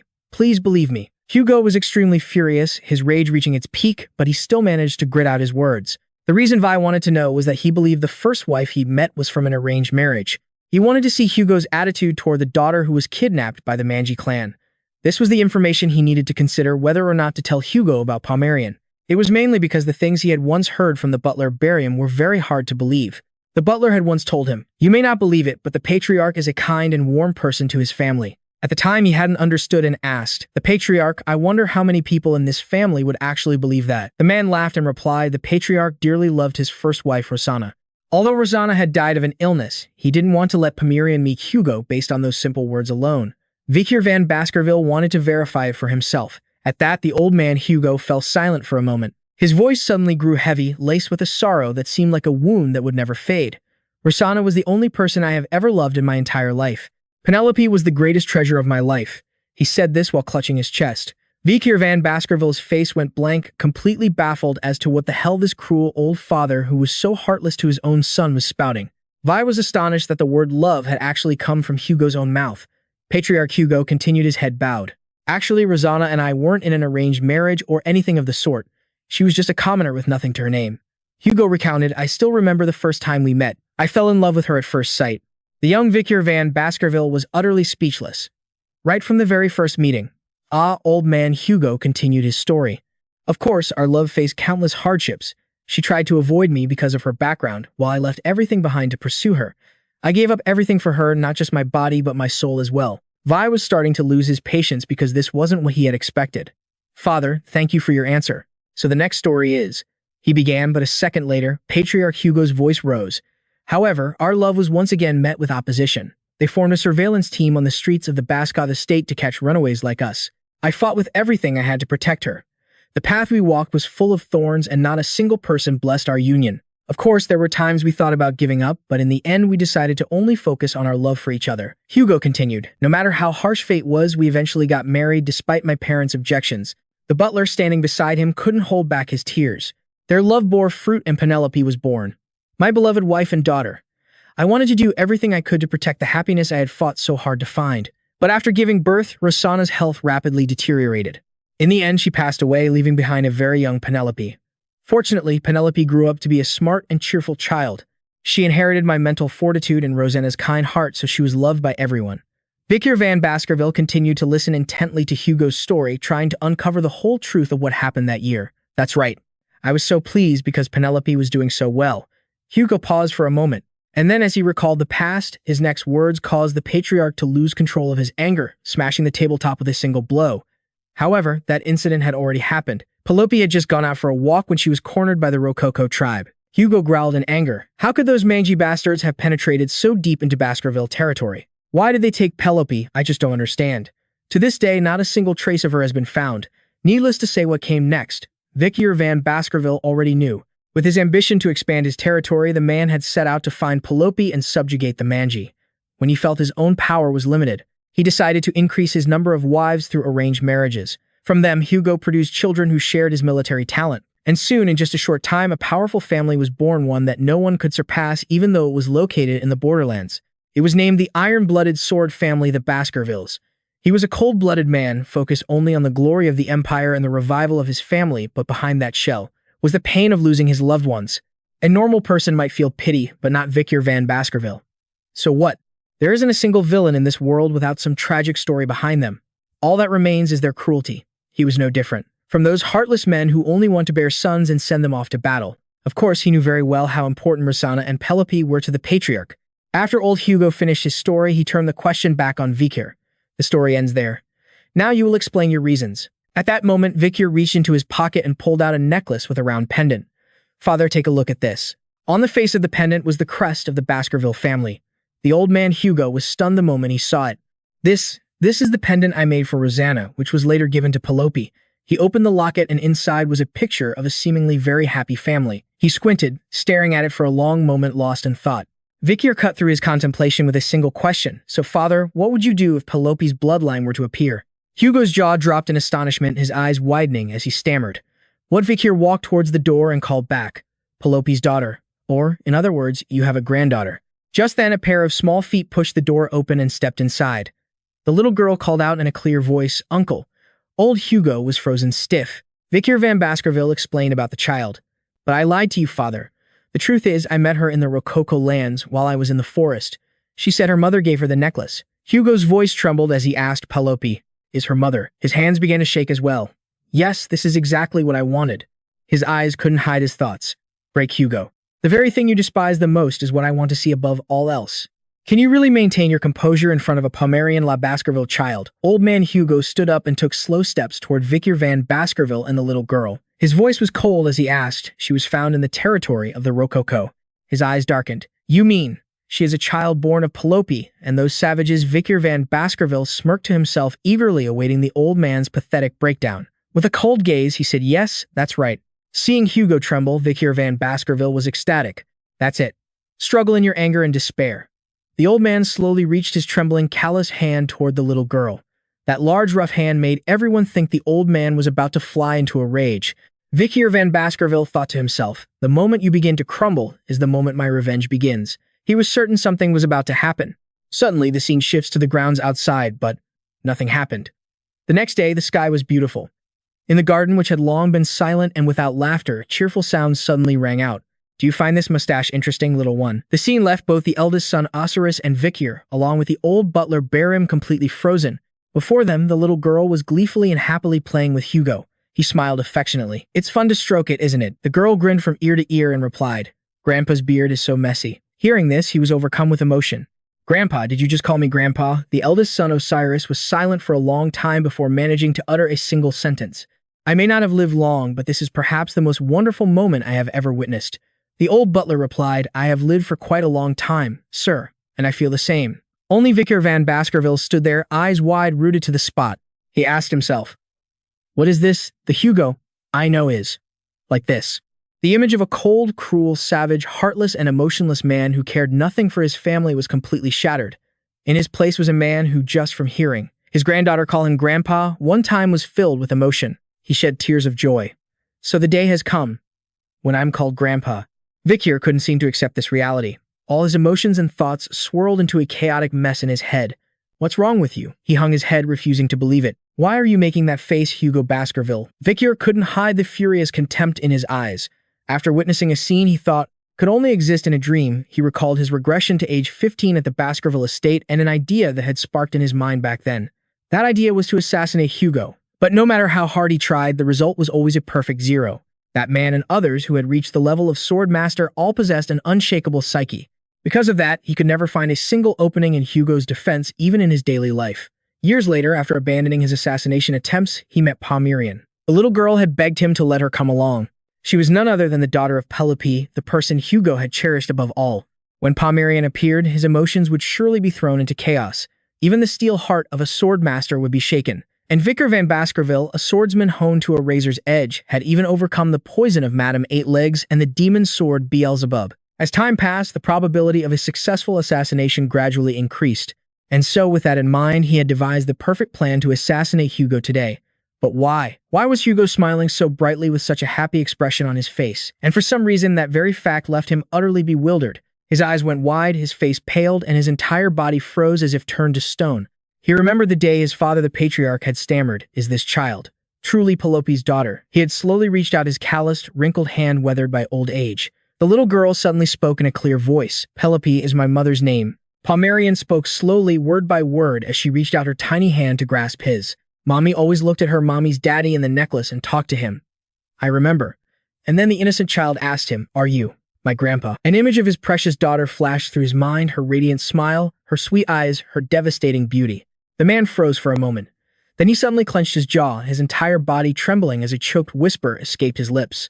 Penelope. This man, who seemed like he would never show a single weakness in his life, suddenly began to cry. Tears filled with a chaotic storm of emotions that no one could possibly understand streamed down his face.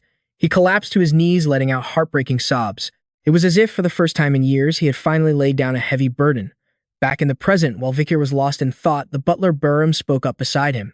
"Thank you, young master. I never thought he could smile so brightly. It was a sight I couldn't even imagine, like a dream." He spoke while looking at his master, who was holding all sorts of sweet lollipops and asking his granddaughter, Pomerian, "Would you like some candy?" The little girl asked innocently. "Candy." The old butler moved, said, "It's all thanks to you." Vikir van Baskerville stiffened, unable to utter a single word. "Thanks to me," he thought. The old man, Hugo, smiled affectionately as the little girl ate her candy with delight. Everyone was smiling happily except for Vikir van Baskerville, who was clenching his fists, unsure of what he was truly doing. His hands fell limply to his sides as he thought blankly. Is the Hugo in front of me really the same Hugo from back then? The one who never showed a single weakness? Why do you feel so helpless? The scene changes to that night. The young man lay sprawled on his bed, unable to think. He just stared blankly at the ceiling with lifeless eyes. In his memory, Hugo was a completely different person.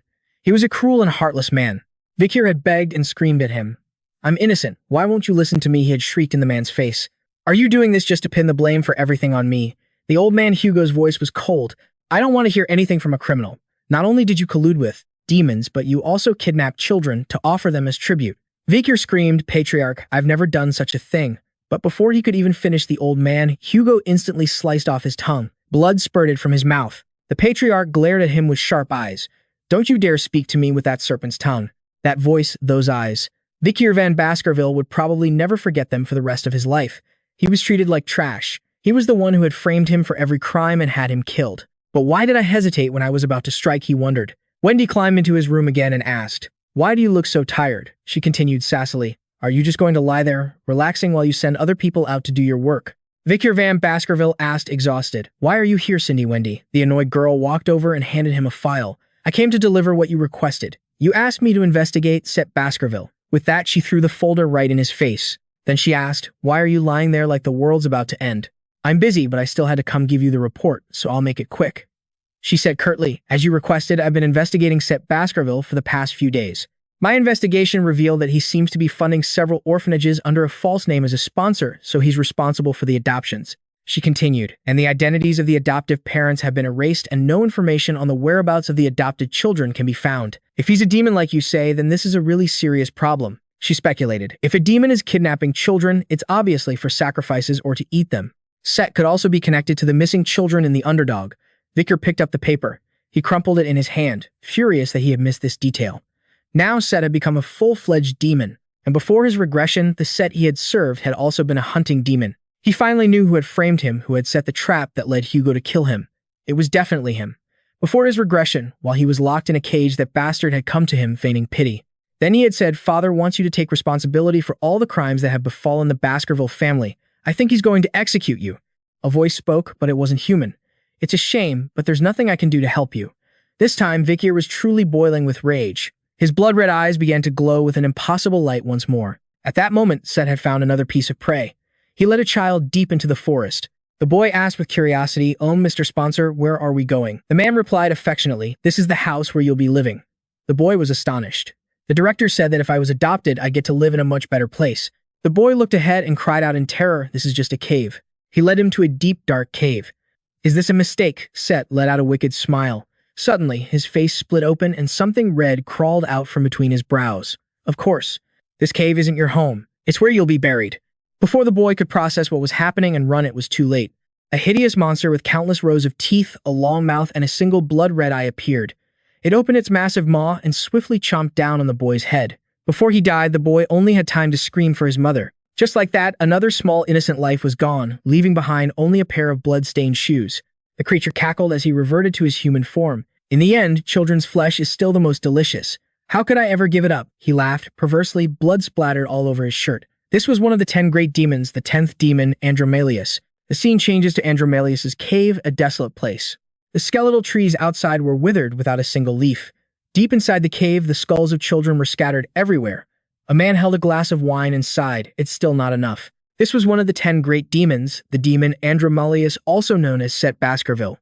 No matter how I look at it, the supply is still insufficient. Maybe I should start raising them in groups like livestock. He looked over at a three-eyed crow and asked with a smile, what do you think? The 8th demon. This demon is the 8th of the 10 great demons. Its voice was deep and contemplative, but I think otherwise. If we scale up, humans will notice our existence much more easily. Besides, it continued, we only hunt young prey, so the hounds of House Baskerville have a very keen sense of smell, so we need to be careful they don't catch our scent. Andromalius immediately dismissed it. Nonsense. You don't need to worry. I've created a barrier so no one can enter the cave. He said that in order to increase his demonic power and open the gate sooner, he needed to continue draining blood for another 12.5 years. The 8th demon warned him. But you can't arouse human suspicion. Then it asked, has anything special been happening at the Baskerville house lately? The 10th demon glanced over and replied, nothing at all. Everyone over here is fine. You should focus on their daughter. The 8th demon was pleased. Good, we are the 10 upper demons, the ones who will open the gate connecting the human and demon worlds. The one and only goal we must always aim for is the age of destruction. Everything we do must serve the interests of the 10 upper demons and the annihilation of humankind. After speaking, it transformed into a thick, viscous liquid and dripped onto the table. Andromalius paused for a moment before continuing. There's something special about the Baskerville family. He sipped his wine, muttering to himself. There was no way Hugo would be naive enough to believe some absurd story about having a granddaughter. His plan was to weaken the Baskerville clan so they wouldn't interfere with our plans. Hugo should remain as cold-blooded as ever. The Baskerville children must be eliminated just like all the other children.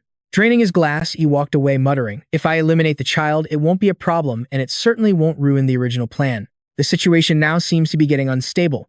He smoothed his hair, his voice shifting to one of anger and annoyance as he mentioned the name. It's all because of that damn Vikir van Baskerville. The more he spoke, the more furious he became. That Vikir van Baskerville is truly strong. He even survived a venomous snake bite. I thought it was good news when he disappeared into the forest, but who knew he'd return alive, bringing Hugo's granddaughter with him. The more Andromalius spoke, the harder he bit his nails in anxiety. I tried my best to get rid of Hugo, but in the end, his eyes instantly swirled into an endless vortex, his forehead creased. And with veins popping, he furiously made his decision. Then it's better to eliminate the threat at its root. The scene changes to a hallway. At this moment, Vikir van Baskerville and the Patriarch are walking down the corridor. The two walk side by side in silence. It seemed Vikir had many questions he wanted to ask. He glanced sideways, steeling himself. He called for me. We've been walking for 5 minutes already, so why did Hugo summon me? Turning to look at him, Vikir van Baskerville realized the man's posture was completely unguarded. An opportunity like this won't come again. This is the golden chance to kill Hugo. The young man had already aimed for several vital spots, but that's what he would have thought before. Now it's hard to say. Unexpectedly, the Patriarch was the first to speak. I know you hate me. The young man jumped, thinking the old man somehow possessed a mind-reading technique. The old man continued, I am a terrible father, treating my own children as hunting dogs and always pushing them toward death. Deep down, I always thought you would all resent me. His voice softened. It must have been very harsh for you, a child who excelled at everything from a young age. I imagine you must hate me deeply. All of this was just for the sake of revenge against the Manji. Because of my own childishness, I've lived my entire life in a fit of rage. Vikir's eyes widened in astonishment as he thought, no way Hugo is talking as if he's blaming himself. Hugo, is he testing my loyalty? Suddenly, he said the most shocking thing of all. I am sorry, and thank you so much. The young man was confused as he listened to him speak. I heard the story from Pomeranian Le Baskerville. Penelope passed away peacefully in her final days. My daughter was not unhappy. The heavy burden I'd carried for so long. I finally feel lighter. He now seemed like a father who had been saved by someone. An image of a happy family of 3 appeared. He bowed before the young man and continued. I think this is all thanks to you for bringing Pomeranian Le Baskerville back. If there is anything you need, just tell me. I want to reward you as a sign of my gratitude, not as a reward for a hunting dog. He spoke while bowing deeply in thanks. But at that moment, Vikir van Baskerville's heart felt as if it were being squeezed. A vague question began to form. Since he regressed, the only things the old man had said to him since childhood were do well on this midterm evaluation or don't let yourself be defeated. And even that's enough. It's dangerous to continue, so stop here. The boy back then was stubborn and refused to yield. His father had also admonished him, carelessness in battle is what leads to injury. Use that pain as a lesson for yourself. And later it was just, I trust you won't do anything foolish, my son. Wasn't the Hugo standing before him completely different from the Hugo he once knew? The cold-blooded Hugo should have ceased to exist in any special way. This was the most unusual thing since his regression. But that very fact made everything much harder to decide. He wondered if he could forgive Hugo, the man who had thought of nothing but revenge for the past 17 years. Even though it was true that Set had framed him, not Hugo, he still chose not to believe me and killed me. Revenge or forgiveness. He was caught in a mental struggle trying to choose. But first, he had to deal with the matter at hand. He spoke softly. Please raise your head, father. Then he asked, may I say what I wish? The Patriarch nodded. Of course. And Vikir van Baskerville said, what I wish to speak of concerns the future, revealing nothing here. As for Hugo, perhaps he should let himself decide later. At this moment, Set had successfully approached the child, Pomeranian Le Baskerville. Set asked thoughtfully, Pomeranian Le Baskerville, are you happy here in the Baskerville home, he said, while tying the little girl's hair. Unaware, the girl replied, yes, I am. There's Uncle Vikir van Baskerville and you too. The girl paused, unable to remember his name. He continued to smile and said, you don't remember my name. The girl turned her head, looking at him innocently, then grinned and shouted, Uncle Set. Just then, the old housekeeper approached. Young Master Set, have you not registered for the training session yet? He smiled and replied, I wanted to see my niece's face before I went to train. The old woman continued, the family had instructed me not to let anyone near the young lady. He kept up his fake smile and said, all right, I'll keep my visit here a secret. You'll keep it a secret from me too, won't you? Pomeranian Le Baskerville. Pomeranian Le Baskerville smiled cheerfully and replied, yes, I will. Set gently stroked her hair and said softly, Pomeranian Le Baskerville's hair is so beautiful. He then let slip. It really reminds me of my sister Penelope. This immediately startled the nanny. She asked in disbelief, Set, you've met Penelope. As I recall, what happened to Penelope occurred before you were born. He knew he had been exposed. He immediately revealed his true form. An eye and a set of sharp teeth appeared from the back of his neck as he laughed menacingly. I remember my father was looking for a nanny. Wouldn't it be better for you to leave early? And so the poor nanny met her end. The little girl suddenly turned her head. Pomeranian Le Baskerville asked with confusion, where did the nanny go? He smiled, retracting his teeth and the corpse he had just devoured. I think the nanny had something urgent to do. Then he probed further. Does Pomeranian Le Baskerville like her grandpa Hugo? The girl smiled with delight. Yes. Then he continued, Grandpa seems to love Pomeranian Le Baskerville very much. A demonic expression appeared on his face. You are like the crystallization of his love for his deceased wife and daughter. The more he spoke, the more his perverted and disgusting smile revealed his clear intention to harm the child. A thought suddenly flashed in his mind. If I kill you, how devastated will Hugo be this time? He was about to creep toward the little girl with his hands, which had sharp teeth protruding from between each finger. Just as Set was about to attack Pomerian, a voice suddenly called out from behind him. Set. It turned out to be Osiris. Where's the nanny? Why are you here? Fortunately, he arrived just in time, which made Set extremely annoyed. He clicked his tongue in frustration, then returned to his kind and gentle demeanor, smiling as he replied. When I got here, the nanny was nowhere to be found. I saw Pomerian was all alone, so I was playing with her. The moment the little girl saw her uncle Osiris, she grinned from ear to ear and turned to greet him. Osiris subtly reminded him, if father finds out you were near her, he'll definitely be furious. It's best you keep this a secret. Set mumbled and nodded. Of course. Osiris continued to question, Set, you have to go back to your final training session now, right? He nodded, a smile on his face as he spoke. Tell them I'll be back for training next week. But inwardly, his heart was filled with daggers, thinking, one day I'll kill you with my own hands, Osiris. Osiris fell into a thoughtful silence for a moment, saying nothing, just staring intently at him. Suddenly, he stepped forward and squeezed Set's hand. His deep voice rumbled, don't push yourself too hard. If you ever need help, just tell me. This simple squeeze startled Set. Set gritted his teeth, annoyed by the gesture. Is he worried about me? He thought with seething resentment. Whose fault is it that father oppresses me? It's all because that old man compares me to you. You the one considered a genius. If it weren't for you, I wouldn't be like this. All his hatred and resentment surged like a waterfall inside him, but he couldn't say a word of it out loud. Seeing him silent for so long, Osiris called out to Set. Ah, he snapped back to reality with a start, anxiously covering his face. It turned out those were memories of Set resurfacing in his mind, causing him to lower his guard. He quickly turned and hurried away. Sorry, since you're here now, I'll be leaving. Osiris watched Set's retreating back for a long time. The older brother still hadn't noticed anything was wrong. He just let out a quiet sigh of relief. He thought to himself, that's the first time I've ever shown concern for my younger brother. As the eldest son of the family, he was naturally expected to be like the family head from the very beginning of his training. He had been taught this under the shadow of his cold father, but the very same father who had shaped him showed his own emotions when he met his granddaughter. This made him wonder, is it really a bad thing to live while expressing your inner feelings? He patted Pomerian's head and said with an affectionate smile, thank you. From the bottom of his heart, Osiris uttered, it's all thanks to you coming to the Baskerville family. Meanwhile, Set returned to his lair deep in the woods. He shook his leg restlessly, stomped his foot on the ground in anxiety, and bit his nails incessantly. This is so annoying. In the current situation, he couldn't get close to the girl anymore because from that day on, Hugo never left Pomerian's side for even a second, making it impossible for him to eliminate that stupid niece, Pomerian. As he spoke, his eyes widened with demonic rage until the whites were no longer visible. This was my only chance and I missed it. If only that damned Osiris hadn't interfered, everything would have been fine. The more he thought about it, the more furious he became, muttering to himself. I wonder how much time is left until the gate opens. Then again, killing Pomerian, when Hugo has grown even more attached to his niece, would be just as effective. Then he began to scheme. The main issue now was just figuring out how to get his hands on Pomerian when the opportunity arose. Should I give the girl poison like with Rosanna to make it look like she died of an illness? Or maybe use those mangy bastards to kidnap her like I did with Penelope? No. He wanted Pomerian to be killed even more brutally. Only then would he be satisfied.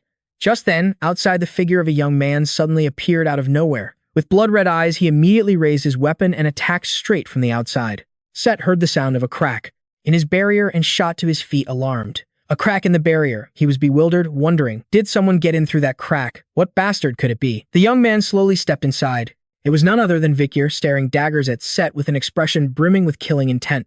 His deep voice echoed in the silence. As promised, I've come to pay you a visit. Set was shocked to see Vikir van Baskerville. Vikir van Baskerville. But how is this possible? Vikir van Baskerville replied. I followed you all this way, but you were too lost in thought to notice. Vikir explained that he used his demon's sword and the sound-dampening technique Musu to tail Set. Set was speechless, unable to believe that a mere mid-tier graduate could have created a crack in his barrier. More importantly, if he followed me here, does that mean he already knows my true identity? He began to sweat profusely with worry. While Vikir van Baskerville calmly looked at him and said, I suppose my sudden visit is an inconvenience for you, isn't it? What are you doing in a disgusting place like this? Without beating around the bush, Vikir van Baskerville laid out the accusation. It seems you're the demon behind the child disappearances in Underdog City, ha. Every word peeled back the naked truth. After hearing this, he suddenly smirked and then stopped hiding it.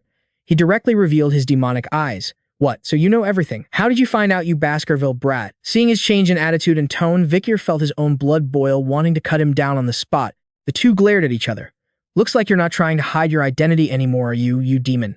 Set slowly advanced his hand, readying his sword. There was no need to hold back since no one else was around. He said, "I don't know why you're so confident coming here empty-handed, but all I have to do is kill you, and this will all be over, right?"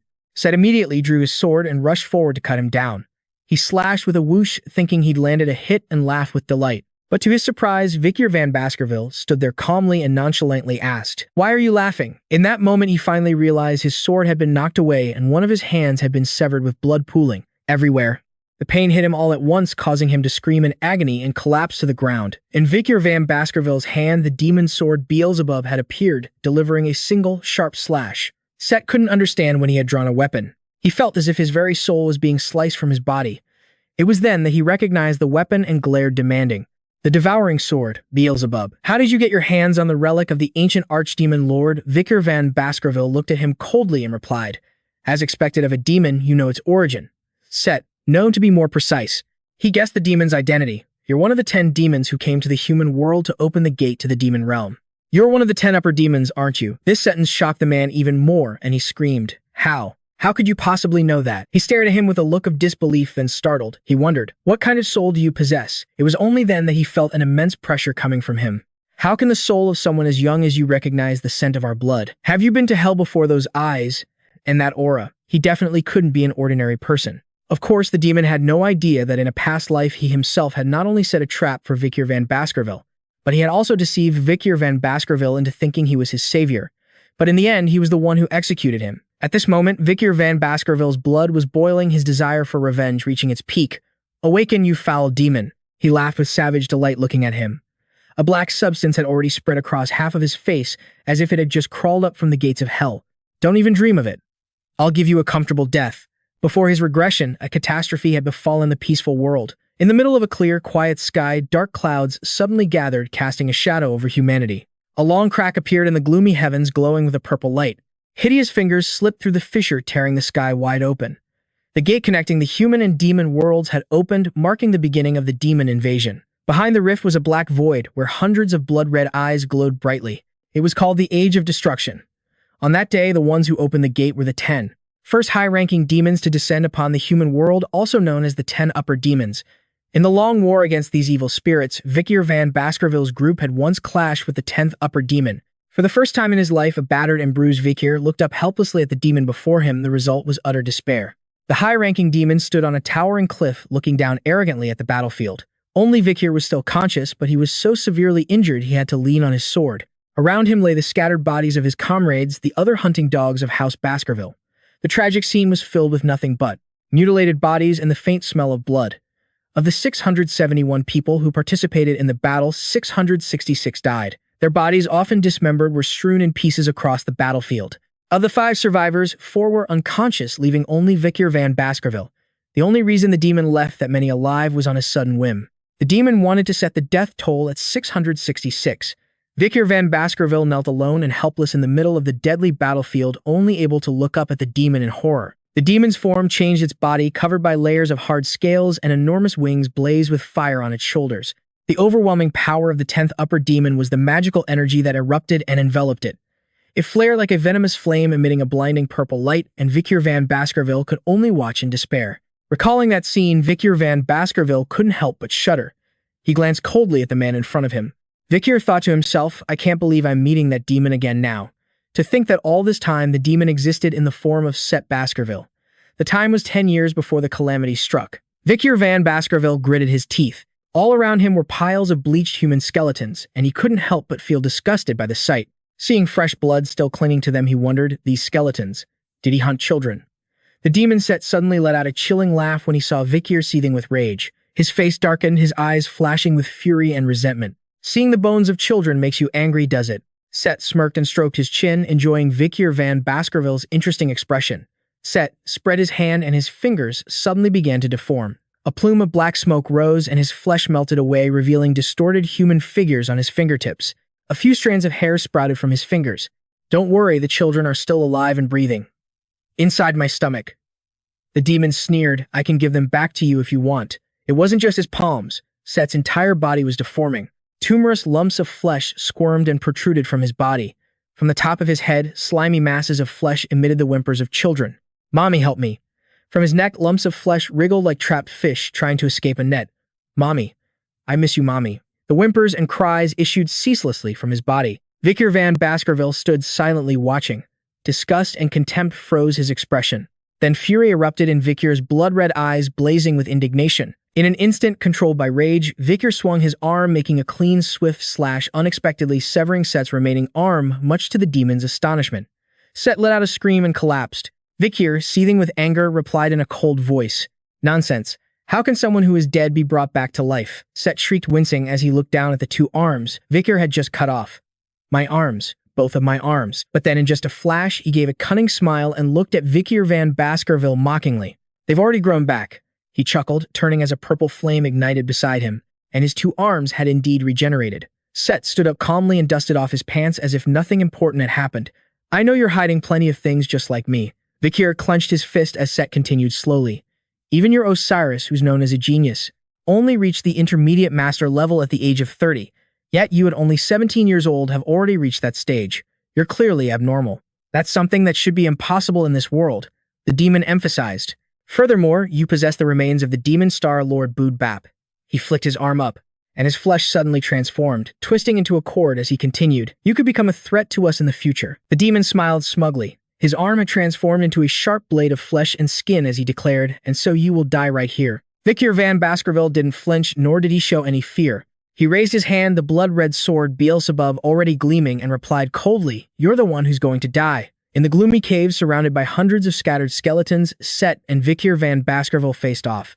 Vikir van Baskerville rushed towards Set, his fresh blood-red sword, Beelzebub, tearing through the air, aiming straight for him, leaving fiery red streaks after every attack. Although Vikir van Baskerville relentlessly aimed for the vital spots on his body, Set was no ordinary opponent and was able to parry each of his vicious strikes. His blade of flesh was strong enough to block the power of Beelzebub, sending sparks flying as the two blades clashed. Set smirked.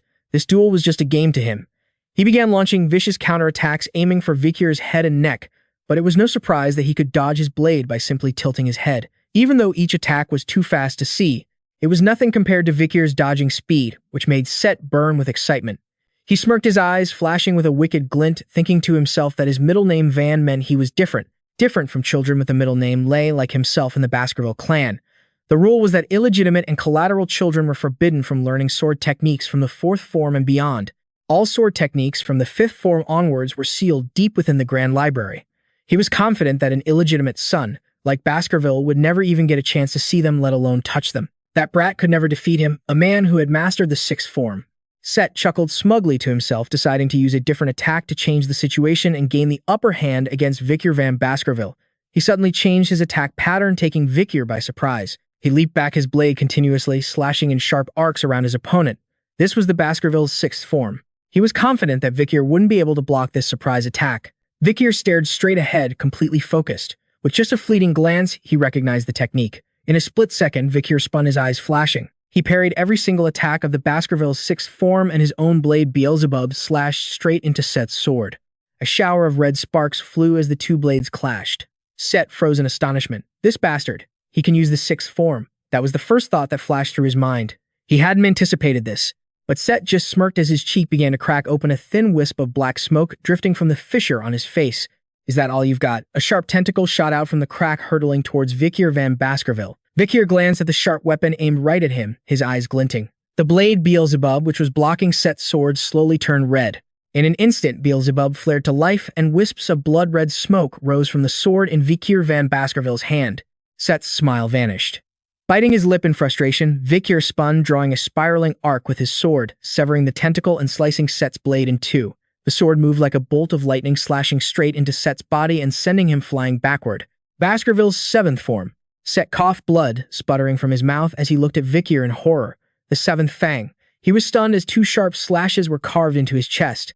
How can he use it? The 7th Fang is something only the Patriarch should be able to use. While Set was still paralyzed in shock, Vikir lunged forward, his sword flashing, his cold eyes filled with nothing but killing intent. Vikir delivered the finishing blow, thrusting Beelzebub straight through Set. The terrifying force sent him flying backward, slamming into a rock formation with a deafening explosion. Boulders shattered and flew everywhere. Set gasped, looking down at the blood-red sword embedded in his chest as Vikir began to speak. "You demons always think you're superior beings and look down on humans."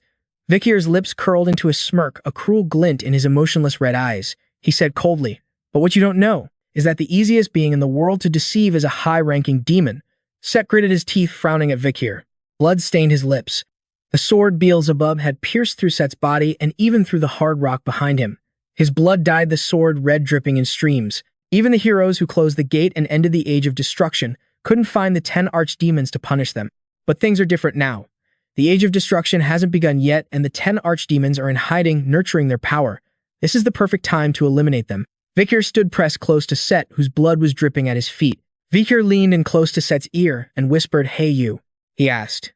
"Your plan is to connect the human world and the demon world, isn't it?" Vikir's calm question left Set stunned for a moment, because that was something an ordinary human could never know. "What if I ruin that plan right now by destroying you and your comrades?" Vikir smiled, his voice cold. "Would that make you feel a little better, I wonder?" A wave of killing intent suddenly radiated from his body, and his eyes glowed a fierce red. Set suddenly shivered, an unusual fear making his body run cold. Sweat poured from him. A question appeared in his head. He's just a human. How can he make me feel this afraid? Set gritted his teeth, unable to accept the formless fear that Vikir was making him feel. The veins on his body bulged as he thrashed and roared.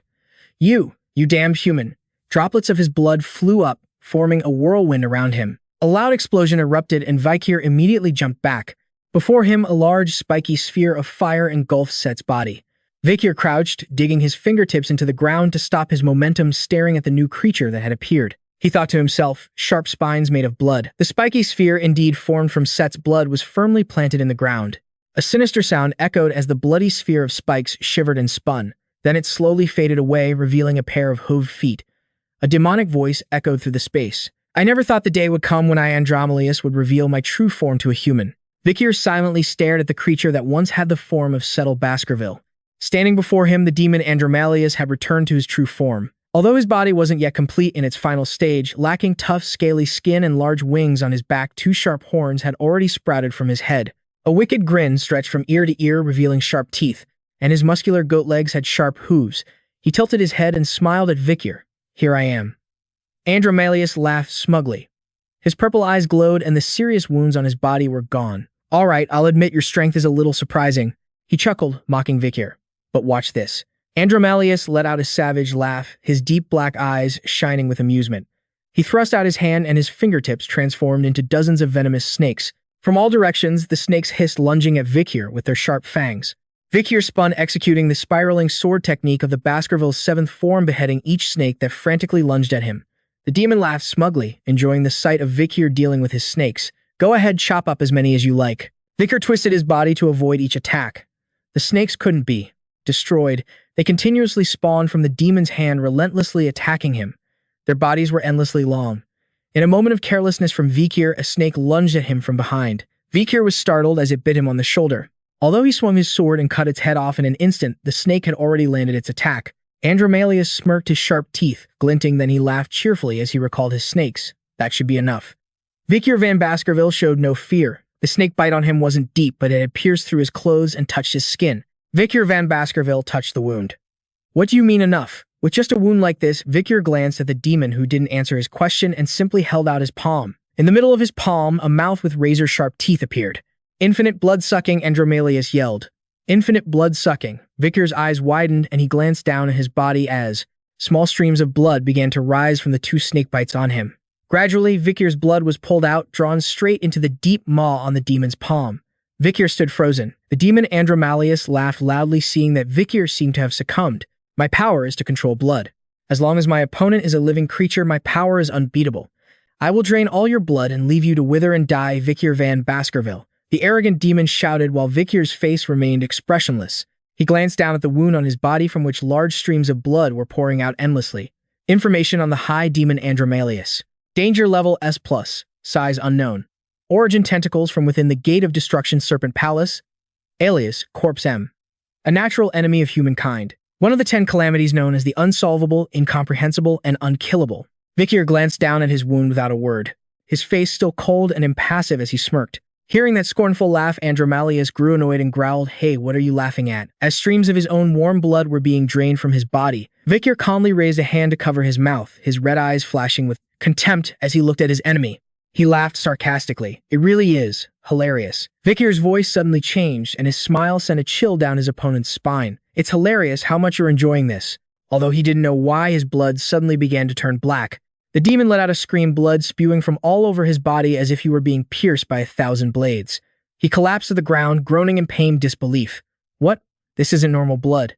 Vikir van Baskerville chuckled leisurely. Should I show you something interesting? He raised his hand and summoned his sword. Vikir nonchalantly made a clean slice across his own wrist. He stood before the demon and forced the blood out. His blood mixed with a murky black color, smoked as it hit the ground. Andromalius struggled to push himself up the poison, slowly invading his entire body, turning his own blood black. Veins bulged on his skin. He gritted his teeth in pain, staring at Vikir van Baskerville's black blood. He thought in shock, his blood. It's poisoned. Vikir van Baskerville said calmly, that's not all. He held his wrist up in front of the demon. The cut was already healing in a mere instant. Vikir van Baskerville gave an emotionless smile, his blood-red eyes glowing. Now, let's end this game. Andromalius's eyes widened in shock, unable to believe what he was seeing. How can a mere human have regenerative abilities like that? He thought in bewilderment. This poison. Can it even affect a demon like me? A poison this terrifying could only come from the spiders of the Black Mountains, the 9-headed serpents in the land of giants, or the colossal jellyfish from the Black Sea. The demon grit his teeth in frustration, thinking to himself, but he's just a human. How could he possess such a horrifying poison? The poison from Vikir's blood began to take full effect. The demon's body became deformed with blood pouring from everywhere, his eye sockets, his mouth. His face turned a dark bruised purple covered in dense blood clots. The demon collapsed once more, screaming in agony as Vikir van Baskerville cut his own finger and dripped his blood onto the demon's body, making the poison even more potent. He smirked, looking down at the demon with a cold smile, and asked a mocking question. What's wrong? Didn't you want my blood? Power of Beelzebub. Position 1 Venom of the S-Rank 8-legged Madam. Position 2 Sound Nullification A+ rank. And Position 3 Super Regeneration of the Swamp Salamander A+ rank. Vikir van Baskerville leisurely licked his injured finger and murmured, just as I predicted. The 8-legged Madame's poison works on high demons. It makes sense. Even the 8-legged Madame herself screamed as she died from her own venom. Vikir recalled the battle that day, the sword Beelzebub glowing in his hand. This proved just how formidable this poison was. Vikir van Baskerville thought to himself, and he, the most outstanding graduate who had mastered the 7th form of the Baskervilles, was now inheriting the power of Beelzebub. Vikir van Baskerville gripped his hand, swinging his sword with confidence. Of course, I can defeat a high demon in this life. Vikir ruthlessly slashed across the demon Andromalius's body.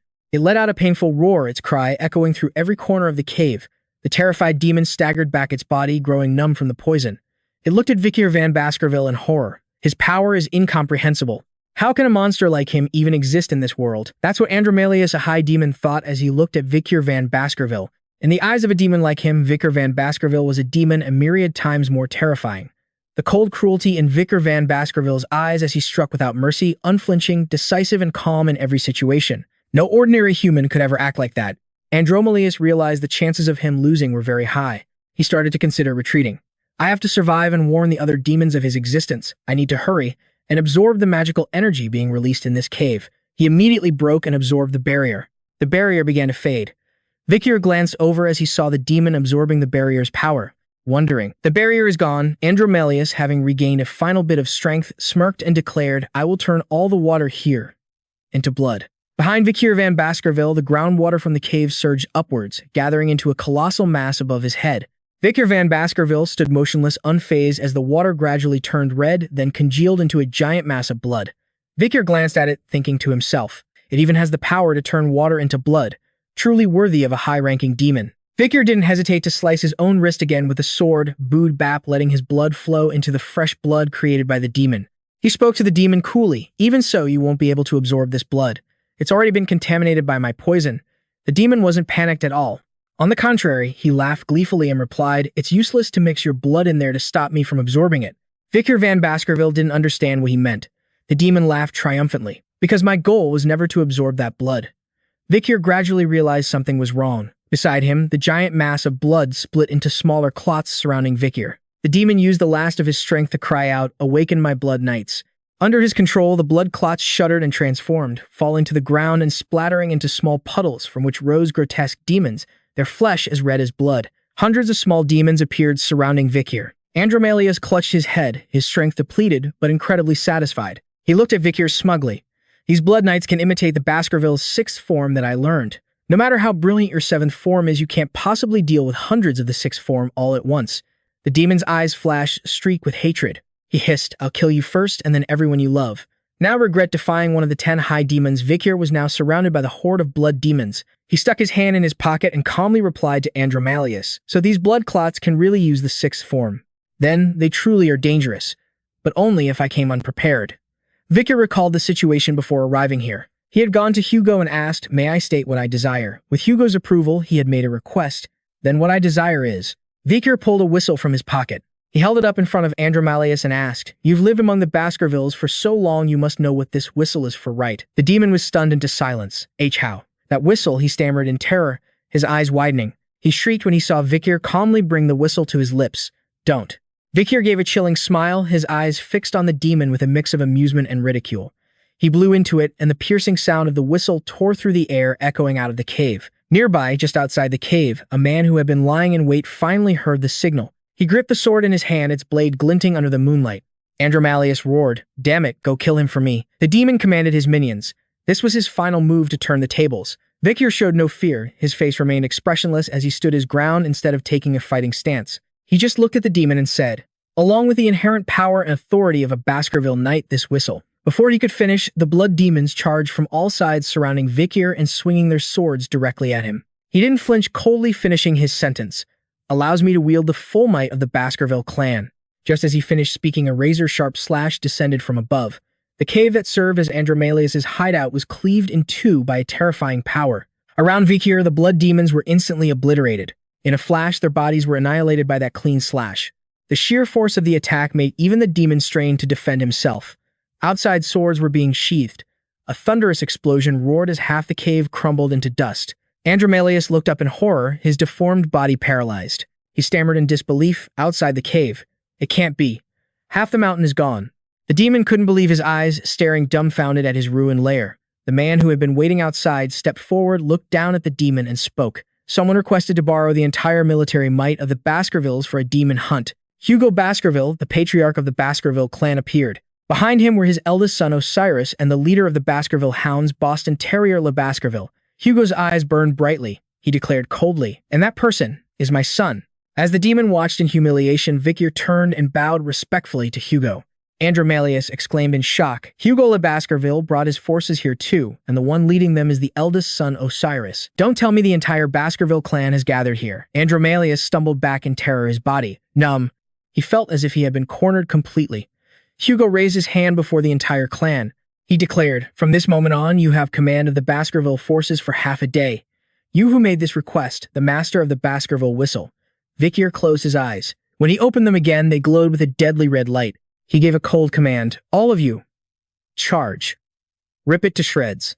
In an instant, the hounds of Baskerville surrounded Andromalius. Thousands of sharp sword points lunged from all directions, piercing his body, tearing into their prey with the full power of the Baskerville swordsmanship. The demon let out a deafening scream. The entire force of the Baskerville hounds rushed toward Andromalius, raising their sharp blades from every angle. Dozens of blades sank deep into Andromalius' demonic body like the sharp fangs of hunting dogs tearing into their prey. The demon shrieked in terror. From atop the cliff, the head of the clan and the commanders of the hounds looked down as their dogs tore the demon apart. Vikir watched in silence, then called out a reminder. This demon can restore its demonic energy by absorbing blood. He turned his eyes toward the river of blood, the blood that had been tainted with Madame Octopus's poison from his own body. He shouted, "Anyone who's injured, immerse yourselves in that poisonous river." The demon was starting to struggle, freeing itself from the countless blades around it, but the hounds of Baskerville stuck close, refusing to let their prey escape. Vikir stood in the middle of the battlefield and roared like an alpha hound leading the pack. "All hounds, protect yourselves. Do not get injured." The pack howled in unison. With a "Yes, sir," he charged toward the demon, a fiery killing intent blazing in his eyes. High above, Commander Boston Terrier laughed with pride. It had boosted the knight's morale. Beside him, the Dark Commander also burst into an excited and admiring laugh. "I never thought my nephew would be so skilled at commanding an army."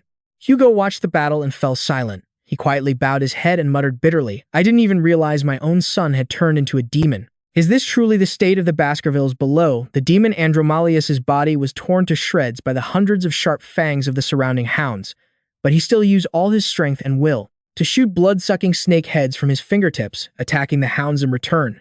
He shrieked, "Damn you, you wretched hounds." The hounds didn't flinch, using their sharp jaws to sever the head of each snake. The hounds, with their overwhelming power, pounced on their prey, biting and tearing, ripping off the demon's arm and trampling his mangled body. The demon screamed in despair. He stared as the severed snake heads were crushed before his eyes, his body paralyzed by the venom of the octo-lady injected by the Hound's fangs. He coughed up black blood, a horrified thought flashing through his mind. Damn it, they obviously know my abilities, yet they don't back down. So these are the Baskerville Hounds. Their strength is truly beyond my imagination. The demon no longer had the strength to resist, but he didn't want to die. He thought in frustration, even though I have a regeneration skill, if this keeps up, it'll just be a waste of mana. I have to find another way. Andromalius gasped as he looked around, desperately searching for an escape route. Then suddenly the figure of Osiris came into view, igniting a faint glimmer of hope within him. The demon hurriedly shouted, "Let's negotiate." He allowed himself to be bound, pleading with Vikir van Baskerville and the Baskerville family. Andromalius knelt on the ground, surrounded by the blades of the hounds. He tried to bargain. "If you let me get out of here alive, I'll leave Set's body immediately." He yelled at Hugo, "Are you really going to abandon the second son of the family?" Vikir van Baskerville coldly cut him off. "You think the Baskervilles would agree to a deal like that?" Vikir van Baskerville stared at him impassively, his sharp crimson eyes filled with killing intent. His words sent a chill down the demon's spine. The demon ground his teeth in frustration and looked at Vikir van Baskerville, thinking, I knew that approach wouldn't work on this guy. But he wasn't the only one here. Andromalius looked directly at the Baskerville family members on the cliff above. This was his ticket to freedom, and he wouldn't give up on it. He would cling to it until the very end. He screamed desperately at Osiris, the demon changing his tone to a pleading one. "Osiris, what about you? Are you going to let the little brother who treated you so well die like this?" Osiris looked at him in silence. Based on Osiris's expression and all the times he'd shown concern for Set with words of encouragement. "Don't push yourself too hard. If you need help, just call me. Now is the time to use it." The demon rejoiced inwardly. "If I'm not mistaken, Osiris has the softest heart in the Baskerville family. If I hit him right where it hurts, I might be able to save my own skin." The demon smiled, his voice growing urgent. "This is your last chance to save your brother." He saw a flicker of hesitation in Osiris's silence. He pushed off and jumped down into the cave, advancing toward Andromalius. The moment Osiris walked past him, Vikir van Baskerville immediately warned, "Don't be fooled. That demon is bluffing." Osiris didn't react, didn't say a word, and just walked straight ahead. He stopped in front of the demon. Osiris looked down at the monstrous entity kneeling at his feet. It now looked battered and pathetic under the sharp fangs of the hounds. He spoke, asking the demon, who had its head bowed before him, "If Set's soul is still here, can I see him?" The demon's mouth split into a grin, his eyes glinting with a sinister light. He had guessed right. He immediately changed his head to look like Set's, looked up at Osiris, and began to cry pitifully. "Brother, big brother, it's me. I'm still alive." Tears streamed from Set's eyes as he wept with regret. "I'm sorry for selling my soul to a demon." In front of the entire Baskerville clan, in front of Hugo and Osiris, Set sobbed bitterly. "The days when I was compared to you and judged by father, that was a very difficult time for me. It was because I was too weak." Osiris bowed his head, listening to Set's cries. "I truly regret selling my soul. Up until now, I've caused so much chaos." With tears streaming down his face, Set pleaded, "Please give me a chance to atone for my sins." But it was too late. Before the tip of Osiris' sword, he said nothing. Quick as a flash, he drew his sword and sliced off Set's head, which was also the head of the demon Andromalius. Osiris bowed his head and mumbled, "Set, I don't think I had any other choice. I feel your pain too." Set's head rolled onto the ground with a thud. The demon's headless body collapsed at Osiris's feet. Set's head lay still in a pool of blood. Blood gushed from his mouth, his face still frozen in terror. Osiris sheathed his sword, silently bowing his head as Vikir van Baskerville approached and spoke. "You don't have to blame yourself. Set's soul is gone. Those were just the words and actions of the demon." Osiris shook his head, replying sorrowfully, "It was my fault for giving the demon an excuse to approach Set." He remembered his childhood when the two brothers were still close and supported each other, bowing his head in regret. "If only I had paid more attention to Set back then." However, Osiris quickly composed himself and looked down at the white skeletons at his feet. "Now is not the time to regret the death and mistakes of our family members. These children were the future of the Baskerville domain. It's tragic. So many of them have lost their lives. I'm ashamed that as the eldest son of the family, I've only just discovered this tragedy." Vikir listened to his words, lost in thought. Osiris couldn't help but feel self-reproach and guilt as he witnessed the devastation caused by the demon. He had been played for a fool by the demons without even knowing it. Suddenly, a hound yelped in terror. "It's his head. His head is flying away to escape." To everyone's astonishment, the demon's head shot up into the sky. Hundreds of Baskerville eyes turned in the same direction. Andromalius was escaping with only his head. He no longer had Set's appearance. He sprouted demonic wings from his severed neck. Monstrous wings grew from behind his ears, carrying him away at a terrifying speed toward the river. The demon turned back and laughed mockingly. "You foolish hounds." His eyes gleamed with contempt, his mouth stretched wide in a triumphant grin. "Even though opening the gate has been delayed because I lost my power, The other demons will carry it out. Wait until I recover. I'll come back and kill every last one of you. Just you wait." Its horrifying laughter echoed from the distance. Vikir clenched his fists in anger and helplessness. "Damn it. At that altitude, I can't attack it." High above, Hugo turned and warned sternly, "I taught you that a swordsman must never reveal his weakness." He looked straight at the demon's head, his eyes blazing as he called out to it, "Son." The demon suddenly felt its body go numb with fear. It thought in terror, "What is this feeling? I'm sure Set's soul is completely dead. Then why do I still feel this fear?" As if Set himself is afraid of Hugo. The demon didn't know that the fear Set had for Hugo was carved deep into his very bones. It refused to vanish, even though Set's soul was gone. Hugo touched the sword and a murderous aura erupted from him, activating a deep-seated fear within the demon that paralyzed it. It was terrified by Hugo's ice-cold gaze, trembling to its very core. This had to be the fear of standing before an overwhelmingly powerful being. The moment Hugo drew the sword, Vikir and Osiris both felt a terrifyingly oppressive aura. Hugo swung his arm, aiming straight for the demon's head, floating high up in the sky. It was so far away from the Baskervilles that they were nothing more than indistinct shadows. The demon waited, but nothing happened. Realizing it was at a safe distance, it burst into a smug laugh. "I knew it. Even if you are a sword master, you can't reach the sky." It could have escaped if Hugo hadn't drawn his sword. A sound like a massive explosion rang out and a flash of light faster than lightning shot out from Hugo. 7 streaks of red lightning shot out, their terrifying power so immense it tore the sky into 7 separate pieces, rushing straight toward Andromalius. The demon couldn't even finish his laugh. Horror filled his eyes as he groaned his final words. "How can this be? I'm going to die at the hands of a human." He shattered in midair, bursting into 100 pieces, not even a scrap of flesh remaining. Even his soul fractured and turned to dust. Under the moonlight, Hugo's blood-red eyes glowed brightly. Vikir witnessed it all, a chill running down his spine. He couldn't help but gasp. So this is the sword St. Hugo Le Baskerville. The sky before him lit up the gloomy, dark clouds, parting under the weight of Hugo's sword. The moon emerged, and the demon's shattered remains drifted on the wind, illuminated by the hazy moonlight. After settling the incident with Set and the demon, Andromalius House Baskerville made a public move. A few days later, posters were put up all over the Baskerville territory. The truth behind the child kidnapping case and a series of other incidents in Baskerville had been thoroughly investigated and compensation procedures were initiated. The people of Underdog City had all gathered in the square discussing the contents of the public notice regarding the investigation process. It detailed the investigation and compensation for the missing children cases within the Baskerville territory. This notice aimed to reveal the whole story and compensate all victims of the child disappearances that occurred between the year 10 B.C. and 19 A.D. of the imperial calendar. According to Article 1, Section 4 of the Special Code of Vikir van Baskerville, all families and orphanages with children who went missing during that period would be compensated. After reading it, everyone was in shock. Although the involvement of a high-level demon wasn't revealed, the cruel actions of the second son of the Baskerville family were laid bare for all to see. Soon after, at the trial, Set's mother, Nus, was judged. Handcuffed, she was led to the square to be publicly beheaded for the crime of releasing poisonous snakes into the children's room. The crime of poisoning the first wife, the crime of plotting to kidnap the eldest daughter of the family, and the crime of aiding and abetting Set's child kidnappings. She was sentenced to death on the spot with a total of 1,642 charges. Surprisingly, Nus hadn't been brainwashed by any demon. She just screamed that she wanted to see Set before she died.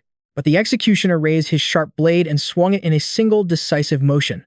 Blood spurted out in a stream, ending Nus's life. Afterwards, Set's subordinates received the same punishment. The one presiding over the trial this time was none other than Osiris.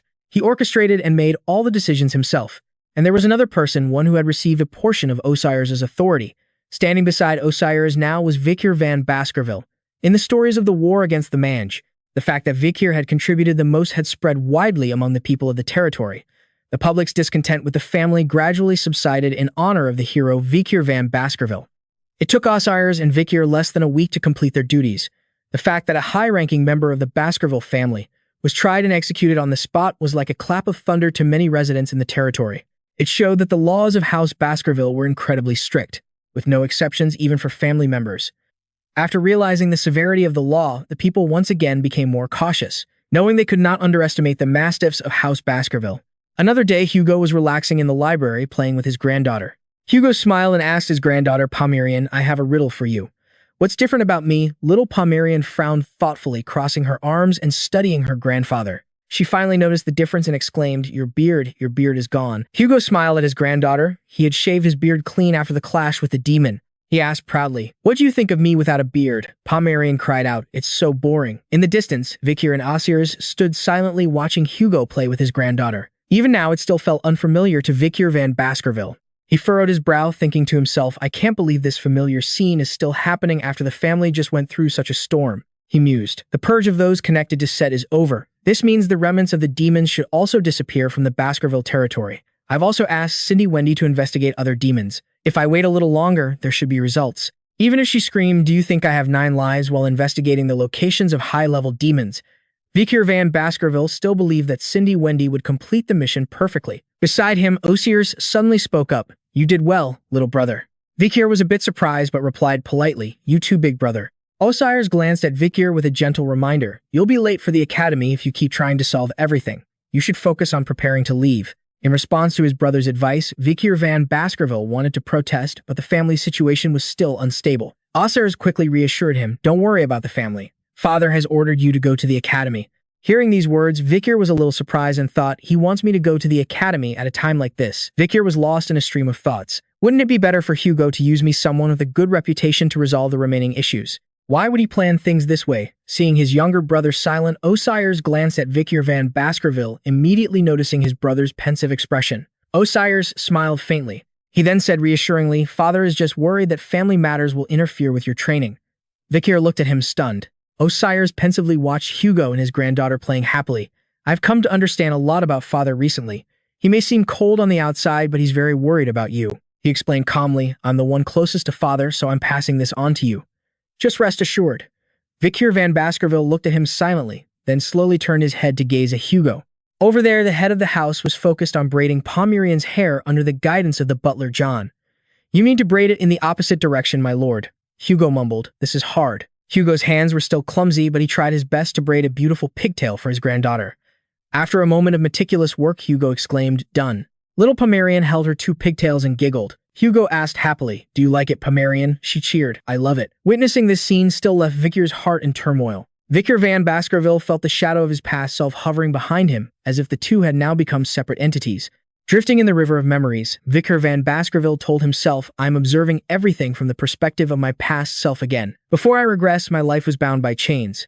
I only knew how to follow those chains, staring at Hugo's back like a loyal hound following its master. That's why I didn't realize Hugo was also being controlled by another chain. A chain that the demon Andromalius held in his hand. It controlled his life, causing him to lose the wife and daughter he loved with all his heart, making him blind with hatred as everything he once knew had now changed. In this life, there were new experiences and relationships that changed him with House M, the Bala clan with Chihuahua and Pomerian, and even unexpected endings, like when Hugo was reunited with his granddaughter. There was the time the entire clan joined forces to defeat one of the 10 great demons when Osiris personally beheaded his own brother, set in even rare moments of happiness. Vikir van Baskerville looked up at Pomerian, who was hugging Hugo tightly, very tightly. She whispered, I love you, Grandpa Hugo.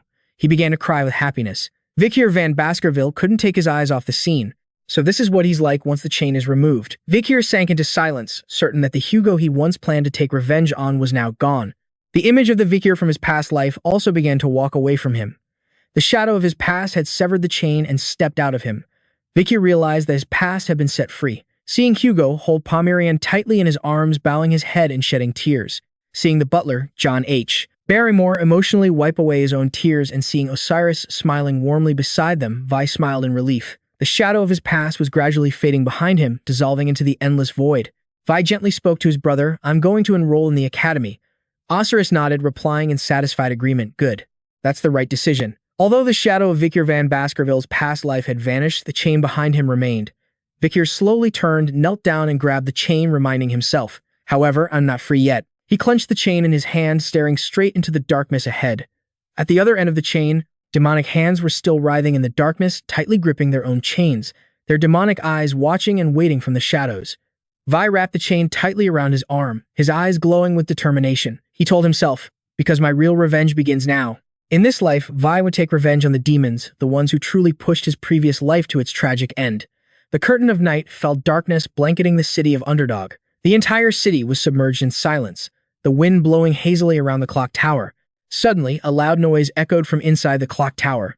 A giant demon smashed through the wall and burst out. Its eyes glowed as it charged toward Vikir.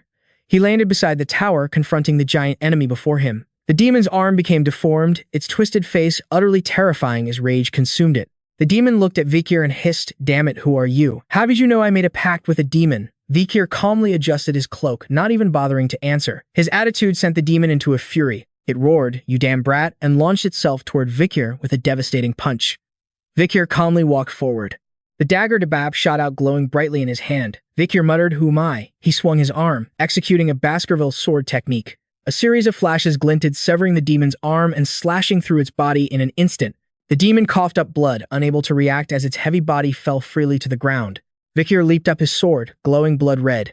He aimed straight for the demon's head, stomping on it and pinning its massive body to the ground. The demon's hand trembled violently and then its severed arm fell to the ground with a thud as it died.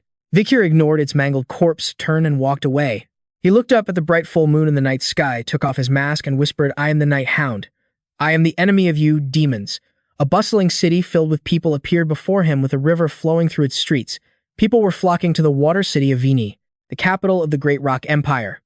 Its most prominent feature was the vast and majestic academy surrounded by the winding river. Today was also the entrance ceremony for the Colosseo Academy, the most prestigious school in the world. The first day was incredibly chaotic, filled with countless recruitment pitches for the academy's clubs. Clear voices rang out one after another. "Welcome, we have something amazing to tell you. Hey freshmen, check out our little meditation group. Could you stop by this survey booth for a moment? On the application form, just use your seal and leave a thumbprint here." Although their faces were covered in sweat, they seemed extremely excited. The recruitment for this year's freshmen is much more intense than last year's, because the rookies in both the fire and ice departments this year are no joke. To explain a little, this academy is divided into two departments: the ice department for students who use swords, bows, and spears. Meanwhile, the fire department is for students who use magic. During their 4 years here, in addition to studying those fields, students will also learn all about general studies. 2 senior students were eagerly studying a list in their hands. These are the notable rookies for this year. They're some of the brightest prospects you could ask for. Tud from the Don Quixote family, famous for his spearmanship. Vikir van Baskerville from the U.N. family, renowned for his archery. Both of them ranked at the top of the ice department's practical exam and are the most sought after. Not to mention the famous 3 Hound siblings of Baskerville. Following them in 3rd place are the Baskerville triplets from the iron-blooded swordsman clan. You don't even need to discuss the Baskerville kids. Next, there's one more person in the fire department who's getting the most attention. She's an extremely talented rookie. Sinclair. She ranked 1st in the practical exam and 2nd in theory. Her overwhelming scores have been recorded. A pair of feet quietly approached amidst the chatter. There's one more, the one who ranked 1st in the theoretical exam. Vikir van Baskerville mysteriously pushed up his glasses. At the same time, his name was called out. From under his glasses, Vikir revealed his distinct, brilliant red eyes.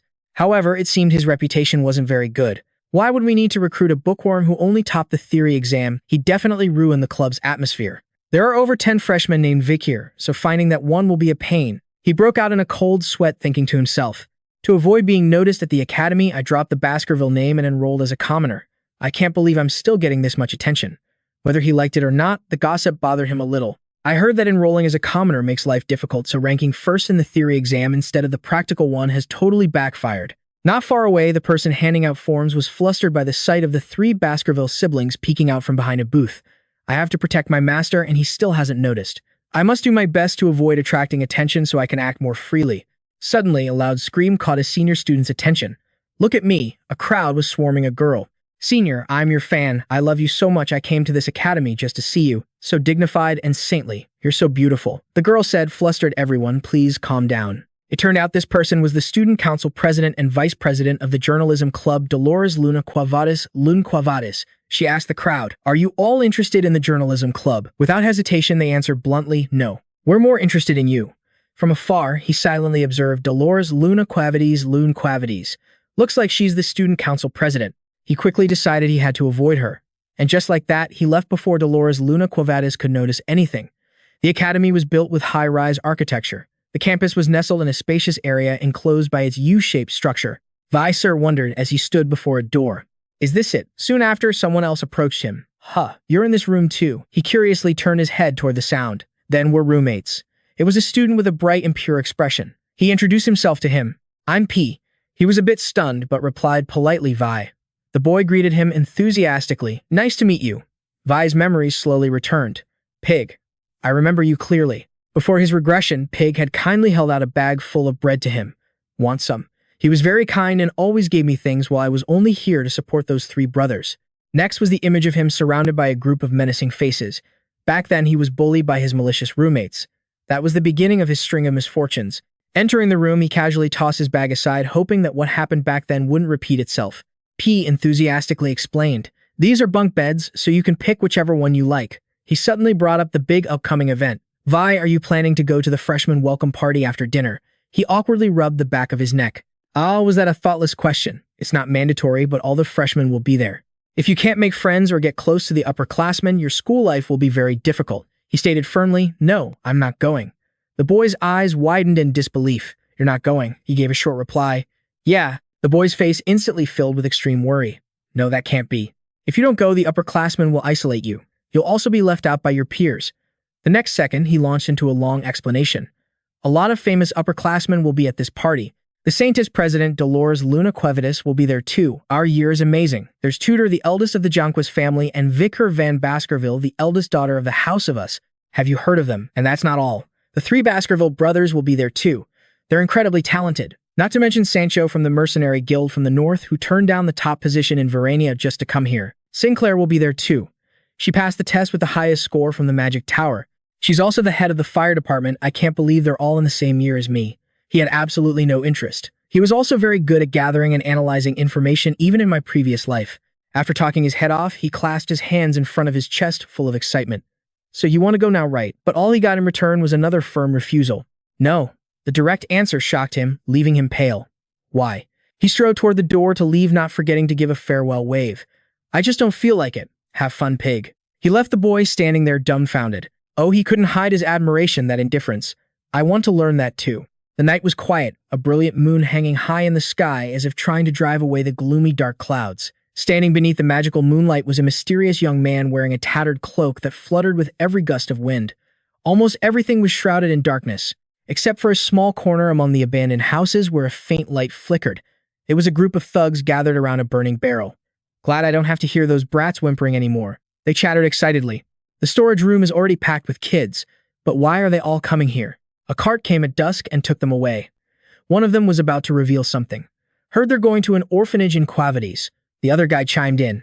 "Hey, curiosity kills the cat." They didn't notice a figure silently approaching. A deep, gruff voice suddenly spoke up. "Stop the idle chatter and stand guard properly, if you still want to get paid for those pathetic lives of yours." A man with a ferocious face, 2 large scars over his eyes, and a long tongue hanging out of his mouth appeared. John Battison, the meat grinder. He nonchalantly walked past the flustered thugs. "Weakling trash. What can pathetic mannerless mercenaries like you even do?" He continued to ramble. "Isn't there anyone strong enough? I want to carve someone up." Then a voice unexpectedly came from behind. "Are you John Battison?" He whipped his head around, agitated. "Ha! How dare a pathetic mercenary like you bark my name?" His hand gripped the hilt of his blade, ready to make short work of the thugs. But what he saw was that someone had already beaten him to it. His eyes widened in horror. What is this?" The mysterious voice echoed again in the quiet night. "John Hamburger Batten. 4 years ago, you killed your neighbor's family, sacrificing them to make a pact with a demon." He remained on high alert, listening intently. "After that, you joined the Northern Mercenary Guild. You gathered information and exchanged it with demons. The story was coming to an end. Finally, you extracted information from the human allied forces. While on guard duty, you used a hand mirror to reveal the platoon's campsite location." He lost his patience and yelled, "Stop barking baseless accusations and show yourself." In just a brief moment, Vikir van Baskerville in disguise slipped behind him with extreme stealth. That's how the allied platoon was massacred. The blade reflecting the moonlight flashed in the darkness. He swung his dual blades in a flurry of attacks, but he quickly sensed something was off. That was too easy. His feeling wasn't wrong. Before he could react, he was immediately countered by 2 slashes from behind. A red aura enveloped his arm after he delivered a high-damage attack on his opponent. John collapsed to the ground, both of his arms severed. The excruciating pain made him unable to stop himself from screaming. "Oh, my arms." He hurriedly pleaded his innocence out of anguish. "I don't know anything about the human allied forces. Why are you doing this to me?" He responded coldly. "Of course. That hasn't happened yet." With that, he grabbed the man's hair and lifted his head to eye level. "I know you made a pact with a demon. Tell me everything you know about it. Now." The man clenched his jaw, resigned to his fate. I. Suddenly, his face began to contort, swelling up as if all the blood in his body had come to a standstill, and then it burst, splattering blood and gore across the nearby wall. Vikir van Baskerville stared thoughtfully at the remains as he reached into his coat pocket. Another one, dead head, exploded. He flipped open a notebook and with his blood-stained finger crossed out a name. "That's the 3rd one." He closed the book. "The blacklist. A list I created using memories from my past life and Tindy Winnie's investigations. In his mind, he pictured a group of mysterious, fully robed figures standing before a demon's skull. It contained information on those who worship demons and betray humanity. Before autumn arrives, the demons will kill every last one of them. He carefully tucked it back into his pocket. All 3 of these demon worshippers died the same way their heads exploded. Vikir van Baskerville came to a conclusion. If this was the demons doing, it could only mean one thing. They're hiding here in the capital. Meanwhile, an unknown hand reached out, stretching further and further toward a mysterious mask. It was the silhouette of a man radiating a dark aura as he peeled it from his face. It looked like it had been stuck there for a long time. The 10 great demons had made a pact with them. The sound of the tower bell rang through the quiet night. In a lavish yet gloomy mansion, the silhouette of Vikir van Baskerville stood against the light on a balcony. After taking down dozens of people who now lay scattered on the floor, a dark aura began to gather on the back of his hand. That makes 29, doesn't it? Staring down at the motionless bodies and pools of blood, he silently analyzed. They either die or their heads explode the moment they mention the demon. That must be the condition of their pact. He took out a pen and heavily crossed out another name in his notebook. I still can't find any clues about the high-ranking demon's location. This is going to be a long and grueling fight. The moon hung high in the sky, silently watching over everything, and with it came his inner monologue. I wasn't expecting much from the start anyway. The city now, shrouded in darkness, had lost its daytime bustle. Should I head back to the academy now? Vikir van Baskerville skillfully leaped across the rooftops. He cleared a high wall, preparing to dive into the bushes below. He landed softly on a tree branch, and before him was a large lit window of a room. The lenses of his mask glinted with a brilliant red. He listened in on what was happening inside. It looked like the welcome party for new students was still underway. After taking off his disguise, he landed lightly, then stood up and brushed the dust off his uniform, not forgetting to put his familiar glasses back on. Maybe I should drop in. The party was bustling with students. The 3 Basvin brothers were putting on a show, chugging their drinks one by one for all to see. Another group was fawning like die-hard fans who just spotted their idol. It's President Dolores Luna Quevides, Vice President, we love you. Elsewhere, Tudor was chatting amicably with some young ladies. Ha. Meanwhile, Vikir van Baskervillenka was politely pouring a drink for a senior. Senior, allow me to pour this for you. Everyone was preoccupied, so nobody noticed. Vikir van Baskerville slipped into the party. He muttered as a realization dawned on him. Those 2. The sight of Tudor and Vikir van Baskervillenka immediately drew his gaze. I had no idea they were the same age. He recalled the images of the young warriors, the great heroes who led humanity to victory against Camas during the Age of Destruction. First, there was the brave spear user. One of them was a pioneer on the battlefield, hailing from one of the 7 great families, the House of the Azure Spear, the much-hyped genius of the John Quizzy clan. He wasn't shy with his compliments. Haha, you ladies are really cute. A young man with a dazzling, heart-stealing smile. Tudor Langancha, John Quizzy. Besides him was an outstanding female archer and markswoman who had defeated countless demons from one of the 7 great families, the House of the Mystic Bow, the genius of the Forer family. A girl with a quiet and somewhat stern beauty. Vikir van Baskervillenka Forer. Besides those 2, I also recognize many other familiar faces from the battlefield, including Sanctus, Dolores, Luna Quavides, and Sancho. Vikir van Baskerville bowed his head slightly and smiled to himself. To think I'd meet them again in a place like this. Suddenly, another name popped into his head. That's right. Camas Morgan rolled in the academy too. Not far from there, one person sneered arrogantly. Should we add a little music to the party? The person with them cowered slightly. It turned out to be Piggy, surrounded by a group of upperclassmen. He stammered, "Ooh, man." Taking his hesitation as a weakness, the group pushed closer. Ski, are you going to disobey your seniors? Come on, everyone, this first year is about to treat us to a song. He quickly spotted the small figure lost in the crowd. A giant glass of liquor was shoved in front of the boy's face. If you chug this in one go, you won't have to sing. The boy was so frightened that tears welled up in his eyes. How can I possibly drink all of that? The upperclassmen showed no mercy, putting on intimidating faces. Drink it. Their challenge was filled with pressure. Are you planning to disobey your seniors? Piggy had no choice but to obey, raising the glass and chugging it all down. This amusing spectacle delighted the bullies. Good boy. However, it wasn't long before he couldn't hold it in anymore and vomited violently. Bleg. Seizing the opportunity, they all burst out laughing. Ha, the freak's puking. How disgusting. Hey, it got on my clothes. The taunts echoed relentlessly in his ears. Your nickname from now on is gonna be Pukey. Pookie Piggy. Tears and saliva streamed down his face as he endured the humiliation. Suddenly, a long coat appeared, its length enough to cover the puddle of vomit on the floor. The upperclassmen were startled. They stammered, "Who are you?" Vikir van Baskerville remained silent. He looked at the boy kneeling on all fours, gasping for breath, and his mind was a mess of thoughts. Piggy. Before my regression, Piggy dropped out of the academy because he couldn't stand the bullying. He became a low-level civil servant, took care of his parents, and lived a difficult life. Then he remembered the boy's sturdy back from that time. I met Piggy again on the front lines after the Age of Destruction began. He was one of the few who volunteered to go to the battlefield. With his brilliant strategies and information analysis skills, he saved countless lives. No matter what happened, Piggy was always such a kind-hearted person. I was one of them, he affirmed with conviction. Piggy is a friend worthy of respect. The boy's face was drenched in sweat from exhaustion. Hey, he reassured his friend. I'll take care of things here, Piggy. You head back to the dorm first. It seemed he had made up his mind. I can't just stand by and watch my friend be humiliated. Just then, a senior came over and put his hand on Vikir van Baskerville. What the hell do you think you're doing? Are you crazy? How dare you interrupt while your seniors are talking? He relentlessly slapped him across the cheek. Are you his classmate? Ice Department Class B, right? You walked in here looking pretty cocky. Guess you're feeling pretty confident, huh? The three Baskerville siblings were furious. How dare he touch their master? But the crimson glow in Vikir van Baskerville's eyes was far more dangerous. He used a form of telepathy to warn the three of them. At this academy, I am a commoner. If you force me to reveal my identity, I will take your lives. Having received the command, they didn't dare make a move. Another female senior suddenly spoke up.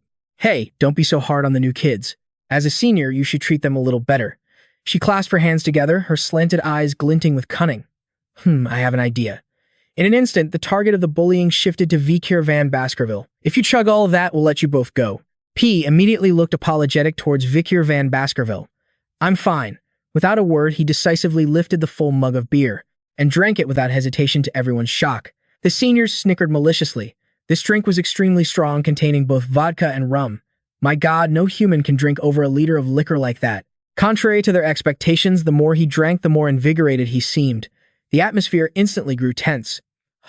He slammed the empty glass down on the table, wiped the foam from the corner of his mouth, and left with P while the other group stood there stunned. Goodbye. Another senior, not knowing his place, rushed forward. Hey, wait a minute, but what happened next sent a chill down the spines of both Tudor and Bianca, who were watching from a distance. He didn't waste words on the idiotic bully, just growled a single word. Yes, the content of the question was still polite. Is there something else you seniors want? But his tone of voice made the other guy's entire body tremble uncontrollably. It was then that Dolores Luna Quavetus noticed the commotion. What's all this noise? The bullies awkwardly explained. President Dolores Luna Quavetus, a new student, just threw up, that's all. We'll handle it. She began to scold them. You can't treat new students like that. We have to maintain the academy's image. PG hurriedly whispered to him, thank you, Vikir. The three Baskerville siblings covered their faces with their hands, unable to hide the immense pride they felt for their master. Tudor and Bianca both had the same thought. Am I seeing things? Only one young woman was deeply impressed by the scene. Wow, it was that cute, innocent female student from the ICE department.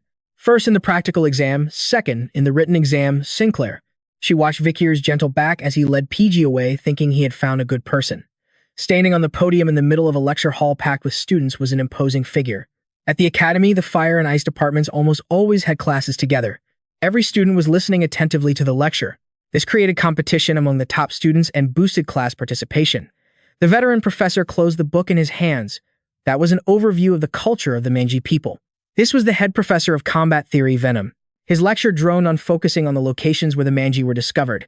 Now does anyone want to guess where their base is located? The students below just looked around, avoiding the question. Even Tudor found this question difficult. First, the places where the Balak and the Empire clashed were sectors 18 and 75 of the Western Front. What else? He was from the ICE department, tied for first in the practical exam. Tudor John Quiss. Bianca placed a hand under her chin, looking thoughtful. All the battle points are in low-lying areas. Perhaps the Manji settled in the lowlands. She was also from the ICE department, tied for first in the practical exam. Bianca Usher. Suddenly, a hand shot up, surprising the two combat experts. Achieving first place in the fire department and second in the written exam, it was none other than Sinclair. Professor Venom quickly recognized her. You're the top student of the fire department, Sinclair, correct? Please go ahead. She stood up straight and answered the professor. According to military intelligence provided to the academy, the places where the Manji clash with the Empire are sectors 1, 4, 5, 7, 830, 75, and 207. She continued her presentation. Other than location number 8, which is located at the peak of a high mountain, almost all of them are in low-lying plains. With this information, meanwhile, Vikir van Baskerville seemed to be lost in his own world. He recalled his own exploits from the day before, having eliminated 29 of them. They all had the characteristic stench of demons, and their faces had all exploded right before they died. He began to connect the few clues in his mind. Exploding faces. If this is the ability of a high-ranking demon Andromelius in the capital, then I suspect one place. While he was lost in thought, realizing he had to tell Tudor and Bianca to pay attention and investigate that place, PG, who was sitting next to him, kept shaking him. Vikir van Baskerville. It wasn't just her. Countless other eyes were staring intently at him. Professor Venom couldn't help but feel annoyed. It seems the ICE department's learning spirit isn't quite on par with the fire department's, is it? To think a student would be dozing off on the very first day of school. He quickly pushed up his glasses. I wasn't sleeping, sir. PG was startled once again. The professor asked in a grim tone, You weren't sleeping. What's your name? At this point, he didn't hide it anymore. It's Vikir. The professor continued. All right then. Vikir, everyone saw you with your eyes closed. How dare you make excuses? He remained perfectly calm as he defended himself. It's true, my eyes were closed, but I was not asleep. Sir, the professor simply replied, Is that so? Perhaps I was mistaken. The exchange seemed peaceful enough. Everyone makes mistakes. But inside the professor was a volcano on the verge of erupting. What kind of student enrolled this year? He tried to regain his composure and muttered softly. He then turned towards Sinclair and announced, Just now the top student of the fire department. Sinclair answered correctly and earned 10 points for herself and 1 point for the entire fire department. If you can answer my question, I will also reward you and the entire ICE department. The professor offered, pointing forward. However, if you can't answer, remember that the entire ICE department will lose points. Vikir van Baskerville quickly protested. That's a bit unfair, sir. The professor snapped irritably. All right, listen to my question. Tell me where the Balak tribe of the Manji people fought against the Imperial Army, and based on that, pinpoint the location of their hideout. Sinclair thought worriedly. The Balak tribe. Information on them is even harder to find than the other tribes. The difficulty of this question is too high. Meanwhile, Bianca wore a displeased expression. Why should the entire ICE department lose points just because of him? He lowered his head, his glasses completely hiding his current expression. Memories of the previous timeline came flooding back, everyone singing happily around a campfire with hot pieces of meat in their hands. Before long, Vikir had the answer. The place where the Balak and the Empire clashed was his answer. He had left everyone completely and utterly astonished. The southern mountain range, the key base, and so on. The southern river and ocean. That is all. He completely ignored PG's look of utter astonishment lost in his own thoughts. After the incident with that wench, him and Barak's people had migrated, so it didn't matter whether he revealed the original information here or not. The professor's shocked expression was more intense than anyone's. How on earth did this kid know something that even the academy hadn't verified yet? Suddenly, his eyes widened as if he just realized something. Wait, if his name is Vikir, then this is the kid who got a perfect score on the exam. He could only quietly add a 10-point bonus for Vikir van Baskerville and 1 point for the cold department, not forgetting to give a stern warning. However, even if you ranked first in the theory exam, I cannot overlook the fact that you had your eyes closed during class. I will be deducting 10 points from you. Vikir had to make a firm promise. I'll be more attentive next time, sir. Klee cautiously glanced his way but didn't recognize him as the name Vikir van Baskerville was very common. The early morning light scattered across Vikir van Baskerville, creating something like a brilliant halo. But he's that Vikir van Baskerville. Whispers began to spread throughout the classroom. I heard Vikir van Baskerville got first place on the theory exam. So what, our whole department almost got points deducted because of him. Honestly, I just want to punch those bookworms who do nothing but study. Tudor tilted his head slightly. So a theoretical genius, huh? He was finding this more and more interesting. Let's see if that impressive brain can keep up in P.E. class. Natalie, the game consists of 1 ball and a set of gloves. The playing field is a wide area with 2 goals at opposite ends. It's a ball sport, 20 people per team. The objective is to get the ball into the opponent's goal. As for the rules, the only things forbidden are the use of mana and weapons. In this game, you can use any means necessary to get the ball into the goal. A foot stomped hard on the grass as Tudor powerfully broke through a sea of opposing players. He was confident that Nepali was the sport he was best at. This was the place for him. The female students on the sidelines cheered enthusiastically. Tudor is so cool, Vikir van Baskerville just frowned in annoyance. Clash, what a crazy sport. Tudor's smooth advance was suddenly cut off by 3 figures that shot past. The 3 Baskerville brothers quickly formed a defensive line in front of the goal. Hey you punk, where do you think you're going? You dare, how dare you? But that didn't make Tudor hesitate in the slightest. So it was the infamous trio from the iron-blooded sword family. With his nimble footwork, he weaved through the 3 brothers with ease. Sorry, but I don't plan on facing the monsters of House Baskerville head-on. They couldn't react in time and could only look back. One of the brothers rushed in front of him. Give me the ball now. Tudor immediately shaped his hand, preparing to strike. A brilliant cluster of blue light converged at a single point. He landed a blow right on his opponent's stomach. At the point of impact, it was as if a small but brutal vortex had appeared completely, locking the opponent's movements. Tudor hugged the ball tightly with a triumphant smile. But that doesn't mean I can't face you. A series of overlapping cheers erupted. Wow, is that Tudor? He's amazing. He's that strong without using mana or weapons. I heard everyone from the John Queso family is a genius at Nepali. As expected of the top student of the cold department, he still held on to his obsession with Vikir from before. That's right. So what if you know theory, a true warrior fights with his body? Suddenly, something caught his attention. He looked up and saw the very person he was thinking about standing right in his line of sight. That guy. Tutor immediately recognized him. Isn't he from Professor Bolen's class? He clicked his tongue in annoyance. Tisk. I told those three not to hurt him in this direction. Might as well let him pass. His heel dug into the grass to build momentum. Should I stir up a little trouble? His intention was to slam into him hard with his elbow. Hey buddy, you should use this chance to train properly instead of just burying your head in books. Vikir remained silent, his face grim. The next moment, Vikir's body was still standing firm while Tutor's was sent flying into the air, his eyes losing focus. Vikir and Clee, sitting in the stands, hadn't even processed what had just happened. He just went into a free fall and then sprawled out on the ground. Over here, Vikir just quietly raised an eyebrow in confusion, feeling utterly helpless. I tried to avoid him, so why did he have to hit me on purpose? He then theatrically fell backwards onto his butt, not faking it in the slightest. He even let out a sound to show that he had just taken a lot of damage. Oof, gotta pretend it hurts. Tutor lay unconscious on the grass, his face drenched in sweat. Suddenly, shot awake, his eyes wide open, unable to hide his panicked expression. He couldn't quite grasp what had just happened.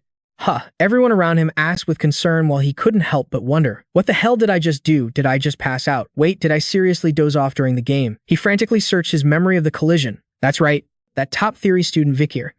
I was going to give him a little shove to mess with him, but I don't remember. Vikir had already stood up before him. In that moment of impact with that guy, I was the one who got sent flying. He took me down. This is Tutor John Queso we're talking about. Vikir turned his cold back to Tutor, continuously brushing off non-existent dust from his clothes. Tutor gritted his teeth in anger. I need to check again. The formation was set to start over from the beginning. The ball was thrown accurately into his hands. Something's not right. I need to do it again. As usual, the three Baskerville brothers formed a defensive wall in front of their master. In the stands, Vikir suddenly noticed something unusual. There's something wrong with Tutor's running trajectory, she wondered. The goal is over there, so what are they doing? He shouted boastfully. Vikir van Baskerville and that trio. The three brothers were determined not to lose and boldly retorted, You're not getting past us. No way, no way. However, they were all passed one by one with incredible ease. Vikir van Baskerville felt this was becoming far too troublesome. I told them to keep this guy away from me. But why does he keep charging at me? He thought while sprinting, there's no way this is a coincidence. His eyes widened as he mentally recited his secret technique, the Sunflat secret art of the Kanghai clan.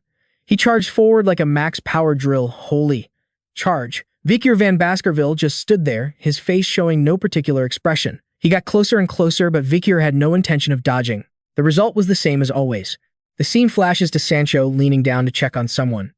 Tud, are you awake yet? Tud jolted awake once again, only to find himself sprawled out on the grass. He shot up in horror. What the hell? Why did I pass out again? That perverted pig. Sancho tried to calm his friend down. Calm down, Tutor, he recounted. After you hit him with a high-speed attack, he knocked you right back out. He reached up to adjust his protective headband. I can see why you targeted him. That guy is definitely hiding something. I'll take him on this time. Tutor vaguely called his name. Sancho. Sancho's imposing shadow walked step by step toward the light. He's knocked my friend out twice now. I can't just stand by and watch. The exchange student from the Northern Mercenary Association, Sancho Barracia. His hands were so large they could crush a ball. Because of his overwhelming physique, he wasn't allowed to fight people his age, which is why he didn't participate.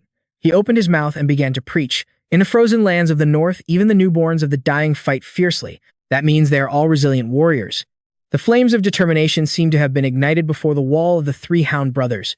We won't let you pass this time. In just a moment, Sancho charged forward like a wild beast, his forearms sweeping through in the cleanest motion possible. Three helpless bodies were thrown backward, flying past Vikir van Baskerville as if they were inanimate objects. Not only were they crushed by a powerful enemy in an instant, but they were also scolded by their master. Are you trying to get killed or something? Tears welled in their eyes and streamed down a mix of pain and shame. That beast in human form hadn't stopped continuing to rush straight at him without any mercy. He gritted his teeth, looking extremely fierce while Vikir remained calm and unfazed. Sancho poured all his strength into his arm, preparing to strike. Let's see if you can handle my full power. A second later, he swung his arm, delivering a devastating blow to his opponent. However, he quickly realized that what he hit was even harder than a ton of rock. His entire body trembled violently and cold sweat beaded on his nose like a mountain peak. Vikir van Baskerville was just planning his next act. Should I fake it a little? His feet lifted from the grass below, and he toppled backward much to Sancho's surprise. It was as if he had just been sent flying several feet by his opponent's strike. A flurry of excited comments erupted from the crowd. Oh, Sancho broke through the defense. Wait, the guy Sancho knocked down. He's not dead, is he? Who cares? At this rate, Class A is guaranteed to win. He was still stunned, staring at his trembling hand. What was that? It felt like he wasn't even human. Seizing the opportunity while he was focused on his numb arm, one of the three Baskerville brothers crept closer and in a flash, snatched the ball from his opponent's hand and made a run for it. Tweet, the sound of the whistle blew, signaling the end of the match. They slid across the ground in celebration as the entire team jumped for joy behind them. Yeah. Everyone tossed the three brothers into the air to celebrate as a clear voice announced the score. 0-1 Class B wins. Suddenly, a stream of cold water splashed over Vikir's head as he was struggling to get up. When did Sancho and Tudor get so close? You were the biggest contributor to Class B's victory. Don't just stand there. Tudor leaned affectionately on Vikir van Baskerville. Cheer up, your victory makes me want to retire. I was planning to teach you a lesson. Because I was jealous of you in theory class, but I realize how embarrassing that is. Sorry about that. Sancho also gently placed a hand on Vikir van Baskerville's other side. By the way, how do you train? Your body is incredibly solid. I thought you were using mana. Vikir van Baskerville slowly removed the headband from his head.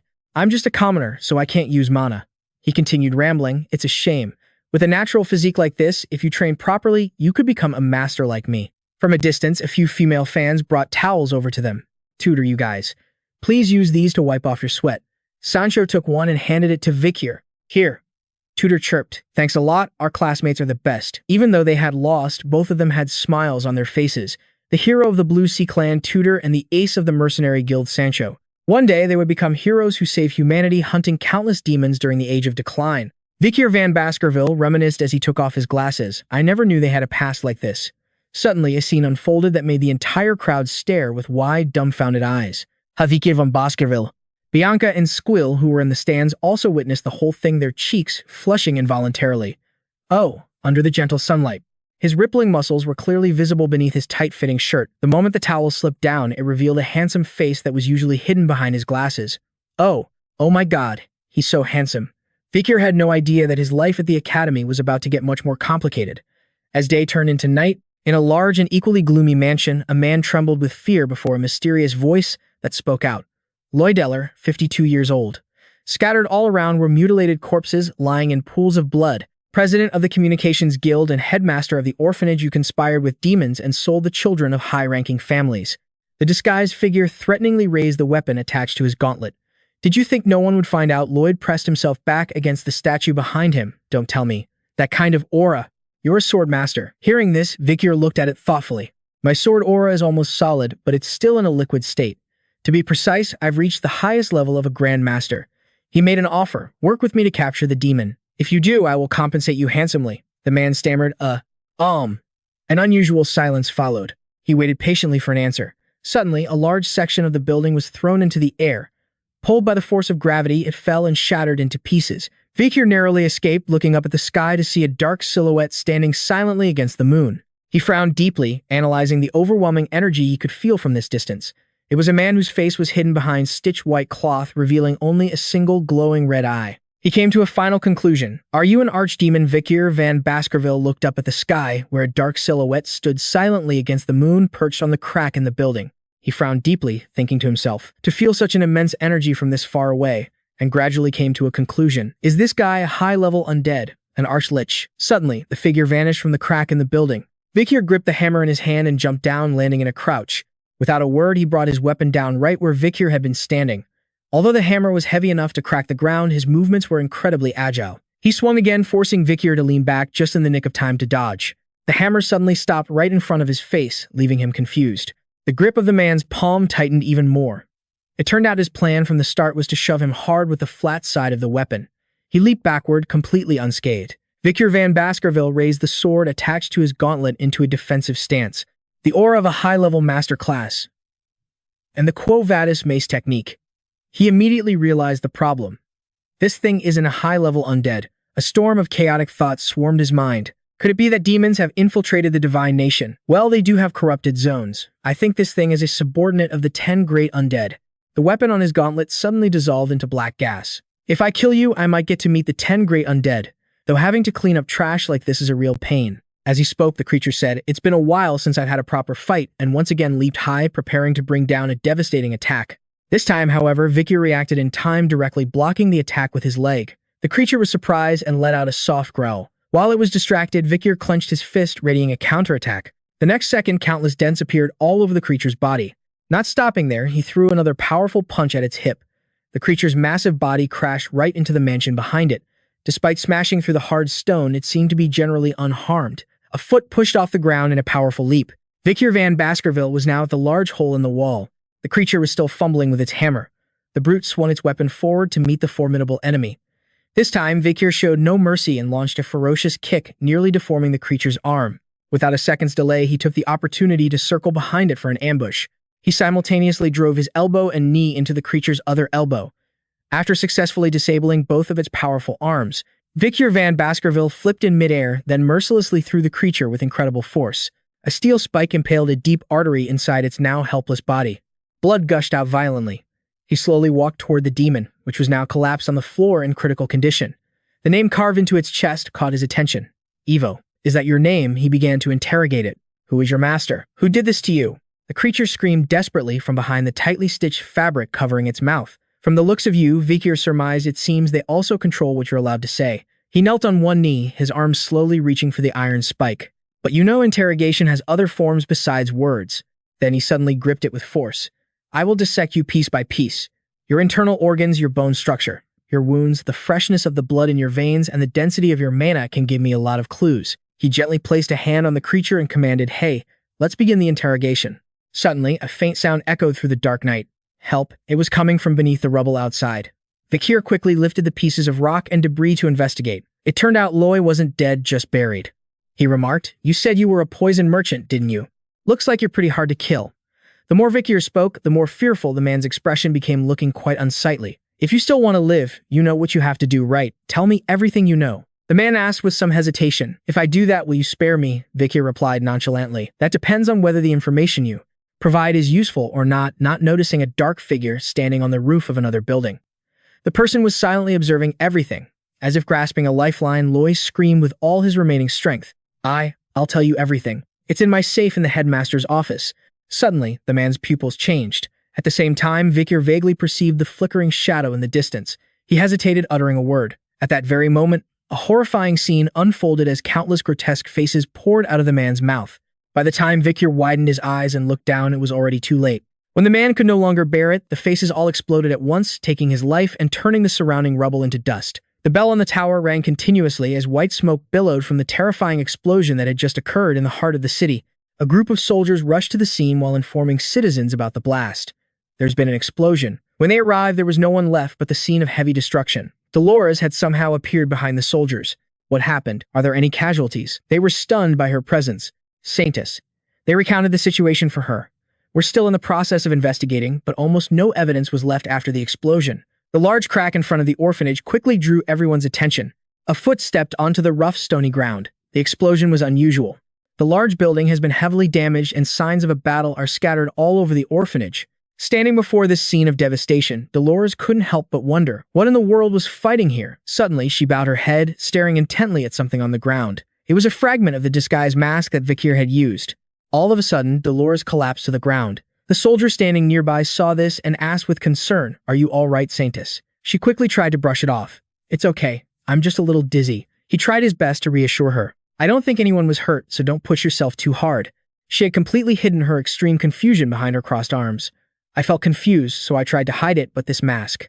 It belongs to the Night Hound." "Yes." Professor Ven's middle-aged face couldn't hide his irritated frown. He was currently standing in front of Vikir, questioning him. "I was wondering who wrote this report. Turns out it was you." On the large table in the classroom lay a giant scorpion on its back.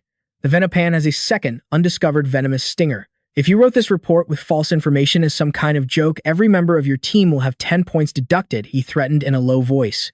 "Do you understand, Vikir?" The top-ranked student in theory broke out in a cold sweat. "I was mistaken. Could it be that it hasn't been discovered at this point in time?" He raised a sharp knife in his hand. "We will now confirm whether or not a second venomous stinger is located on its abdomen." He then sliced through the Venopan's tough hide. Blood immediately gushed from the deep cut. Suddenly, something shot powerfully towards the professor's head, giving him no time to react. The students who witnessed it were completely stunned. A venom-laced stinger stopped just short of his nose. The professor's entire body went rigid and he fell backward. Turns out he had cleverly used a notebook as a shield. "Is that enough proof for you, Professor Ven?" The professor's face was drenched in sweat, still unable to believe what had just happened. It really has a second stinger. A student had observed the Venipan and made a major discovery that could solve cases of mysterious deaths. He had no choice but to reward him. I will add 1 point to every member of Vikir's team. After class, come to my research lab and explain this in more detail. Vikir didn't refuse the offer. Yes, professor. As Vikir walked up the stairs, the surrounding students couldn't stop chattering. Wow, that was incredible. How did he know that I used to think only athletic people were cool, but being smart is pretty cool too? But isn't he good at sports too? He fought against Tudor and Sancho before. As they revealed this more importantly, he slowly returned to his seat. Piggy was already there waiting for him. Great job, Vikir van Baskerville. The gentle sunlight rested on his soft black hair. The face hidden behind those glasses and hair was truly handsome. However, he paid no mind to their whispers. He closed his eyes tightly to focus better. His memory drifted back to yesterday's explosion, the moment a pillar of white smoke billowed up, obscuring his vision. A body torn to shreds revealed gruesome, deep red muscle tissue. Over time, it slowly recovered with patches of skin regenerating. Before long, Vikir van Baskerville had returned to his original handsome appearance. Back in the present, he recalled the enemy he had faced that night. Right after the explosion, they had hidden themselves. The only thing I got was the headmaster's notebook. He mentally simulated the general terrain of the area. The notebook contained the locations of children who were used as food for demons. It seemed there was no connection between the locations. Countless terrifying eyes hid in the darkness, their whereabouts unknown.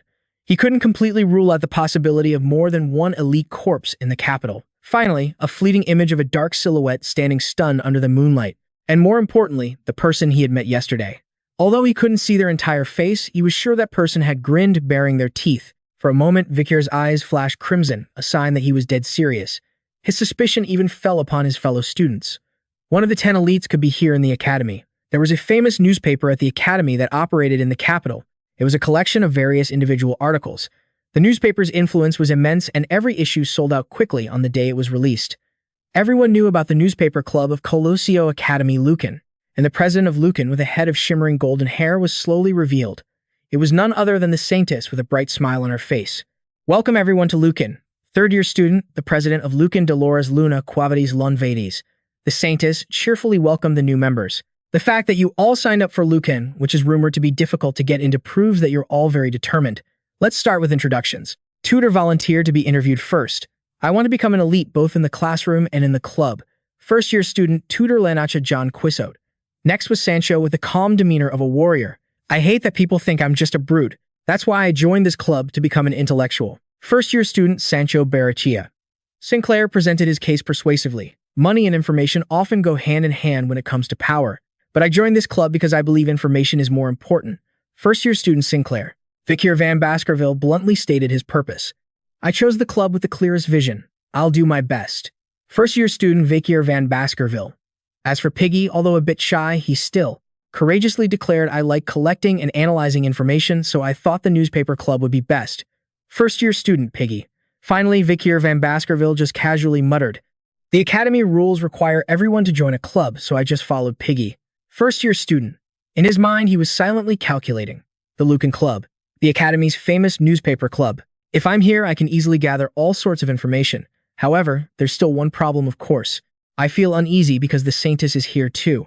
Dolores Luna Quavities was slightly displeased.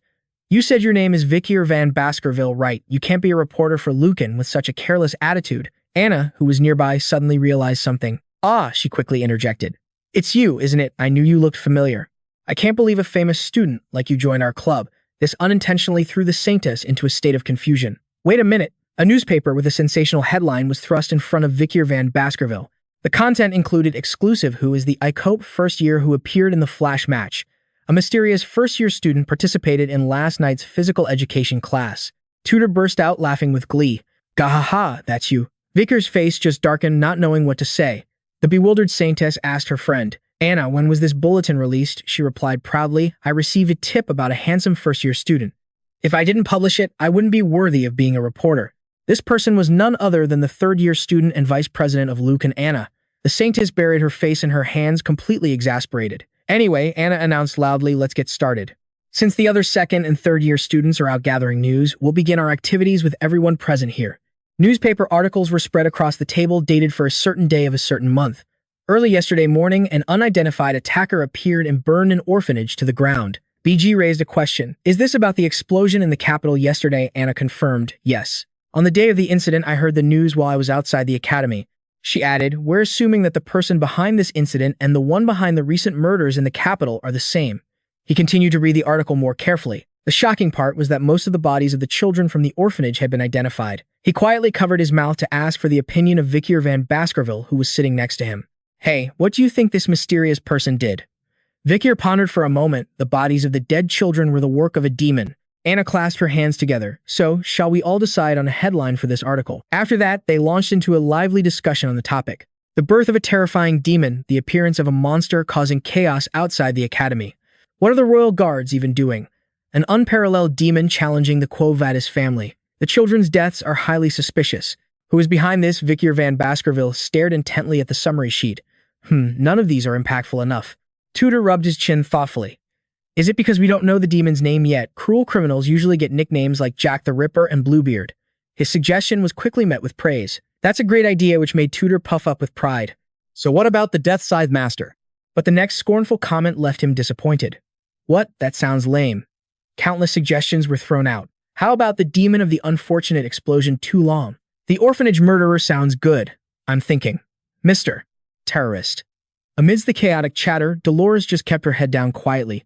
When a nickname quietly escaped her lips, Night Fiend Hound. An image of a mask fragment left at the scene flashed vividly in her mind. The mask found at the scene definitely belongs to the Night Fiend Hound. Why was he there? Then images from the past followed. His humility showed no sign of power or wealth. The man in the Saintess's memory had once said, the money I have isn't infinite. I can't just give it all away. He devotedly treated those in the slums who suffered from the Red Death. His dedication and love for the poor were real. The Saintess couldn't help but feel troubled. Because of that, I thought he stole the Saintess's tears for a noble purpose. But why was he at the scene of the crime? A drop of cold sweat trickled down her pale cheek. Did he really kill the headmaster and the children at the orphanage? One thing's for sure, he's not a bad person. If the Night Fiend Hound is a criminal, I'm sure he has his reasons. Suddenly, a voice spoke up. Night Fiend Hound. That name isn't bad. Dolores snapped out of her wandering thoughts. Everyone seemed to agree. That sounds like something from a barbarian tribe. It sounds so violent, I think so too. It also sounds gloomy and dark. Sinclair made the final call. All right, we'll go with Night Fiend Hound. The Saintess quickly covered her mouth. Did I just mumble that out loud? Anna decided to press further. So what about this for a headline? Who is the Night Fiend Hound spreading fear in the capital? The Saintess's voice of objection rang through the meeting room. Anna, articles for the Lucan must only contain the truth. It hasn't been confirmed whether that person is a criminal or not. Tudor took the opportunity to ask Vikir van Baskerville, hey, what do you think? Vikir raised an eyebrow. About what Tudor brought up the earlier topic of the Night Fiend Hound. Do you think he's a bad guy? Vikir replied coldly, I don't care. He thought to himself, I can't believe the Saintess was the one who said Night Fiend Hound. He suddenly slung a friendly arm around Vikir van Baskerville. Come on. But if you had to choose, what would you say? Vikir was silent for a long moment before answering, finally deciding to give a rough reply. The one thing I'm sure of is that he is not a virtuous person, which means he's a bad guy. Tudor was just about to chime in. Right, I agree, when suddenly a hand slamming on the table startled him. Dolores stood up straight, an unpleasant expression on her face. The Night Fiend Hound is not a virtuous person. The Saintess questioned him repeatedly. How can you be so sure? Tudor's hand, which was resting on Vikir van Baskerville's shoulder, froze in fear, and even Vikir himself grew a little wary. The group of 4 boys looked uneasily at the speaking Dolores. The Night Fiend Hound isn't a saint. Her eyes were filled with seriousness mixed with a hint of indignation. Why would you claim it? She continued to press. Your name is Vikir van Baskerville, right? Both Vikir van Baskerville and Tudor were so flustered they broke out in a cold sweat. The Saintess continued her interrogation. Answer me. You can't, can you? You've clearly jumped to a conclusion without any evidence. Don't forget that in your position. Saying uncertain things can destroy an innocent person's life. Tudor quickly spoke up to defend him, but the guard's testimony has already been released. They said the Night Fiend Hound destroyed the building and killed the head of the orphanage. Dolores immediately retorted. The interview with the royal guards was just speculation without concrete proof. She brought up the crime scene. Besides, there are still many unsolved mysteries in this case because the bodies of the children were discovered in the orphanage's basement. It's strange to assume that the attacker, the Night Fiend Hound, was the one who harmed those children. Anna hesitantly called her name, Dolores. Vikir van Baskerville didn't know what to say either. Senior, faced with such a resolute Saintess, everyone thought to themselves, even though this happened at an orphanage managed by your family, you're still maintaining a neutral stance. The Saintess turned to her friend and suggested they edit the article to be more objective and impartial. Anna was a bit flustered. If we do that, there'll be nothing left to write.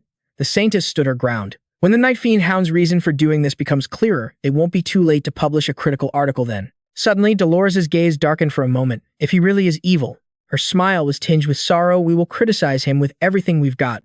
Vikir glanced to the side, lost in thought, when suddenly the door to the room was flung open. A male student rushed inside and called out President. He hastily announced, Professor Vini, the club advisor is asking for you. He's demanding we edit the article to confirm the Night Fiend Hound is the villain, isn't he? The Saintess held her forehead in frustration. That man just loves to stir up trouble. Let me go talk to him. After those two left, the meeting room door closed gently.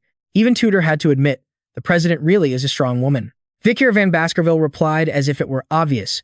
She's always been that way. Tudor couldn't help but feel confused. Always, since when Vikir remembered the dignified image of Dolores from the old timeline.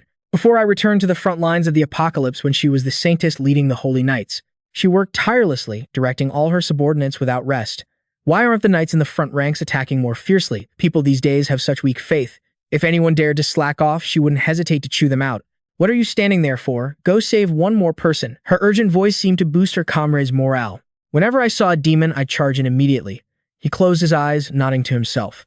I had anticipated that my actions would be seen as evil, but having someone try to understand the truth doesn't feel so bad. Looking over at Dolores Luna Quavatis and Professor Ven having a tense back and forth, he thought from the bottom of his heart, I'm very grateful to you, Saintess. Early the next morning, an announcement blared from the speakers throughout the Academy's dormitory area. PG was woken up by a noise struggling to open his eyes. Oh. Just as he sat up in bed, a voice greeted him. Good morning. Pierre was already up and exercising. PG rubbed his eyes, still groggy. Good morning. Vikir briefly explained the school's schedule. The Academy's wake-up call is at 6 a.m. The students are awakened by a bugle and gather at the stadium in front of the dorms. They follow the instructor's exercises, starting the day with a light jog. Afterward, they have free time. After the morning workout, the students disperse. Some go back to sleep, some head to the showers, and others go to the dining hall. Someone let out a weary sigh. Ugh, PG grumbled tiredly as they walked down the hall. I think my brain would work better if I just slept through morning exercises. Vikir reminded him seriously. BG, moving your body helps activate your brain. This just made him more depressed. You don't have to be so right all the time. Vikir van Baskerville teased him for a bit. Vikir van Baskerville, you're not going to be popular with the ladies if you lack empathy. Why don't you try practicing your empathy skills on PG? He shuddered at the thought. I'll pass. He immediately changed the subject. Speaking of which, are you free this weekend? We were thinking of heading downtown. PG was all for it. Sounds great. I wanted to buy a few books anyway. Sancho agreed. There's a restaurant I've been wanting to try too. That just left one person they hadn't asked. What about Vikir? He just replied nonchalantly. I have to do volunteer work this weekend. The others exclaimed in confusion. Volunteer work, PG quickly explained. Vikir lost a lot of points this time. Tudor smirked. Ah, was it Professor Van again? He always manages to stand out whether he wants to or not.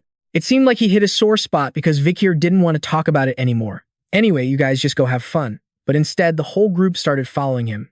Volunteer work can be fun too. We can't let our friend go alone, we'll go with you. Vikir, everything's more fun when you do it together. Suddenly, Tudor put a hand on his chin, looking thoughtful. It's strange. Sancho wondered. What is? They both watched the large, sturdy back of the person in front of them. When I'm with that guy, Vikir van Baskerville, I find myself unconsciously standing next to him like he's an older brother. He's quiet, but he has this dignified aura. Back when I was a mercenary, people like that naturally attract and lead others. Piggy, trailing behind, couldn't hide the admiration on his face. Vikir is truly extraordinary. He remembered all the things he'd accomplished so far, even high-ranking people like Tudor from House John Quicks and Sancho. The top student from the Northern K mercenaries approached him willingly. He was even kind enough to help me during the entrance ceremony.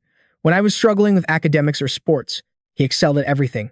His round eyes filled with anticipation. I feel like if I stick with Vikir van Baskerville, I can overcome any challenge in the future. Just as that spark of hope was lit, his eyes fell upon Vikir's ferocious expression like a predator that wanted to tear its prey apart. His eyes widened in terror, but the killing intent coming from Vikir wasn't aimed at him nor at his two friends behind him. It was directed at someone who had just walked past them a short distance away. Vikir turned to stare intently at a young man walking between two beautiful female students. He suddenly spoke. Piggy, you probably know the students here better than anyone, right? Do you know anything about him? Piggy was a bit startled, but answered honestly. You mean the guy standing between those girls, of course. He's the most handsome guy in school, a second-year senior KJK. Vikir gritted his teeth in annoyance. I can't believe he's involved in this kind of activity at Denong. He quickly identified his opponent, the 10th General. His mind raced with calculations. Should I attack? No. If I fight here, too many people will get hurt. In the end, he chose to remain still, He couldn't let these future heroes be harmed. Tutor called his name worried. Hey, Vikir van Baskerville. Vikir quickly made up an excuse to split from the group. I'm not feeling well. I think I need to rest today. His feet moved silently across the wooden floor. First, I need to gather more information. He activated his assassin skill from slot 2 Silent Hill Misusu A+. He took off his glasses to better track his target, not noticing that Dolores Luna Quavitas was also coming down the stairs. By the time she noticed his presence, it was too late. He was just as surprised. The sound of their collision made the other three jump and turn around. A piercing scream was heard. PP President Dolores Luna Quavitas. The Saintess had fallen to the floor in pain. Ow, ow. The group rushed over to check on the situation. Tutor anxiously asked, President, are you all right? He gave Vikir van Baskerville a little nudge to remind him. Why haven't you apologized yet, Vikir van Baskerville? Vikir guiltily lowered his head to show his sincerity. I'm sorry. The Saintess, helped up by Sancho, was gracious. It's all right, I wasn't paying attention either, so it's partly my fault. Inwardly, she thought, he's so solid it was like running into a wall. Her weariness towards Vikir van Baskerville grew. I didn't sense his presence at all. Just who is this guy? Vikir glanced around, thinking to himself, too many people are watching. I'll have to postpone tailing him for now. And just like that, he regretfully missed his main target, the 10th General. The scene shifts to a cold stone stairway at night. Dantal had his arms around two girls, leading them into the darkness, which made them curious. What is this? Dantal, why did you bring us to such a dark place? You two are so slow, aren't you? He revealed in a low voice. I might have some bad news to share. The two girls were completely surprised. Bad news. What is it? He began to complain. Lately, someone's been showing up and causing trouble for me. Because of them, I haven't even been able to eat properly. The girl on the left shouted angrily. Someone dares to bother you, Dantal, unforgivable. He added, so I was planning to check out who it was, but I accidentally wore my academy uniform. That guy probably saw that I'm an academy student. The girl on the right was also furious. If he comes to the academy, we'll take care of him. We're always on your side, Dantal. He acted, touched. Thank you, everyone. You're not just beautiful, you're also incredibly kind. That's right, we'll always be together. He suddenly grabbed both girls by the head along with an unbreakable vow. From now on, too. He remembered Vikir van Baskerville in his disguise that night. That guy in the plague mask possesses power equivalent to a high-level graduator. There's no way he died in that explosion. He continued to ramble on as the girls' faces began to gruesomely mutate. Considering he's only attacking my supply lines, he clearly knows about the existence of demons. Countless grotesque eyes and mouths appeared on the back of his hand, slowly transferring themselves to the girls he was holding. This meant his pupils were flashing with a terrifying green light. He was connected to the death of Andromalius. His true identity was the 9th of the demon Dantalian's 10 corpse generals. Vikir's expression darkened as he looked down. All around him, countless voices were chattering. Troublesome incidents just keep popping up lately. In front of them, a series of newspapers were spread across the conference table. These are all the incidents happening both inside and outside the academy that Dolores and I have compiled. Lucan's forces are currently stretched thin, so I want you first-year students to participate in the investigations. Anna explained her request. Everyone, please choose an incident to investigate and write a report to bring back here. Piggy nervously checked each paper one by one. To join Lucan, this is the first report we have to complete. Vikir van Baskerville also had a hard time choosing a suitable one. Looking at all this, he realized just how many things were happening. Just what in the world is going on in the capital? There was the terrorist threat where a terrorist threatened to poison the river in the capital of R, the city of Bene. The capital was investigating the incident under the direction of Leviathan. Then there was the handsome actor who went missing, Actor B, who vanished on his way home after a performance. It was possibly the work of a crazed fan. A bizarre murder case where an entire family was slaughtered with all the members' heads missing. A murder on the street. A man, A, was executed for attacking an archangel on the street. A had confessed to his crime but was still appealing, claiming his face had been altered by someone else. An increase in disappearances. The number of missing persons cases in Bene was rising and the culprit had yet to be identified as the night-devouring demon hounds or not. A hand quietly picked up one of the papers. The list included detailed notes on those involved. Disappearances at the academy. 3 students from the academy have gone missing. The 3 were often seen together, so there are many witnesses. Could this be a case of them running away for love? He gritted his teeth, his expression terrifying. The newspaper showed a picture of a male student, specifically the real culprit, one of the 10 generals. Night fell once again on the magnificent city of water. At this hour, there wasn't a soul on the streets. Only a few houses still had their lights on. A couple was sleeping soundly in a large bed. In the dead of night, the husband silently opened his eyes. He sat up slowly, careful not to disturb the person sleeping next to him. The mystical moonlight shone through the glass window as the husband sat alone in a chair beside it. Suddenly, he spoke, revealing his strangely shaped pupils. At his voice, a group of people appeared before him. He began to probe for information. any news on the plague mask wearers who interfered. The first was the man Vikir had encountered not long ago, Dantalion's lackey in District 9, Epibo. The second, also completely cloaked, had long, fiery red hair, Dantalion's lackey in District 9, Geronto. The third carried a large pair of pliers on his back, also a lackey of Dantalion in District 9, Heber. The last one remained silent, Dantalion's lackey in District 9, Vo. He rubbed his chin and muttered, "It seems they're just as cautious as we are." So this was their master, Dantalion, the 9th of the 10 generals. He raised his hideous hand. "We have no other choice. From now on, we will expand our range of operations." Instantly, his subordinates were struck by something that made their heads snap back. Their heads began to deform one by one. "I will share my face with you." But soon enough, they reformed looking like normal human beings. "Go out and find those plague mask wearers." Just then, his wife walked in and witnessed everything.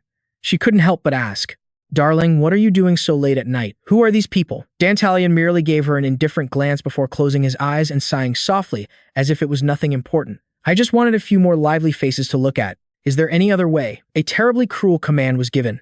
Heber disposed of her without damaging her face. Before she could understand what was happening, a sharp blade was at her throat. A heart-wrenching slash echoed in the silent night and blood splattered all over the floor. The wife died in agony, her eyes wide open. But he didn't care at all. The death of Andromalius and the interference from those plague mask wearers has delayed the plan to open the gate. His face swirled into a horrifying vortex, its features blending into a chaotic mess. How frustrating. He gave an order, "Epibo, follow me. We need to see her." He received a firm nod in response. His appearance had completely changed. It was time to blow off all of his pent-up stress. Inside a vast cathedral-like area, a magnificent chandelier hung from the ceiling. Dantalion wore a saintly smile on his lips. A slender figure approached and spoke. "Why are you smiling?" He respectfully clasped his hands in front of him. "How could I not smile?" It was Dolores dressed in pure white. He let out a heartfelt sigh, standing before such a beautiful saintess. However, her face showed only dissatisfaction. "I didn't come here to trade pleasantries with you." He began with feigned sincerity. "In any case, the saintess has visited so little recently, I was growing quite worried." She explained, "There have been many disappearances and murders lately, so I've been busy investigating." He feigned understanding. "It seems the Academy Club's activities are keeping you busy. The world is becoming more and more chaotic these days." Inwardly, however, he thought with malice, "I caused all of those incidents." The man in front of her gave her a very bad feeling. Her mind quickly pieced together everything she knew. Kitizun Indan Hentia, head of the Indan Hentia family, a branch of Quavades. On the surface, he runs orphanages, monasteries, and hospitals with resources from Quavades, appearing to do charitable work. But in reality, he supports the system of selling indulgences to absolve the sins of the wealthy and corrupt. Finally, she reached a conclusion. He's clearly two-faced. He's definitely hiding something. He leaned in close, a sinister smile on his face. "So what can I do for you?" She didn't hesitate and got straight to the point. "I've come to demand that you abolish the system of selling indulgences. The idea that money can atone for all sins is wrong," he retorted. "And why is that? Selling indulgences has always been the church's policy. Isn't contributing a large sum of money punishment enough?" Her expression remained firm and unwavering. Sins must be confessed to God and receive a just punishment to be forgiven. A brilliant aura seemed to radiate from her as she declared firmly that forgiveness could not save a person. Dantalion parted his lips slightly as if to say something, but then stopped. He turned his back to her. "I am only following the teachings of the church. Perhaps the saintess should discuss this with the cardinal, your father." He softened his voice. "Now, you should return. I heard that students from the academy will be here today for volunteer work. There's no need to cause a scene about the Quavades family's affairs in front of your juniors." Dolores Luna Quavades didn't wish to say more, leaving him with just one sentence. "Then I will return later to continue this discussion." The two went their separate ways, and in that moment he revealed his hideous form. Eyes shifted to the corners of his sockets as if wanting to watch the saintess for just a little longer. So beautiful, just so beautiful. He was so excited he had to bite his tongue to suppress himself. I almost couldn't control the impulse to collect her. But it's not time yet. He imagined the scene of her sleeping soundly upon blood-stained masks. The saintess is the treasure I have found in this world.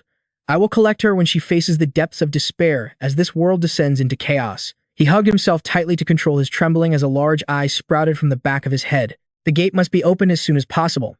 What he yearned for was indeed a mire soaked in fresh blood. Come quickly, age of chaos. The scene changes to a foot standing firmly on the ground. Currently, Vikir was in front of a luxurious mansion. So this is it. He recalled the clue that was left behind. This was the orphanage that Tindy Wendy had discovered by analyzing Andromalius' books, and it was highly likely connected to the 10 Knights. The family crest, hanging on the tower, fluttered in the gentle morning breeze. This orphanage also belonged to the Quavades family. If even the family of Faith is controlled by demons, just like the iron-blooded swordsman family, then it's highly likely that other families have also been infiltrated by demons, he reasoned further. After the explosion, the demon hounds have shown themselves more clearly. I plan to investigate cautiously under the guise of a student here for charity work. The group of 3 boys had also arrived. Oh, so this is the orphanage where we'll be volunteering. A friendly tutor slung his arm around Vikir. You're so lucky to have so many friends volunteering with you. Vikir just stated coldly, I don't remember asking you to come. Faced with such unnecessary enthusiasm, he let out a helpless sigh. A frustrated feeling welled up in his chest.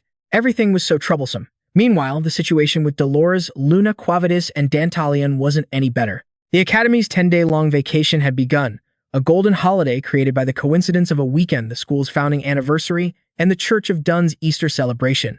The Academy students had planned fun holidays like traveling to the imperial capital with friends or visiting home. Right now, they were all packing their luggage and saying goodbye to their friends. But not all students were enjoying the holiday. An excited voice rang out, You should be grateful. We had to give up our vacation to come here, you know, Tutor said, walking down the hall with his hands in his pockets. Anyway, we need to complete our volunteer hours. Sancho, with his hands behind his head, added, so it's not a bad idea to get it done now. Piggy chimed in enthusiastically. I actually like volunteering, so it's fine by me. Vikir spoke in a low voice. All right, thanks. He furtively scanned his surroundings. So this is the Indun Handia orphanage. It really is the largest orphanage in the imperial capital. It's on a whole other level. Piggy pointed in one direction. I heard the head of this orphanage is the founder of a charity and also a guest lecturer at the academy. Sancho wondered. Who is the head of the orphanage, Piggy? The knowledgeable one answered, he's the person in that portrait over there. In front of them was a portrait of a man. Kitterjun Andun Hentia, the head of the Indun Hentia family, a branch of the Quavadis family. He was well liked by many, so I hear he has considerable influence within the Church of Dun. Piggy then revealed the connection between him and Dolores Luna Quavadis. Speaking of the Church of Dun, it seems he's at odds with matriarch Dolores Luna Quavadis, the saintess, due to differing religious views. It's pretty well known in high society. Tutor felt a chill. Himph, I don't want to get involved in these family disputes. Vikir's expression darkened for a moment. A well-liked orphanage director, he looked at the portrait with suspicion. You never know what someone is truly like on the inside until you peel back the layers. A nun stepped forward to explain. This time the volunteers will live with the children as their supervising teachers for 10 days. Behind her, children peeked out curiously, looking at the students. She continued gently, if you care for them with all your heart, the children will remember your kindness for the rest of their lives. As her voice droned on, please love them as if you were their own parents. The 3 of them, Tutor, Sancho, and Piggy, suddenly stared blankly in one direction. It was the presence of 2 girls that had caught their attention. Why are Bianca van Baskerville and Sinclair here? Bianca clenched her fist in resignation. AMP, are you asking about the volunteer activity? Why are you guys here? Tutor just casually shrugged at Vikir. Does a hero need a reason to do good deeds? Sinclair sarcastically shot back, a hero, just as expected from the noble house of John. Meanwhile, Sinclair suddenly approached Piggy and Vikir. What a coincidence to meet like this. It must be fate, right? She smiled gently, said Vikir's name, and awkwardly held out her hand in a friendly gesture. I regret not talking to you more before. I look forward to working with you for the next 10 days.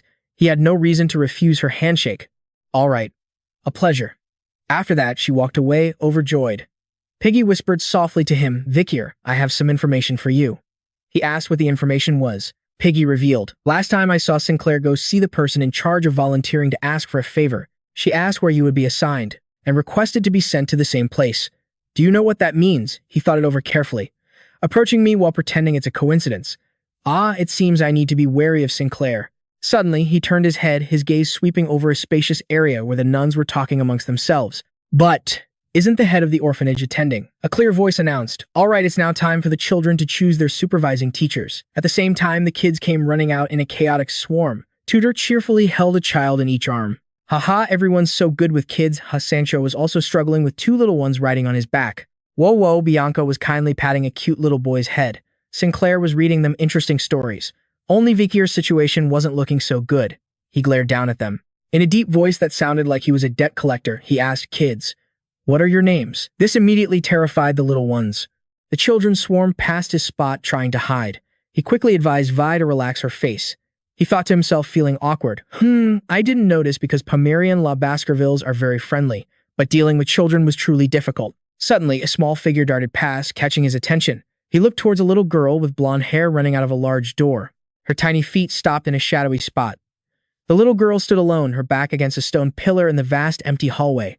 The little girl's expression held a kind of unspoken sorrow. Out of nowhere, Vikir van Baskerville appeared right beside her. I often feel suffocated in crowded places, he continued. If you're not paying attention, people often assume I give off a bad impression. Finally, he asked a question much to the little girl's bewilderment. Why did that kid run off, I wonder? The little girl remained resolutely silent and turned her face away. He was a bit flustered. Did that not work? He tried to remember what happened before. Thinking back, it seems someone had once told him that a child couldn't possibly answer if he asked like that. He had to smile when asking. A golden nameplate engraved with a name was pinned below her collar. Vikir van Baskerville knelt on one knee to be at eye level with the little girl, Bree. To her surprise, his face was now adorned with an incredibly gentle smile. Is that your name? The little girl's pupils dilated to their widest, reflecting his image. However, she still chose not to face him and simply ran away. He suppressed the disappointment building in his chest. Is my smile really that bad? He failed to notice a pair of feet approaching him. Maybe she didn't run away because she hates you. Dolores Luna Quo Vadis approached with a noble air. I was watching everything. You may seem cold, but you're actually very gentle. Vikir van Baskerville, he hesitated. Headmistress Dolores Luna Quo Vadis. The saintess then explained Bree is a child who has suffered a great deal of emotional trauma and has closed off her heart. Because of that, she has become mute and cannot speak. This information piqued his interest. What happened? For a moment, her face clouded over with sadness. I don't know the specifics, but Bree was born in an orphanage. Over the past 13 years, she's met many volunteers who have come here to work. It's just like this. Brightly lit hallway that leads into endless darkness. At first, everyone approaches with kindness, but then, because of their busy lives, they stop coming back. Perhaps she has grown tired of the short goodbyes and the long, bitter periods of longing. He listened in silence, unsure of what to say. Suddenly, from within that darkness, a foot stepped onto the stone floor, approaching step by step. His eyes widened with vigilance. Dolores Luna Quo Vadis was still rambling on about the touching story. But she reacted to you. If it's possible, Vikir, could you take care of Bree? Without a word, Vikir van Baskerville suddenly clapped a hand over her mouth. Two men were approaching the spot where they had just been standing. One of them spoke up. It's been so busy lately, it's hard to even meet up. Dantalian immediately nodded, feigning understanding. It's because so many people have been asking to confess and seek forgiveness lately. The other man made a request. By the way, I'd also like to buy an indulgence. He opened his eyes, revealing green irises. How much do you need, sir? The conversation continued while Vikir van Baskerville and Dolores Luna Quo Vadis hid and eavesdropped. About 10 billion gel should do it. Have you killed someone recently? A barbarian slave I recently bought escaped. While I was recapturing him, I disciplined him a little, but he ended up dying. They spoke casually. You need 10 billion gel for an indulgence just for killing a slave. On my way back, I got angry and burned down an entire village of peasants, he whispered urgently. Be quiet. The saintess glanced at him in confusion. Vikir, why are you doing this? His eyes sharpened once again as if he had just realized something. This smell, it's definitely coming from them. A terrifying dark aura. It's the same smell I sensed at the academy. Meanwhile, they continue their discussion. For a sin like that, 5 billion gel is enough. The other 5 billion is a tip for the god who has forgiven me.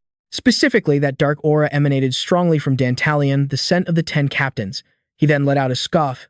A tip for God, that's blasphemy, sir. Dolores Luna Quo Vadis' eyes widened when she heard those words. Of course, if you pay in cash, God will forgive everything.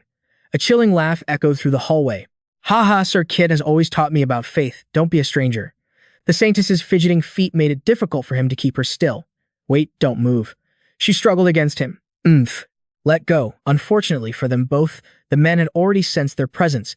Startled by their sudden appearance, Vikir unconsciously loosened his grip. Damn it, we've been spotted. Suddenly, he noticed something unusual. Wait a minute. The aura coming from him is very familiar.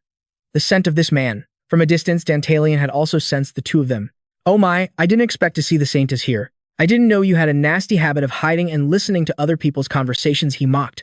Or perhaps you're enjoying a secret rendezvous with a male student. The saintess faltered in her confusion. Sir Kit. Her thoughts were in complete chaos. To say something like that is practically admitting I caught him eavesdropping.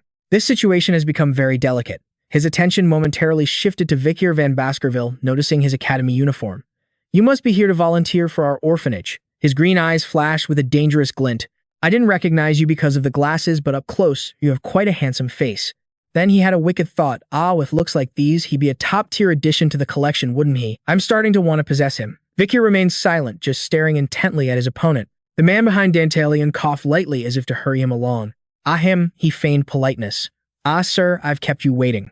He quickly left with his subordinate. Well then, Saintess, I'm busy, so I'll be taking my leave. Vikir still felt a bit concerned for Dolores Luna Quavitis. The recent incident left her biting her lip in resignation. How humiliating, the Saintess thought bitterly. Even after seeing him blatantly selling indulgences and hearing him speak blasphemously against God, I couldn't say a thing. She hurriedly questioned him. Vikir, why did you do that? However, the hidden expression on his face made her freeze. He spoke in a hoarse voice. If my actions just now startled you, I apologize. I'll be more careful from now on. Then he turned to go back inside. I've been away from my post for quite a while. Please excuse me. She broke out in a cold sweat, still in shock. Vikir. Her eyes followed his retreating back, and she couldn't help but wonder to herself, is that an expression of resentment on his face? To summarize a bit, Kit John Indun Hentia spends an average of about 2 hours a day at the orphanage. His main job is selling indulgences to nobles and merchants. Sometimes he would mail investment reports or ledgers from selling indulgences to his family through Vedas. But at some point, the messenger bird had been intercepted by a powerful force. Upon inspecting the package, the recipient was identified as Cardinal Humjun Quavitis, the head of the Quavitis family. Furthermore, Kitty always had a team of bodyguards when she was out. The team consisted of 3 men and 1 woman who took turns protecting her. They were Dantalian's most capable underlings. One of those guards was the masked man I encountered during the explosion at the orphanage. I confirmed by his scent that it was him, the one I thought had died that night. He analyzed further. So I assume the other 3 are also high-level graduators just like Epibo. Confronting 4 high-level graduators accompanied by a high-ranking officer would be extremely dangerous. He finally concluded. Bottom line, to eliminate Kitty, I need to deal with her 4 bodyguards first. Tudor, Sancho, and PG stared in astonishment in the same direction. They were all watching him diligently wash a pile of laundry in the canal. Aren't you overworking yourself? Sancho folded his arms, looking completely guilty. Compared to me, who's just volunteering for points, I feel so ashamed. Tudor seemed inspired. For the sake of the children, he's working that hard. I, Tudor, will also follow your example to become a true hero. I must try even harder. The 3 young men simultaneously raised their fists in the air. Everyone, let's follow the example of Vikir van Baskerville. He paid them no mind, lost in his own thoughts. Am I overthinking this? In any case, operating during the day is difficult. I'll have to wait for night. For now, it's best to focus on these 3 days. Under a clear blue sky with gentle sunlight shining down, a ball suddenly shot up into the air. It was the children playing in a grassy field. The sound of children filled the area, but only Pri hadn't been able to join in. She sat alone on a stone pedestal under a large tree. A sudden sound made the little girl glance nervously to the side. A different, smaller ball was bouncing up and down ceaselessly on the stone ground. The person doing it was none other than Vikir van Baskerville, sitting not far from her. The girl's eyes widened with curiosity. He smiled faintly. The kids back in bar like playing with these things too. He gripped the ball in his hand. It's Madam's egg, but it still hasn't shown any signs of exploding. I don't know what's going on, but I've been carrying it with me. I never expected to use it like this. The girl watched with fascination as he repeatedly bounced the ball on the ground. After a moment of what seemed like an internal struggle, her expression suddenly became determined. As a result, she successfully managed to borrow the new toy from him. Sinclair pushed up her glasses with a look of satisfaction. She finally went over. Sinclair, sitting on the steps from a distance, had witnessed everything. You really are kind, Vikir van Baskerville. He softly called her name. Sinclair.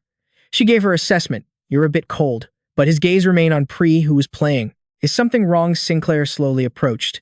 Then she casually leaned in close to him. Of course, I want to get closer. So hey. I'm a year younger than you, so if you don't mind, can I speak more casually? For a moment he said nothing, his eyes darting over as. So can I just call you Big Brother? Then Vikir immediately refused. I don't like being called that. She giggled. Then I'll think of something else to call you next time. He let her decide. Fine. Meanwhile, Bri was excitedly bouncing a ball. Suddenly, the ball slipped from the little girl's grasp. It spun out of control, bouncing farther and farther away. Unfortunately, it rolled into a hole under the fence and fell right into the sewer. A moment later, Vikir and Seal also noticed what had happened. They ran over to check, but it was too late. She exclaimed helplessly, "Oh no, it fell into the sewer. There's nothing we can do." Bri looked up at him with tears welling in her eyes. Vikir van Baskerville gently reassured her, "It's just a ball, don't worry." Realizing that wasn't enough to comfort the little girl, he quickly calculated another plan in his head, his hands slowly moving up to unbutton his shirt. There's no other way. Elsewhere, a pair of legs in a priest's robe walked calmly. Dolores Luna Quavitis strode down the long corridor, still preoccupied, a complex and indescribable look in her eyes. The Saintess recalled her first impression of Vikir. "The first time we met, I didn't like how you judge others based on prejudice." She had been furious at the time. The night-devouring demon Hound is definitely not a good person, right? How can you be so sure? Besides, he was given demerits and had to do volunteer work for his misconduct. But Tudor was carrying a child on his back. He volunteered to help in the dining hall when they were short-staffed, and Sancho was helping out with something in the kitchen. Oh, just a moment ago, he was serving food, and then he was checking the plumbing because the hot water wasn't working. He hasn't even eaten yet because he's been so busy serving others. Pig seems to have just finished the laundry, so he looks a bit messy. Ah, team leader, he's doing the laundry now. Vikir van Baskerville fixed the plumbing earlier, so now we can heat water for washing. Vikir van Baskerville, he was just hanging laundry with me, and then he went to wash the playground because the kids asked him to play with them. The more Dolores Luna Quavitas thought about it, the more guilty she felt. Everyone thinks Vikir is a good person. It turns out I judged him so wrongly. The one ruled by prejudice was actually me. She slowly approached the stairs. Everyone knows Kitty, and I don't get along. If he realized Kitty was there and deliberately helped hide her from me, she quickly made a decision. I have to apologize to him. Just then, the image of 3 people near the chain-link fence caught her eye. The Saintess frowned in confusion. CL was so embarrassed, she had to cover her face with her hands. Bry's cheeks were flushed red from crying. A student uniform and a pair of white shoes were placed neatly on the ground. Without a word, a shirtless Vikir van Baskerville leaped over the towering fence and jumped straight into the cold sewer water. All 3 of them, Dolores, Luna Quavitas, CL, and Bree, were utterly astonished. Not long after the small ball was resting safely in his hand, he announced grimly, "Found it." His entire body was soaked, and combined with the soft sunlight shining down, it created a flawlessly beautiful scene. This way, I don't have to feel guilty anymore. His actions left both girls speechless, their mouths hanging open. The most surprised of all was Bree. Her closed-off heart seemed to be slowly opening its doors to let happiness seep in. The recreational activities between the students and the orphanage children were in full swing in the yard. Tutor put a hand to his sweaty forehead. Is today really the last day of volunteering? Even someone as energetic as Sancho had to catch his breath. Yeah, time flies, doesn't it? Vikir van Baskerville and Bree sat at a distance watching the lively group. Well then, let's play our hearts out today until we're exhausted. Yeah, the 2 of them sat there motionless for a long time with no other sounds interrupting the silence. The little girl shyly glanced over at him as if she had something on her mind. His gaze remained fixed straight ahead. But the most unexpected thing was when the little girl placed a lovely flower crown on his head. Vikir van Baskerville looked up slightly. Is this for me? The little girl flailed her hands around awkwardly, then her small hand reached out and took his. Bry communicated by writing on his palm, "This is my way of showing my gratitude." The little girl excitedly expressed her feelings. "Thank you for always being by my side. Thank you for finding my ball." He replied politely, "You don't have to. I had a good time here too." The little girl let out a happy giggle. Hee hee. Her small hand paused for a moment, then lightly touched his larger palm again. She wanted to ask, "Will we meet again?" His mind flashed back to what Dolores Luna Quavitas had once revealed. At first, everyone is friendly and comes to visit, but when their lives get busy, they stop coming back. Perhaps the little girl was tired of goodbyes. The shorter the bond, the easier the parting. The longer the bond, the deeper the longing. He pondered this deeply. While hunting monsters, you have to be ready to face death at any second. He couldn't promise for sure that he would come back. Even so, his next words made the little girl's eyes light up. "I will definitely see you again." Under the tree's canopy with leaves fluttering in the cool breeze, he made a solemn vow. "I promise that in the future, I will return to this place." Hearing this, the little girl immediately broke into a wide smile, unable to hide her happiness. It was a sign that Bree had completely accepted him. "I'll be waiting." "Appa." He quickly corrected her. "It's not Appa, it's Uncle." In the grand hall of the Intune Hentia Orphanage Pig Sancho, Vikir van Baskerville and Tutor were all sobbing their eyes out at the moving speech about the children who had lost their parents and were living in the orphanage. This time has been priceless. Thanks to this meeting with all of you, the children can feel the presence of parents and fill the void in their hearts. Dante then spread his arms wide with a gentle expression. If these children grow up to be better people, it will be thanks to wonderful volunteers like you. Now then for the love that everyone has shown the children of this orphanage over the past 10 days. He held out his hand toward a cart. Share this with the children. While Pai sobbed like a child next to him, Vikir muttered a single phrase, "Is that you?" TCA. He couldn't help but scoff internally. With the tongue of a demon, you sure know how to spin words of gratitude, cleverly stimulating their reverence and sense of debt toward their parents. It seems he intends to make these young students donate money. Nearby, 4 powerful henchmen had also been stationed, each bringing along 4 bodyguards. Attacking him would be difficult. His crimson eyes flashed with extreme hatred. But I can't let him run rampant any longer. Faced with his fake and inhuman smile, he had already made up his mind. Everything was ready. As planned today, he would hunt the 10 masters. A large number of gold coins poured down. Sinclair was curious when she saw Vikir standing apart from the queuing crowd. "You're not donating." He just gave a curt reply, "I'm broke." She grew even more confused. How can you not have money? You're a student at the academy." He remained firm in his conviction. Money for demons? Of course not. He was a bit bothered by how she addressed him.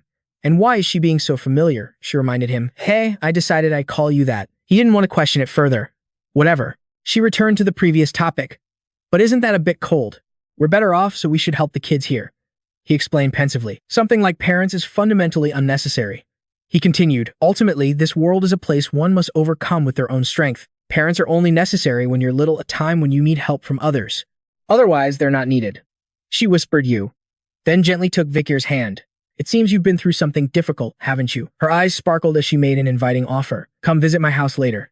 Let's have a meal with my family during a festival or holiday, okay? With that, she left, not forgetting to leave a message. Well, I'm off to see the kids. Make sure you set aside some time after this volunteer period is over. She left him stunned, staring intently at the hand she had just held. What a strange person. According to his knowledge from the previous timeline, Sinclair's identity submitted to the Academy was fake.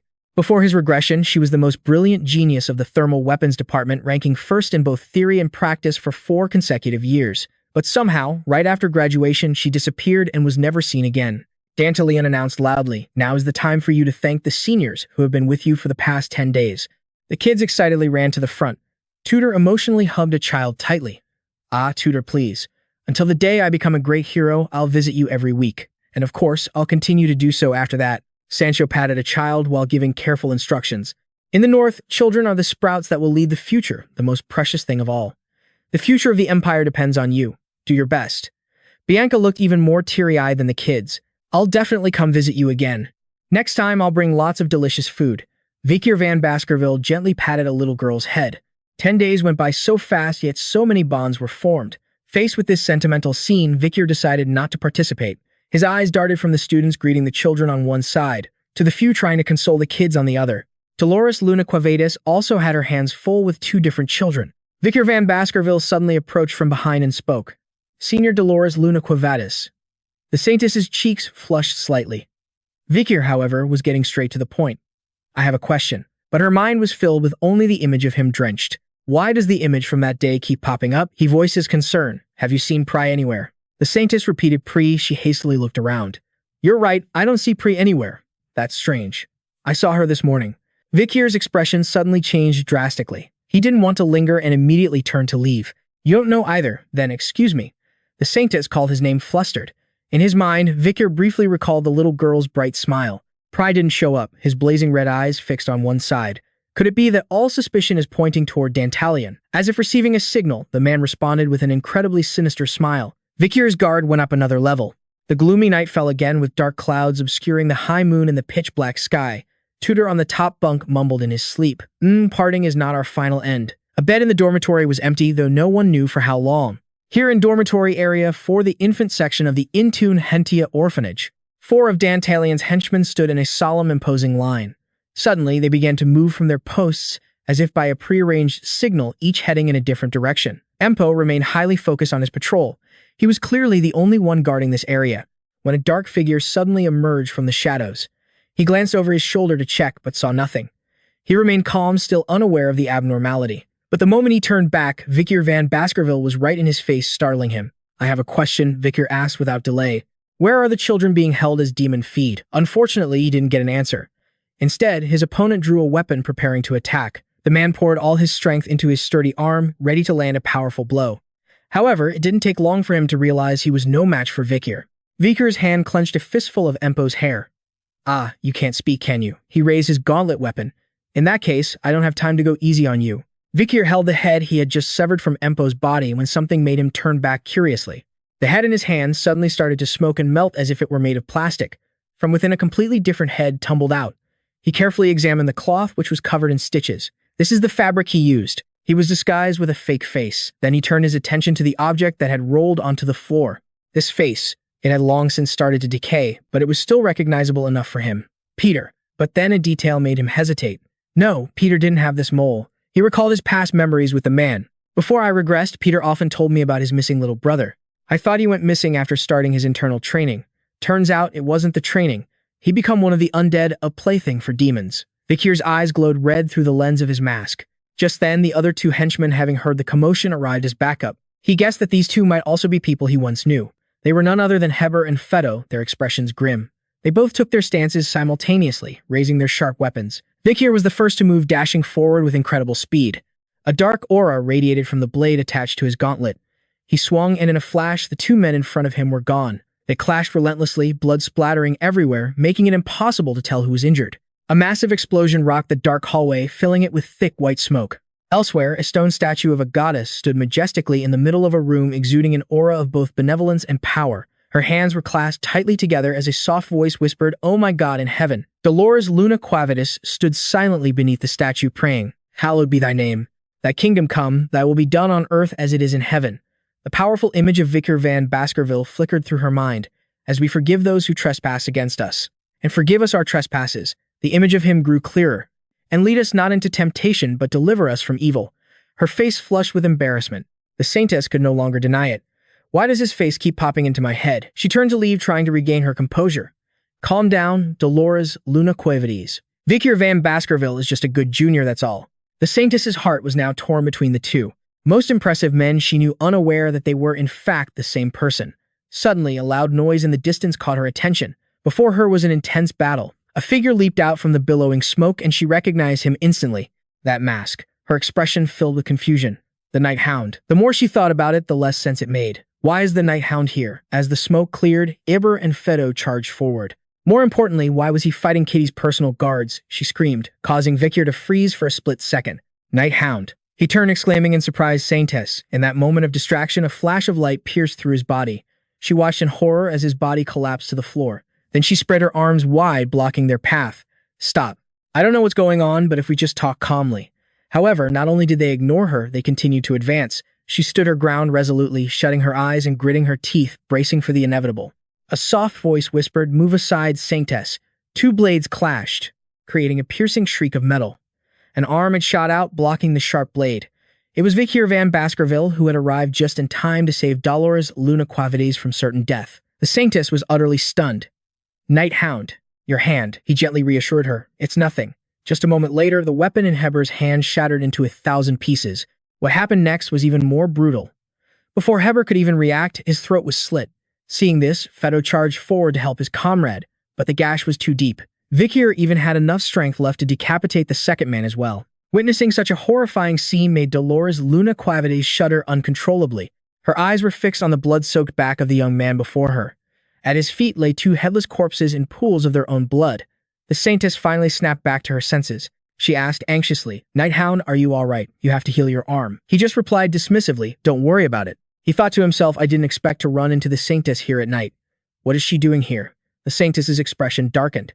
"Why would Kitty's personal guard attack me? They have to know who I am." He pointed downward. "Look." The skin on their heads was beginning to melt away like clay. She quickly covered her mouth, fighting back a wave of nausea. "Their faces," he explained. "They're just undead, wearing human masks."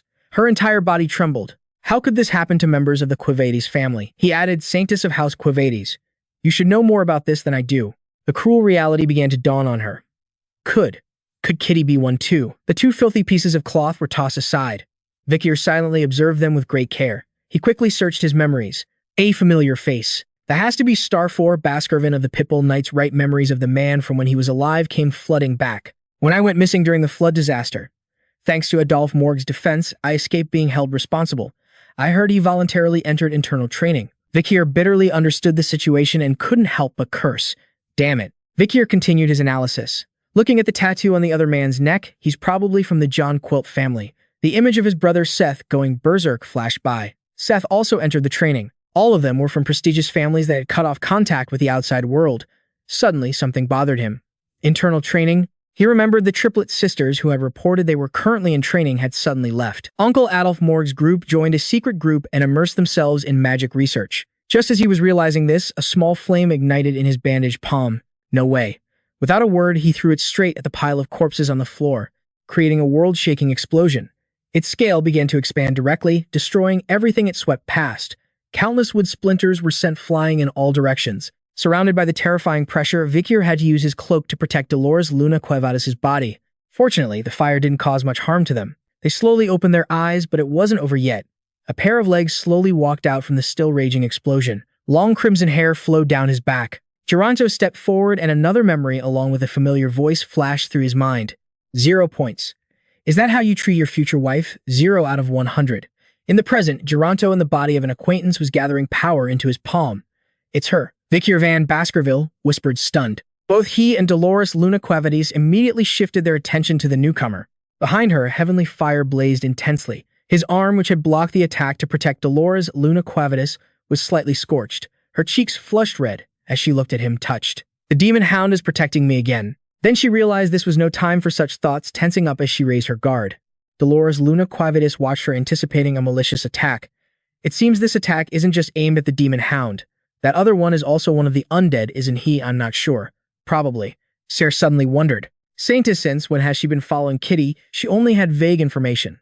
I heard she was recently hired by Kitty. She fell silent, her lips pressed together in hesitation, as if making a crucial decision. After a moment of thought, she clasped her hands and used her power. As a servant of the divine, if the opponent is, I cannot stand idly by. I will assist you, Hellhound.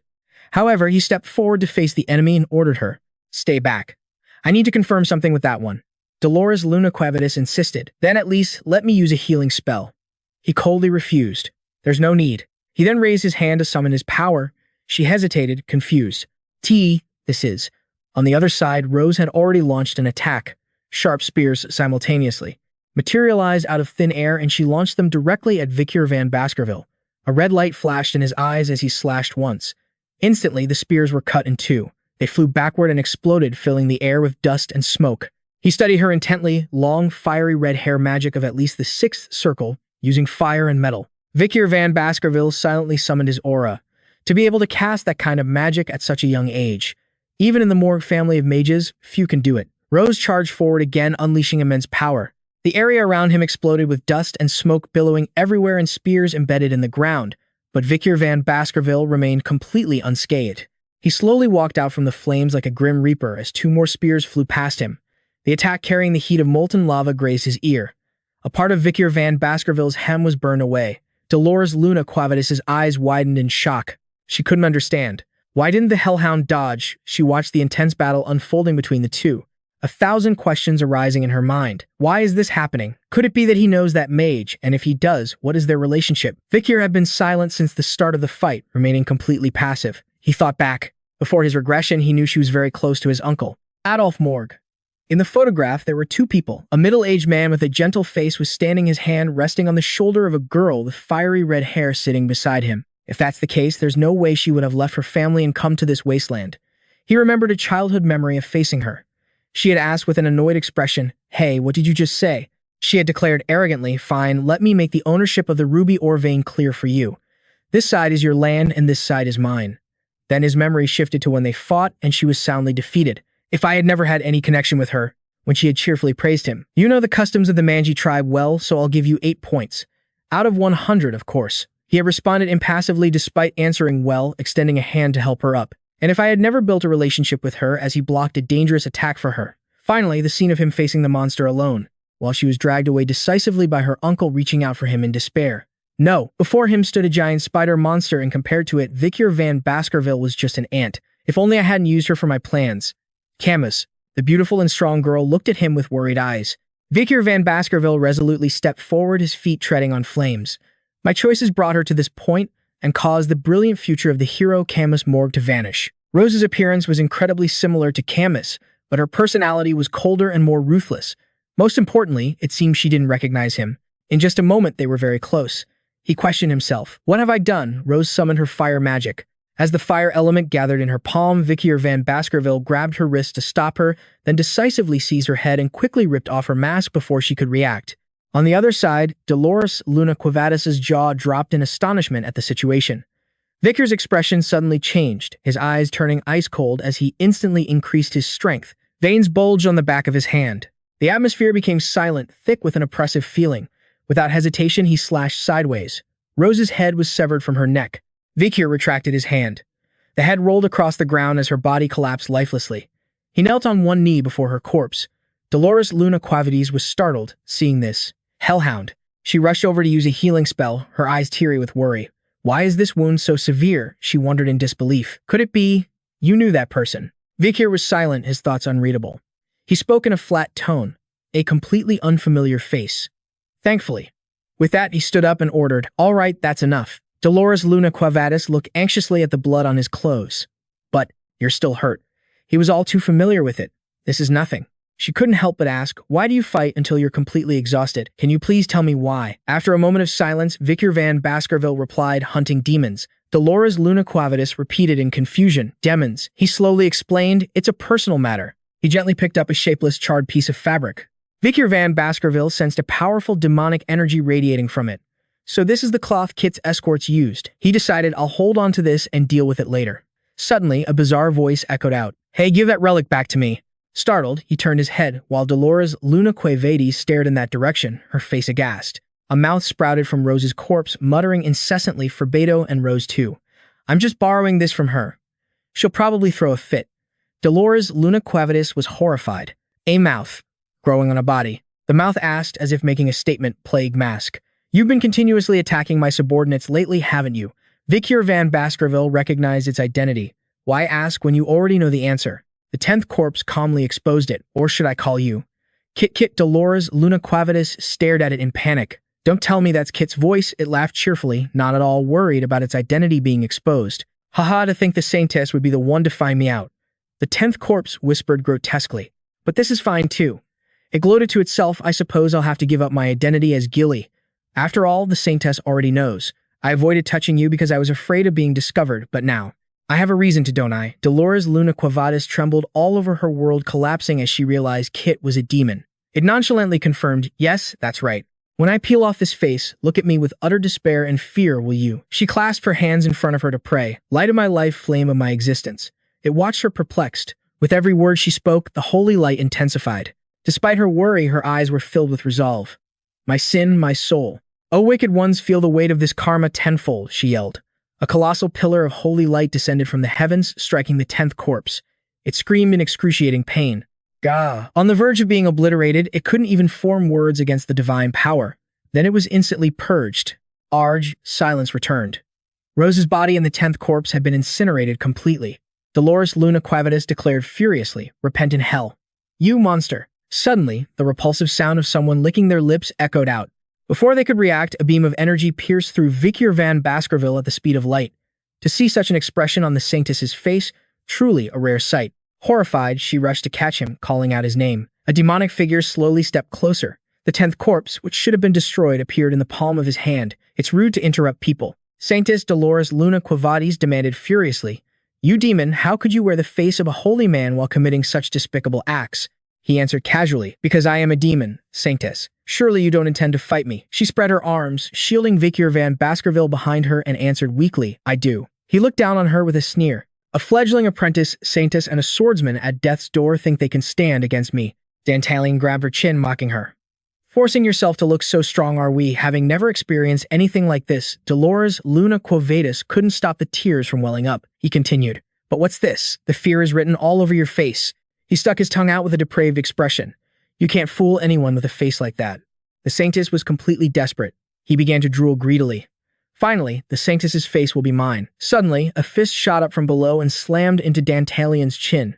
He was dumbfounded. "Ha!" A voice came from beside him. "While I was hunting you, I realized something."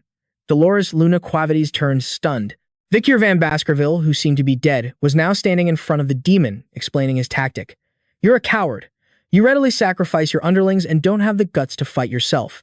I knew you wouldn't appear unless I was seriously wounded." He revealed nonchalantly. "So I just faked my injury. The hole created by Dantalian's attack was now healed. Wounds like these are nothing to me." He shot the demon a sharp glare. "So what did you think of my performance, 10th corpse?" The demon's pupils rolled back, his eyes becoming a web of blood vessels. Then his irises shifted, glowing with an unnatural emerald light. He gnashed his teeth into a ghastly grin, veins popping out on his face from pure fury. "My name is Dantalian, you miserable little punk." Dolores Luna Quavitus was still reeling from the turn of events. Her face was a mask of anxiety, unable to believe what she was seeing. He was impaled through the head. And he's not dead. The air grew heavy.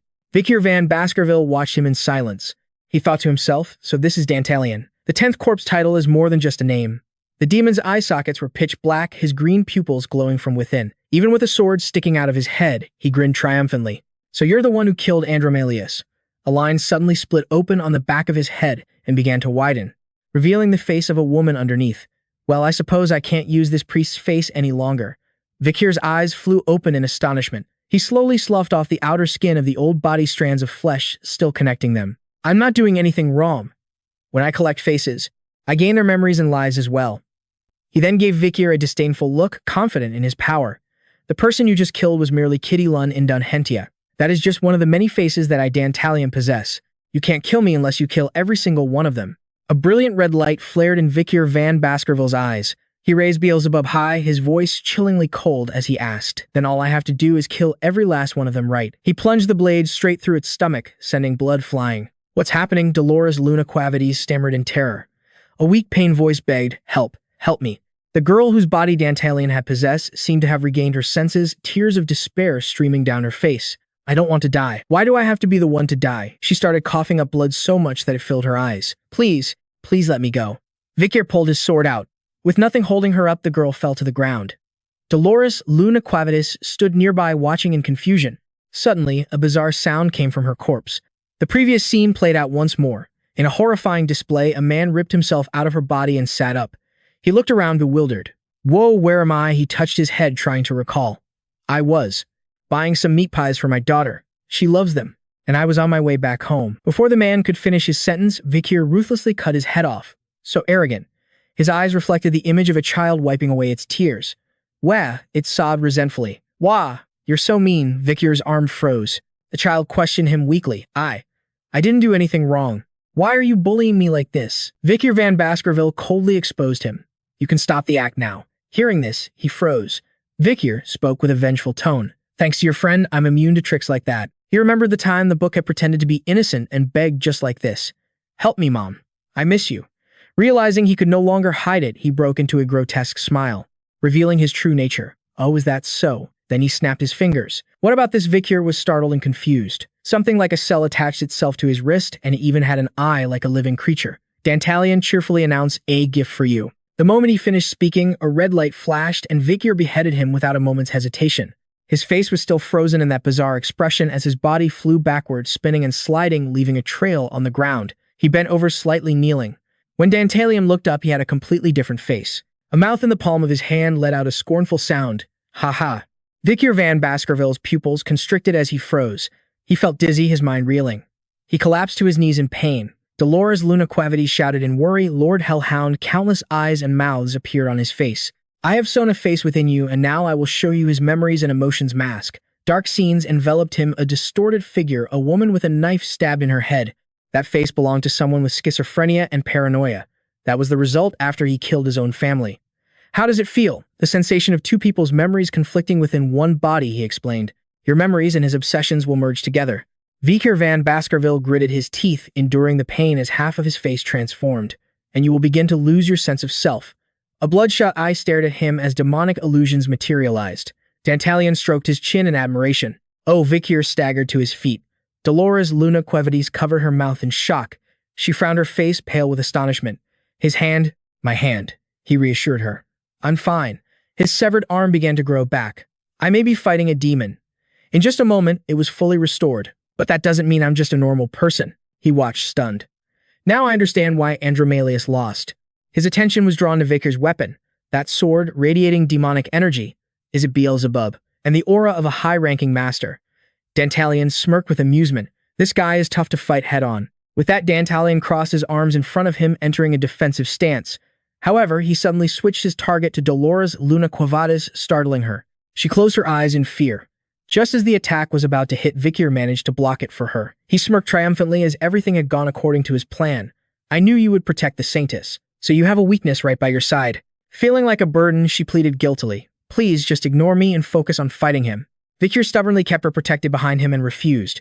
I can't afford to lose a pillar, a hero." Dolores Luna Quavities was stunned to hear that. She hesitated, biting her lip as the two clashed fiercely. This battle was terrifyingly brutal. The night-devouring hellhound is fighting all alone. Does he plan to keep fighting alone like this in the future? She clasped her hands together, cheering herself on. "I have to be more alert. But it's so scary. I can't stop trembling." Her concern for Vikir van Baskerville won out over everything. "But I have to help the night-devouring hellhound." She squeezed her eyes shut, determined to use her power. Just then, an object flew in front of her. Dolores Luna Quavities glanced at it, horrified. It was a grotesque lump of flesh with a moving mouth. Sister. She froze, falling into a state of panic. Dantalian's sinister figure seemed to appear behind her. Her pupils constricted in terror.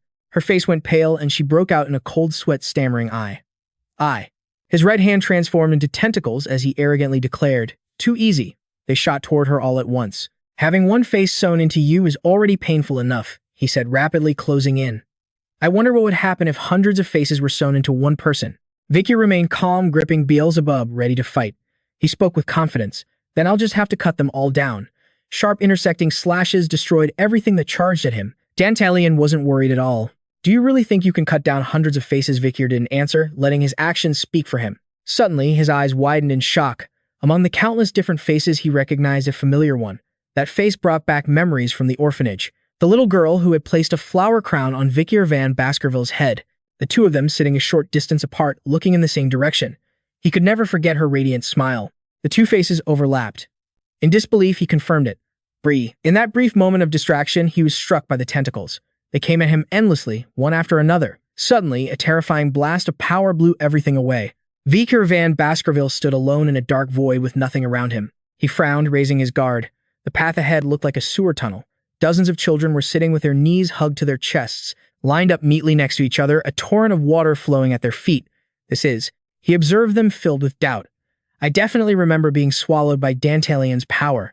So is this place inside Dantalian's ability?" Unable to believe his own speculation, he thought. Were all these people devoured by Dantalian? Suddenly, his pupils constricted. Blood vessels surfaced in his eyes. Countless faces appeared in the water, looking utterly grotesque. The silent scene began to waver violently.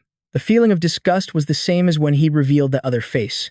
"There's no telling how many tragedies have occurred here. The obsessions of everyone here are mixing together and flowing into me." A child, head bowed, whimpered lifelessly.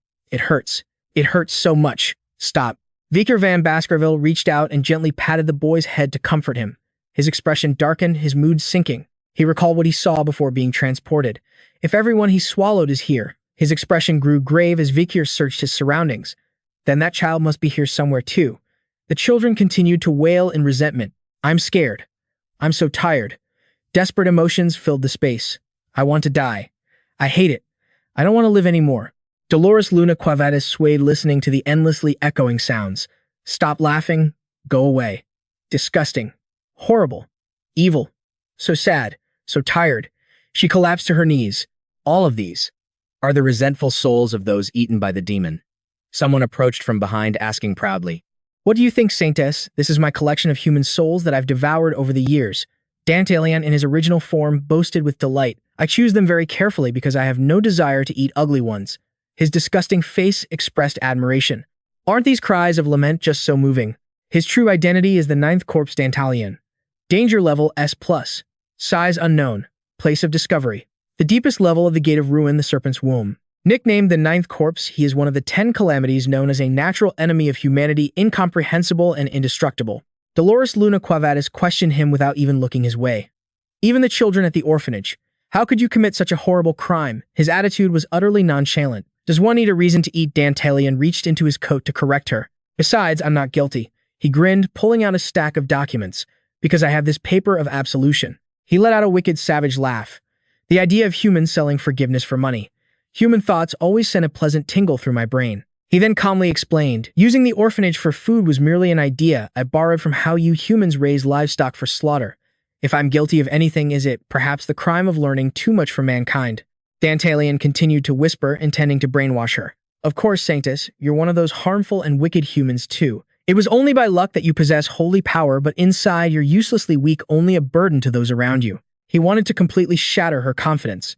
"Without you, it would have been impossible to imprison this killer in the deep world. It was all thanks to you that he was shackled." At that moment, perverted thoughts filled his mind. Seeing a speechless Saintess is always so exciting. In my mindscape, the negativity of the dead is devouring your ego. Dolores Luna Quavatis remained silent. He was ecstatic. "I'm so looking forward to this girl's face when she's corrupted by negativity." Suddenly, she turned and admitted, "You're right. Not a single word you said was wrong." A multitude of distorted faces, symbolizing sin, emerged from the paper of absolution. "Harming other lives for my own convenience. My own shortcomings. It is all human weakness. Those things pile up and create a situation full of despair." Seeing that he had achieved his goal, Dantalian began to drool with excitement. Yes, just as you say, human." Dolores Luna Quavatis' attitude suddenly changed. Tears streamed down her cheeks as a divine light wrapped around her. she declared, but it is precisely in despair that faith in a better way forward also becomes humanity's strength. He immediately recoiled in alarm, stammering, "Holy power! Weren't you already corrupted?" She was more resolute than ever. "Thanks to you, I realize now just how much I've been hesitating until this day." She remembered her father. "Because I was afraid of my father, I didn't dare destroy the paper of absolution. Because I was afraid of demons, I didn't dare help the demon Hound during his lonely battles." Next came the solitary image of Vikir. I understood just how useless I was, but he showed me. Memories of the two of them surfaced in her mind. Dolores Luna Quavetus had always wondered why God had chosen someone as weak as her to be the saintess. Even without holy power, there are so many others with stronger faith than me. Why would God grant the noble title of saintess to me? He had given her the answer. The very reason you feel such pain and guilt is why God chose you, because what is truly needed in this world only shines brightest in the most difficult and brutal of times. She was stunned to hear that. Dolores Luna Quavetus thought to herself, I can't let him, the one who fought so bravely against the demons, continue to fight alone. Her holy power grew stronger. She resolved, I must do what I can do. A brilliant light exploded, gradually spreading outwards. Dantalian sensed the danger. Damn it, I can't let her use her holy power like this. He hurriedly tried to stop her, hoping to sway her heart. The people here can still be saved, but the souls purified by holy power can never be revived. But this time, Dolores Luna Quavetus was clear-headed. I will not be swayed by the words of a demon any longer. Suddenly, a small hand reached out and touched her chest. The little boy stood before her with an innocent gaze. Behind him, other children were happily waving goodbye. Tears streamed down her face once more. Filled with sorrow and regret, she thought, I'm sorry I couldn't save you. A blinding holy light enveloped the entire space. At the same time, in another area, the children were still huddled together, their heads bowed. Among them was a girl with distinct pale blonde hair. The girl's expression was lifeless, her eyes vacant. Vikir, sitting with his back against hers, said, I finally found you, Bree. The purple veins have already spread throughout your body. Why did I want to see you one more time? I thought about it on the way here. Vikir van Baskerville's stoic expression began to crack, a few pieces falling away. I have something I want to tell you. A scene of countless ferocious eyes staring at him appeared, and a chain extending from his back snapped. The rest of my life was just a series of days spent taking revenge on demons. I only came to the orphanage to hunt them. I never thought about what would come after. But then I met you. Under the warm sunlight, the two sat apart, yet the atmosphere was incredibly harmonious. Bry's expression was radiant. Seeing that smile, he suddenly realized his own expression had grown lifeless. If there's anything that gives this revenge meaning, it's creating a world where future seeds like you can live and laugh happily. Thank you for giving my journey meaning. A powerful wave of holy energy arrived. The little girl listened silently. I'm sorry I couldn't protect you. Suddenly, Bree spoke up. You really came back for me. Vikir was so stunned he couldn't believe his ears. He whipped around in shock to see that the girl and all the children behind her had been purified and had regained consciousness. The little girl raised a hand to wipe away her tears. I was so scared. He was stunned, seemingly unable to process this sudden joy. Vikir van Baskerville quickly pulled Bry into a tight embrace. He whispered firmly in her ear, I promise. I will never forgive whoever made you cry. The little girl smiled happily and replied, okay. The holy power spread throughout the entire house, light shining through the windows. Dantalian shielded his face with his arms to block the blinding glare. He wondered in disbelief. The saintess possesses this much incredible power. Did she awaken, purifying the entire mindscape and all the souls within it? Vikir van Baskerville and Dolores Luna Quavetus regrouped and approached him. She continued to maintain her power. He stared at the palm of his hand in surprise. This is. He then clenched his fist, feeling a red aura cover him, a wave of power overflowing. The saintess's holy power is amplifying my aura. 6 blood-colored spheres of energy appeared in the air. Now I can reach that realm. At the center, a new similar sphere began to form. The aura grew more and more intense, then gradually took a fixed shape. Dantalian was dumbfounded as he saw the aura on Vikir's hand condense into a physical form. Could it be, he guessed, a sword master? By now, the energy had completely enveloped his body. Vikir spoke. Dantalian ground his teeth, declaring in a hateful tone, you will die in agony. While Dolores Luna Quavetus used her ability, Vikir van Baskerville stood in front to protect her. At that moment, she realized she could feel it. Her state became intensely focused. The sorrow of countless sacrificed children. The rage towards the demon that caused those deaths. The emotions of the night-devouring hellhound were being shared. An image appeared, the saintess with her hands clasped, turning to stand back to back with a knight holding a sword. Long ago, the Pope had said that a saintess could only awaken when she truly met someone with a resonant soul. A brilliant golden light shone. She thought to herself, all the holy power I possess, it's growing stronger. It's all for the night-devouring hellhound. A massive pillar of holy light shot straight into the sky. Soul resonance. The Saintess transfers her holy power to a partner with a resonant soul whom she acknowledges, temporarily amplifying the recipient's abilities to their absolute limit. Vikir van Baskerville's eyes showed unwavering resolve. The night-devouring hellhound. No Vikir van Baskerville. Their powers connected, awakening the ultimate domain. The first sword saint in history. Dantalion was stunned speechless. A sword saint. He tried to suppress his terror, as he recalled. Among humanity, only a select few had ever reached that realm. The ones to be wary of are usually the heads of the great noble families. A terrifying aura radiated from Vikir van Baskerville's entire body. But how could this brat be worthy of reaching the level of a sword saint? He wondered how the tables had turned so suddenly, but before he could finish the thought, his head was severed from his neck and sent flying into the air. Without giving him a chance to react, he unleashed a barrage of strikes, cutting Dantalion's body into 100 pieces. The severed legs, arms, and head rolled across the ground. Vikir van Baskerville walked over and stomped hard on his face. The souls you collected have been purified and have vanished. Now that you have no more spare faces, there's no way for you to struggle. An intense killing intent dripped from his every word. You must be feeling pretty desperate, huh? Dantalion taunted. The man frowned in alarm. To think I would die in a place like this. A heavy pressure filled the air as he seethed with frustration. Just as I was about to open the gate to the demon world, I thought it would all be over soon. The human world would be so easy to rule, but a mere human dares to stand in my way. No matter the cost, this one must be eliminated. Vior suddenly noticed something. Dante's form began to shift, countless eyes and mouths sprouting from his body as he asked with confidence, "What makes you think I have no other faces?" His body swelled, growing larger and more taut by the second. "I still have one last one. I'm going to self-destruct and take you and the children in this orphanage down to hell with me."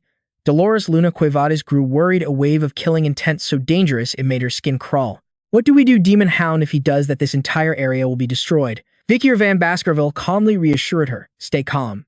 The Saintess was stunned by his words. He turned back to look at her, completely at ease even in this dire situation. "Don't worry, everything will be fine." His expression was serious. "Because I believe. I can now reach the realm I craved my entire past life but could never attain." He recalled the power of his father, the way Hugo swung his sword. Dantalion roared in fury, "My brothers, fulfill your mission. Bring about the age of ruin for the human world." A crimson aura flashed past. Vikir van Baskerville unleashed a powerful slash with all his might. The path of the sword cutting through the entire orphanage glowed in the darkness. It instantly exploded, the force shaking the surrounding area. Sinclair, who was asleep, was jolted awake by the tremor. Pig Tutor and Sancho were too. Panicked, they wondered, what's happening? An earthquake? In the midst of such an intense situation. But Dolores Luna Cuevades simply closed her eyes, entrusting everything to Vikir. When the chaos subsided and silence returned, she opened her eyes in astonishment. The scene before her was unforgettable. A colossal slash had sliced the top of the orphanage in half, revealing the starry sky above. Sinclair stared in awe and exclaimed, "Whoa!" She looked up, wondering what could have caused such a thing. The incident at the Adon Hentia orphanage sent a wave of terror through the capital. It was yet another attack on an orphanage belonging to the House of Cuevades. A long gash was carved deep into the ground. Just like before, the night-devouring demon hound was identified as the culprit, attracting a huge crowd to the scene. Standing before the gates, Sinclair still found it hard to believe. "I can't believe the night-devouring demon hound showed up here." Sinclair shuddered at the thought. "An attack, right where we live. It's terrifying." Pig Tutor chimed in. "So much for a quiet end to the term." Tutor, however, was focused on something else. "What a shame. That was a chance to catch him and prove myself as a true hero." Sancho, on the other hand, noticed something strange. "But isn't it weird that there were no casualties after an explosion?" That big Pietro Cuevades quickly turned to him. "Hey, Sancho, watch what you say." He glanced at Dolores Luna Cuevades' retreating back and continued. "Yesterday, Director Kit of this orphanage went missing, along with his escort knights. They were probably victims of the Demon Hound's attack." Realizing how she must be feeling, he added, "Senior Dolores Luna Cuevades must be heartbroken." Pietro Cuevades frowned. "So Kit really was. I always thought he was a suspicious guy, but I never imagined he was an actual demon." He mused, and the one who took care of him was none other than the night-devouring demon hound. "While I can't forgive him for attacking a family branch, I have to admit I feel a sense of relief that he's cutting out the rotten parts." The crowd had started to notice them. He continued, "Of course, even if it is the truth, I doubt anyone will believe it." Dolores Luna Cuevades, who had been silent this whole time, seemed to make up her mind. She turned away decisively. "Sir Pietro Cuevades, please accept my apologies for what I'm about to do." He was baffled. What she strode in front of the crowd and announced loudly, "Everyone here, please lend me your ears for a moment." The crowd immediately erupted into murmurs. "It's the Saintess Dolores Luna Cuevades. Looks like the Saintess has something to say about this." She took a deep breath to steel herself. Her mind flashed back to that night when the night-devouring demon hound returned. Vikir had given her a book. This is the truth I have on the House of Quovatus. How you use it is up to you." Now she held it in her hands with firm resolve. Without a moment's hesitation, she opened it and began to read aloud. Date unspecified details regarding the sale of indulgences and pardons. This made Pietro Quevedes standing behind her jolt in shock. The ledger showed two names. Sender Kid of Adon Hentia. Recipient Cardinal Hambring von Quevedes. Sancho Pig and Tudor's eyes widened, their jaws dropping in shock. Baron Boy murdered his parents to prevent them from leaving an inheritance. Forged it to look like an accident and seized the entire estate. Paid 1.5 billion gold as a donation to be pardoned. Sinclair was also stunned by what she was hearing. Baron Lagos assaulted and murdered a maidservant, buried the body in the sewers, paid 200 million gold as a donation for a pardon. Murdered a business partner to seize all investment funds. Pay 800 million in gold donations to be absolved of your sins. The crowd split into two factions. One side couldn't believe it. Selling indulgences to devils like them. Even forgiveness has its limits. The other side was still doubtful. There's no way Cardinal Hambert and the head of the Kitty family would do something so dirty. Someone objected, but the Saintess herself is the one saying it. Dolores Luna Quevedes ignored their reactions and continued reading the list. Baron ISO for tax evasion amounting to 100 billion in gold. Pay 300 million in gold donations to be absolved of your sins. In her heart, she silently vowed, "From now on, I will no longer let fear stop me, because I want to become someone my father wouldn't be ashamed of." She declared seriously, "I, Dolores Run Quevedes, believe that sin cannot be bought or sold with money, and that such an act is an insult to the divine." Her voice echoed, "I swear that from this day forward, such cruel acts within the Quevedes family will not be forgiven." Elsewhere in an orphanage, Vikir van Baskerville sat alone at the place he shared memories with PR. He murmured, "The Saintess." Warm sunlight filtered through the leaves, and he felt a hint of admiration. Even after regressing, her integrity remains unchanged. He looked up at the sky, calculating. So of the 10 great evils, only 8 remain now. Then his gaze shifted, his face heavy with thought. Vikir gently touched the spot beside him, telling himself, "I swear." He then left quietly. "I will create a future where children like you can live with a smile." Beneath the tree was a grave bearing PR's name with a wreath of flowers still fresh. He whispered to the grave, "Smile as much as you want there." In Professor Venemore's office, a questioning voice could be heard from within. "Why wasn't my essay published?" Dolores Luna Quevedes asked, planting both hands on his desk. "I wrote the truth without a single lie." "Why did you publish the essay criticizing the Night Hound instead of mine?" He remained calm. "Are you asking because you truly don't know?" He then explained, "Your article is highly aggressive towards a specific group. The Academy always maintains a politically neutral stance." He gently touched the document in front of him. It had a very eye-catching title. The Night Hound's attack was it, truly, an unprovoked act of terrorism, the darkness behind the devout house of Quevedes. She raised her voice to correct him. "I only wrote the truth." Professor Venemore sighed helplessly. "Didn't your father, Cardinal Hambert, deny all of those facts? Even the people on the list of pardons declared that it wasn't true." Dolores Luna Quevedes tried to persuade him, "But there were clearly ledgers that recorded it all," he retorted. "Yes, but those were ledgers with an unverified origin." Seeing his stubbornness, she found it hard to understand. "Professor, why are you siding with the Quevedes? So much was there. External pressure." He fell silent as if deep in thought and finally decided to reveal the truth. "There's no point in lying to you. They want the article to focus on the horrific terrorist acts of the Night Hound. Because of that, even the headmaster is in a difficult position." She was shocked to hear this. Dolores Luna Quevedes wanted to understand completely. Is Cardinal Hambert really powerful enough to put the Academy's headmaster in a tough spot? The professor warily pinched the bridge of his nose. "If his influence was only that much, I wouldn't bother listening to him myself." She was stunned. That means she thought of someone within the Quevedes, the only person who ranked higher than Cardinal Hambert, the Pope. She analyzed the situation. Even if others have fallen to corruption, that person would surely remain noble. "I heard he's gotten old recently, and his judgment has been declining. Could Cardinal Hambert have used that opening to blindfold and cover his ears?" The professor gave her a serious warning. "In any case, your article is not suitable for publication in the student paper. It gives the impression that you're secretly supporting the Night Hound. Don't forget he is a villain who committed acts of terrorism." She pressed her lips together, affirming inwardly but didn't say it out loud. The Night Hound isn't evil at all. The ones who are truly evil are the Quevedes and the demons hiding among them. An image of Vikir van Baskerville appeared in her mind. There are still demons in this world. The Night Hound has been fighting them all alone this entire time, and he will likely continue to fight in the future. Realizing she couldn't achieve her goal, Dolores Luna Quevedes turned to leave. "After talking with Professor Venemore today, I finally understand why the Night Hound risks his life to eliminate demons without revealing himself to the world." He warned her, "You shouldn't dig any deeper into this matter." She immediately agreed, "I understand," but her expression remained fiercely determined. "Even so, I have to find a way to help." Tudor stretched with a frown. "Ugh, he complained. It's been a while since I last taught. It's so tiring. Turns out volunteering suits me much better. I'm only just realizing that now. Piggy enthusiastically suggested to Vikir. Let's go together next time. Tutor suddenly remembered something and approached, placing a hand on Vikir van Baskerville's shoulder. Oh right, we're all planning to train together at Napoli today. Do you want to come? He immediately declined. I'm not feeling well. I think I'll spend some time alone. His face went pale. Time. Alone, Piggy pointed to himself. Then I'll go back to my room too. Tutor quickly covered his mouth and agreed. Yes, spending time alone is important. All right, we'll keep Piggy busy for you. Vikir, not quite understanding what was happening still, replied, okay, got it. Inside the quiet room, he sat at his desk and opened his satchel. Good. Since that day, I haven't had any time to myself, so I haven't been able to sort things out. He sank into thought, contemplating the Sword Saint realm he had reached thanks to the Saintess's blessing. After that day, he had returned to the highest level of a sword graduate. Still, having touched the Sword Saint realm even for a moment was a huge opportunity. Vikir van Baskerville's hand reached into his bag searching. And the greatest prize I obtained from that battle is this. It was what he'd taken during the fight with Dantalion's guardian knights. It's the leather pouch I took from Daniel's subordinate. When he placed the 4 pieces of leather next to each other, they formed a large mask. The pieces of cloth slowly connected following his memory. This holy relic was a mask.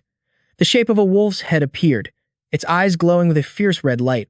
The bestial mask picaretic, trait fratricide level 0. Bestiality off. Vikir van Baskerville felt a surge of luck. I can't believe I found a holy relic on par with a demon's sword bap here. He imagined a werewolf axe in hand standing alone amidst countless bodies. In the bestiary I read before regressing it said this was a mask that, the more of your own kind you kill, the greater its power becomes. The wearer of this mask grows stronger by killing their own kin, gaining unbelievable regenerative abilities and mana storage. He picked it up, observing it. Let's try it on and see what it does. I think I remember reading it has some side effects. After putting it on, Vikir van Baskerville's pupils contracted in shock. Model. He felt his body, health, and aura severely depleted after the fight with Dantalion, recovering at an incredible speed. Unlike the simple regenerative ability of the sticks, this mask also restored his stamina and erased his fatigue. Suddenly, he frowned, sensing something was off. But something's weird. The objects around him seemed bizarrely large. Why is my vision so restricted? And why is everything in black and white? On the chair sat a small black dog. It tilted its head and let out a confused woof. Vikir's clothes, now far too large, had slipped right off him. He realized with a shock, I become a dog. Is this a side effect? He panicked, running around in circles. If I can't change back, I'm in huge trouble. I have to get this mask off. The moment he thought it, the mask fell to the floor. He froze. A completely naked Vikir van Baskerville let out a sigh of relief. Looks like it comes off as soon as I want it to. He examined it closely. If this lets me turn into a dog whenever I want, then it's not a side effect, it's more of a sub-ability. Thankfully, the academy dorms don't have a no-pets rule. This will make it much easier to move around unnoticed. Just then, a cracking sound echoed in the room. He heard it and immediately turned his attention. The egg in his hand was starting to hatch. He remembered Pig holding it before it rolled into the sewers. The Mandem's egg is cracking. So that movement from before, was it a sign it was about to hatch? He couldn't help but recall the monster he'd risked his life to defeat. The 8-legged Mandem, a high-class demonic beast that had nearly killed him countless times in battle. A creature so feared that even the ancient demons who once ruled hell gave it a wide berth, creating a space for it deep within the abyss. Could it be that the descendant of that demon creature was awakening right now? 2 hairy legs slowly emerged from the eggshell. Without making Vikir van Baskerville wait long, the shell immediately shattered into pieces. A tiny spider smaller than his hand appeared. Its eyes sparkled as it let out a woof. It looked at him pitifully. This little furball is the child of the demon dame. He suddenly realized something strange. Wait a minute, it just yapped. It was desperately trying to communicate with him. He guessed. Was that the sound of a dog? Could it have learned that when I left it in the wolf's den in the swamp, the little demon creature's expression was like it was begging for affection, its eyes welling up? Vikir van Baskerville asked, "Are you hungry?" It eagerly nodded in response. He broke the piece of meat on the table in 2, but the creature just spun around, ignoring it. He observed for a moment, thinking it would eat meat like its mother. But it seemed the young ones didn't eat meat. The little demon creature obediently crawled onto his hand. In any case, this was a good opportunity to raise a Swamp Lord-class demon creature, so perhaps he should go find some food for it. The only sound in the vast hallway was Vikir's footsteps. As he was about to turn a corner, he suddenly heard an unpleasant voice. "Don't you dare tarnish the honor of this academy, you commoner." He secretly peeked his head out to see. On the other side, 3 guys were surrounding Piggy. One of them was grabbing the boy's arm. He realized, was that Piggy? And next to him was another guy with long purple hair and a smug look. Wasn't that Grenouille's Leviathan from the firearms department? He hailed from the Dark Leviathan family, one of the Empire's 7 great families. He was the runner-up of the Firearms Department's freshman and also the arrogant vice president of the freshman class. Piggy had been the one to fill him in on all this. The boy Liu Chao tried to walk past them, rubbing the back of his neck and laughing awkwardly as he stammered. "Sorry, can I go now? I was just passing through. My friend is waiting for me outside." The lackey blocked him, smirking insultingly. "You think you can just leave on your own?" A commoner Grenew's words were even harsher. Piggy pressed his lips together, his confidence sinking as he fell silent. Someone who hasn't even reached the beginner swordsman level. What an eyesore. "Every time I see you, I just feel disgusted. Do you have any idea how humiliating it is for someone like me, a noble descendant of the 7 great families?" He glared at the boy as if he were a pile of trash. "To have to attend the same academy as you, a commoner like you doesn't deserve to be here." Not only that, he didn't stop at just insulting the boy. "I bet your friends are the same kind of trash." That last sentence made him snap. His brows furrowed in anger, and Piggy immediately grabbed Grenew's collar. The noble was stunned, not expecting him to dare do such a thing. He gritted his teeth and warned, I can take it, but insulting my friends is unforgivable." Veins bulged on his furious face as he glared down arrogantly at the boy. "Unforgivable. And what are you going to do about it?" Then he coldly shoved Piggy backward and ordered, "Crush him." The lackey immediately raised his fist, preparing to strike. The boy squeezed his eyes shut in fear, waiting for the blow, but after a moment, nothing happened. Confused, he slowly opened his eyes. Tudor had appeared out of nowhere, easily catching the lackey's fist. The goon struggled with all his might, but couldn't break free. He looked at Piggy with concern. "Are you okay?" Suddenly, an even larger hand clamped down on the goon's head. Cold sweat dripped down his cheek. Sancho's eyes glowed with a vicious red light as he tightened his grip. "If you wanted a test of strength, you picked the wrong opponent." The lackey screamed in pain. Arj Piggy was stunned by the situation. "Tudor, Sancho." At that moment, Tudor came up behind him and helped him up. He was surprised. "And you too." "Since when?" The 2 lackeys, seeing they were at a disadvantage, retreated. Grenew spat out his name with hatred. "Tudor de la Mancha Don Quixote." The group of 4 was now fully assembled. Tudor said, "We were wondering why you hadn't come back. I can't believe this was happening." He then turned to confront them. "You dare lay a hand on my friend." He shot them a cold glare, then declared, "All right then. This isn't going to end quietly." The atmosphere grew tense. Piggy watched nervously. Sancho cracked his knuckles, ready for a fight. Vikir van Baskerville silently observed the unfolding events. The 2 sides faced off, the tension between them thick enough to cut with a knife. Grenew's let out a contemptuous laugh, mocking them. "Birds of a feather flock together. The fact that all your friends are commoners says everything about your level." Tudor reminded him, trying to hold back his anger. "Grenews, have you forgotten that in this academy there's no distinction between nobles and commoners?" The other boy just shrugged indifferently, provoking him. "So what? What are you going to do about it? You were at the scene with the night-devouring demon Hound and didn't do a single thing. Useless." Tudor flinched and shot back. "That's because I was asleep at the time." Suddenly, the 2 lackeys took out gas masks and put them on. Grenews began to emit a strange mist. Losers always make excuses. "If I had been there, I would have caught the night-devouring demon Hound." They were taken by surprise. The mist grew thicker and thicker. Tudor raised his arm defensively on guard. "Are you really going to use your powers inside the academy?" Vikir van Baskerville immediately recognized the scent. It was a paralysis poison. Suddenly, the little demon creature, which had been quiet until now, started to stir. Its eyes began to sparkle as if it saw something delicious. He was confused by this. The noble declared smugly, "This little bit is nothing to worry about. I just wanted to show you the difference in our power. Feel the gap between us and fall into despair. You fools." Everyone quickly covered their noses, trying their best not to breathe it in. Tudor gritted his teeth, helpless. "Humph." The little demon spider opened its mouth wide, took a deep breath, and then inhaled sharply. The surrounding poisonous mist was its target. Vikir watched this scene with suspicion. A little spider. Is it absorbing the poison? He speculated. Could the poison be its food, and quickly snatched the little demon spider to prevent others from noticing. It was annoyed at having its meal interrupted. Tudor, on the other side, was also stunned. Hamph. The air became clean again, and they wondered. What was that? He offered a rare compliment. That was scary. Good thing you still have a shred of decency, Grenew. But even he was stunned by the situation. He broke out in a cold sweat, frozen in place. What the? He wasn't quite sure what he felt. A moment ago, it seemed like all the poisonous mist was sucked towards him. Vikir van Baskerville turned away, feigning innocence. Under his collar, the little demon spider was still greedily absorbing the leftovers. Seeing nothing unusual, he denied it. I must have been seeing things. Grenew crossed his arms, arrogantly accepting Tudor's words to save face. I've already done you all a huge favor. It wasn't worth wasting my poison on you muscle-headed fools from the cold weapons department. He approached him. You've been looking down on us this whole time. With a serious look, he raised his fist in challenge. How about we have a match? Then he laid out the condition. There's a team competition in this midterm exam. The team with the lower score will have to run a naked lap around the academy. What do you say? Granny was interested too. That's a great idea. He confidently turned his back, waving goodbye. I accept your challenge. Let's see what a laughingstock you'll become. PG felt guilty. I'm sorry, this is all my fault. Tutor corrected him. On the contrary, you were great. Besides, now I get a chance to wipe that smug look off his face. With tears in his eyes, he asked, but I'm just a beginner-level swordsman.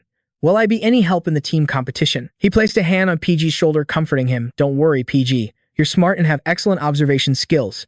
He was touched. As they walked together, Tutor laid out the plan. The team competition for the midterms is perfect for a 4-person squad. Sancho and I will be the vanguard. You'll take the center as the commander, and Vikir, our marksman, will cover the rear. With this strategy, a high score is guaranteed, he stated firmly. There's no way we'll lose to someone like Grenu. An excited PG quickly agreed. Yeah. Just then, Vikir calmly announced some important news. Oh, I've already promised to team up with someone else, so count me out. Hearing this, he was stunned. Tutor thought he had misheard. What? He calmly explained. I said I've already made a promise to someone else. PG still tried to persuade him. Can't you change your mind? He was unswayed. A promise is a promise. The three of them were speechless. Mouths agape, they screamed in despair. Vikir van Baskerville, please read the room. He remained silent, feigning confusion. At the Academy's arena, a place that could hold tens of thousands of people, the students had arrived early and the atmosphere was electric with noise and thunderous cheers. They excitedly cheered for the group that had just walked out.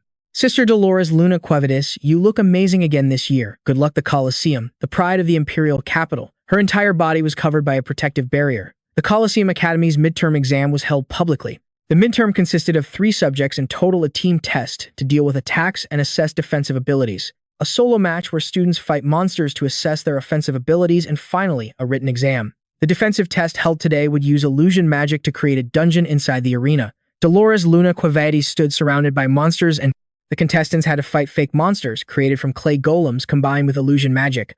From the void, countless insects appeared in swarms. She stood at the center, concentrating on using her magic shield ability to cover the students' bodies. They would take a certain amount of damage, which would then be displayed on a remote scoreboard. The students formed teams of 4 to defend against waves of incoming monsters, and their scores were evaluated based on their contribution and endurance time. The battle was intense, with all sorts of magic being unleashed continuously. The supplied HP or hit points would decrease each time they were attacked by a monster. And when HP drops to 0, the test automatically ends. Each wave lasts for 20 minutes for a total of 3 waves. If a team can endure for 60 minutes, they receive a perfect score. In the stands, all the students were still cheering excitedly. The highest record this semester belongs to the third-year students.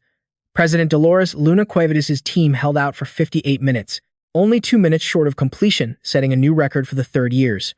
After that last round, her group had used up a lot of stamina and everyone was panting from exhaustion. PG was taking notes seriously while analyzing. Since the 4th-year graduating class doesn't participate in the exam, the highest record for this midterm will definitely belong to Sister Dolores Luna Quevedis' team, he explained. Normally, 3rd years complete 3 waves and 2nd years complete 2 waves, so for 1st-year students, just passing the 20 minutes of the first wave will put them in the top ranks.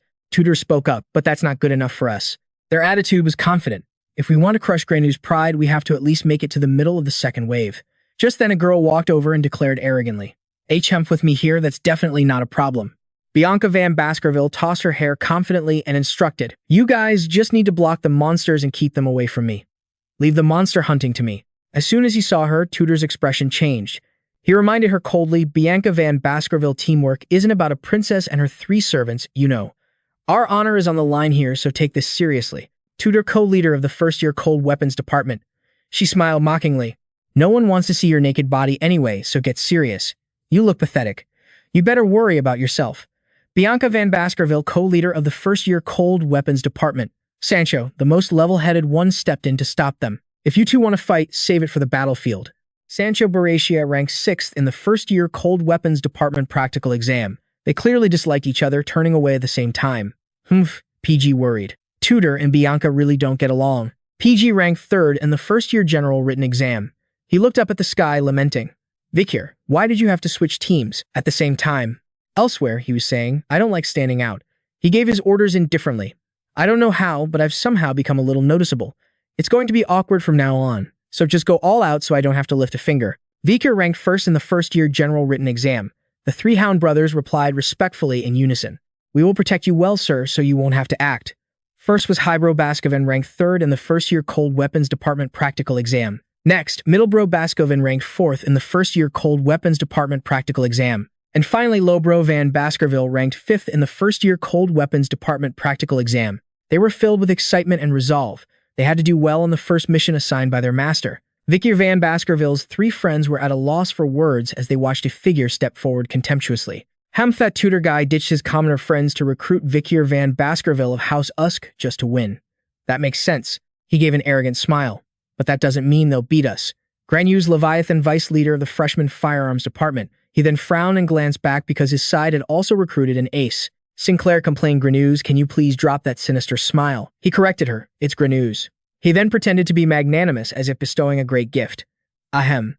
You should thank me for accepting a commoner like you." She had no choice but to accept for now. "I don't really like it, but for the sake of our grades, let's try to cooperate." Then she tilted her head, reminiscing. He shouted angrily, "It's Granews Sinclair, the leader of the freshman firearms department." She glanced around, searching, wondering, which team will Vikir van Baskerville be on, I wonder? His 2 lackeys looked at her with worried expressions, but he confidently declared, "In any case, first place among the freshmen will definitely be ours." In the stands, a large crowd of students cheered enthusiastically. The atmosphere in the arena was incredibly lively and bustling. Vikir van Baskerville was lost in thought. In my past life, I never saw one of the Academy's exams. I guess you just have to fight well." But Highbrow van Baskerville saw his expression and explained, "Master, do you not have information about the exam? When you enter the arena, a virtual reality magic circle will activate, transforming the surroundings into a dungeon. When the monsters arrive, the test will begin." Below the arena, one team was already struggling against poisonous gas released by giant ants. The mission was simple: hold out until the allocated HP drops to 0, but you have to be careful because the poison emitted by the monster is real, it's just been diluted. Even without a physical attack, your HP will continuously drop because of the poison. So you have to pay attention. He asked with some doubt. "They're using real poison," the young man replied. "If there's an accident, the trainers will deploy a mana barrier and intervene." He asked curiously. "You know a lot about this, don't you? Have you trained here before?" Middlebrow added. "When the master left the clan, I tried it out a few times at the indoor training hall. He trusted the decision. Then I'll leave it to you. Do as you see fit, don't make me step in." They placed their hands over their chests. They promised enthusiastically, "We will protect you like an iron wall. We must do an excellent job on the first mission our master has given us." Suddenly, Tutor's group walked over to greet them. "There you are," he said, surprised. Tutor scratched his head and asked with concern, "Is everything ready?" Then worried, he leaned in and whispered in his ear, "I can't believe you teamed up with the 3 Baskerville brothers." "Are you okay?" Vikir calmly explained. "I wasn't forced into it.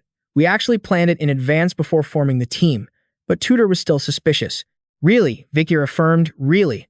They said they needed knowledge about monsters, so we discussed it a few weeks ago." Tutor pressed one more time. "You're not being bullied or anything, are you?" Vikir van Baskerville replied. "It's nothing like that." Just then, an announcement rang out, catching Piggy's attention. The battle in the arena below had stopped. Everyone was injured and monster carcasses were strewn everywhere. The test for first-year Group 68 has concluded. First-year Group 69, the students of first-year Group 69 will now enter the arena. Granu grinned with delight. "It's our turn." His group strode forward confidently. "Well, then let's go stir up some real trouble." A swarm of ferocious giant ants charged the ground, shaking beneath their feet as dust flew everywhere.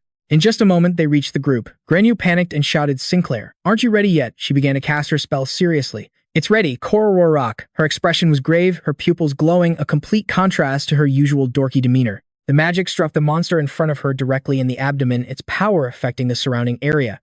The students in the stands watching the battle cheered happily. Vikir van Baskerville was lost in thought. "Sinclair," he mused, as expected of the top student. Down below, she was still maintaining the spell. He analyzed the situation. With that kind of power, she should become a renowned mage in the future. So why couldn't she do anything during the Age of Ruin? A moment later, an announcement echoed. The test for first-year Group 69 has concluded. Exhausted, she slumped to the ground, wiping away her sweat and breathing a sigh of relief. Ah, that was intense. The others weren't in much better shape. Group 69's test is over. Record 19 minutes and 55 seconds, first place among the first years. Tutor clenched his fists in anger. Granu's group set a new record for the first years. When he caught Tutor's attention, Granu gave an arrogant smirk and mouthed, "Looking forward to your naked run." This enraged the 3 of them, their eyes burning with fury. Tutor gritted his teeth and growled, "Granu." Next up, another group stepped out, Group 108, consisting of Vikir and the 3 Hound brothers. The stand suddenly grew noisy. Tutor shouted, "Vikir van Baskerville, I'm cheering for you." His close friend Piggy also chimed in, "You can do it." But Vikir paid them no mind. The 3 Hound brothers raised their spirits, determined to claim the #1 spot as befitting their master. They stopped as a swarm of monsters appeared one by one out of thin air. Bianca was suddenly confused. What Vikir van Baskerville? Piggy turned his attention to her. She wondered, did he just use a bow? Down below, Vikir was knocking an arrow preparing to fight, Tudor explained. That's right. Vikir van Baskerville registered the bow as his main weapon for the cold weapons class. She was a little curious. Let's see how good he is. Vikir raised the arrow and drew the bowstring taut. In the blink of an eye, countless arrows were fired at once. Piggy was astonished. So fast, Bianca was startled, her pupils shrinking in disbelief. What is this? That rapid-fire speed. She observed the situation and made an assessment. But it's only fast. The power is weak and the accuracy is lacking. However, she watched as Vikir van Baskerville quickly continued his attack. What is this uneasy feeling? He calmly recalled his past. It was the same arrow before him, but in the past it was enveloped in a blood-red aura exuding a dangerous presence. It powerfully struck the head of the monster opposite him, creating an explosion of blinding light. Back in the present, Vikir van Baskerville thought grimly, if I wasn't hiding my strength, that's how it would be. But not being able to show my full power is so frustrating. In his mind, an image of her fierce warning appeared. If you dare lose to anyone with this bow, I won't let you hear the end of it. Feeling a pang of guilt, he thought, I'm sorry for not keeping my promise. He chuckled softly, glancing down at his collar. Well then, let's take this opportunity. As if receiving a command, the little madam peeked out. Unable to wait another second, it immediately rushed toward the monster's corpse. Its two eyes sparkled with excitement. Vikir van Baskerville ignored it as it eagerly drank its fill. I've heard these monster ants secrete poison. I guess this place is nothing short of a buffet for the little madam. And it looks like I was right. Enjoy yourself until the test is over. A while later, the familiar announcement echoed throughout the arena. The three Hound brothers knelt in disappointment at their result. Group 108's test is over. Record 19 minutes and 50 seconds. Ranked second among first years. Grenu let out a triumphant roar of laughter. Haha, he clutched his stomach smugly. Commoners like you could never beat me. You mean to understand the vast difference between us. His two henchmen behind him mimicked his actions. Vikir looked at them awkwardly as if they were idiots. He sounds just like some third-rate villain from a story. Meanwhile, the three Hound brothers felt so guilty for not securing first place for their master that they held swords to their own trembling necks. We deserve to be executed. Vikir Baskerville stopped them exasperated. Stop it. Second place is already more than high enough. Next up, first year Group 109. The new students from Group 109 stepped into the arena. Sancho spoke up. Vikir Baskerville got second place. Piggy praised him cheerfully. That's still an achievement worth celebrating. Tudor stepped forward boldly, aiming to beat Grenu's team's time of 19 minutes and 55 seconds. He confidently declared, we're going to aim to finish this in a single run. All of Group 109 appeared before everyone's eyes. A ferocious giant ant charged at them with its sharp mandibles. Tudor took the lead, thrusting his spear hard and creating a hole in its body. Vikir Baskerville aimed her bow and arrow straight at it from the rear. The others weren't idle either, working together to deal with the horde of monsters. Vikir watched the battle intently, analyzing their strategy. Tudor and Sancho were handling the front line against the monsters. She was continuously firing powerful arrows. Vikir Baskerville was providing attack support from the rear. He was just as important, with Piggy observing from the center and giving orders. Vikir made an objective assessment. It looks like they prepared a lot. Their teamwork is pretty good. They might actually be able to take first place. Suddenly, Vikir Baskerville felt that something was wrong. He reached for his neck. Wait a minute, what is this empty feeling? But the space was empty, making his face turn pale. His pupils constricted in alarm as his eyes darted to a corner of the arena. On the corpse of a giant ant, he spotted a suspicious little dot. The little madam was enthusiastically absorbing the poison gas from its surroundings. It had eaten until it was full, its cheeks puffed out in satisfaction. Vikir was startled. Why is the little madam over there? The little madam opened its mouth wide, trying to absorb as much of the poison gas emitted by the giant ant as possible. Vikir Baskerville frowned nervously. That little spider. I'm sure I put it away after my test, but it couldn't resist the urge to eat poison and ran out on its own. He noticed the shell on its back and that its body had grown a size larger. It had even molted. Could it have matured in such a short time? This growth rate is truly worthy of being Madam's offspring. Although he was anxious, he remained still and observed. During an ongoing exam like this, I can't do anything about the little madam. I can only pray the exam ends without any incidents.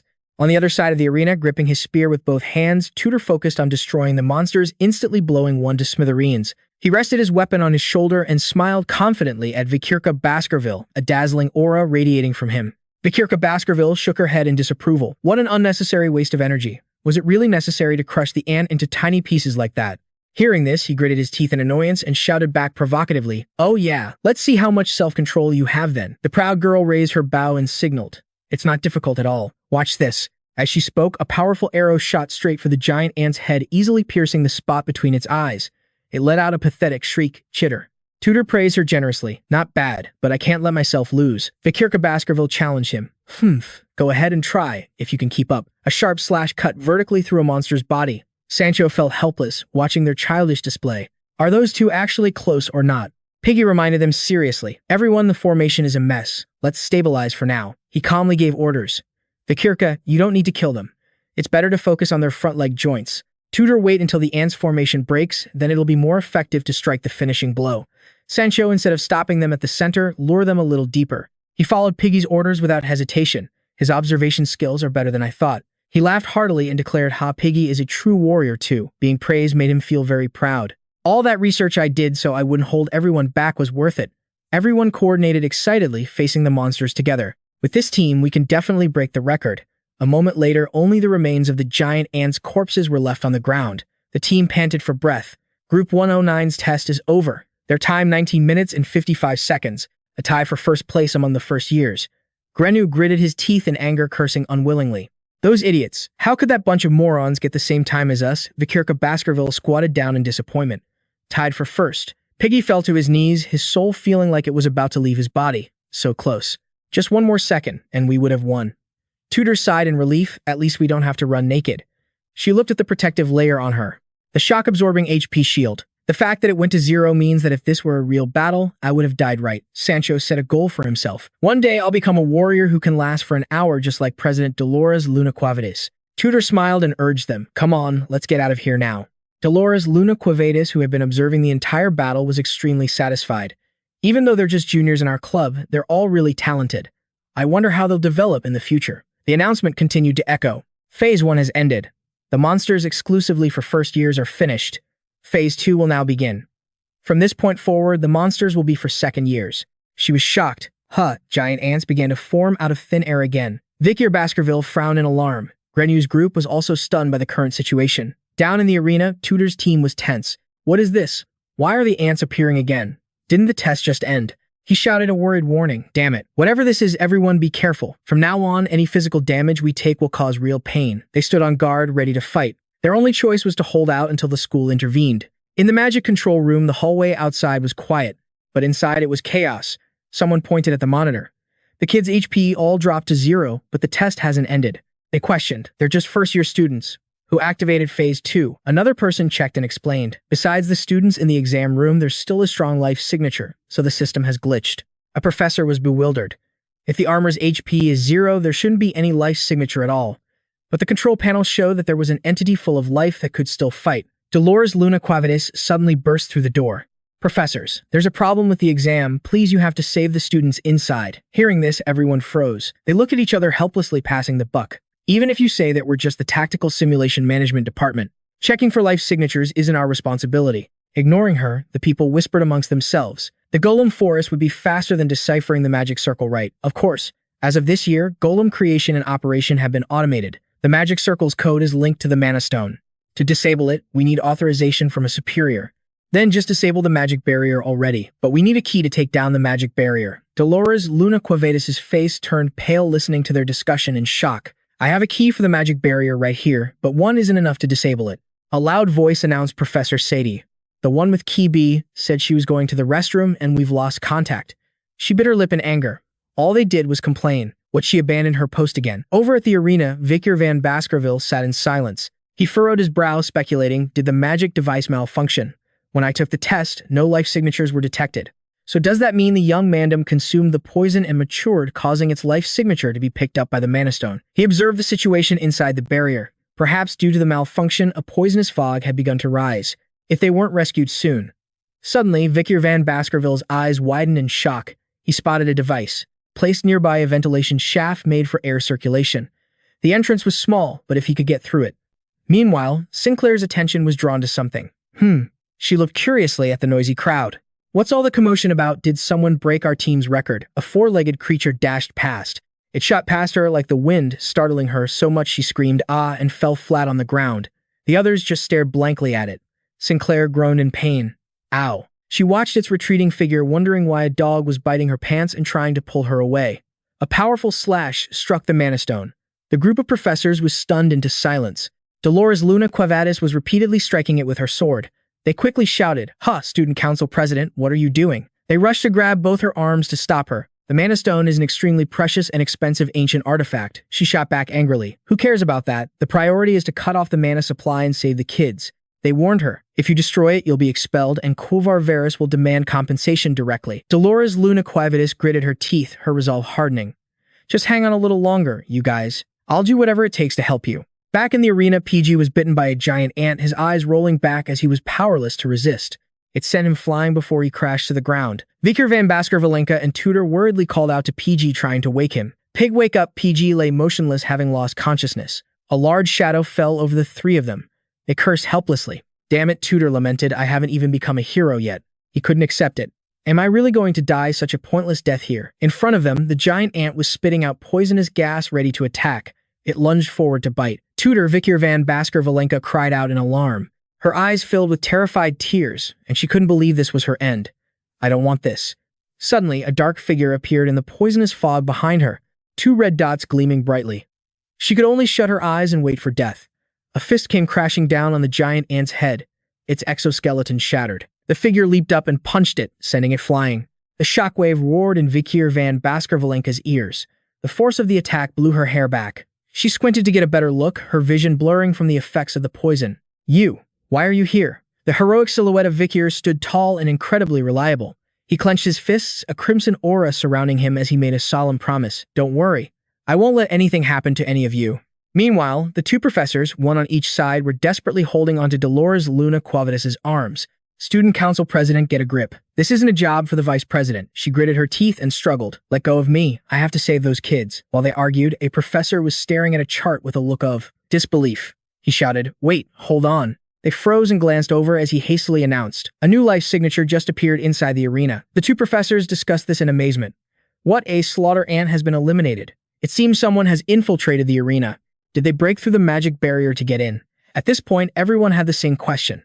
What on earth is happening in there? The small dots on the chart were divided into two sides, red and blue. Back in the arena, Peggy and Vikir van Baskerville had lost consciousness and were lying on the ground, affected by the poisonous gas. Sancho and Tudor were in a similar state. The only one still conscious was Vikir van Baskerville, who stood before them protectively, his fists clenched tight.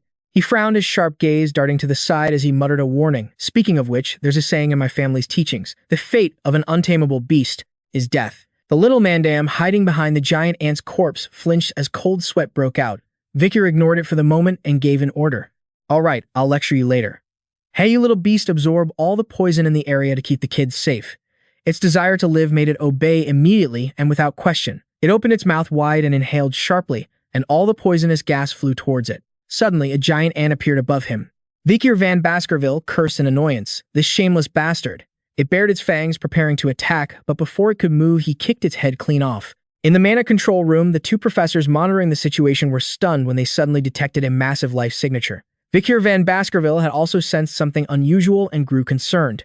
"Oh no, this place can sense life energy, can it?" He lowered his stance slightly. "If they find out that I'm at the graduator level, instead of a mid-level esper for an 18-year-old, it'll definitely cause a huge uproar." He sized up the monsters before him. As he recalled, these fake golems were made to be identical to real monsters. Slaughter ants, soldier ants, danger level B+. They look similar, but are a different species from the worker ants, which are danger level C. Vikir van Baskerville picked up Sancho's axe. "If I use the strategy for dealing with slaughter ants that I knew from my past life." On his body hung all sorts of weapons from all four of his friends. With the power of a high-level esper, he could still handle this. He focused on its neck. An ant's weak point is the joint connecting the head and thorax, called the dorsal plate. Then he swung the axe with all his might. It spun through the air, heading straight for the monster's weak point. Vikir van Baskerville's eyes darkened as he held his finishing pose. This is where the slaughter ant's biological compass is located. Its body trembled uncontrollably. Before they could react, he flashed through them, striking one after another. If it's destroyed, they lose all sense of direction and stumble backward. Then he drew a bowstring and took aim. There's one more weak spot. His target was the center of its head. The skull is divided into two plates. In the center underneath, there's a small node the size of a pinky finger. Vikir decisively released the string. Model. The arrow flew from the bow like the wind, and in the blink of an eye, it shattered a section of the shell that was far less durable than the rest. Next, he gripped Tudor's spear tightly, spun around, and leaped into the air. A single slash zipped through the air, striking the giant ant's body before redirecting to another. A red light flashed in his eyes and their bodies exploded into pieces, raining down from the sky. Suddenly, Vikir van Baskerville froze as he remembered something, a massive shadow looming over him. Oh, that's right. The one in front of him looked completely different from the others. A slaughter ant. An ant general. Danger level A. It was drooling, staring at him hungrily. He calmly asked, "You showed up in this exam too, didn't you?" Then with a wicked smile, he drew the sword from his back, its cold, sharp edge gleaming. Outside the arena, nothing had changed. Except for the growing murmur of the crowd. The students in the stands wondered amongst themselves, unable to see anything through the dense poisonous gas. Is something wrong? The time for the third round is already up. There's no way a first-year student could survive a round that even third years struggle with. A professor in the mana control room suddenly shouted, "This is impossible." Another person quickly glanced over. "What is it now?" he announced in a disbelieving tone. "The Ant General has been eliminated. Moreover, all the candidates' vital signs are still stable." Professor Venny was stunned. The Ant General was gone. He was skeptical. The Ant General wasn't a golem that Academy students could just destroy. It was a special measure added to ensure students couldn't easily survive the full hour. Stroking his chin in thought, he wondered what on earth had happened inside. Just then, someone walked in supporting a seemingly unconscious woman. They'd found Professor Sadie, the key holder for Mana Barrier B. An angry voice immediately boomed. "Where have you been?" The man supporting her explained. The owner of the tavern in the back alley reported her to the guards for property damage and disturbing the peace. "That's how we found her." They were at their wits' end, this woman. Seeing the conversation getting sidetracked, Dolores Lunaquavetes urged them on. "All right, that's enough. Open the Mana Barrier." Quickly, inside the arena, the barrier was still shrouded in a dense poisonous gas. A moment later, it was opened and the poisonous gas began to dissipate. The accident during the midterm exam in the Academy arena was resolved by taking down the Mana Barrier. Total time elapsed 42 minutes and 13 seconds. The professors rushed over all of them, panting heavily. The scene before them was a battlefield littered with countless monster corpses. All these ants were defeated. Dolores Lunaquavetes frantically searched. "Where are the kids?" Suddenly, she froze her eyes, widening in shock. Unconscious Vi lay amidst the remains of the dead. She wondered why he was here. In reality, he was completely unharmed, just pretending to be unconscious. She made an instant decision. Although there were many inconsistencies, it was best to let people think he had fought and fallen alongside the other kids. Dolores Lunaquavetes stood there observing in silence. This might get a little complicated, but it's satisfying enough that these future heroes are still alive. Anna walked over, noticed the situation, and quickly raised her camera to snap a picture. And just like that, this image of Vi was immortalized. A hero was born the moment he threw himself into danger to save his comrades during the Academy's midterm exam. The newspaper printed the story about Tudor's group of 4. It included an account of Vi's heroic actions as seen through a dazed perspective. His bewildered expression was accompanied by the testimony. "This was the result of all my friends working together." The humble words of a hero. Praise poured in along with descriptions of his handsome face as he took off his glasses to wipe away sweat. The first-year student, once noted for his good looks, was now reevaluated as an upper-ranked sword expert. There was also his confused expression as he recalled the giant ant. The director of the Magical Beast Research Institute questioned the ability of a mere sword expert to defeat an ant general. Vikir van Baskerville explained that he knew about a weak point on the slaughter ant's skull. He frowned and knelt. Thanks to Vi's revelation about the slaughter ant's secret, the Imperial Army's mortality rate was projected to decrease significantly. The Crown Prince awarded Vikir a certificate of commendation. Finally, he could no longer hide his annoyance. The newspaper headline screamed, "This year's hottest star, Vikir van Baskerville, who is he really?" A figure tore the paper in two without a moment's hesitation. Under the bright moonlit night sky, he sat on a rooftop, head bowed, sighing in frustration. Vikir van Baskerville complained displeased. "The quiet school life I was planning to live has taken such a troublesome turn." Xiao Medan grinned, happily wagging its tail. "Woof, woof. This isn't something to celebrate," he reminded it. "You little fatty." "Well, at least the kids are safe." As soon as he finished speaking, an eagle flew towards them. Xiao Medan yelped in terror and immediately hid inside his collar. The eagle landed and he noticed a piece of paper tied to its leg. "This is the periodic report from Cindy Wendy. Why are there a total of 4 new pieces of intel? First, the 10 high corpses have gathered information. Analysis will take 1 month. Second, a copycat of the night-devouring demon Hound has appeared. One is a worshipper. The other's purpose is unknown. Third, Osiris of the Baskerville family has left their territory and is likely heading to the imperial capital. Fourth, there's a rumor at the academy about the presence of a royal bloodline." He read intently, then speculated. "So there's a lead on the 10 high corpses. If it takes a month, they must be approaching this with extreme caution." Vikir van Baskerville recalled his fight with Daniel and Dolores Lunaquavetes. He'd won easily this time by borrowing the power of the Saintess. "But within the next month, I need to train hard." He shifted his focus to the next issue. I was worried about it, but I never expected two copycats of the night-devouring demon Hound to show up. It'll be a huge pain if they attract the royal family's attention or if our activities overlap. I should probably investigate. He thought of his eldest brother. Also news that Osiris Le Baskerville has left the Baskerville family. Finally, an unidentified person and a hidden royal bloodline at the academy. He was confused. What is this meaningless fourth item? Why would she even write this? But deep down, he already knew the answer. Cindy gave a thumbs up and a smirk. Because it's interesting. With nothing else of note, Vi burned the intelligence report. Well, no harm done. As the ashes scattered into the wind, a girl suddenly appeared nearby. She exclaimed, "Whoa." He looked up in surprise. To meet the Academy's hero at this hour. Right here. Cinco smiled, striking up a conversation under the moonlight. Do you think this is fate? She casually sat down on the roof. Cinco, a person recognized for both her hard work and talent who always holds the top spot in the thermal weapons department with overwhelming scores. Vikir frowned wary. Why would someone like that be here at this hour? Her next words answered his unspoken question. I never expected to run into you here at this time of night. This is the perfect place to watch the Milky Way whenever I'm feeling down, he remarked nonchalantly. Is that so? Sinclair asked shyly, her cheeks blushing as she glanced over full of hope. If I come here again, do you think I could see you? She had no idea that Vikir van Baskerville had already secretly decided to change the location where he received his intel from Cindy Wendy. She seemed excited. Have you heard? The entire academy is buzzing about you, he answered coolly. I have no interest in that. Thinking he was just being modest, she tried to reassure him. What's there to be embarrassed about? Someone as exceptional as you is always going to attract a crowd. Sinclair started counting on her fingers. Not only did you top the written exam, but you also wrote several essays that could shake up the entire academic world.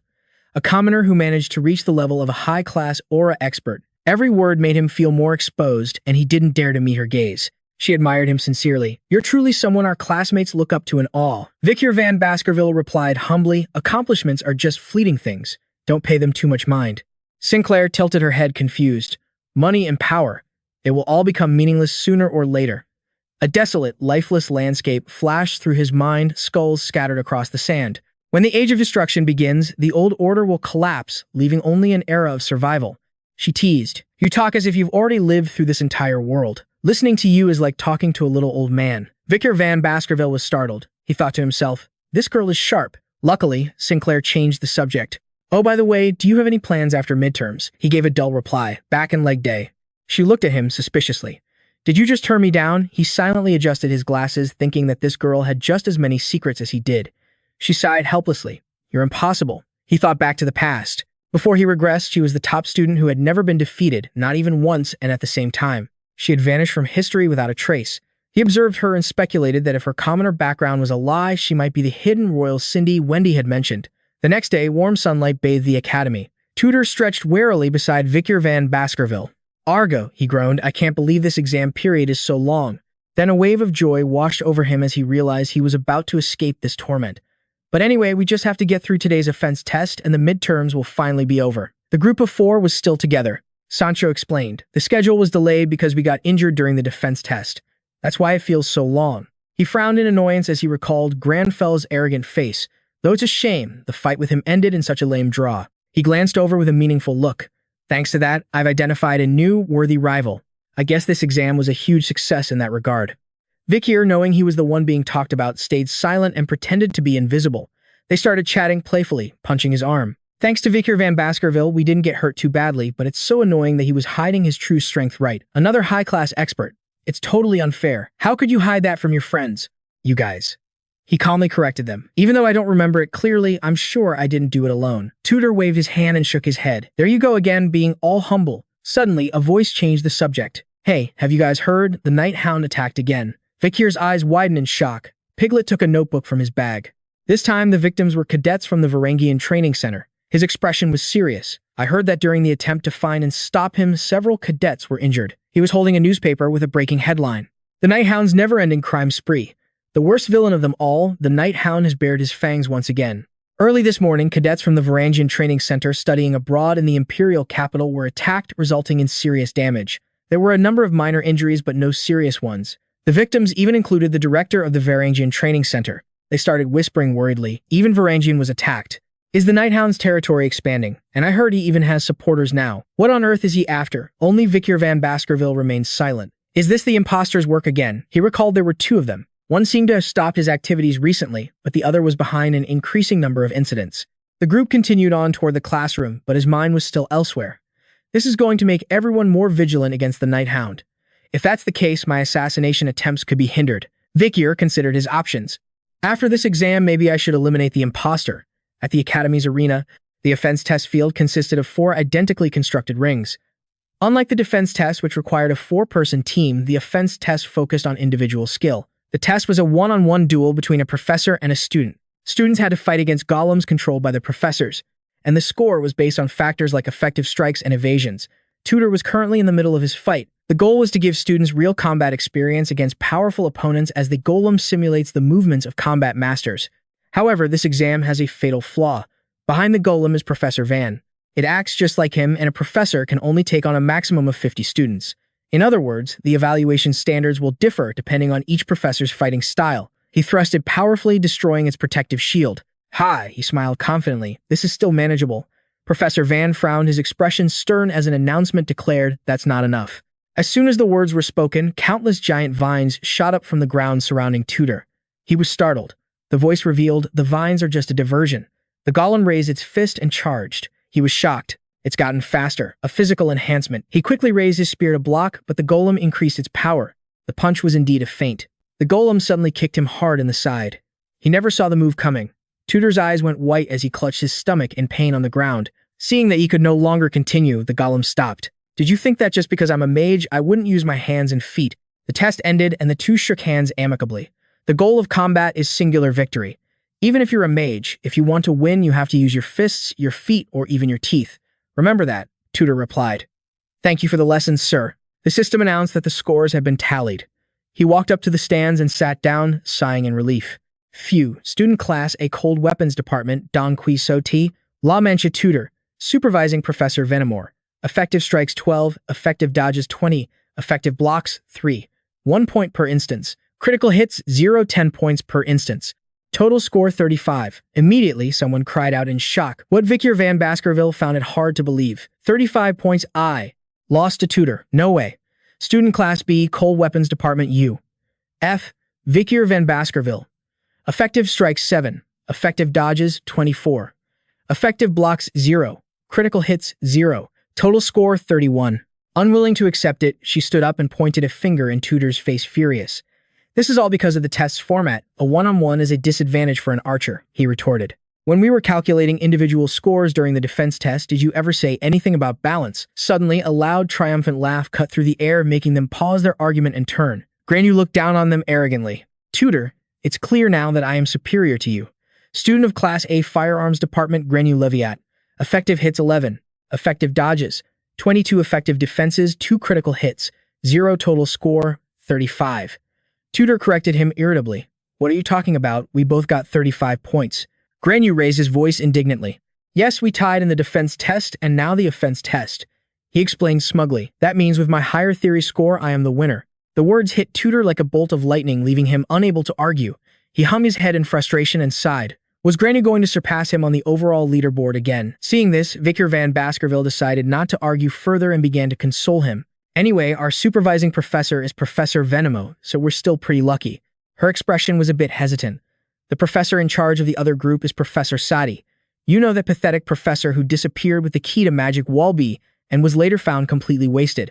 Just imagining her perverted expression sent a shiver down her spine. According to the upperclassmen, Professor Sadi has an eccentric personality and a sloppy work ethic. She's considered the #1 professor to avoid.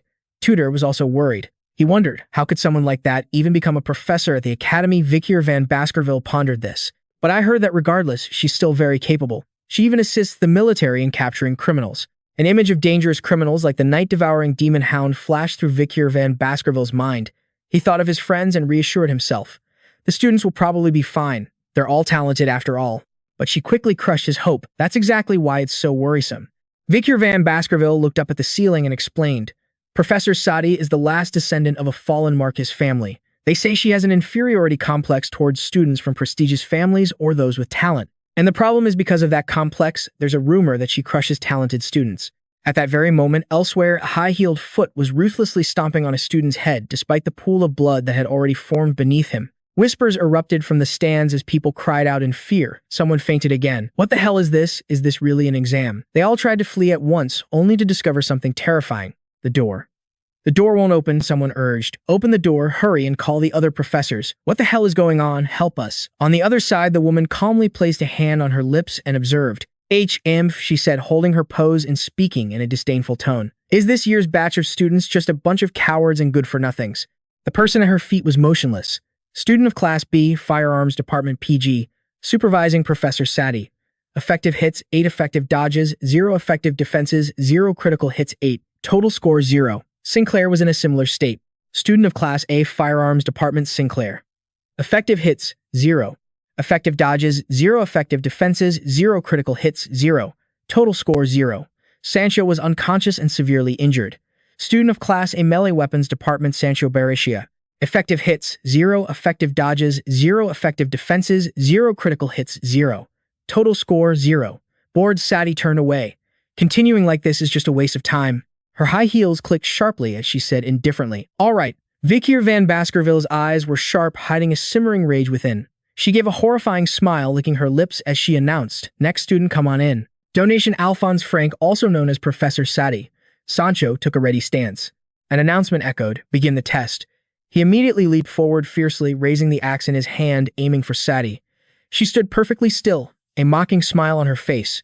A warrior's will is never broken, huh? Vikir van Baskerville, PG, Sinclair, and the other students were stunned by the scene. She covered her mouth in disbelief. He turned pale with shock. Their pupils contracted as if they had just witnessed something terrible. It had only been a few seconds, and Sadi had already taken down Sancho. He was unconscious with her hand gripping his neck tightly. Dust swirled around them, and fresh blood stained his face and clothes. She squeezed Sancho's throat, mocking him. "Huh, it's been broken already." She cackled as magic circles appeared on her hands. "Does this mean the warrior is eliminated?" Vikir frowned, watching tensely. As soon as the test ended, the three of them rushed over in worry. Sancho was thrown mercilessly to the ground. Vikir and PG supported him on either side as PG shouted, "Wake up, Sancho." Sinclair angrily confronted the professor. "Professor, what are you doing?" She clenched her fists in displeasure. "Beating a student unconscious during a test." Sadi replied calmly, "This test is meant to give students real combat experience." She smiled cheerfully and reminded them, "That's what the Academy's first headmaster said. Surely you wouldn't make those kinds of complaints in a real battle, right?" Then she pointed a finger at Sinclair and decided, "You're next. Should I test my skills against the runner-up of the ice department?" Seeing this, Sinclair was stunned. Just then, someone ordered refuse. Sinclair turned her head to see who it was. He clearly analyzed the situation. Her actions are unreasonable. If we report this to the Academy, we can probably get a retest. Her face darkened as she replied, "Thank you for your concern, Vikir van Baskerville." But she declared defiantly, "I refuse to run from someone who hurt my friend." Then she gritted her teeth and glared at Sadi with hateful eyes. The professor teased, "Are you going to keep frowning with that pretty face of yours?" She made a proposal with great interest. "Well then please allow me to smooth out those wrinkles on your forehead. The test will begin now." Sinclair immediately activated 3 magic spells at once. Sadi praised her generously. "You can already use a triple cast at your age, truly worthy of being the runner-up." Then her expression suddenly turned demonic. But, as her golem shot forward like lightning, Sadi asked, "Have you ever experienced a mana backlash when your magic is forcibly cancelled?" Sinclair was too startled to react. Sadi punched her hard right in the stomach. "It's incredibly painful." Sinclair felt every mana circuit in her body shatter. Her eyes rolled back and blood spurted from her nose. Sadi stood with her hands on her hips and asked casually, "How does it feel?" 10 times more painful than you imagined, right?" Sinclair clutched her stomach, her whole body trembling as she tried to stay up. Sadi's face was ecstatic. "If you're unlucky, you might never be able to use magic again. It would be so interesting if the runner-up of the ice department couldn't use magic anymore, wouldn't it?" Sadi contemptuously kicked Sinclair, sending her flying. "You better pray that doesn't happen. After all, you worked so hard to become the runner-up, especially for a commoner." Pig ran forward, frantically shouting. Sinclair signaled. Meanwhile, Vikir van Baskerville remained silent, but his expression grew increasingly grim. Pig held his sword defensively, his body trembling uncontrollably with fear. Sadi sneered. "Who is this piece of trash? He doesn't even know how to hold a sword." He steeled his resolve, encouraging himself. "I'm not a coward. I won't back down. That's right. This test is a chance to reveal the courage hidden beneath my weak exterior." A flash of light streaked through the air and Pig's sword snapped in two. He just stood there stunned. Sadi flicked her foot lightly, sending the broken tip of the blade flying into the ground. He stared at the broken sword, a cold sweat running down his cheek as his face went pale. Ugh. Next, she quickly kicked him hard under the chin. Sadi arrogantly declared, "No matter how hard trash tries, in the end it's still just trash." Vikir van Baskerville clenched his teeth, barely able to contain his rage. Veins popped on his forehead as she mercilessly stomped on Pig's head. He was now completely unable to fight back. The other students were terrified. Another one's fainted. Is this really a test? They immediately turned and fled in unison, but they quickly discovered the door wouldn't open. Open the door. We need to call another professor, they begged desperately. What the hell? Help me. On the other side of the room, Vikir van Baskerville stood silently before Pig, who was lying in a pool of his own blood. Sancho, with a black eye, wasn't much better off. Sinclair lay motionless with severe injuries. They were all unconscious. The air around him grew heavy and dark, as if his entire being was consumed by shadow, his emotions suppressed to the absolute limit. Sadi sneered disdainfully. This year's students are all cowards. All right then, next student. Suddenly, her attention was drawn to one side. A figure with a bow slung over his shoulder stepped up to confront her. He said in a low voice, "I'm next." Sadi praised him enthusiastically. What a passionate student, but inside she was ecstatic, thinking that she was getting to the main course right away. It was all happening so fast. The other students stopped trying to escape and turned their eyes toward the confrontation. They recognized him. It was Vikir van Baskerville. He's the famous hero of the academy. I heard he's a high-level swordsman. They weren't very confident he would win, though. Professor Sadi is at least a grandmaster. There's no way a high-level swordsman could beat her.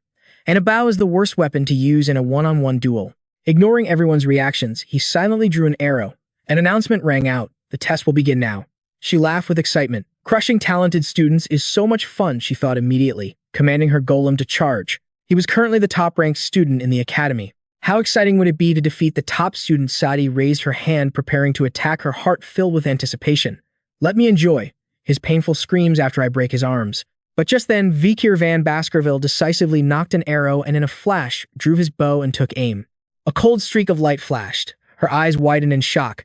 Before she could even move, an arrow shot straight through her, leaving a deep wound on Sadi's shoulder. Vikir's expression remained unchanged by the event. Sadi's purple hair fluttered in the wind. Her golem suddenly froze in place. The other students' jaws dropped in astonishment. Professor Sadi's golem stopped. Someone asked in disbelief. More importantly, when did he even fire the arrow? The arrow had pierced Sadi right in the eye, causing her immense pain. She screamed violently, clutching her face as she collapsed to the ground.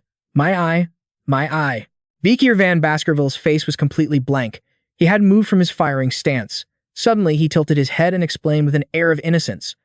Oh, I was aiming for the golem. How did my arrow go so far off course? Then he flashed a terrifying smile and asked in a mock-caring tone, Are you all right, Professor Sadi? She glared at Vikir van Baskerville with her remaining eye, grinding her teeth as if she wanted to crush him. Blood poured ceaselessly from her left eye, staining her entire hand red. Professor Venn was startled by the scream. Ard, he frowned with worry. Was that a scream? It can't be. Did that crazy professor attack a student again? At that moment, the other students were still panicking at the door. Professor Venn hurriedly threw the doors open. He shouted, trying to stop her. Professor Sadi, the door was locked. What are you doing in there? Are you brutalizing students again? But the sight of the arrow sticking out of Sadi's eye left him speechless. An expression of disbelief crossed his face. She's bleeding, Professor Sadi. What is this scene? Tutor was also dumbfounded. Ha! He rushed over to the students lying weakly on the ground. Are you guys? Professor Venn glanced at Vikir and asked, What happened? He calmly explained. During the test, the golem startled me, so I shot an arrow. It grazed the golem and hit Professor Sadi in the eye. The professor thought doubtfully. I've seen plenty of injured students, but this is the first time I've ever seen an injured professor, and it's Professor Sadi of all people. Talk about karma. She maintained her hateful glare, gritting her teeth at Vikir van Baskerville. He stood proudly, clenching his fists. Just then, the system displayed a notification. Scoring complete. Cold Weapons Division Class B Student, number 256. Vikir van Baskerville versus Proctor Sadi. Effective attacks, 1 point each. Effective blocks, 0 1 point each. Critical hits, 10 points each. Total score 11. Dolores Luna Quevides focused on using healing magic on the three students Pig, Sancho, and Sinclair. Her face was etched with worry. She assessed that Sinclair had internal injuries from magical backlash. Sancho was covered in bruises, and Pig even had a broken jaw. A brilliant light spread out. These weren't injuries a student should receive during a test. Tutor asked anxiously, Senior Dolores Luna Quevides, will they be okay? She answered truthfully, because help was called in time, they should recover without any permanent damage. He and Vikir van Baskerville let out a sigh of relief. The weight on their chests lifted. What a relief. She, however, silently walked forward. Dolores Luna Quevides reached out her hand to the woman, sitting silently clutching her face. Professor Sadi, please let me see your wound. She announced coldly, When my wound is healed, I will be requesting a disciplinary hearing with the Student Council for student abuse. But Sadi just smiled a demonic smile. Aren't you the Sanctus from the great house of Quadus? Dolores Luna Quavades ignored the pointless question and repeated, "Please let me see your wound." Suddenly, warm, fresh blood sprayed everywhere. Sadie's left eye was grievously injured. Her expression was utterly horrifying as she put the arrow that had struck her into her mouth. "I don't need your help." Professor Venn and the others who witnessed this were deeply disturbed. She calmly walked away. "If I'm going to be disciplined for this, I'll accept it. But just you wait until my punishment is over." Model C felt a rush of excitement, the one causing trouble in the imperial capital at night. "Lately, so many people have been making things interesting for me." She tilted her head back. "Vikir, is that right? Farewell. I'll remember your name. We'll meet again." His face remained emotionless, paying her no mind. And with that, the long midterm exam finally came to an end. Countless students gathered in front of the notice board. On it were the rankings for the recent exam. From top to bottom, familiar names were listed: Sklee, Renews Leviathan Tudor, La Mancha Quiz, Hugo Le Baskerville, Vikir van Baskerville, Bianca Four, Middleborough Baskerville, Sancho, Berishia, and Lowo Baskerville. Vikir van Baskerville was ranked a distant 21st and PG was ranked 199th. The students assigned to Professor Sadi for the attack test, who had lost a significant amount of points, were able to retake it thanks to the help of 3 instructors. Sancho, PG, and Sinclair, whose points were restored, ended up taking the top spots among the freshmen, but the student's attention, which should have been on her, was diverted to someone else. A student pointed him out to a friend. "That's him, right? The one who landed a fatal blow on Professor Sadi." Another voice corrected them. "It wasn't a fatal blow. He destroyed her eye." Everyone stared at Vikir van Baskerville and whispered amongst themselves, "She totally deserved it. It feels like all the trauma that monster gave me has just vanished." The Eye Slayer, Vikir van Baskerville. "He's so cool. Considering what he did in the defense exam, shouldn't we be calling him a hero?" Someone exclaimed, "Hero Vikir van Baskerville." "Awesome." He paid them no mind and walked on. "Is this what I get for acting on emotion?" Because of his identity as the Night Hound, he had tried to keep his presence to a minimum. "My life during the day is just to allow me to work at night. I didn't want to attract too much attention, but I acted without thinking after seeing them get attacked." Suddenly, a girl gathered her courage and handed him a love letter. Shyly confessing, "Vikir van Baskerville, I've liked you for a while now." Just then, a figure dashed in from behind. Lowo snatched the letter from her hand, glaring menacingly. "Huh." He immediately chewed it to pieces. The other 2 brothers strode up aggressively beside him, gnashing their teeth and warning her off. "Who do you think you are getting in our way?" The girl was too scared to speak. The 3 Baskerville brothers. They took the lead, continuing to threaten everyone. "Are you blocking our path just to suck up to this commoner? You all want a beating. Get lost." The cowlicks on their heads stood up smugly. "We've gotten rid of all of them." He praised them internally. "Good job." At the press club room, Vikir pushed the door open. "I need to be careful not to let my daytime life be affected too much." Suddenly, his attention was caught. Dolores was sitting at a desk, intently reading a document in her hands, her expression serious. He sat down and started a conversation. "What are you reading that's making you frown like that?" The sudden sound startled her. She asked blankly. "When did you get here?" Vikir van Baskerville answered calmly. "Just now." She found it strange that she hadn't sensed his presence at all. He grew curious. "Is there a new article about the Night Hound?" She recounted the destruction of the imperial capital's landmarks, the central clock tower, and the damage to the royal memorial. "They're saying it was the work of the Night Hound." Dolores grimaced in annoyance. "There's no physical evidence, but they're blaming all these incidents on the Night Hound. Their current perception of him is just strange." Vikir agreed. "I get it." He thought to himself, "Having someone who trusts me is more comforting than I expected." He picked up the newspaper as well. The clock tower is a symbol of peace and order, and everyone living in the imperial capital sees it at least once a day. Destroying a city landmark like that. See, maybe they hold a deep grudge against society. This person might not be following what the others are doing. He recalled the royal memorial. "The information I got from Cindy Wendy yesterday said that contact with her sources was cut off. This is highly suspicious." The room was quiet, with everyone focused on their own work. "I need to get rid of these imposters first. Should I go investigate?" Night fell upon the city, hiding unexpected dangers. A figure appeared, Vikir van Baskerville, disguised as the Night Hound, watching from above. The Royal Memorial is a central cemetery where the heroes of the Empire are laid to rest. There was no one below. Come to think of it, the 9th Corps Dantalian was hiding near the Indon Hentia orphanage. Once I check it out, I'll be able to confirm if this is a coincidence or not. A cross hung on the archway as a desolate wind blew through. He silently hid behind a wall, peeking out. I can immediately see why Cindy Wendy's sources disappeared. Zombies were lurking about. Threat assessment, C-rank, size 1.7 meters. Location found across the continent, also known as the Rotting Ones. They are common corpses found in places like cemeteries, battlefields, abandoned houses, sewer systems, and so on. Vikir van Baskerville sized them up. "I'm not sure what these people did when they were alive to become zombies, but I know some of them were Cindy Wendy's spies." He drew the weapon from his back with both hands, hesitating slightly. It's been a while since I've used Anubis. Should I use it tonight? He twisted the two ends together. This weapon is good because it's portable and convenient, but I can't believe they gave me a weapon like this. Then he drew the bowstring and took aim, the arrowhead glowing red like fire. It effortlessly destroyed the zombies' heads. Every shot was precise. The zombies were completely wiped out. Vikir calmly stepped out. This is on a completely different level from the arrows I was given during the midterms. The saying that masters aren't picky about their weapons is a lie. An unexpected scent suddenly wafted by, lingering in front of his nose. He immediately whipped his head around, searching in all directions. Vikir van Baskerville sensed something faint in the air and confirmed it. This is definitely the smell of a monster. But compared to normal monsters, this scent is very faint. It's as if their characteristic stench is being diluted by something. Vikir leaped high into the air following the scent. The source of this smell was coming from the Indian Hentia orphanage. There was something there. Meanwhile, in another location, a pair of feet moved around a magic circle. She was using all her strength to perform it. A black mist began to appear in the center of the circle, and from it a head of pink hair emerged. She raised an arm, and the little girl's body gradually took full form. She looked at Rose's dazed form with resentment.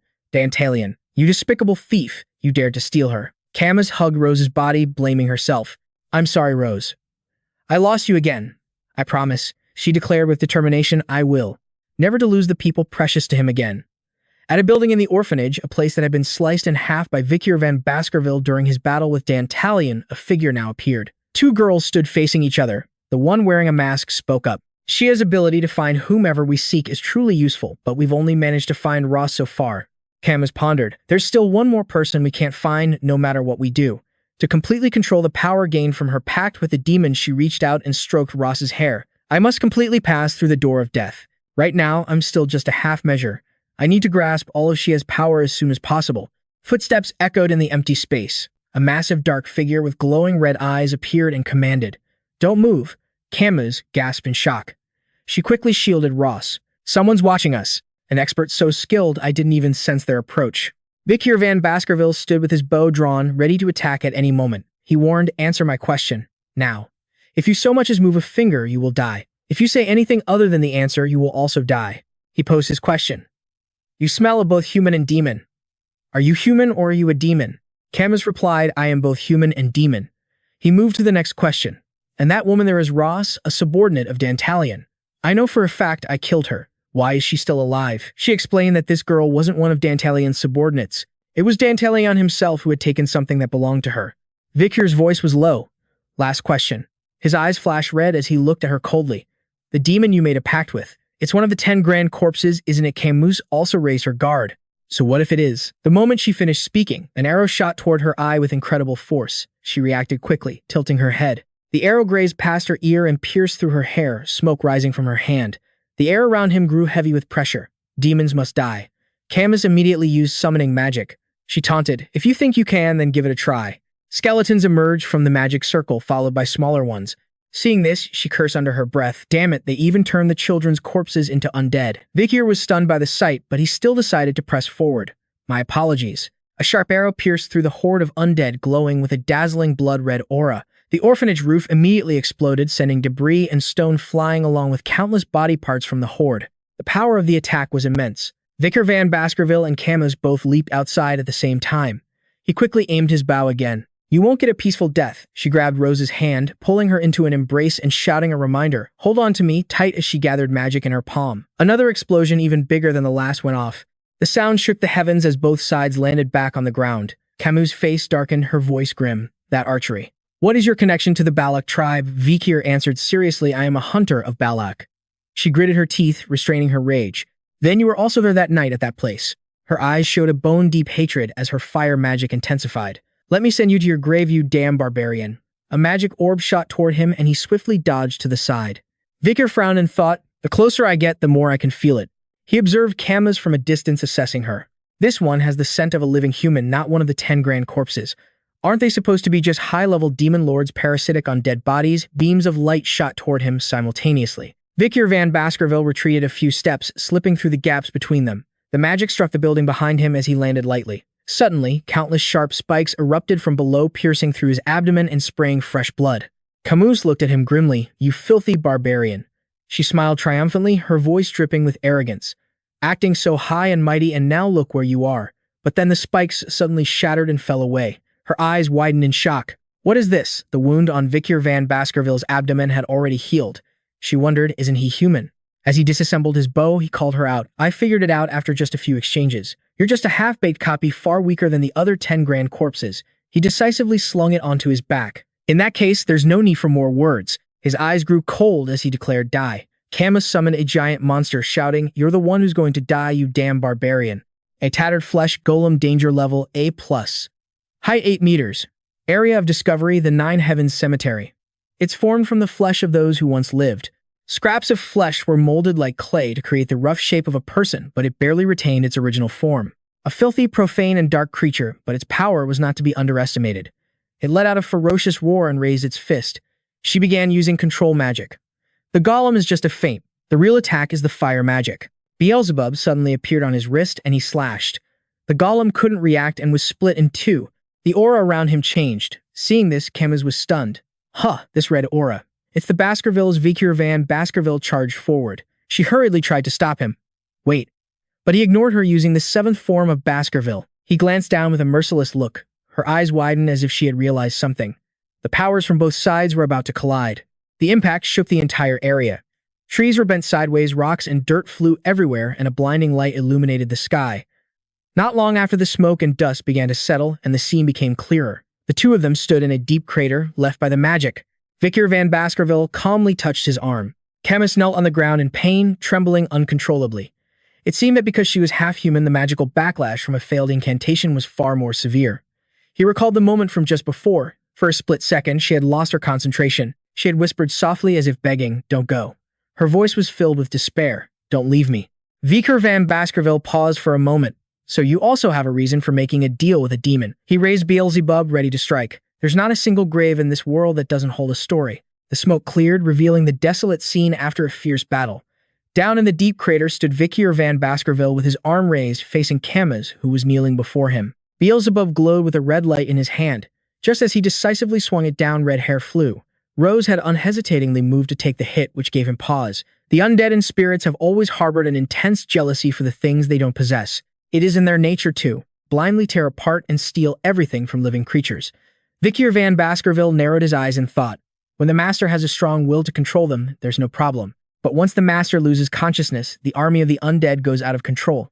He observed Rose's soulless face, but this one is different. He turned his gaze to Camas, both the queen of the living dead and him. Why has their will to fight vanished? Vikir van Baskerville was startled by someone's voice. Ho ho ho. The voice behind them made them turn. Professor Sadi. Are the guards here? While he was distracted, Rose grabbed Camas and summoned her power. Vikir spun around with a sharp gaze. Damn it. Each dagger barely missed Camas. Rose used her body as a shield once again. This time she was truly stabbed and coughed up fresh blood, but they both successfully teleported away, while Vikir van Baskerville could only watch. Chich. A high-heeled boot stomped hard on the stone floor. Sadi led the arrogant group of soldiers, shouting, Come on out, Night Hound. She clicked her tongue in annoyance when she saw only an empty pit. What? There's no one here. The soldier beside her was confused when she suddenly cursed, You pig. And for that, he was honored with a kick that sent him straight into the pit from Sadi. It's because you were so slow that I was late. She was venting her anger, but then saw something. It was the disguised mask left behind by its owner. The little hound Vikir had run swiftly through the night, much to her disgust. He got away again. The next morning, sunlight streamed through the tall windows of the academy. Anna clenched her fists as she made an announcement. After the exams, the academy's biggest event is about to take place. The festival season is about to begin, she hinted to the members. This year's festival theme for us Lucan is. She excitedly slapped the rack full of costumes, a pub with a haunted house theme. Sinclair responded cheerfully. It's right around Halloween and a great way to de-stress after the brutal exams. What could be better? Dolores Luna Quavitas thought to herself with interest, dressing up as ghosts. That sounds interesting. Vikir van Baskerville frowned as he remembered. But the Academy Festival has a tradition, doesn't it? Tutor broke into a sweat. Ah, that. Big continued, that's right. Even the professors can't escape this long-standing tradition. Sancho punched his fist into his palm. Tradition is always important. Anna was so excited, steam was practically coming out of her ears. All right, then let's draw lots to see what everyone will dress up as. Vikir just stood by indifferently, a stark contrast to the excited chattering of Sinclair and Dolores Luna Quavitas. Then he bowed his head in contemplation. Number 8, Queen of the Living Dead, Sia. Remembering Rose and Camas from last night, letting an 8-corpse demon who could only use half its power escape was a grave mistake. He recalled the battle with his older brother. When dealing with Andromalius, I borrowed the strength of the Baskerville Knightly Order. He thought again about the support he'd received. When I faced Daniel, I had Sanctus Dolores Luna Quo Vadis by my side. If I have to face an 8-corpse demon at full strength by myself, even as one of the strongest graduators, it would be difficult to win. 7 orbs of energy appeared as Vikir van Baskerville pondered. Ultimately, to be able to hunt a demon one-on-one, I need to completely master the 7 forms of the Baskervilles, something that was still incomplete, and reach the level of a sword saint. The book mentioned a special part of the 10th ambush form in the Baskervilles' chain of killing techniques called the horizontal ambush trap. It's the ultimate assassination technique that can only be performed if one understands the wonders between the 6th and 7th forms. The theories of the 6th and 7th forms are recorded in the sword manual. Masks showing different expressions fell. To overcome the wall of the 6th form, one must discard all human emotions of joy, anger, sorrow, and pleasure. But to reach the 7th form, one must regain those emotions. His body was covered in wounds. The act of restoring the very emotions I worked so hard to destroy. I still can't understand it. In the past, I was taught to kill my emotions, but the Hound training method meant to create a legion of ordinary graduators takes a different approach. Vikir rested his chin on his hand, bowing his head. How did Hugo reach the level of a sword saint? Suddenly, he was drawn in by Dolores Luna Quo Vadis' shout. Oh. She read the words on the paper. Knight, Hound. Anna was startled. That's right. The Quo Vadis family's orphanage was recently attacked by them. She quickly said, Dolores Luna Quo Vadis, I'm sorry, that's my fault. She shook her head. Oh no, it's okay. I chose this. She seemed to shyly hug the paper to her chest. Next, Anna held out the box. Now it's Vikir van Baskerville's turn. Go on, draw one. Are you the main character or something? He reluctantly put his hand in, looking at everyone enjoying these simple games. They're really just a bunch of kids. Then his face went pale, his eyes wide as he saw the words on the paper. He was stunned. Why did I get this? Sinclair and the others were bursting with curiosity. What is it? What does it say? On a certain evening, the festival stalls were bustling with people.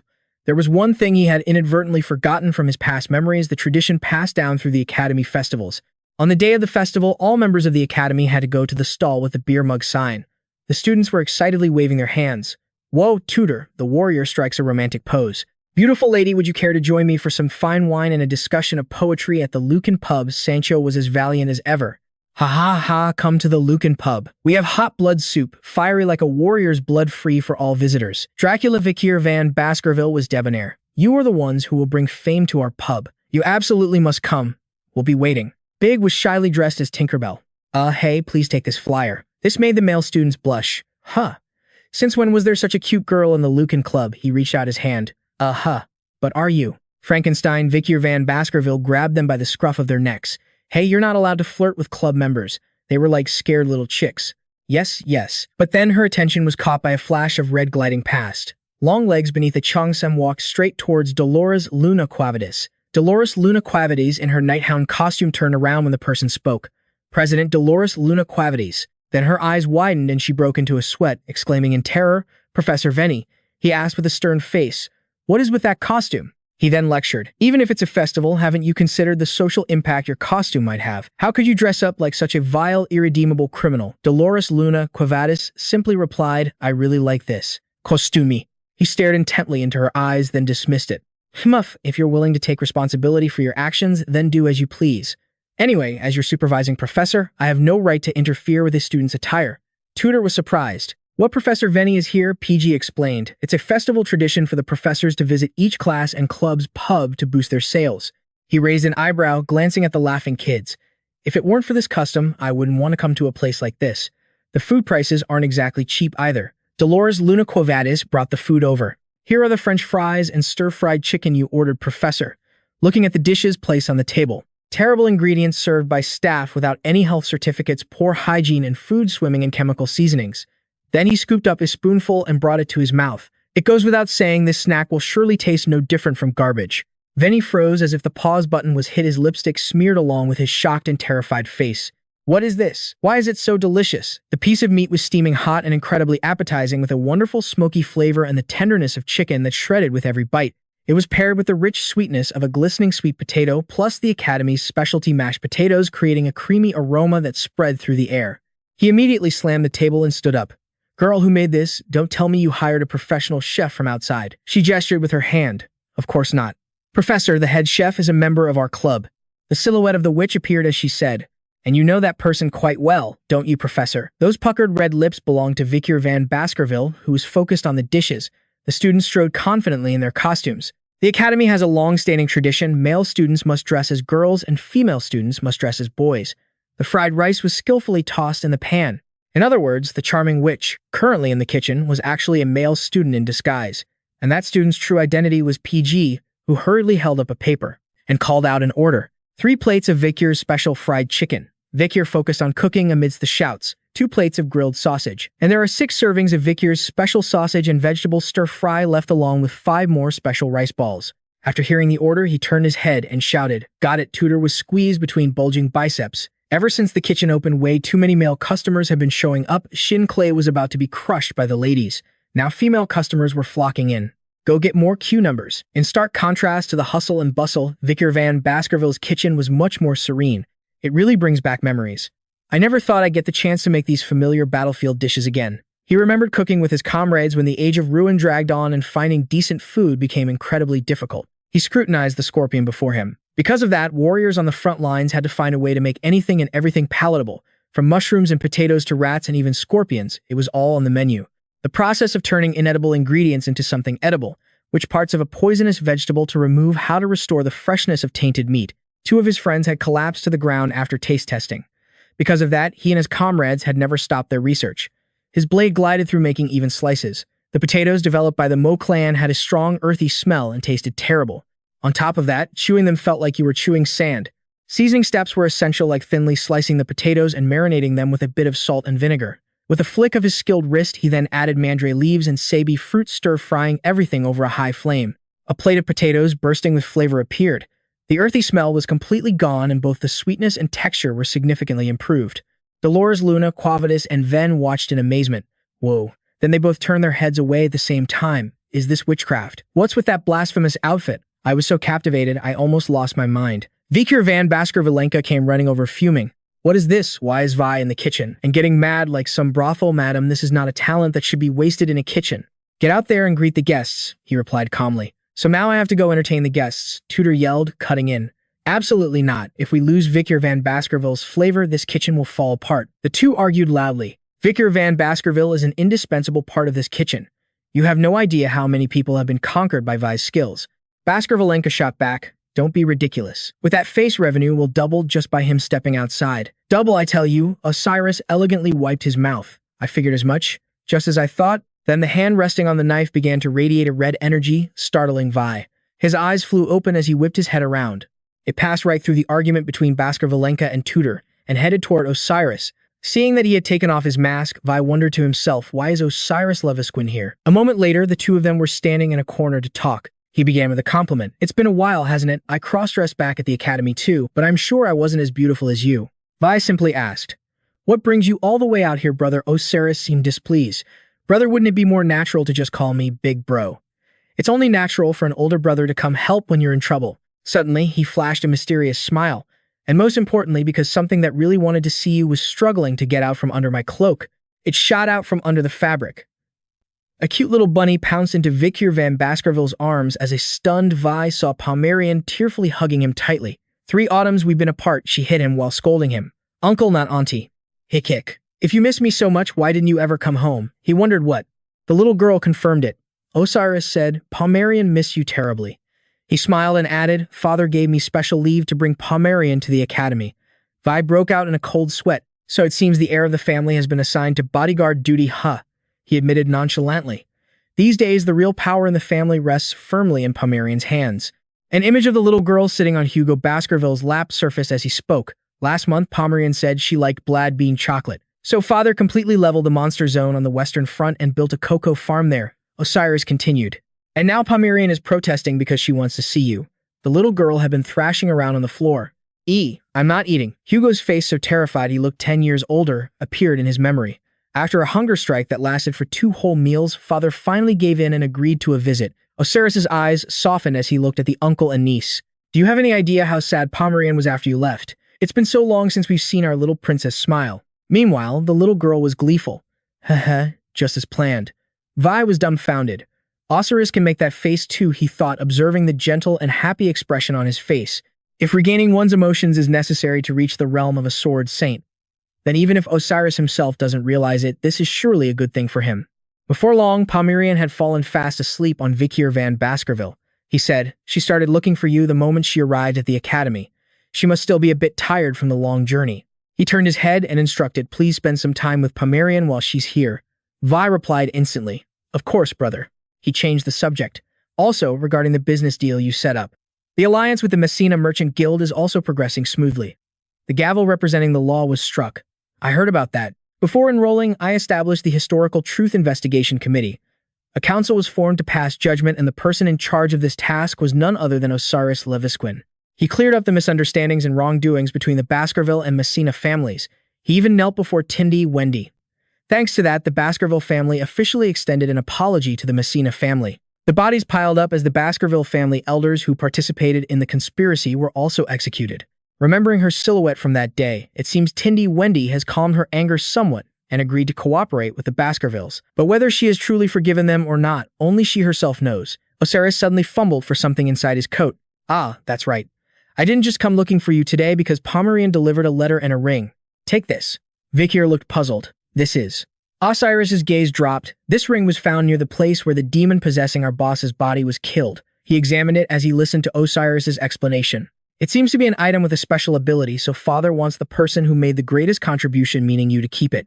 His shoulder felt the jewelry emitting a purple aura, a ring that can recreate the barrier Andromalius once used. A description box appeared.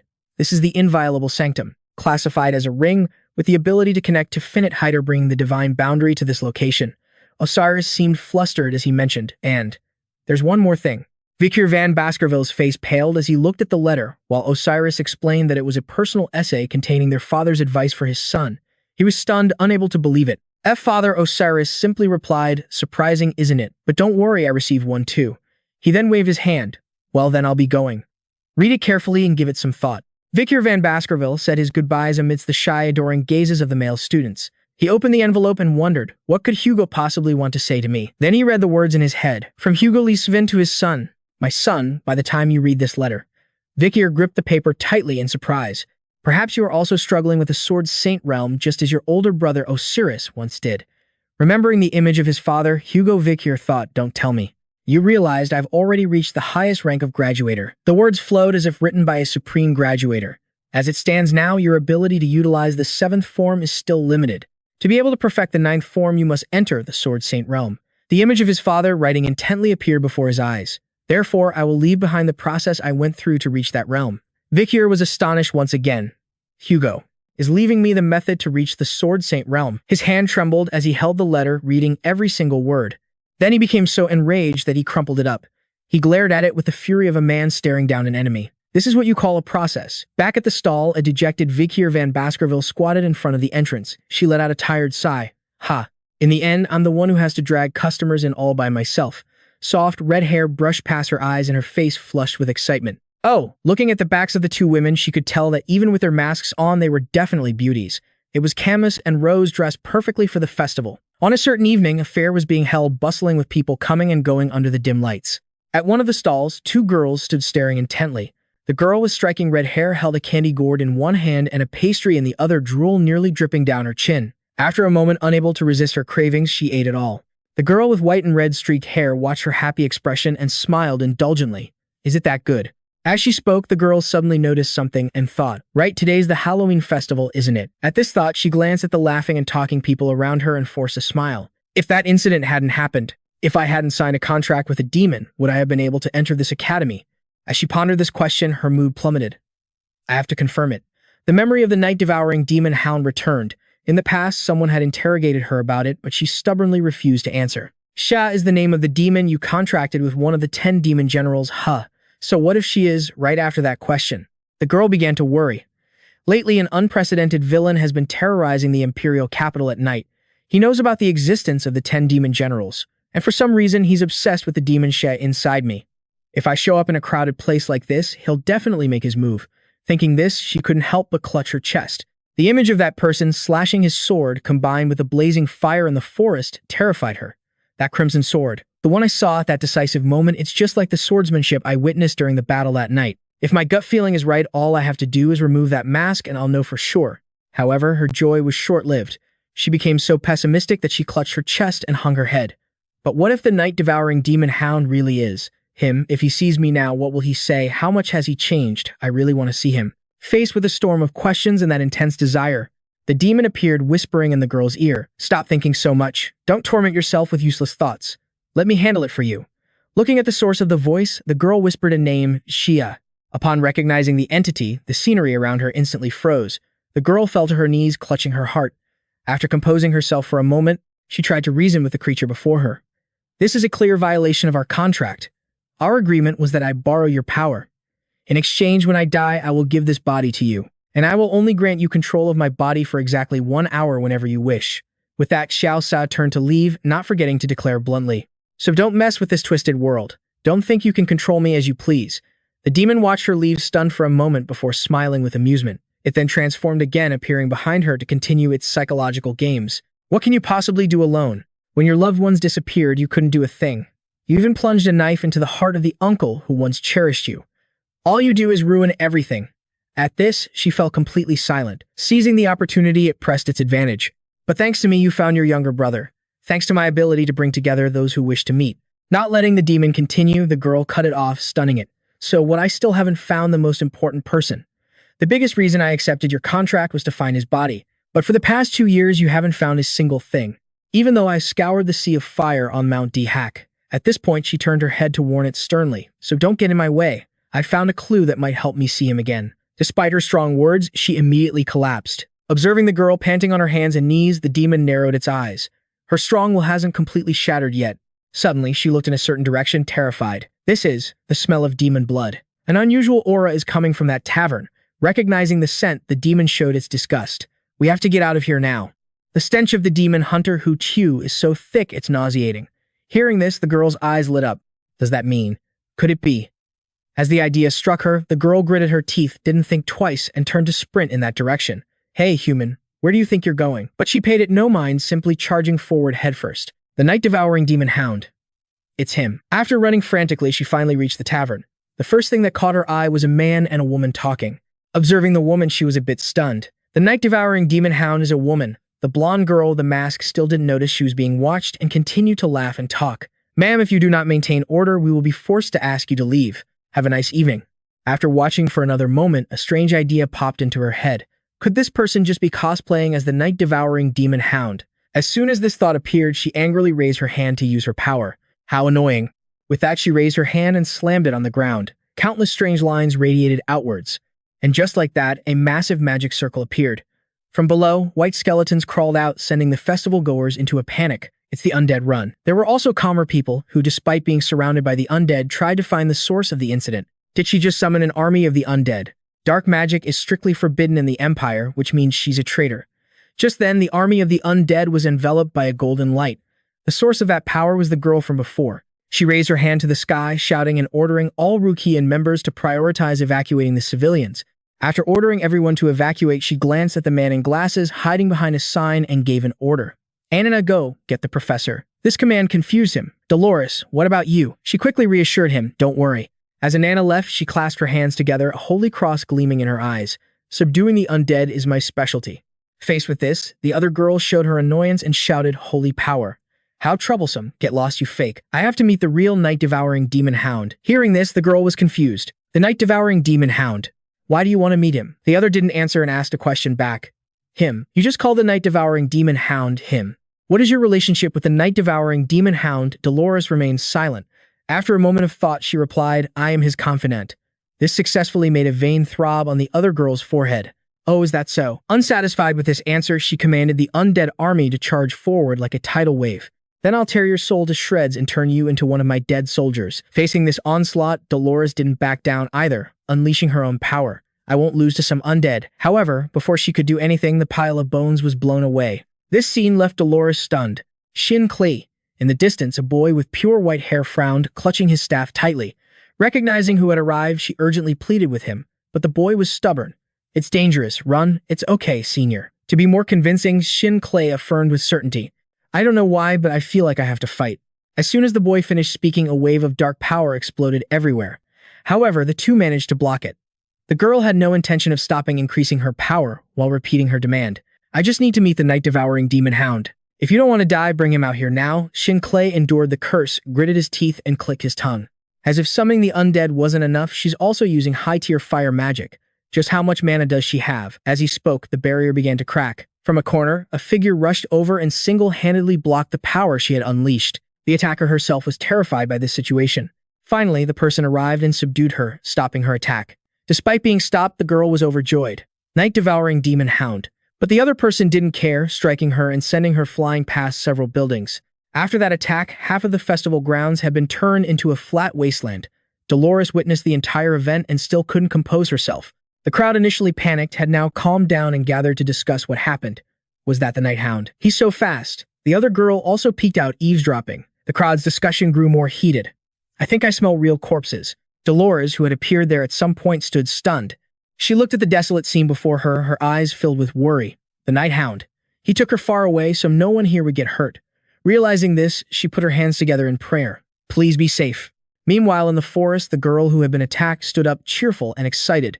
We meet again, Night Hound. His identity exposed, he calmly made a request. Let's settle this here. Hearing this, Shi Shoushang was a bit flustered. Why the rush? Let's talk for a bit. Ignoring her words, he summoned a sharp, glistening red claw and declared, I won't show an opening like last time, Shi Shoushang. But before the two could exchange blows, a group of people appeared blocking the way. That group was fully equipped with armor and weapons. Spotting the two, they quickly ran over. Realizing the situation was not good, the girl offered to leave first. But he immediately refused, raising his hand which wore a glowing ring. No need to go first. I have a gift that your ally left behind. The item on his hand was now a sacred ring, a type of ring capable of activating and deactivating barriers. Immediately after, a blinding light emanated from behind him. A moment later, the scenery changed to a barren land with enormous statues and rusty swords stuck in the ground. The night-devouring demon Hound looked up at the two largest stone statues in the area and assessed young Master Hugo and young Master Osiris. So this is the inner reflection of settled Baskerville, the one Andromelius possessed. He wasn't the only one assessing the place. The girl opposite him was also looking around and recognized the subjects of the two statues. A barrier. That's the statue of the Baskerville patriarch. Knowing who the two statues were, her gaze sharpened considerably. Just as I thought. To confirm her own suspicions, she directly demanded of the person opposite her, Night Hound, take off your mask. I need to confirm something. The person opposite her remained silent, giving no reaction. Behind her demand was a fierce anticipation. Her gaze was sharp, ignoring the hand held threateningly close to her neck. Please, I can't take off my mask or reveal my identity because of a demon contract. I can't even say your name to let you know who I am. However, while she was lost in thought, a sharp sword tip lunged at her. With incredibly fast reflexes, she immediately leaned back to dodge it. Wait, even so, the other person continued to attack relentlessly. The two then attacked each other continuously. Taking blow after blow, she stood frozen as she watched the sword prepare to strike down again. He's too hard to deal with. Has he gotten this strong? She just stood there taking the full force of the slash. Determined not to let this continue, she decided to turn to the demon within. Hey, let's trade for power. How much do you want? Half of your power. As soon as this number was offered, the demon let out a sinister smile. Then give me half your lifespan. She agreed without a second thought. All right, take it. The contract was established. The moment permission was granted, countless hands shot up from the ground, wrapping tightly around his legs. And it didn't stop with just those hands. Behind her, countless gigantic monsters appeared. If you don't take off that mask yourself, I'll rip it off for you. But before the monsters could do anything, they were all turned to dust. Everything happened so fast, so dangerously that the girl became terrified. Even this isn't enough to stop him. Realizing this, she demanded even more. Show more power. The demon didn't refuse, smirking sinisterly. In that case, you have 8 hours left to live. She accepted without caring about the consequences and immediately summoned a magic circle. From within it, a skeletal dragon emerged. However, before the dragon could do anything, he grabbed its two fangs with his bare hands. Then the devouring night demon Hound casually tore it in half. She gritted her teeth and tried even harder. 4 hours left. However, no matter how many monsters she unleashed, all of them were sent to their doom. Although he could fight back, it didn't mean he didn't notice something strange. But these weird attacks. Is she trying to restrain me instead of actually attacking? But why? As the dragons were cut down one by one, she demanded even more power. More. The demon crossed its arms and said nonchalantly, 3 hours left. The demon then began to take over her body as she requested more and more power. More. 2 hours left. Immediately after, ethereal wings surrounded him. When the girl clenched her fist, they all charged at him at once. After doing this, she struggled to her knees, panting heavily. On the other side, the devouring night demon Hound was still surrounded by countless souls. Seeing him finally standing still, she struggled to repeat her initial demand. "You're trapped. Take off the mask." However, life doesn't always go as planned. With just a single slash, the devouring night demon Hound broke free. This scene made the girl's eyes widen in astonishment.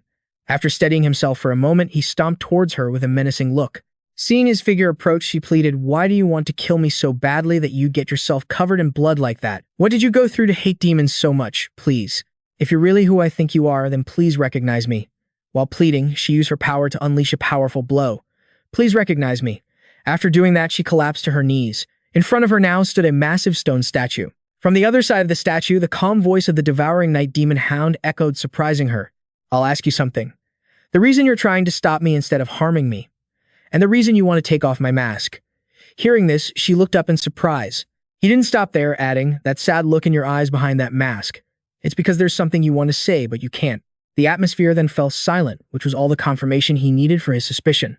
As expected, without a second thought, he slammed his fist into the wall. The girl on the other side closed her eyes, ready to endure whatever came next. But he didn't attack, he just flicked her forehead.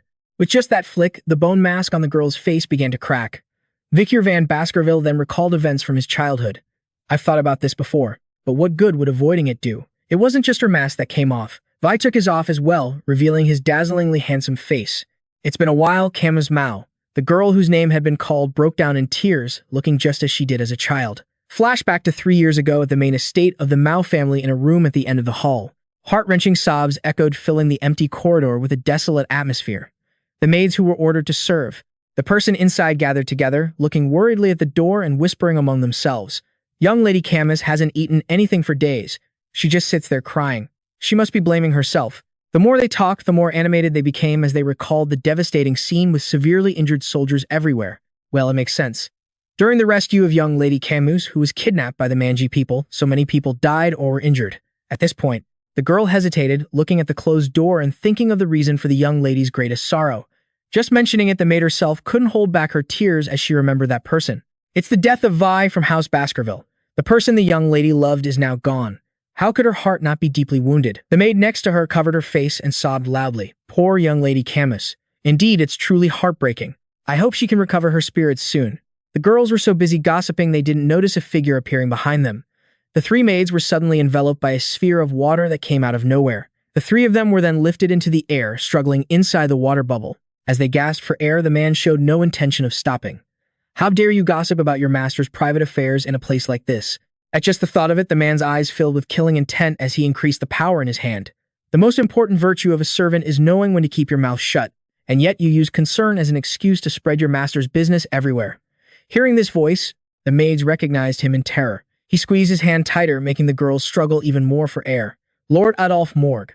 After letting the situation continue for a moment, he finally released the maids. The three girls fell to the ground, coughing violently. Once they had recovered, Adolphe Morgue growled an order and the three girls fled as if their lives depended on it. "If you ever speak nonsense again, your tongues won't remain intact. Our apologies." Once the three were gone, he slowly approached the door. After a moment, he let out a sigh and spoke gently to the person inside. "Camus, I'm coming in." Without waiting for permission, Adolphe Morgue opened the door and went straight inside. "I'm coming in, okay." The entire room was now desolate with no light at all. On the bed, a large lump under the covers was twitching.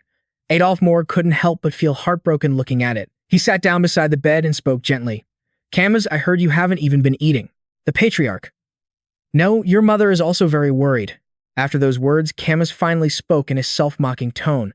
"If I'm still alive, do I still have to eat?" As she finished speaking, the entire scene from that day replayed in her mind like a film rewinding. If I hadn't been so stupid as to get captured by the Manji people, if I could have stopped Vikir van Baskerville instead of letting him face that monster alone, then Vikir van Baskerville wouldn't have died. As she said this, she bit her lip, tears streaming down her cheeks. After losing Rose now, Vikir van Baskerville, it's all my fault. Seeing his niece in such extreme anguish, Adolphe Morgue was at a loss for words. He then rushed forward and hugged the girl tightly, gently, and calmly, advising her, "Camus, you can't give up like this. Don't you realize, your life now carries their lives within it, so you must live on even more strongly. The living have a responsibility to live for those who have passed." These words made Camas' eyes fly open as if she'd been jolted awake. After a moment of shock, she asked, "I have to live for them?"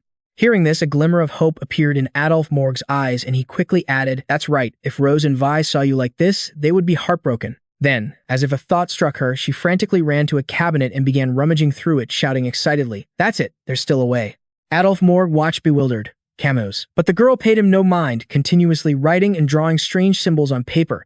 If the thermodynamic state of life is similar, then it's definitely possible. As she spoke about this, the girl grew even more frantic.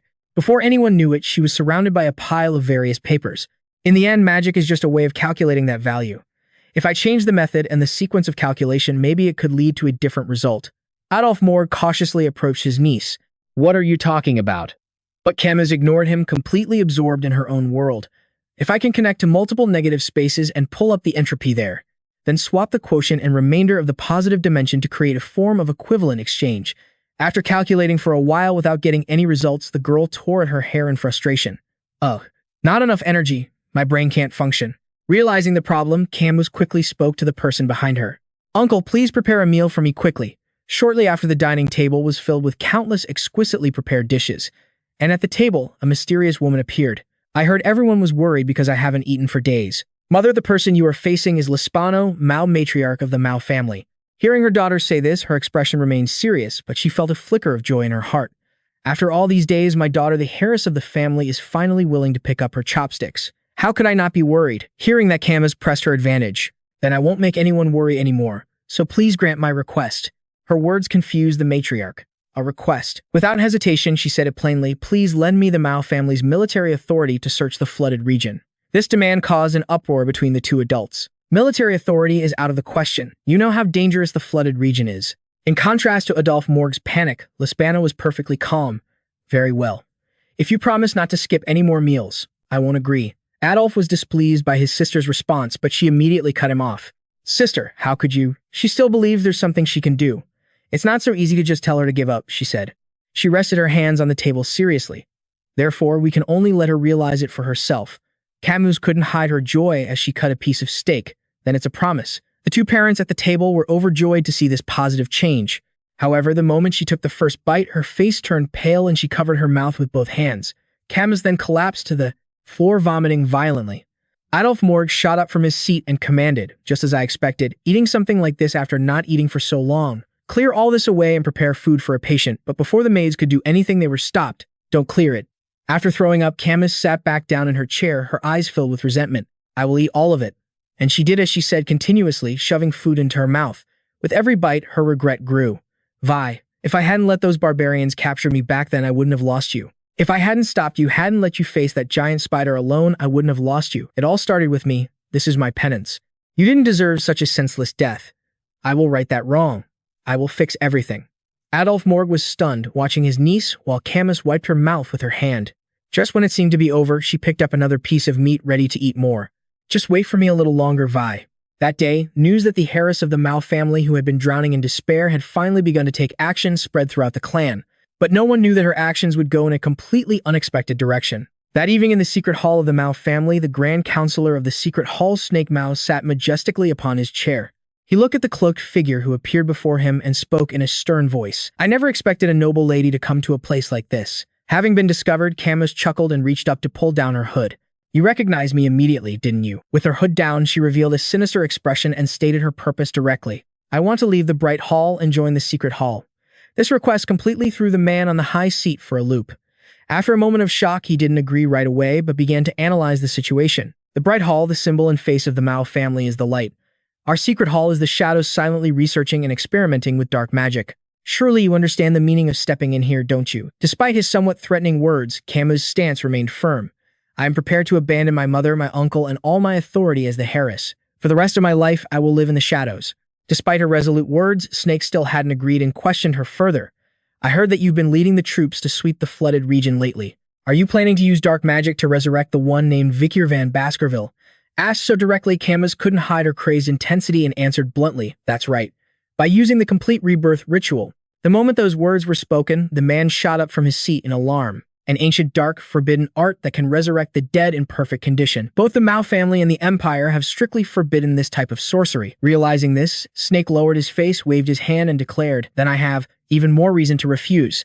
You are not permitted to join the secret hall. Go back. Rejected, Camas fell silent, forced to play her final trump card. Then I have no other choice.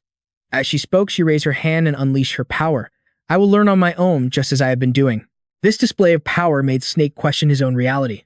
Are you controlling souls? You've been self-studying dark magic. Is that even possible? If so, it's as if you've pioneered an entirely new realm. Thinking this, he was reminded of Lespano. Isn't that talent exactly like hers? Could there be two once-in-a-century geniuses? Realizing this, he reluctantly agreed, but not without laying down a condition first. Very well. But if you join the secret hall, my word is absolute. Are you prepared to accept that? Without a second thought, Camas knelt and accepted. I don't care about losing everything as long as I can bring Vikir van Baskerville back to life. And so from that day on, deep within the dark halls of the Mao family, in a place beyond the reach of the Empire's surveillance and the eyes of the Mao clan, only the Grand Counselors only knew of this space's existence because of the Black Way, a basement that extended down for more than 600 floors. At that moment, on the 666th floor of the Black Way, a surge of purple energy erupted everywhere. Camas stood there under Snake's watchful eye, using her power to create an undead creature. Once finished, she waved to it, then turned with a bright smile to ask his opinion. Well, when asked, Snake couldn't hide his surprise, and his praise made Camas incredibly smug. To think, you can already create a corpse. It's nothing short of astonishing. Though he praised her outwardly, inwardly he was reeling. To achieve this, after studying the dark arts for such a short time, a mix of conflicting emotions swirled inside him: admiration, envy, fear, affection, and even sadness.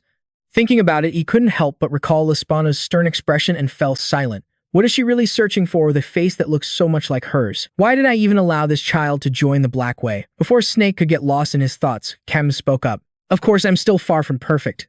As she spoke, the undead creature she had made began to dissolve as two streams of black tears flowed from its eyes.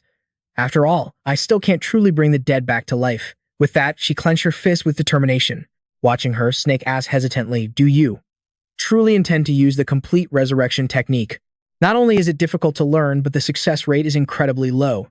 And even if a miracle happens and you succeed, the subject could become depraved or go completely mad. Despite knowing the consequences, Camus didn't care in the slightest, her focus fixed on her goal. As long as I succeed, nothing else matters. The soul of the person I want to resurrect is stronger than anyone's. If I succeed. Witnessing this mix of seriousness and madness, Snake's gaze turned grim. What in the world am I seeing in this child? While things were chaotic below, someone above was growing frantic. Sister, can't you do something to stop Camas? She says she's going to leave the light way and join the black way. Despite her brother's frantic struggles, Lespano remained perfectly calm, looking outside as she spoke slowly. She hasn't made her final choice yet. I gave her the freedom to move between the light way and the black way, so she could think carefully before deciding. Even after hearing his sister's words, Adolf Moore couldn't accept it and continued to fret. Lately, Camas has been spending more and more time with Snake. Lespano calmly explained he is only helping Camas. He's not someone who would harm her. But before Adolf Moore could continue, she cut him off. Do not mention this again. Adolf Moore was left stunned. Back below, Snake was leading Camas somewhere holding a lamp. As they walked, he asked, young mistress, do you know about the origins of the Mao family? Suddenly asked this, she was confused. Origins? No, I don't. Knowing this, Snake raised his lamp higher, revealing a vast hall with 3 different entrances. The Mao family began as a morgue, a place for burying the dead, but he didn't stop there. He began to explain in more detail with accompanying illustrations. Mao is the name of an ancient bloodline that existed even before humans formed clans or nations. Their main job was to collect unclaimed bodies and search for their relatives. Because they spent so much time with the deceased, at some point people who could converse with the dead began to appear in the Mao family. And that continues to this day. Finishing his explanation, he looked at Camas standing in the middle of the hall, who spread her arms to take it all in. He added, just like you are now, young mistress. From our very inception, our family has been connected to the dark arts. With that, he carried the lamp over to one of the nearby bookshelves and continued speaking. All dark mages who seek the truth know that truth lies on the other side of death's door. Camas watched him and asked casually, so I guess that means I need to get familiar with death first, right? Snake quietly pointed out that was merely an imitation by those infatuated with the superficial aspects of dark magic. He paused for a moment, then spoke in a somber tone. First, you must learn to fear death. With that, he looked Camas up and down once more before instructing her, carve this into your very soul. Young mistress, dark mages are the people who evade death more than anyone else in this world.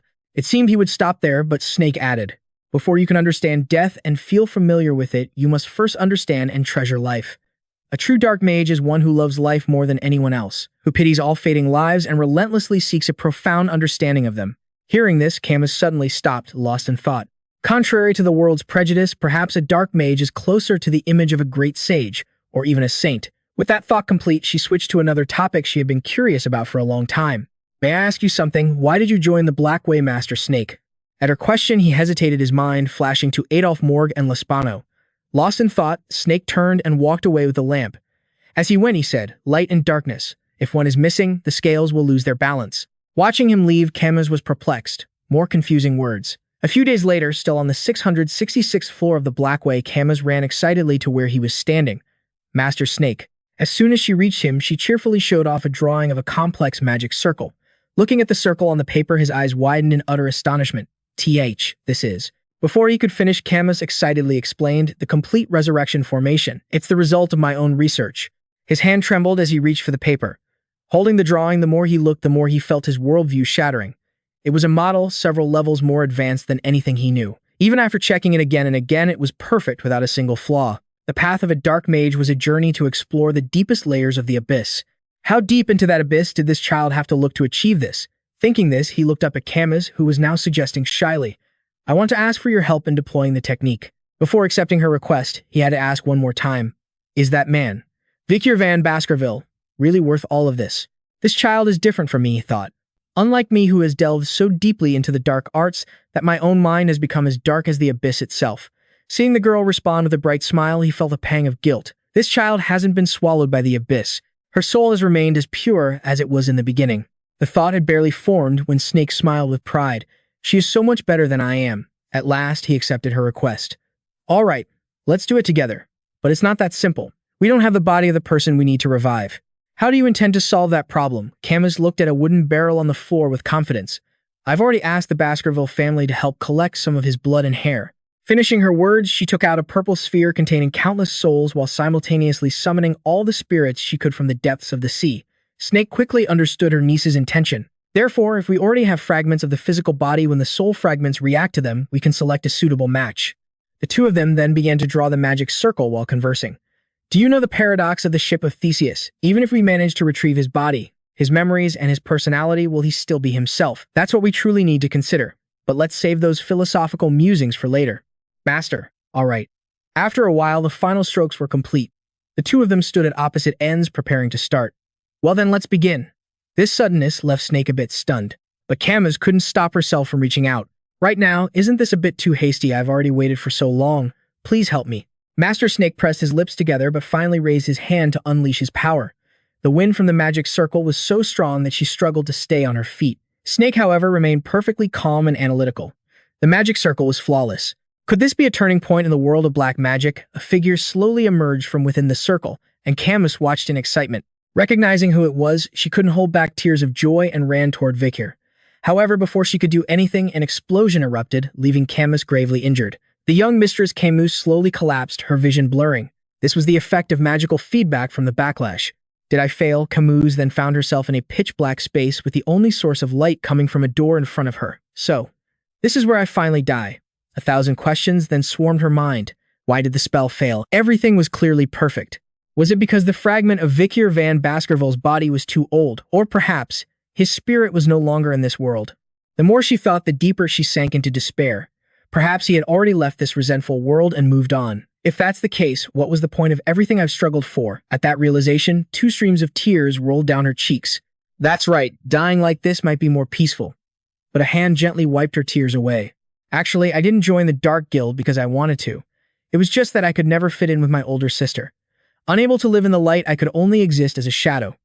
These words left Camas stunned. Seeing a glimmer of hope on her face, he added, "But when I saw your pure soul, young mistress, I thought, if I had been more honest that day, if I had the courage to face the impossible, would things have been different?" After speaking, he pushed her back. "Young mistress, don't lose hope. I pray that you will be reunited with the one you love." Having done so, he walked straight into the door as the light gradually faded. Outside, Snake was gone. Camas witnessed this scene in terror. Master. Master. The two of them remained in that state, lying motionless amidst the rubble until flies began to swarm around them. Though she wasn't dead, Camas was completely unable to move. Her vision was hazy. Just how much time had passed, every nerve in her body felt like it had been scorched. She couldn't move anymore. This is the price for stubbornly using the forbidden art of resurrection. And no one would ever find this secret place hidden deep beneath the dark hall. At this thought, she looked up in despair at the faint rays of sunlight filtering through a small hole in the tower's ceiling. Dying like this is probably for the best. As for you, Master, you died in my place. There's nothing left to say. But Maybe because I've already given up everything, I have no attachments left to this life. She told herself that, but she unintentionally thought of the young man Vikir van Baskerville. If I have one regret, it's that I couldn't see him one last time. Well, I'll just see him after I die. And so she closed her eyes. But things are never that easy, are they? A voice echoed from somewhere, a face filled with an extreme attachment to the mortal world. The voice made Camus open her eyes. She asked, trembling, "Where is that voice coming from? Am I hallucinating?" The demon quickly giggled in response. "It's not a hallucination. I came here specifically because I heard your desire." As it finished speaking, Camus was surprisingly calm. "Are you one of those things, like the demons written about in books?" This question seemed to amuse the owner of the voice. "Correct. Oh, so you know about demons. This makes the deal much simpler. I'll use my power to save you, so how about we make a little deal?" Faced with this offer, she refused without a second thought. "No, I no longer wish to live." But the demon didn't give up. "Then tell me what you want." Camas scoffed, "What I want." After that, she fell silent, but the demon looked toward the crack on the other side and immediately understood everything. That magic circle was for resurrecting the dead, wasn't it? "You want to see a soul again? Coincidentally, I'm quite the expert when it comes to granting such wishes. I am the demon who rules over death and decay." After introducing herself, she began to tempt Camas, whose eyes held not a shred of hope. "I will help you meet the one you wish to resurrect, so sign a contract with me." Camas then remembered the words Snake had said to her before he pushed her back. He had wished for her to be reunited with her beloved. Thinking of this, she immediately accepted the deal to achieve her goal. The demon flashed a sinister smile. "Excellent. I thought this was a hopeless situation, but if there's really still a way, I don't want to die here." Just then, excited shouts echoed through the mansion. "It's Lady Camas." Helped the young lady inside Adolphe Morgue, arriving with two of his soldiers, froze in surprise. He looked worriedly at the girl walking towards them. Camas' hair had changed with a few white streaks at the top of her head. Seeing his niece's swollen tear-stained eyes, Adolphe Morgue's heart ached. "Do you have any idea how worried I've been about you?" He didn't stop there, asking question after question without giving her a chance to reply. "What happened to your hair? What have you been doing here for the past 10 days? Wait, was it that snake?" However, Camas didn't answer and just walked past him, leaving Adolphe Morgue stunned. After walking a short distance, she finally spoke. "I'm sorry, uncle, but I'm a little tired." Witnessing this cold demeanor, a voice appeared out of nowhere, taunting her. "How petty. Ignoring your uncle like that after so long. Is that any way to act?" Camas paid no mind to the words. "Be quiet, sir." Fearing it wouldn't obey her, she warned it as she walked back to her room. "If you don't prove yourself useful, I will terminate this contract." Sarah dropped its playful tone. "Fine. And that's how the contract between me and Sarah was formed. Sarah would grant a portion of its power to Camus and help her reunite with Vikir van Baskerville. In return, Camas had to give Sarah full control of her body for 1 hour each day, during which she would be completely unconscious. Additionally, Camas' mouth was strictly forbidden from mentioning anything about sea or demons. Then one beautiful day in the forest, she gained 2 new abilities from Sarah, the power to find anything she wanted. After she dropped a red strand of hair identical to her own, a figure appeared, the result of her necromantic summoning. Seeing that figure, she couldn't hide her emotions. Tears streamed down her face as she ran to embrace them. Camas had finally found her cousin Rose, who had died at the hands of the Mani tribe. On another day, Jarrah sat floating in a circle, openly grumbling while casting a spell. "This is my first time doing this, so I'm just as surprised as you are. I can't sense a single trace of the soul of that Vikir van Baskerville you're looking for anywhere." Hearing this, Camas' gaze sharpened, but it didn't mean she would give up. During the day, she used the excuse of training alone to take care of Rose. At night, she searched everywhere for Vikir van Baskerville.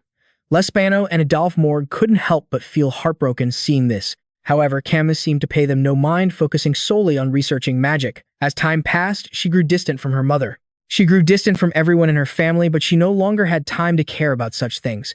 Meeting Vikir was the sole purpose of her life. While in the middle of drawing a magic circle, Camas suddenly sensed something. She immediately turned around to find a man who had appeared out of nowhere. "Who? How did you get here?" That thing, which was not human, gave a sinister smile and stated its purpose. "I'm not here to see you. Bring Siri out here." After that meeting, Rose disappeared. When Camas went to ask Siri, she was met with a nonchalant response. "My ally, the Ninth Corpse, said he was looking for a subordinate. He happened to see her. It's hard to search while hiding yourself, you know." Dantalian, Siri's ally, along with another demon, had taken Rose, and she hadn't been seen since. Hearing this, Camas furiously blamed her, but Siri didn't care at all. "How dare you let them take my sister? If something happens to her, I can just make you another one, can't I? Don't be angry now." Camas gritted her teeth in fury, but could do nothing. A demon's nature is to always be a demon, and so when she went searching for her again, she found Rose sitting in a building, half of which had been destroyed. In that moment, Camus witnessed a miracle. Camus stood up holding her sister and looked in terror at the person aiming an arrow at her. Returning to the present, tears rolled down her cheeks as that person called her name. Long time no see, Camus Mao. In contrast to her emotional state, he was completely calm. After a moment of seriousness, Vikir van Baskerville teased the girl in front of him. You changed so much. His words made her freeze. All the pent-up frustration and sorrow she had suppressed for so long now came flooding out as if to drown everything. Seeing no reaction from her, he moved closer while Camas was screaming internally with overflowing rage. You disappeared without a trace, and now you show up acting all cool. If you were alive, why didn't you look for me? Do you have any idea how much pain I was in? I gambled 1,000 things just to see you again. Even though her heart was erupting, Camas couldn't open her mouth to speak. When he was right in front of her, Vikir asked directly, did you sign a contract with a demon? What on earth happened? Camas couldn't answer out loud, only thinking to herself. I want my final moments to be the most beautiful memory you have of me. I don't even need to ask. The depth in your eyes is enough for me to understand everything you've been through. Unlike me, the one who ruins everything, you've matured so much. Seeing no reaction, Vikir van Baskerville, surprised, asked again. To his surprise, Camas Morg remained silent. I'm almost out of time. Soon you'll have to fight see again. At least the last thing I can do for you is to make sure you don't have to fight alone anymore. I finally got to see you again. Snapping out of her thoughts, she cried as she spoke her last words, the suddenness of it all, leaving Vikir van Baskerville stunned. Thank you for recognizing me. Thank you for finding me. You get 100 points. But as she finished speaking, a cluster of sharp thorns appeared around her. They then aimed straight for Camas, but she wasn't afraid. Instead, she smiled brightly and advised him, live happily for my sake too. However, Vikir didn't hesitate, tightly embracing Camas and taking the full force of the stabs. How did you know? She wondered. He ignored his wounds and said gently, I know you can't tell me everything because of that contract with the demon. Your inability to land a fatal blow during our fight and your attempts to end your own life. Those were all messages you were trying to send me. Although Camas was saved, she felt even more heartbroken. Why not again? Ignoring the sobs of the woman in his arms, Vikir van Baskerville stated firmly, then don't worry about anything anymore. I'll take care of everything. As he said this, his eyes sharpened, filled with killing intent. Because I will never lose to a demon. While he held Camas' body, she had silently taken control, leaning close to his ear to whisper a greeting. A pleasure to meet you. His expression remained serious as he listened to her speak. You must be Vikir, right? My roommate told me a lot about you. Vikir's tone was calm, even as Shia's thorns pierced through him. What happened to Camas? Amused, she glanced over and asked softly, what's wrong? Worried. Excited by his reaction, she opened the third eye on her forehead, revealing an unconscious Camus inside, tightly bound by muscle tissue. Camus is sleeping soundly inside me now, because today, I'm the one in control. But she had lost her patience, summoning a few skeletons armed with sharp staffs. How long do you plan on holding me? Then came the sound of sharp points plunging into his body. A moment later, Vikir van Baskerville's bloody body collapsed to the ground. Xia was pulled away by the skeletons. After freeing herself, she delightedly turned the skeletons to dust. Looking at the demon hunter before her, she said, we are inside Andromalius's unique barrier. So you're the demon hunter who killed my comrade. To think the man Camas has been searching for all this time was that very demon hunter. But then her brow furrowed in suspicion as she raised a hand to her chin and thought, but something strange. Don't you feel it? How could a mere human know about our 10 corpses? Xia then turned to him with suspicion, asking, even though he hadn't said a word, and that other soul, even my magic eye can't see it. Are you really from this world? Seeing him remain unresponsive, she pressed on with a wicked smile. You're such a cold one. Must I recount the tragedy of Camas Morg to get a response from you? Xia looked at Vikir's resilient and determined figure, filled with killing intent, and continued her monologue. That is the sad story of a girl who dared to risk everything to perform the ultimate forbidden art of resurrection just to see a boy again. Her tone was still excited and carried a hint of sarcasm. Of course, she failed. She couldn't even move her body, forced to lie motionless for days in an abandoned laboratory. Yet because she gave it her all, she said she had no regrets about this life. But you know what the funniest part is? Sarah grew even more excited, pointing at herself with a grotesque smile that revealed sharp teeth. She called me a demon, yet she saw me as her new hope in life. Every word she spoke was now pushing Vikir van Baskerville to his limit, his rage becoming clear. After the contract was made, hearing the despair in Camas' heart for you, it truly makes even someone like me feel pity. Images of Camas' suffering flashed through his mind until he passed out. Vikir, I'm sorry for leaving you alone. If only I hadn't been captured by those savages. I should have been the one to die instead of you. If Vikir was alive, why hadn't he come for me? No, please, no, don't leave me all alone. I delightfully repeated all of her pleas right up to the very last line, I want to see him. The moment that wench finished her gleeful sentence, he reacted, lunging toward her like a bolt of lightning. His face darkened as he tried to keep his composure, swinging his weapon forward. Just as the blade on Vikir van Baskerville's gauntlet came close to her hair, Xia glanced at him with a triumphant smirk. You really do understand demon contracts, don't you? If I die, Camas dies with me. "Ah," she said, delighted to have found his weakness, and opened a summoning circle from which a large gaping skull emerged. "You wouldn't kill the girl who waited for you with all her heart now, would you?" Just as the massive skull was about to crush his body, he managed to leap high into the air. Crossing his arms, he swung with all his might. Vikir van Baskerville struck the skull dozens of times with both large and small slashes. But after all those strikes, the skull was completely unscathed. Standing below, Shia watched with satisfaction, her voice dripping with contempt and mockery. "Did you think you could slash me like you did, Camas' spell? How could a mere graduate-level brat possibly sever my original power?" Immediately after, the skull shot upwards, slamming into Vikir's small frame. A second later, it had smashed him into the ground, carving a long trench and sending dirt and rock flying everywhere. Even then, it didn't stop, continuing to push Vikir van Baskerville further away. Shia gloated, looking at the now grimy, weak, and motionless Vikir van Baskerville sitting on the ground. "Forget about saving Camas. You're about to die by my hand." The moment of their confrontation replayed in his imagination alongside his own thoughts. If Camas Morgue made a pact with a demon just to save me, because of what I did to hide in the wetlands, Camas Morgue, who could have become a hero instead, became a demon contractor. And deep inside, Vikir van Baskerville understood the long-standing principle. To kill a demon who has a contract with a human, you must also kill the contractor. I knew that from the beginning. He remembered his own determined, blazing red, serious, and resolute eyes from back then. So why did I say that? Because I refused to lose to a demon. As Vikir's body sat motionless and dejected high above, with his head bowed, was it just to comfort Camas Morgue in her final moments? Was it just for that reason that I made a promise I couldn't even keep myself? Looking at his form, he remained completely still, letting her slowly approach. Thinking so deeply in the middle of a battle, Shia then whipped her long, scaly tail towards him. That single blow sent him flying into a large statue nearby. In the end, he was so motionless, stuck in the crater he'd made in the stone. I get it. A set of critical scales appeared in his mind. If the 10th corpse isn't killed, humanity will face an age of destruction. Camas Morgue, or all of humanity. Between those two choices, the outcome was already obvious. But then images and moments with Camas seemed to surround Vikir van Baskerville. If there is even the slightest chance, I want to seize it. His bloodshot eyes flew open wide with determination and fury.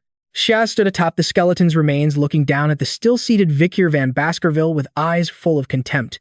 The 9th and 10th corpses. And you use only that level of skill to take them down. Then her rage exploded as she swung her electrified claws full of killing intent. Vikir van Baskerville, do you have any idea how long you've delayed the opening of the demon world gate my claws have now? Pierced through his body and shattered the statue behind him. He gasped in pain, motionless as blood poured from the wound. Vikir tried to raise his trembling hands, which only made her scorn him more. You're still thinking about saving Camas, a little brat who's barely at graduate level, can't even touch me. Her smile grew wider and wider with excitement as she continued to taunt him. In the end, you still possess the characteristics of a foolish human. Are you still hoping for a miracle? He struggled to open his mouth, his body covered in wounds and blood. A miracle. Then with a decisive move, he raised both hands and grabbed Shia's demon horns. To her utter astonishment, he yanked his head back, hands gripping tight. Sounds good. Finally, he risked it all, slamming his forehead into her third eye, causing Shia's head to vibrate violently. She looked up, her face a mask of fear, her mouth agape. Then Vikir van Baskerville began to press his forehead closer to that eye and whispered, Camas Morgue, can you hear me? They remained locked like that, allowing Vikir to speak with Camas, protecting you while fighting this demon alone. It's really too much for me. Vikir van Baskerville tried to encourage the trapped Camas. You have to resist the contract. Your pact with the demon is not unbreakable. With your level of magic, you can do it. He didn't care if she responded or not, he just kept cheering her on from the outside. A part of your soul will be burned away as the price for breaking the contract. But in that moment, I will act for you and cut this demon down. In the end, he gripped her horns tightly and yelled like a madman. Let's create a miracle together. After listening to him ramble on, Shia glanced up in annoyance, then used her long legs to kick Vikir van Baskerville away. You crazy bastard. His entire body was sent flying, shattering the statue before landing on the ground like a ball. Then strangely, Shia slowly floated down from the distance to where Vikir lay and made an offer. Become my undead warrior and atone for killing the 10th and 9th corpses. Join me in wiping out humanity. Looking at the creature before him, he showed no hesitation at all. As he slowly pushed himself up, he calmly touched the deep wound in the center of his chest and declared softly, You demon, I will cut you down. This is strange. With his body covered in blood, a letter appeared in Vikir van Baskerville's mind. The contents of that letter, something I thought was meaningless back then. It feels like this is my only hope right now. Vikir van Baskerville calmly dragged his broken body forward, step by step. I never imagined that in this life I would receive his help. Then he looked up at the statue standing peacefully a short distance away. Hugo Le Baskerville. Shia's form had now changed, becoming spikier, overflowing with dark energy and killing intent. Her eyes were unchanged as she held a scythe in her hand. "Now you can die." Vikir van Baskerville. He gripped his weapon tightly, his eyes filled with fury. A murderous aura radiated from him as he ignored his wounds, his piercing gaze fixed as if breaking through to the Sword Master realm. All eyes were on him. His hope now rests on my third eye where Cam is being restrained by Shia. Hugo focused on writing the testament of the strongest Fang he could draw out in his current state. The highest rank achievable right now is the broken 7th Fang. He emphasized a critical detail: to completely draw out the 7th Fang, one must reach the realm of a Sword Master. That is the reason. In this letter, I intend to write down the process of reaching the Sword Master realm. Hugo revealed one more thing: I reached the Sword Master realm not long after you were born. Model. He recounted, "I've spoken to you about this before, but after losing Rosanna and Pelope, I fell into a profound despair. In that despair, I became obsessed with the sword and lived each day for it alone." He trained like a madman in the arena. Hugo revealed that at the time, his skill was at the peak Grand Master level with the sole ambition of reaching the realm of the Sword Master. He swung his sword day and night.